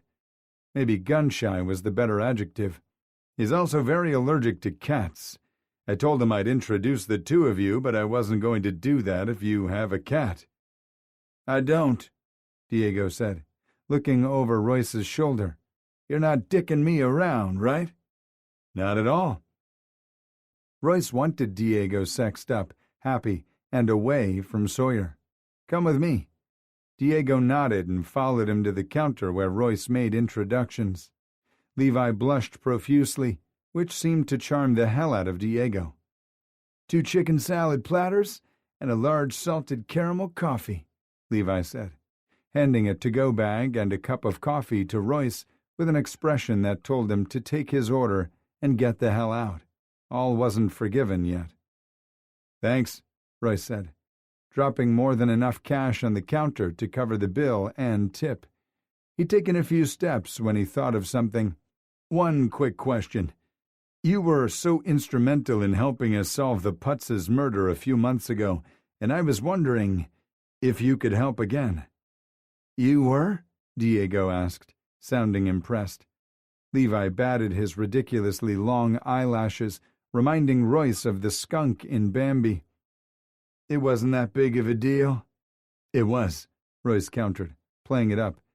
"Do you know any hackers or someone familiar with navigating the dark web?" From his periphery, Royce saw a slender person suddenly rise to their feet and head toward the door. It could have been a coincidence, or they might have overheard Royce. He turned and saw it was a college-aged guy. "You know him, Levi?" "Avery Bradford." Avery turned and looked back inside the cafe, noticed that he had Royce's attention, and immediately bolted down the sidewalk. "Fuck, so much for a day off," Royce said, setting his food and drink down on the counter and sprinting after him. Royce burst out onto the sidewalk, saw the kid had one hell of a head start and was hauling ass. "Police, stop where you are," he yelled as he pursued Avery. Royce heard someone approaching fast from behind and glanced over his shoulder, just as Diego pulled even with him. "Don't chase this one into the street, yeah?" Diego asked, barely sounding winded. "Fuck you, Fuentes." Diego just laughed before kicking it into a high gear, leaving Royce in the dust. Challenge received and accepted. Chapter 25. Diego might have been bigger, stronger, and faster, but Royce had endurance and agility on his side, which really paid off when Avery's dashing, darting, and juking didn't seem to slow him down a bit. While it seemed like Diego and Royce had formed a truce of sorts, Royce still wanted to beat him and make the collar. That meant he didn't waste breath, energy, or concentration on trash-talking when he closed in on, pulled up next to, or even passed by Diego. Catching Avery was his only focus, and Royce knew he'd get the chance when the kid made a sharp right turn into a dead-end alley between two buildings. Unless the fucker had a superpower to scale buildings like Spider-Man, Royce had the guy right where he wanted him. Royce rounded the corner and had just enough time to spot the threat and duck as Avery swung a piece of lumber someone had dumped in the alley. Royce continued his forward motion, lowering his shoulder and driving it into the much thinner man's chest, taking him down to the filthy ground. "Get the fuck off me, man," the kid wheezed. Royce was winded as fuck and sucking in air too, so he was grateful when Diego stepped up beside him, calling for a black and white on his cell phone. Neither of them was on duty, so they were without weapons or handcuffs. "Get off me, fat ass," Bradford groaned. "I'm going to sue you for police brutality." "You can use your one phone call to contact an attorney," Royce said tersely. "Wait, what? I didn't do anything." "It's called an attempted assault on a police officer, dumbass," Diego said, squatting down beside them. All the fight left the kid, and he relaxed beneath Royce's hold. "I didn't know you were cops." "Bullshit," Diego snarled.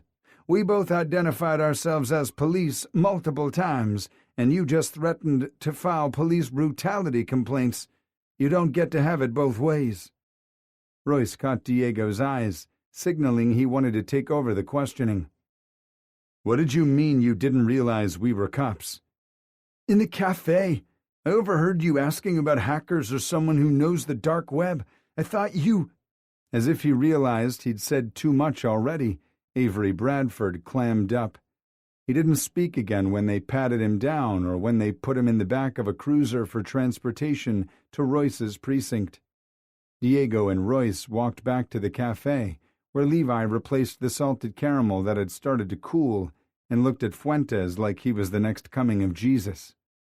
Royce thanked Diego for helping him and said goodbye to Levi, and then headed toward his car, where he sent Sawyer a quick text before driving to the precinct. "I stumbled across a possible lead in the case when I went to Levi's to get lunch and your favorite coffee. Heading to precinct for interview. Your sandwich will keep, but I owe you a coffee." Sawyer's reply was instant. "Levi's? I'll explain later. No need for you to come in. I'll let you know if there's a break." "Fuck that, I'm starving. I'll eat my lunch and drink the coffee while you work." Royce laughed. "Fair enough." Avery Bradford refused to make eye contact when Royce formally introduced himself in the interview room, and it became clear very quickly that he had no intention of saying another word. Instead of talking just to hear his own voice, Royce ate lunch with Sawyer in the tiny observation room. "So, what's the deal with Levi?" Sawyer asked after he mowed through half of his chicken salad sandwich. Royce had to admit it was the best he'd ever had. "I owed the man an apology, so I gave him one," Royce replied. Sawyer narrowed his eyes. "It's never that easy with you." "The day started with simple goals. Have a key made for you and apologize to Levi and grab us some lunch." "Wait, what was the first part again?" "I went to Sal's to make a copy of my house key for you," Royce said, hoping he sounded nonchalant. "I know we don't spend a lot of time there, but I wanted you to have one." When Sawyer didn't respond, Royce glanced up. Sawyer closed the distance and planted a kiss on him, lingering for a few seconds before he pulled back. "While I was there, I thought I'd buy my boy Bones a new toy." "He loathes toys. They're beneath him." "We'll just see about that," Royce shrugged. "Anyway, things went downhill from there." He told Sawyer about his encounter with Eddie and watched how Sawyer's eyes darkened in anger on his behalf. Royce kissed Sawyer to assure him he was okay. "Then I stumbled across this joker after I finished playing matchmaker to Diego and Levi." "What?" Sawyer asked. Royce repeated the conversations, making Sawyer laugh when he got to the part where he interrogated Diego about owning a cat or planning to own a cat. "I don't think this guy is going to talk, and I'm not going to waste my day off. I'm going to arrest him for attempted assault, print him so we can see if anything comes back, and let him stew on it overnight. I think the kid was running scared from somebody. As much as I hate the idea, I bet he'd lead us to that person if we cut him loose and watch him closely enough." "Want me to take a crack at him to see if we can avoid that?" Sawyer asked. "Go in there all nice and shit?" "Doesn't hurt to try." Royce shrugged. Sawyer kissed him again, lingering much longer this time. "Then we're going home to fuck," Royce said fiercely. "Yes, sir, Sarge." Sawyer strode into the interview room a minute later. He'd stopped to get a soda and set it on the table. "Are you hungry or thirsty?" No response. "Look, I know things got off on the wrong foot with my partner. Locke can be a real dickhead, but he's fair. Tell us what's going on, Avery. If you're in trouble, we might be able to help." Avery lifted his head and locked gazes with Sawyer, and for a minute, Royce thought he saw a crack in the kid's resolve. Then the punk snorted, flipped Sawyer off, and lowered his gaze to the table where he'd kept it fixed since entering the room. "Okay, then," Sawyer said casually. "Enjoy your overnight stay." Royce watched Avery when Sawyer left the room. Either the kid wasn't aware he was being observed, or his bravado had just run out on him because he slumped forward and rested his forehead against the table. Royce thought he heard a garbled sob slip out before Avery could contain it. Sawyer returned to Royce a minute later. "Officer Dickinson is coming to process him in a few minutes," he said softly. "He looks like a person who's carrying around a pretty big secret." "You know that gut feeling you had the night you staked out the Hanover's house and caught Carl disposing of the bloody clothes?" "Yeah." "I have that same feeling right now. This kid knows something, or he's protecting someone. I'm going to find out which it is." "We're," Sawyer corrected. "The meager hours we were able to spend together in the last week weren't enough for me to get my fix." "Insatiable," Royce whispered, reaching for him. Sawyer slid his arms around Royce's waist, holding him close and resting their foreheads together. "You know it's more than sex." Royce nodded. "I know it is." "So let's set a trap to catch this particular mouse." Sawyer oversaw Bradford's processing while Royce went to speak to Rigby. Her assistant Dolores looked dead on her feet. "Long day?" he asked sympathetically. "Long week. It's been one upheaval after the other. First, Alderman Xander Kravitz is sworn in as interim mayor pending a special election, and now we're waiting to see who he appoints as acting police commissioner, and how that will shake things up." "Has Commissioner Phillips made an announcement?" If so, Royce hadn't heard, and it would have been all over the radio. It was possible Mayor Kravitz fired him, but Royce figured he'd allow the man to resign first. "Phillips has resigned, but there won't be a formal announcement until Friday morning, when Kravitz introduces his replacement." She leaned forward and lowered her voice. "I don't know what it signifies, but Kravitz has called twice this week and personally visited Rigby today." A slow smile spread across Royce's face. "You didn't hold up a glass to the door?" Dolores rolled her eyes. "I value my employment and wish to continue working for Chief wherever that may take me." She crossed her index and middle fingers on both hands and raised them. "Do you think she has a few minutes to see me?" Dolores winked at him, then picked up her phone and hit a button. "Locke is here to see you, Chief." She listened for a second. "Yes, ma'am. I'll send him in." She hung up the phone and said, "Go on in. Please keep what I said about the Chief in confidence." Royce crossed his heart before he entered the Chief's office. "I thought I instructed you to take the day off," Rigby said sternly. "Well, I meant to take the day off, but trouble seems to find me wherever I go." Rigby snorted and gestured for him to continue. "I might have stumbled onto a lead." She straightened in her chair. "Explain." So he did, leaving out the real reason why he'd gone to Bites and Brew. He included Diego's involvement, commending the officer because it would have been a dick move not to mention his assistance. Crossing her arms over her chest, Rigby studied him. "He's not talking, huh?" "No," he replied, but told her how the kid reacted once Sawyer left the room.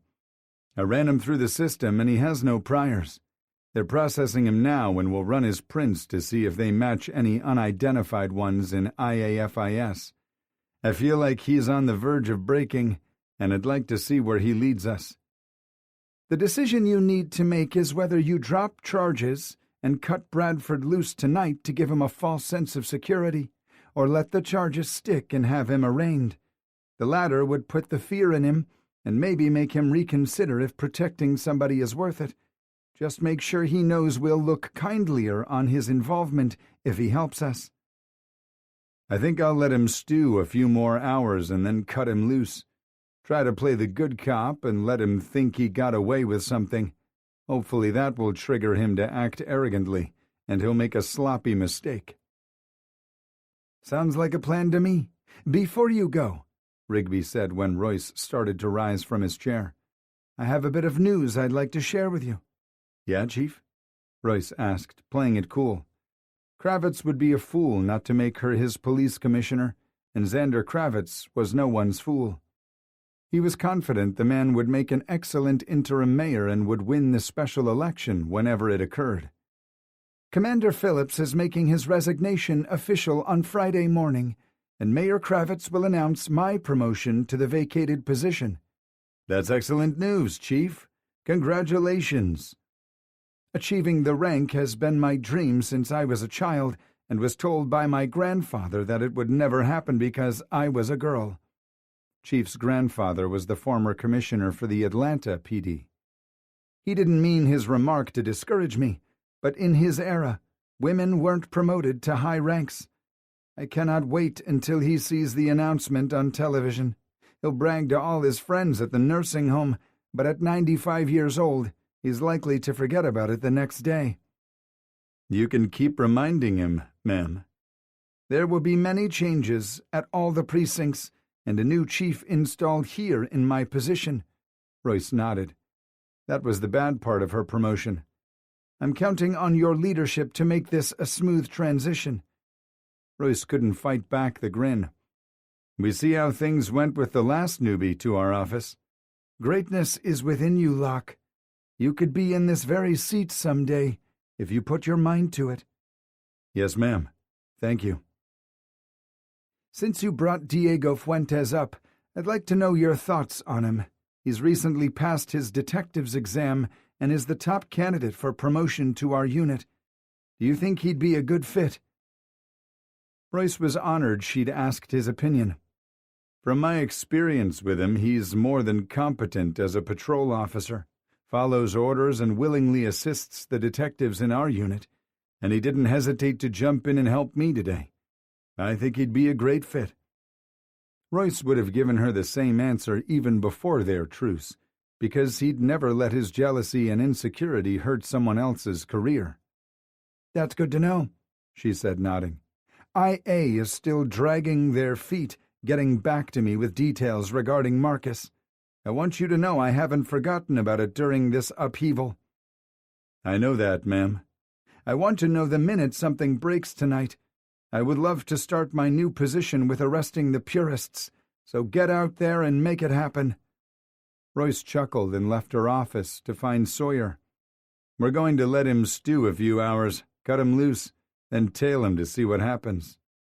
"So much for the fuckfest you promised me," Sawyer pouted softly. "I could settle for a quickie." "No way. We've existed on those for a week. This little prick will lead us to something. While he's on ice, I want to experience something new with you."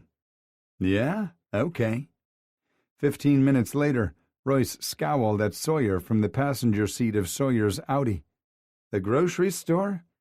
This is your idea of a new experience? I've been buying my groceries for years now, GB." "You buy ramen noodles and bologna," Sawyer countered. "That's not food." He laughed at Royce's scowl. "Come on, it will be fun." Fun was the last word Royce would use to describe grocery shopping, but it was better when he went with Sawyer. They'd planned meals as they moved through the aisles. The differences in their personalities was never more evident than with the things they put in the grocery cart. Royce learned that Sawyer was a total snob when it came to cheese, when Royce was happy with the kind in a squirty can. "I'll make a foodie out of you yet," Sawyer said when they unpacked the groceries at his house. "Where's my boy?" Royce said, pulling the toy out of the bag. Sawyer scoffed, but Royce ignored him and removed the wand from the packaging and went into the living room where H.R.H. Bones was watching bird porn through the picture window. "Look what I got you," he said, holding the wand in the air and making the feather dance at the end of the string. Bones looked so indignant it made him laugh. Hearing Sawyer snickering in the kitchen, he looked at Bones with a pleading expression and said, "You know you want to kill the feather." Bones would have rolled his eyes if he could, but he took pity on Royce and swiped at the feather. Royce made it dance some more, and at first Bones just watched it through narrowed eyes, but then he leaped like a lion, snagging the string in mid-air and jerking the wand from Royce's hand. Bones made a vicious growl, picked up the feather with his teeth, and dragged the offending toy out of the room and down the hallway toward the bedrooms. Royce turned to Sawyer. "That went well. You had more success than I predicted." "I think I have a pissed-off cat who is looking to do wicked things to me with that wand as soon as I fall asleep." Royce returned to the kitchen and pulled the Duke key out of the paper bag. "Here's your key, asshole." "Ah, you picked out a fancy one." "Don't make a big deal out of it," Royce groused. Sawyer laughed harder. "I know how much you hate my team." "I hate them more than words. I root for them to lose more than I cheer on any team to win." "Ouch," Sawyer said, clutching the key to his chest. "But I don't hate you," Royce said tenderly. "Was there a right time to tell a man you loved him? Should it be over a bottle of wine and a good steak? Or was it okay to do it while he laughed and clutched a cheap piece of metal to his chest, as if it were a priceless treasure? He and Sawyer were opposites in so many ways, but the most significant thing they had in common was knowing the importance of telling people how you feel about them, because they could be ripped away from you in an instant. Royce cupped Sawyer's face, running his thumb over his smiling lips, and, with his heart in his throat, said, "I fucking love you." Sawyer gasped, and his lips trembled beneath the pad of his finger. "So damn much." Sawyer closed his eyes, and he inhaled deeply. For once, he wasn't doing breathing exercises to find patience for Royce. He could tell Sawyer was happy by the serene expression on his face. When he reopened his eyes, Sawyer smiled brilliantly at him. "I love you too. God, I do." They kissed long and hard until both were panting for air, clinging to one another. Royce debated leaving the kid in lockup all night long, but it wasn't the right thing to do. "You just had to create this big moment when we can't stay here to celebrate it properly, didn't you, dickhead?" Sawyer asked, nibbling on Royce's neck. "I'll make it up to you, asshole." "Fucking right you will. I'll see to it." Sawyer's wicked laughter spelled big trouble for Royce, and he couldn't wait. Chapter 26. Royce decided to let Avery Bradford sweat it out until 9:30. He and Sawyer cooked dinner together, then looked through the purist's case file. They reviewed the employee interview notes, autopsy results, and tox screen results, which had confirmed Fox's suspicions. He wasn't about to ask what strings Rigby pulled to get her hands on the ME's reports, but he knew she didn't get them from Duffy and Ashton. Savage McGraw and Amber Nielsen had died from smoke inhalation and carbon dioxide poisoning. They didn't have any type of drugs, recreational or otherwise, in their systems, but McGraw's blood alcohol level had been more than 2 times the legal limit. In a follow-up interview with his widow, she stated he was an unabashed alcoholic and used a hired car service to get to and from work. That explained why McGraw's car wasn't in the parking lot at the time of the fire. but not why Amber was at the strip club at 3 in the morning when she called in sick to work, or why her car was found 2 blocks away the following morning. Duffy and Ashton refused to comment, of course, and took possession of her car before Royce had a chance to search it. "Do you want to know what I think?" Sawyer asked when Royce expressed his irritation at the possibility of never getting those answers. "I do." "I think she was wrapping up her case. She called in sick and went into the bar to obtain the evidence she needed at a time it should have been empty, only to discover McGraw was still there. With no cars in the parking lot, the arsonist thought no one was inside. The answers to everything relating to Amber are probably located in the paperwork and documents inside the safe. I wish we'd had a chance to copy that stuff before handing it over to the feds." "You and me both," Royce said. He glanced at his watch. "Well, if you're not going to fuck me, then let's go set the trap for Bradford." "I'm going to fuck with you."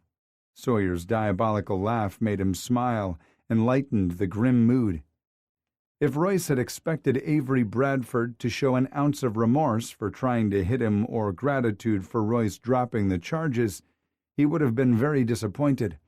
The kid resumed his swagger and sneer as he exited the station just after 10, but there was no hiding the smell of sweat and fear radiating off him. Rather than call a friend to pick him up, he took a lift to his apartment situated at the corner of Dumpy and Frumpy. Due to the layout of the building and access to side streets at the rear exit, they needed separate stakeout positions to watch both the front and rear doors. Sawyer took the front, and Royce parked on a side street that gave him the best view of the back. "Too bad we aren't able to use some of Rocky's cool PI toys," Royce groused 4.5 hours into surveillance. "The damn kid is probably sleeping or in there playing Call of Duty, while we sit out here teetering on the brink of death by boredom." Sawyer's laughter in his ears did amazing things to his body, even if it was coming through the speakerphone. "Would it help if I told you the things I have planned to do to your body when we get back home?" "Fuck yes." "Maybe," Royce said, drawing out the word. "Parts of me might survive." "Well, let's give it a shot. Do you want me to start with taking off your clothes or just skip ahead to the part where you're naked and tied to my bed?" "Tied?" "Cuffed, if you prefer."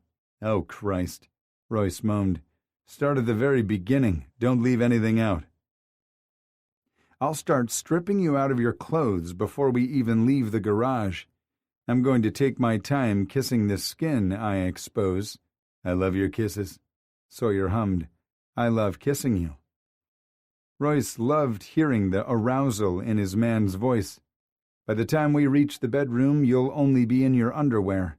When I peel those off your legs, I'll drop to my knees and—" With most of his blood flow heading south to fill his cock, it took a few seconds longer than it should have for Royce to realize Avery Bradford had exited the building and unlocked a bicycle from the rack. "Oh, oh, oh!" he exclaimed loudly. "Already?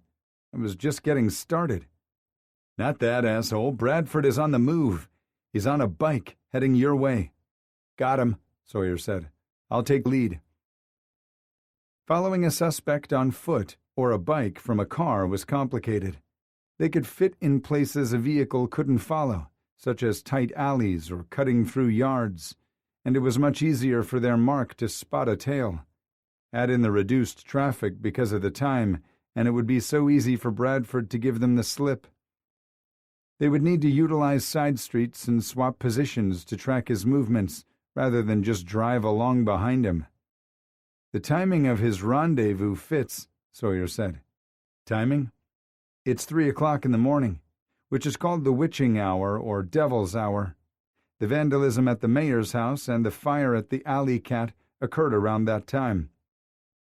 Less information is known about the fires at the vacant properties, thanks to the poorly written reports, but we do know they occurred overnight." Why had Royce never put that together? His heart raced with excitement. "It aligns perfectly with our theory that the mastermind is a religious zealot, too." Royce had never been a religious man, even though he wanted there to be a heaven. He needed to believe his mother was in a beautiful, serene setting, since her short life had been so horrible. And Marcus, as flawed as he was, he needed to believe there was more for Marcus, too. Maybe Marcus and Vic were up there cheering Sawyer and Royce on. He shook his head to clear the wayward thoughts because they weren't helpful. How so? Jesus, the holiest man, was crucified at 3 p.m., so the inverse of that would be 3 a.m., a time for demonic activity, rituals, or in this case, purification. Up ahead, he spotted Bradford crossing the intersection. I got eyes on Bradford. I'll hang back. Royce turned right and kept a block and a half between him and the kid, who seemed oblivious up to this point that the early 90s Mustang and late 80s Blazer from the motor pool were following him. I swear your brain is an encyclopedia. I'm not nearly as brilliant as you think. I sought every documentary I could find regarding rituals, exorcisms, and cults. I needed to pass the time without you somehow, and I learned a lot. Sawyer chuckled. Why would a religious zealot use the devil's hour to conduct deeds they feel are good and pure? It's harder to carry out their kind of crimes in broad daylight, but the timing feels more significant than just opportunity and avoiding detection. Many experts say that the devil's hour is a mockery of the number 3, which represents Holy Trinity, the Father, the Son, and the Holy Spirit. Maybe the purists want to reclaim the number 3 back from them. Holy Trinity. An image of the priest, Father David, flashed in his mind. Candy and her friends had called him swoony on more than one occasion. He'd overheard one of the ladies talking about her fantasies of corrupting him. They'd giggled and called it priest porn, and then immediately repented, praying for forgiveness. Everything about the purists screamed cult to Royce. Maybe it was an extreme label, but cults started small and gained power and influence as their numbers grew, not unlike a church. Charisma and good looks were 2 things most cult leaders had in common, and they used both weapons to manipulate and motivate. Father David had both those things in spades, and the first victim, Lynette Goodwin, had attended his church. Coincidence? Maybe, but Royce trusted his gut. I think I know where he's going, Royce said. Instead of picking up his tail in another block, head over to Holy Trinity and see if he shows up there. On it, Sawyer said, not questioning his judgment. I'll park where I can see the east side in the rear, and you can take the west in front. Deal. Royce was careful to hang back and cut down side streets, but it was probably overkill since Avery seemed hyper-focused on his mission and unaware of his surroundings. I got eyes on Bradford riding toward the church, Sawyer said. Royce's heart raced as he turned onto Broad Street and Holy Trinity came into view. It was a huge white cathedral with gold trim and towering spires reaching toward heaven. Religious or not, Royce thought the architecture, both inside and out, was stunningly beautiful. Got eyes on you, too, Sawyer added. Royce scanned the area and spotted Sawyer's borrowed Blazer before parking the Mustang and focusing his attention on Bradford, who had stopped his bike on the church's front lawn. He cut the engine and took off his seatbelt, preparing himself to move fast. Looks like he's going in hot, Royce told Sawyer when Bradford dismounted and pushed his bike to the ground instead of using the kickstand. As soon as he goes inside, we should get out and move into position. I'll follow him through the front. You look for unlocked doors on the rear and sides. 10-4, Sarge. Bradford flung open the front door of the church and stomped inside. Go, go, go, he told Sawyer, then disconnected the call so he didn't tip them off. Royce sprinted across the street and over the lawn toward the front of the church, but before he reached the steps, the ornate doors flew open and Avery ran back out, nearly colliding with him. Royce gripped the kid by his skinny biceps. What's wrong? The look of sheer terror on the kid's face stirred a similar reaction inside him. Royce's chest felt heavy, but he didn't have time for a fucking panic attack. "It's Father David. Some man has him tied to a chair. He's ranting about sins of the father and splashing him with something, threatening to burn the church down. You gotta get in there." "Do you have your phone on you?" The kid nodded. "Call 911. Tell them everything you just told me, and let them know that Detectives Lock and Key are on location and need backup. Can you do that for me?" "Yes," Avery said, pulling his phone from his back pocket and dialing. It might have been stupid to trust the kid, but he only had time to make one call as he sprinted toward the door, and that would be to Sawyer. "Don't go inside the church. Come around front with Avery and wait for backup.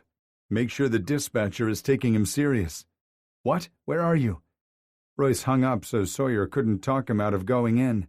He knew he was breaking protocol by going into the situation without a plan or backup, but he needed to know Sawyer was safe. He shoved his silenced phone in his pocket, pulled his gun from his holster, and entered the church. Walking on the balls of his feet, Royce silently moved through the narthex, the fancy name for the entrance hall, which he'd learned during Marcus and Candy's wedding rehearsal. A man's angry voice snapped him back to the present. "You told me that no one would be there. You said no one would get hurt."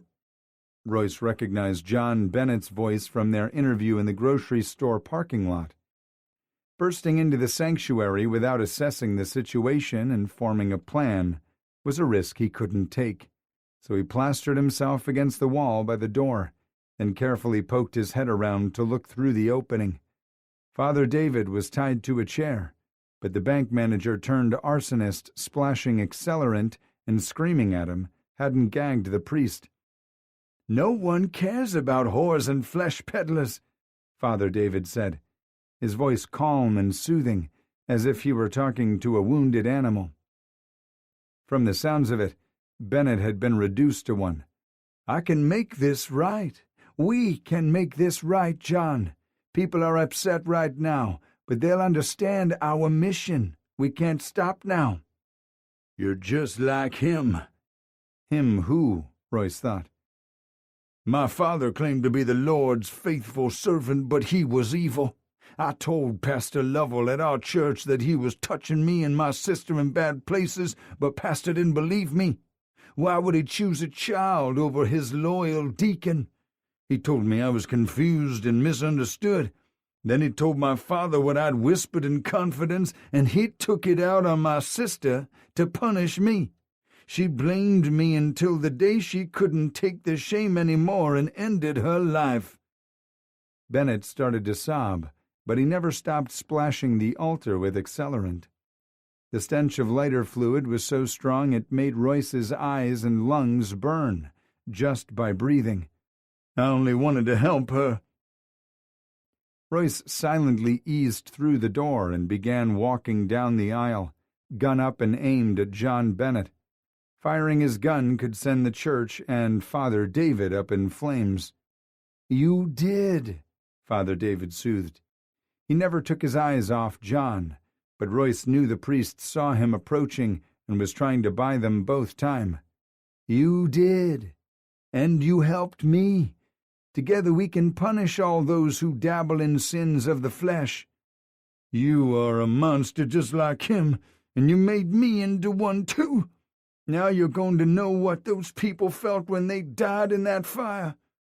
John turned the metal can and poured the fluid on himself before flinging it away. "We both need to atone for our sins." "No, John," Father David said, shrillness starting to creep into his voice, choking out the calm. "We can fix this." John reached inside his pocket, and Royce knew he had to act fast. "Police, John Bennett, put your hands up in the air and don't move." Instead of complying, the former bank manager with the Robin Hood complex turned and faced Royce, wearing a resigned expression that chilled Royce's blood. Bennett had no intention of leaving the church alive. "Go ahead and shoot me. We both know what will happen when your gun goes off. It will be the spark that sends this evil bastard to hell where he belongs.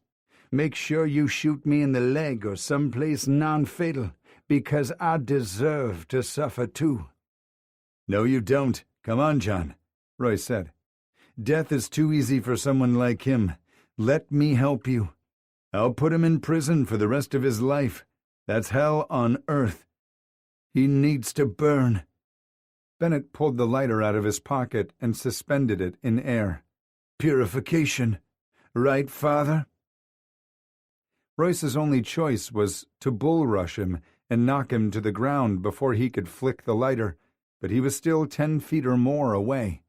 From his periphery, Royce saw Sawyer entering the sanctuary from the vestry to the right of the altar. "Damn it, GB, why couldn't you listen?" Royce must have done a poor job at hiding his emotion because Bennett snapped his head in that direction. "God forgive me," he said, flicking the lighter. Chapter 27. It felt like slow motion watching the fumes around John Bennett ignite, engulfing his body in flames. Bennett screamed in agony, stumbling around on the altar while Father David pleaded for someone to save him. The more Bennett moved, the higher the flames climbed. What seemed to take forever actually only took seconds. The altar exploded in a wall of fire so high Royce couldn't see if Sawyer managed to escape. Father David screamed as the flames devoured him, and there was nothing Royce could do to save the man. Black smoke began filling the sanctuary as the blaze destroyed everything in its path. Royce turned around and sprinted out of the church, where Avery Bradford surprisingly remained. Royce heard the fire trucks and police cruisers, but didn't wait to direct anyone. He had to try to get Sawyer.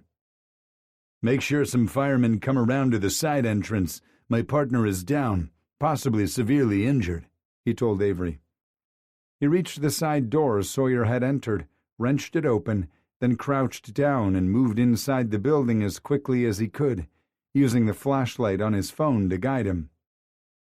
It wasn't long before the smoke became so thick that he had to drop to his knees and crawl forward.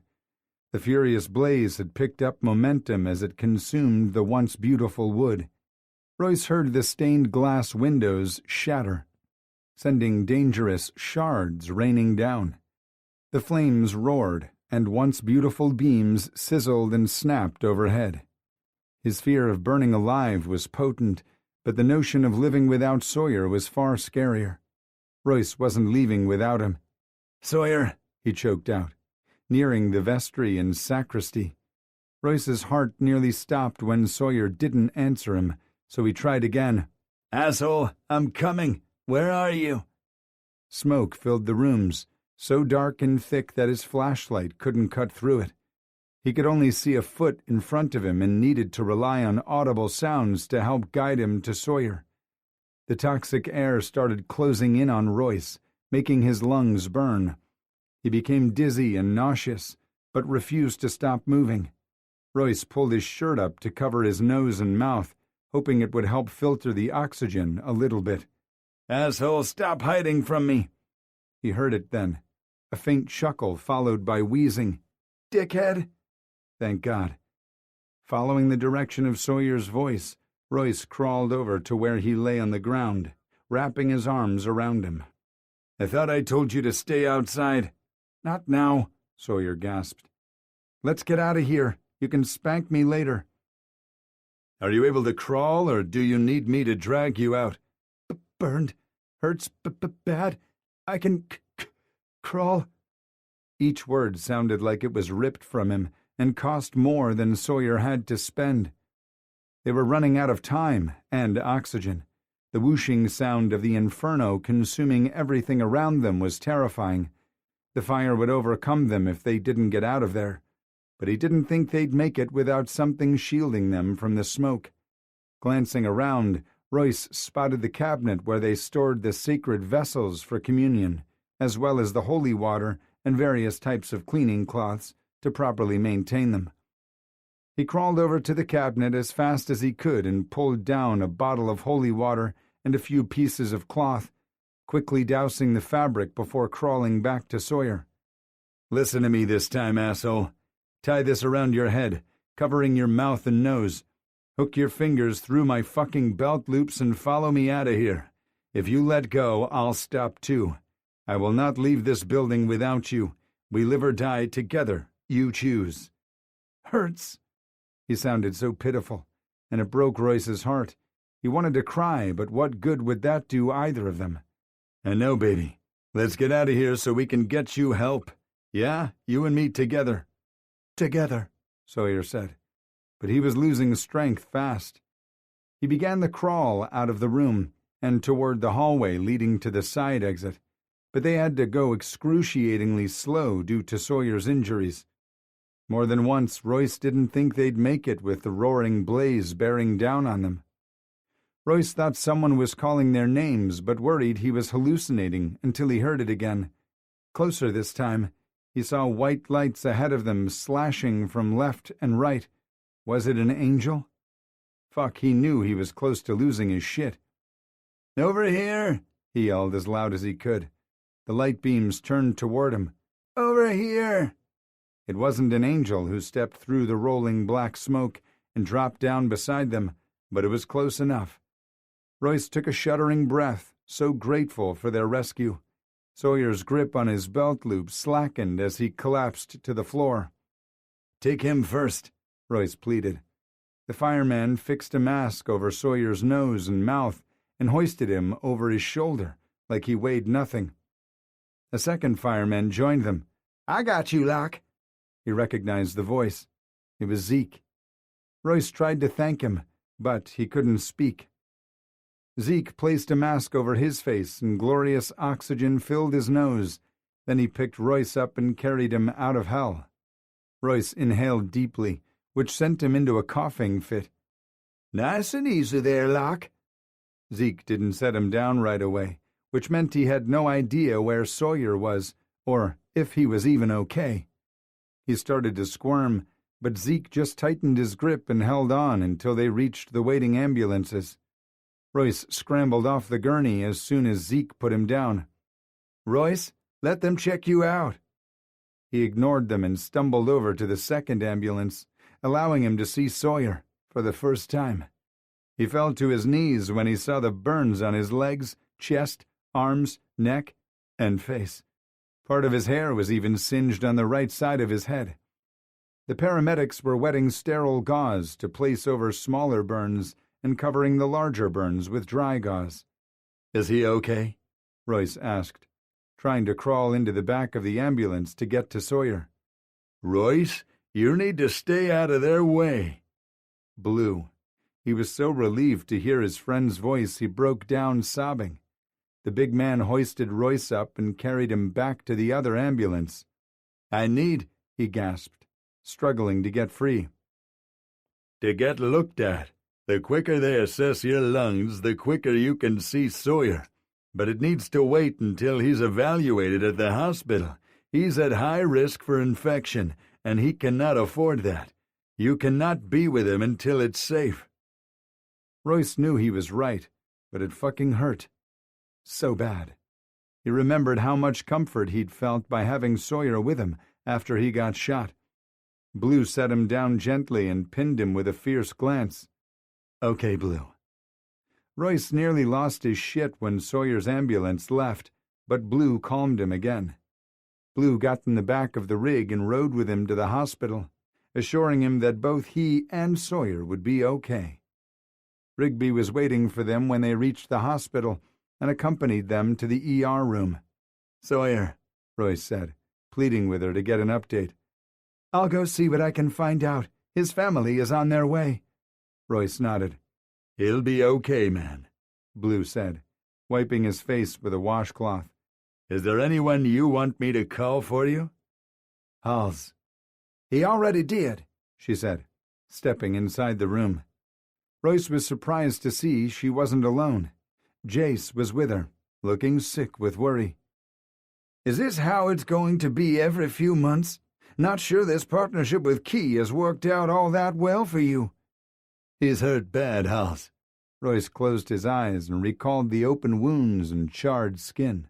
Someone patted his forearm, and he was stunned to see Jace when he opened his eyes. He's gotta be tough if he's willing to take on the luck kind of crazy, Jace said, offering a crooked grin. Royce returned the smile. True. Or a glutton for punishment, Holly teased, slipping her arm around Jace's waist and leaning into him. That's also true, Jace said, dropping a kiss on her head. He turned and met Royce's gaze, nodding to tell him everything was going to be okay. Jace didn't often have a lot to say, so the simple gesture felt huge to Royce, calming him while the medical team assessed his injuries. After what seemed like hours, the ER doc told him he'd been very lucky. You'll probably have a sore throat for a few days and sound like a chain smoker, but it won't be permanent. Sucking on hard candy or cough drops will help soothe the ache. You'll want to follow up with your family doctor if a persistent cough develops. The key thing to feeling better is a lot of rest. The key thing was getting to Sawyer. I'm not leaving until my guy does, Royce said.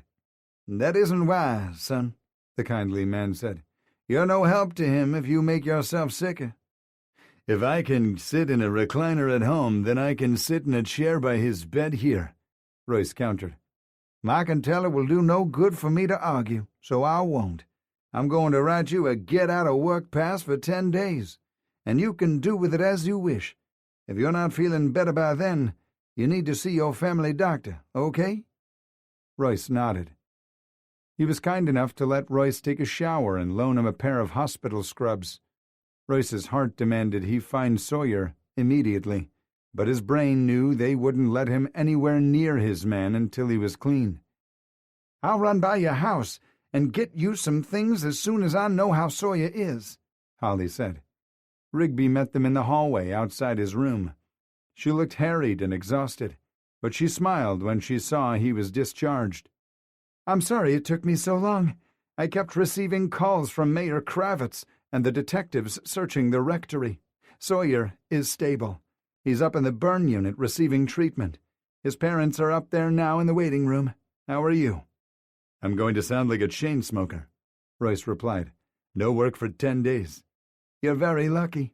Rushing into that building was both brave and stupid. It was neither. Sawyer was in there. That was all that needed to be said. He could evaluate his actions later. Will you keep me posted on the case as things unfold? Of course. I'll be back to see Sawyer as soon as he can have visitors. Blue, Holly, and Jace went upstairs with him to the 4th floor. Evangeline leaped from the chair and crossed the waiting room as soon as he stepped off the elevator. Royce, Her voice broke off and she sobbed. Thank you for saving my boy. I wasn't leaving without him, he whispered, hugging her tight. I'd trade places with him if I could. Don't be silly. No one wants you to be injured like that. Are you okay? She stepped back and cupped his face. Royce nodded and she guided him over to meet Sawyer's father. This is my husband, Baron. Baron shook his hand, then pulled him into a hug. It's good to meet you. Same, sir. I just wish it were under better circumstances. Likewise. Royce introduced his brother, Holly, and Blue.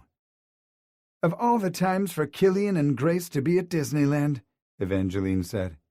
Sawyer had mentioned his siblings and their spouses and kids had gone for the week. Should I call them and let them know what happened? Not until we know more information, he replied. It seemed like hours before the doctor came out to speak with him. He was lucky, were the first words out of her mouth. Most of his burns were 1st degree, which are the mildest, and only affect the outer layer of skin. Unfortunately, he does have some 2nd and 3rd degree burns, which means the damage has gone deeper into the dermis, or through it to affect deeper tissue. Luckily, only a tiny percentage of his injuries fall into those categories. What does that mean? Evangeline said. What kind of treatment will he need? He'll be our guest for a while, so we can treat him with a heavy course of antibiotics and keep a close eye on those wounds. His biggest risk right now is infection, so keeping the burns clean and properly bandaged is paramount. It doesn't look to me like his 3rd degree burns will need skin grafting, but it's too soon to tell. He was in substantial pain when he arrived, so we sedated him heavily. This will be a long recovery, and it won't be easy. We will have to clean the wounds each day to remove dead skin, and that can be excruciating." Evangeline sobbed and tears rolled down Royce's cheeks, unchecked.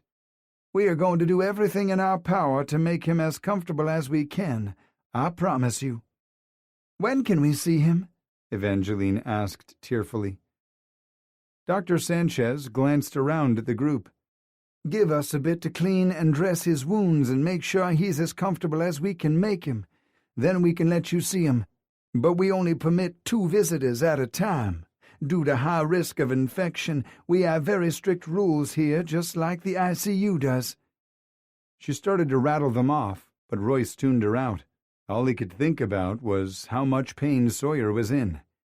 Evangeline wrapped her hand around his bicep, interrupting the gut-wrenching images in his brain.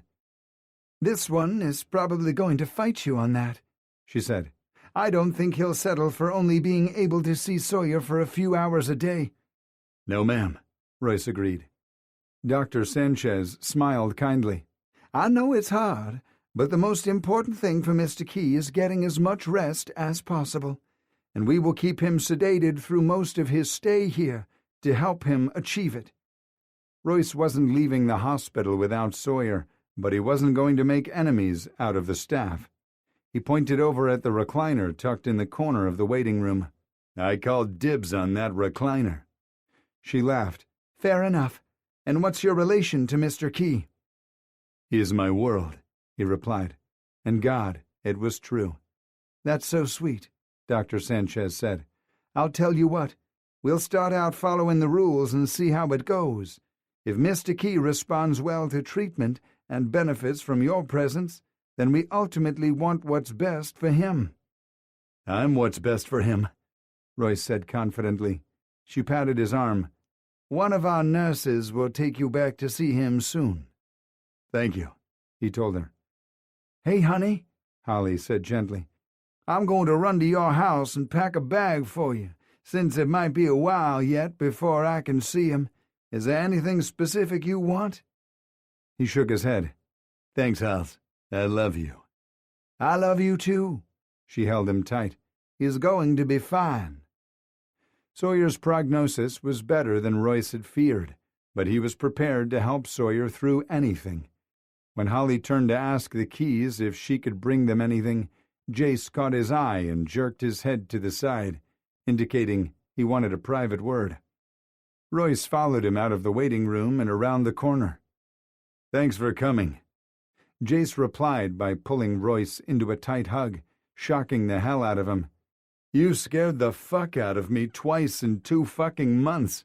Maybe you should get a different fucking job." "That's a lot of fucks, bro," Royce said, grinning at the man who'd been his only hero growing up.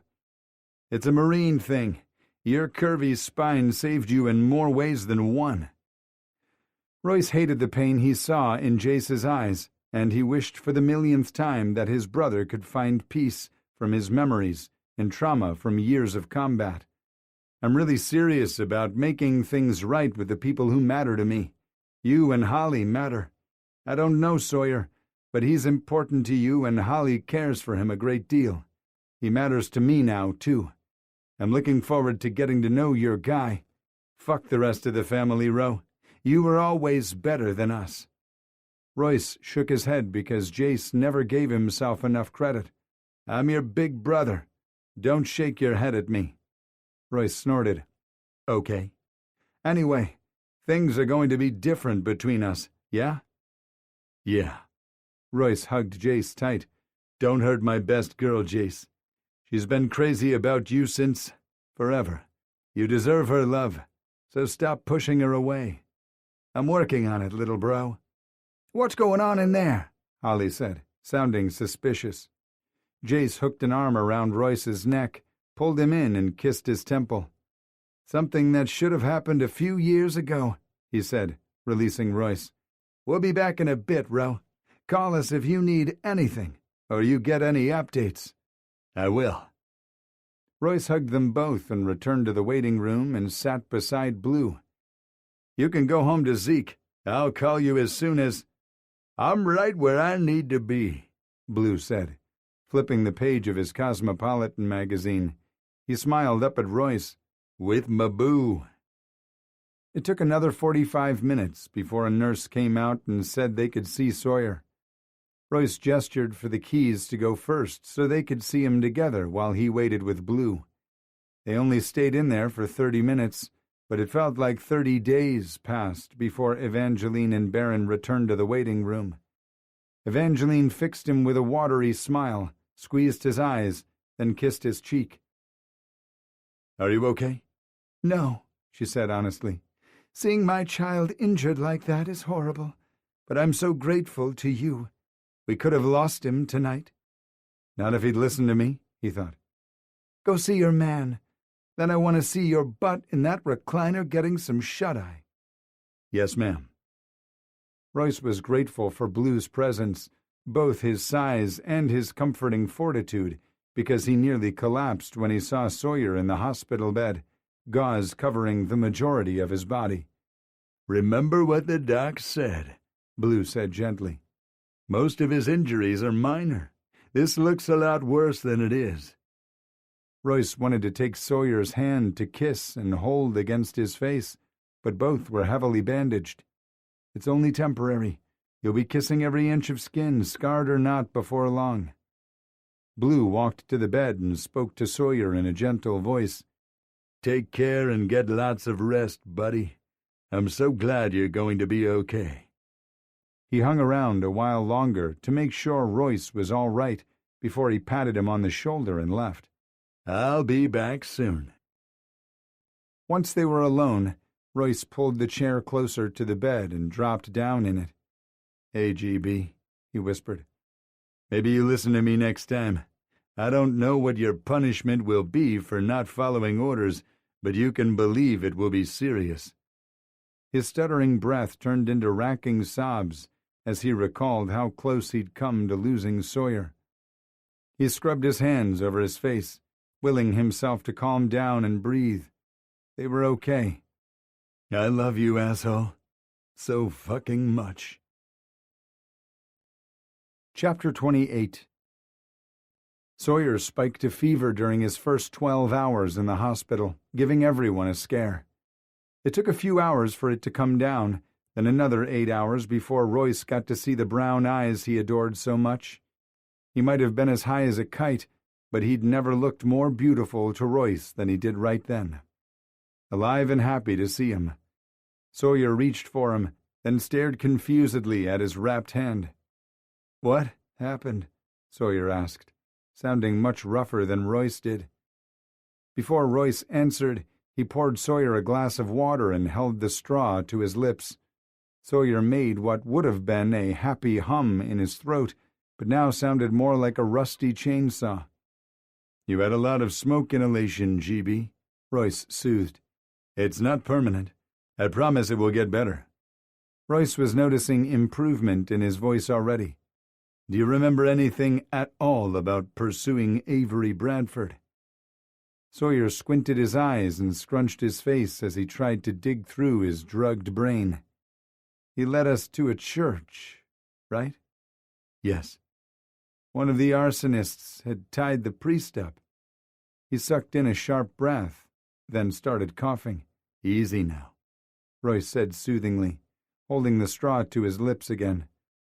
Once he was finished, he uncapped the lip balm and spread it on Sawyer's severely chapped lips. They had to hurt like hell. "Oh, God. The fire." How bad?" Royce knew he wasn't asking about the damage to the historical church, and he decided he wouldn't pull punches. "Most of the burns aren't bad at all. They'll hurt like a son of a bitch, but you'll heal with very little to no scarring in most places." Then he told him about the other burns. "Skin grafts?" he repeated. He brought his hand up to his head. "How bad is my face?" Royce wouldn't consider Sawyer a vain man, but he took great care with his health and appearance. He couldn't name a single person who wouldn't be worried about scarring on their face. "I haven't seen it unwrapped yet, but those are first-degree burns," so they're considered minor. Sawyer swallowed hard. Still going to love me if I'm battered and scarred? Is that a legitimate question, or is it your drugs talking? Royce shook his head. Don't answer that. I want you to save your breath to say hello to your parents. I should probably save my breath, too, because you'll drift off to sleep again and won't remember what I said. Guess you'll have to keep saying it. I'm not in love with your looks, your body, or even your sexy brain. I am in love with your heart. You are my home for as long as you'll have me. I love you. Love you, too, he said, sounding groggy as hell. Is my dick okay? It's perfect. Knew you looked. Perv. Royce laughed. Let me go get your parents while you're still awake. They've been worried sick about you. 'Kay. Evangeline and Barron weren't alone when he stepped into the waiting room. A handsome Hispanic couple had joined them. He knew they were Vic's parents without the formal introductions Evangeline made, because he'd seen them at the dedication for the ball diamond. Hey, Royce said, smiling at everyone. Sawyer's awake, but probably not for long. He's good and stoned. Sounds like it's for the best, Vic Sr. said. Definitely. The Ruises decided to wait to see Sawyer another time, so Evangeline and Barron could see him while he was still somewhat lucid. Evangeline squeezed Royce in excitement before hustling through the doors. We don't want to overwhelm him, Imelda said softly, reaching for his hand. How are you holding up, honey? As good as can be expected. Royce couldn't stomach the idea of Sawyer in pain. Imelda stepped forward and cupped Royce's face. Thank you for saving Sawyer. I don't just mean from the fire. Royce's first instinct was to deny he'd saved Sawyer from anything, but even Sawyer had told him he'd just been passing through life instead of living it. I think we saved each other, Royce said instead. I've been praying for you to come along, Royce Locke. I cannot begin to tell you how happy it makes me to hear joy in his voice again. Even though you don't need it, I want to give you my blessing. Tears stung his eyes, and he let them fall unchecked. His biggest fear was not being able to live up to her son, and he'd still harbored resentment that he'd never get Vic's blessing to love Sawyer the way Felix had. This right here, it was the next best thing. Sawyer adored Imelda, and to have her approval meant a lot to him. That goes for me, too, Vic Sr. said, clasping his shoulders. Thank you both. The following day brought a lot of visitors who wanted to pop in and say hello to Sawyer, including Diego and Levi, who made a cute couple. The visitors lifted Sawyer's spirits, even if he touched his bandaged hands to his face, self-consciously. Every time he saw worry in Sawyer's eyes, Royce reminded him that he loved his heart, and Sawyer was his home. The Rigbys were the final visitors that day. By the time they arrived, Evangeline and Royce were the last two in the waiting room after sending everyone home. Do you mind if I chat with Royce privately for a minute? Rigby asked Evangeline. Of course not. I'll take Sherry back to visit Sawyer while you chat with Royce. She looped her arm through Sherry's, and they walked back into the unit.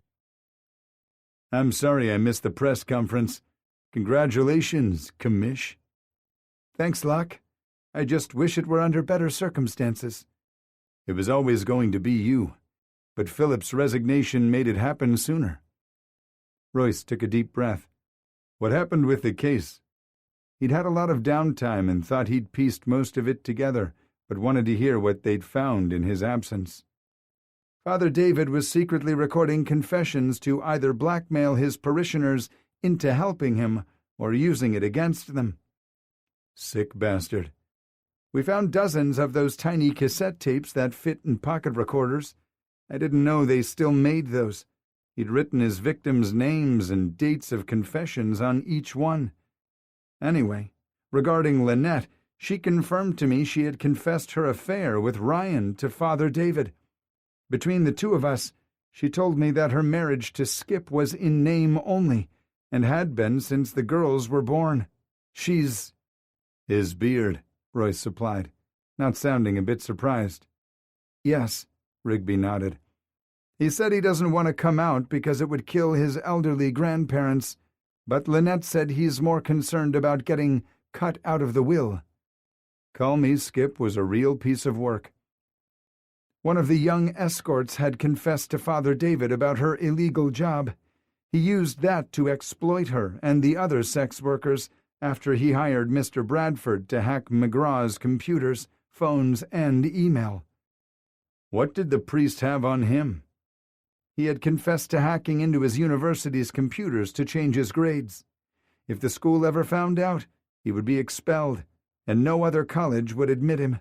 He knew his chances of gainful employment would be nil if that ever happened. Royce nodded. What's going to happen to him? The kid could have bolted when Royce needed help, but he didn't. Even though he did some shitty things, prison wasn't the place for him. "Referred him to Jonah, of course," Rigby said. "The kid needs to use his skill for the greater good." "I agree," he tipped his head. "How the hell did Father David meet John Bennett?" "His therapy sessions were held at Holy Trinity. The counselor was also one of the escorts he exposed. He coerced the confidential information from her so he could approach the arsonist he thought would be most likely to help him. But the bastard was so charismatic, he made these people believe he was helping them, and they could join his mission to make the world a better place." Like all the other cult leaders, he wasn't teaching God's love. He was trying to become a god. "Yes," Rigby released a sigh. "I made sure all of those tapes were destroyed, except for one."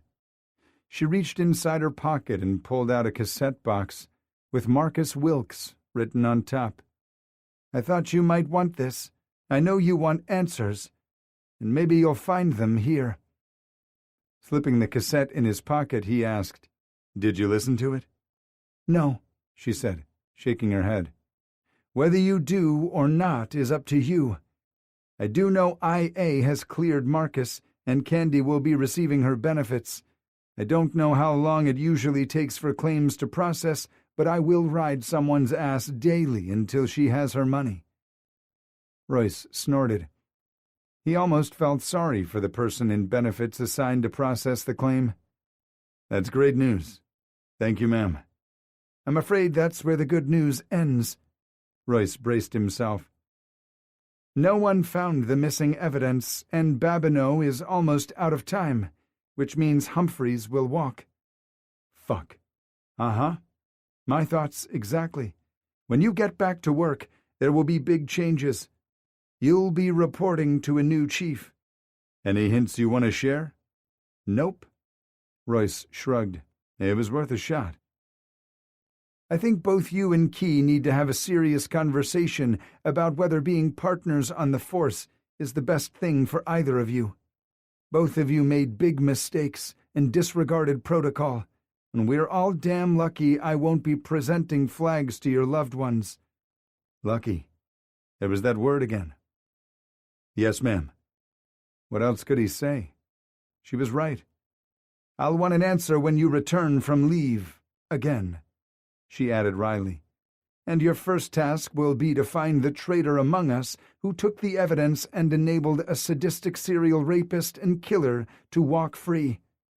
Royce's heart sank. He had no idea how he would do it, but he would. "I know I can count on you, Locke." "You can, ma'am." He was still processing everything he learned when Evangeline and Sherry returned to the waiting room. "I'm afraid he's crashed again already," Evangeline said. "Sleep is the best thing for him," Rigby said, rising to her feet. "I'll be back tomorrow." Sherry crossed the room and lifted a tote bag he hadn't noticed. "I made you something, Royce." She pulled out a bakery box and extended it to him. "Bear claws?" he asked hopefully. Sherry laughed. "Bear claws." Then she giggled when he hugged her tight. "Thank you, both of you," he said.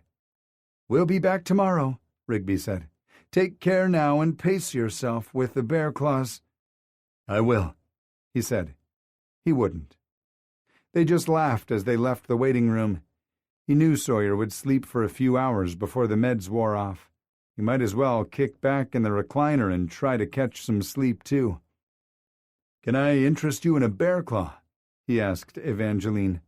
"Nah, I'll just wait until you fall asleep and eat them all." He must have looked horrified because she just laughed. "Your bear claws are safe with me." He didn't expect to sleep hard enough to dream, but he did. Marcus was waiting for him, and this time he was smiling and happy. They were fishing at their favorite spot on Lake Mayer, and they had Mark and Daniel with them. Candy was sitting on a blanket under a tree feeding Bailey. It had so much fun catching and releasing bass and bluegill. It was the first happy dream he'd had of Marcus since finding him dead, and he woke to tears streaming down his face. Evangeline was sound asleep on the sofa. He set the box of bear claws down and headed to Sawyer's room. Even if he was still asleep, Royce wanted to be in the same room with him. Sawyer was awake, so he pulled up his seat close to the bed. "I cannot wait to get these damn bandages off. I need to touch you." "I can't wait to touch you either." Royce reached over and ran his fingers through the strands of hair not hidden by bandages. Just that small touch made Sawyer sigh and close his eyes. "Are you bored? I can turn on the television." "Nah. I found a great new audiobook. I can play it for you." He could really use the vacation from his riotous thoughts. What was on Marcus's confession tape? Would he be able to handle it? Did he tell Candy the truth about her husband? A well-performed audiobook was just the thing they both needed. Sawyer turned his head and looked at him through narrowed eyes. "You would get me all worked up when you can't touch me and I can't even touch myself." He lifted his bandaged hands for emphasis. Royce hadn't thought of it being a suitable punishment for the stunt Sawyer pulled until he said something. Royce pulled up the app and restarted the chapter, knowing the beginning had a scene hot enough to light rev his engine. "This will teach you not to listen when your sergeant gives you orders." "They were bullshit orders and you know it," Sawyer groused. "No backup and no clear strategy." "I'm still your superior officer, and it's not your place to question my judgment." Royce kept his voice low and calm. Fighting was the last thing either of them needed. "You're such a dickhead," Sawyer said. "You ran into a burning building to save me." "I'd do it all over again, asshole." Royce reached over and stroked his hair again. "So there are some things we need to work on to make us a better team. We will figure it out." It wasn't that he disregarded Rigby's valid concerns. He just knew the alternative wasn't acceptable.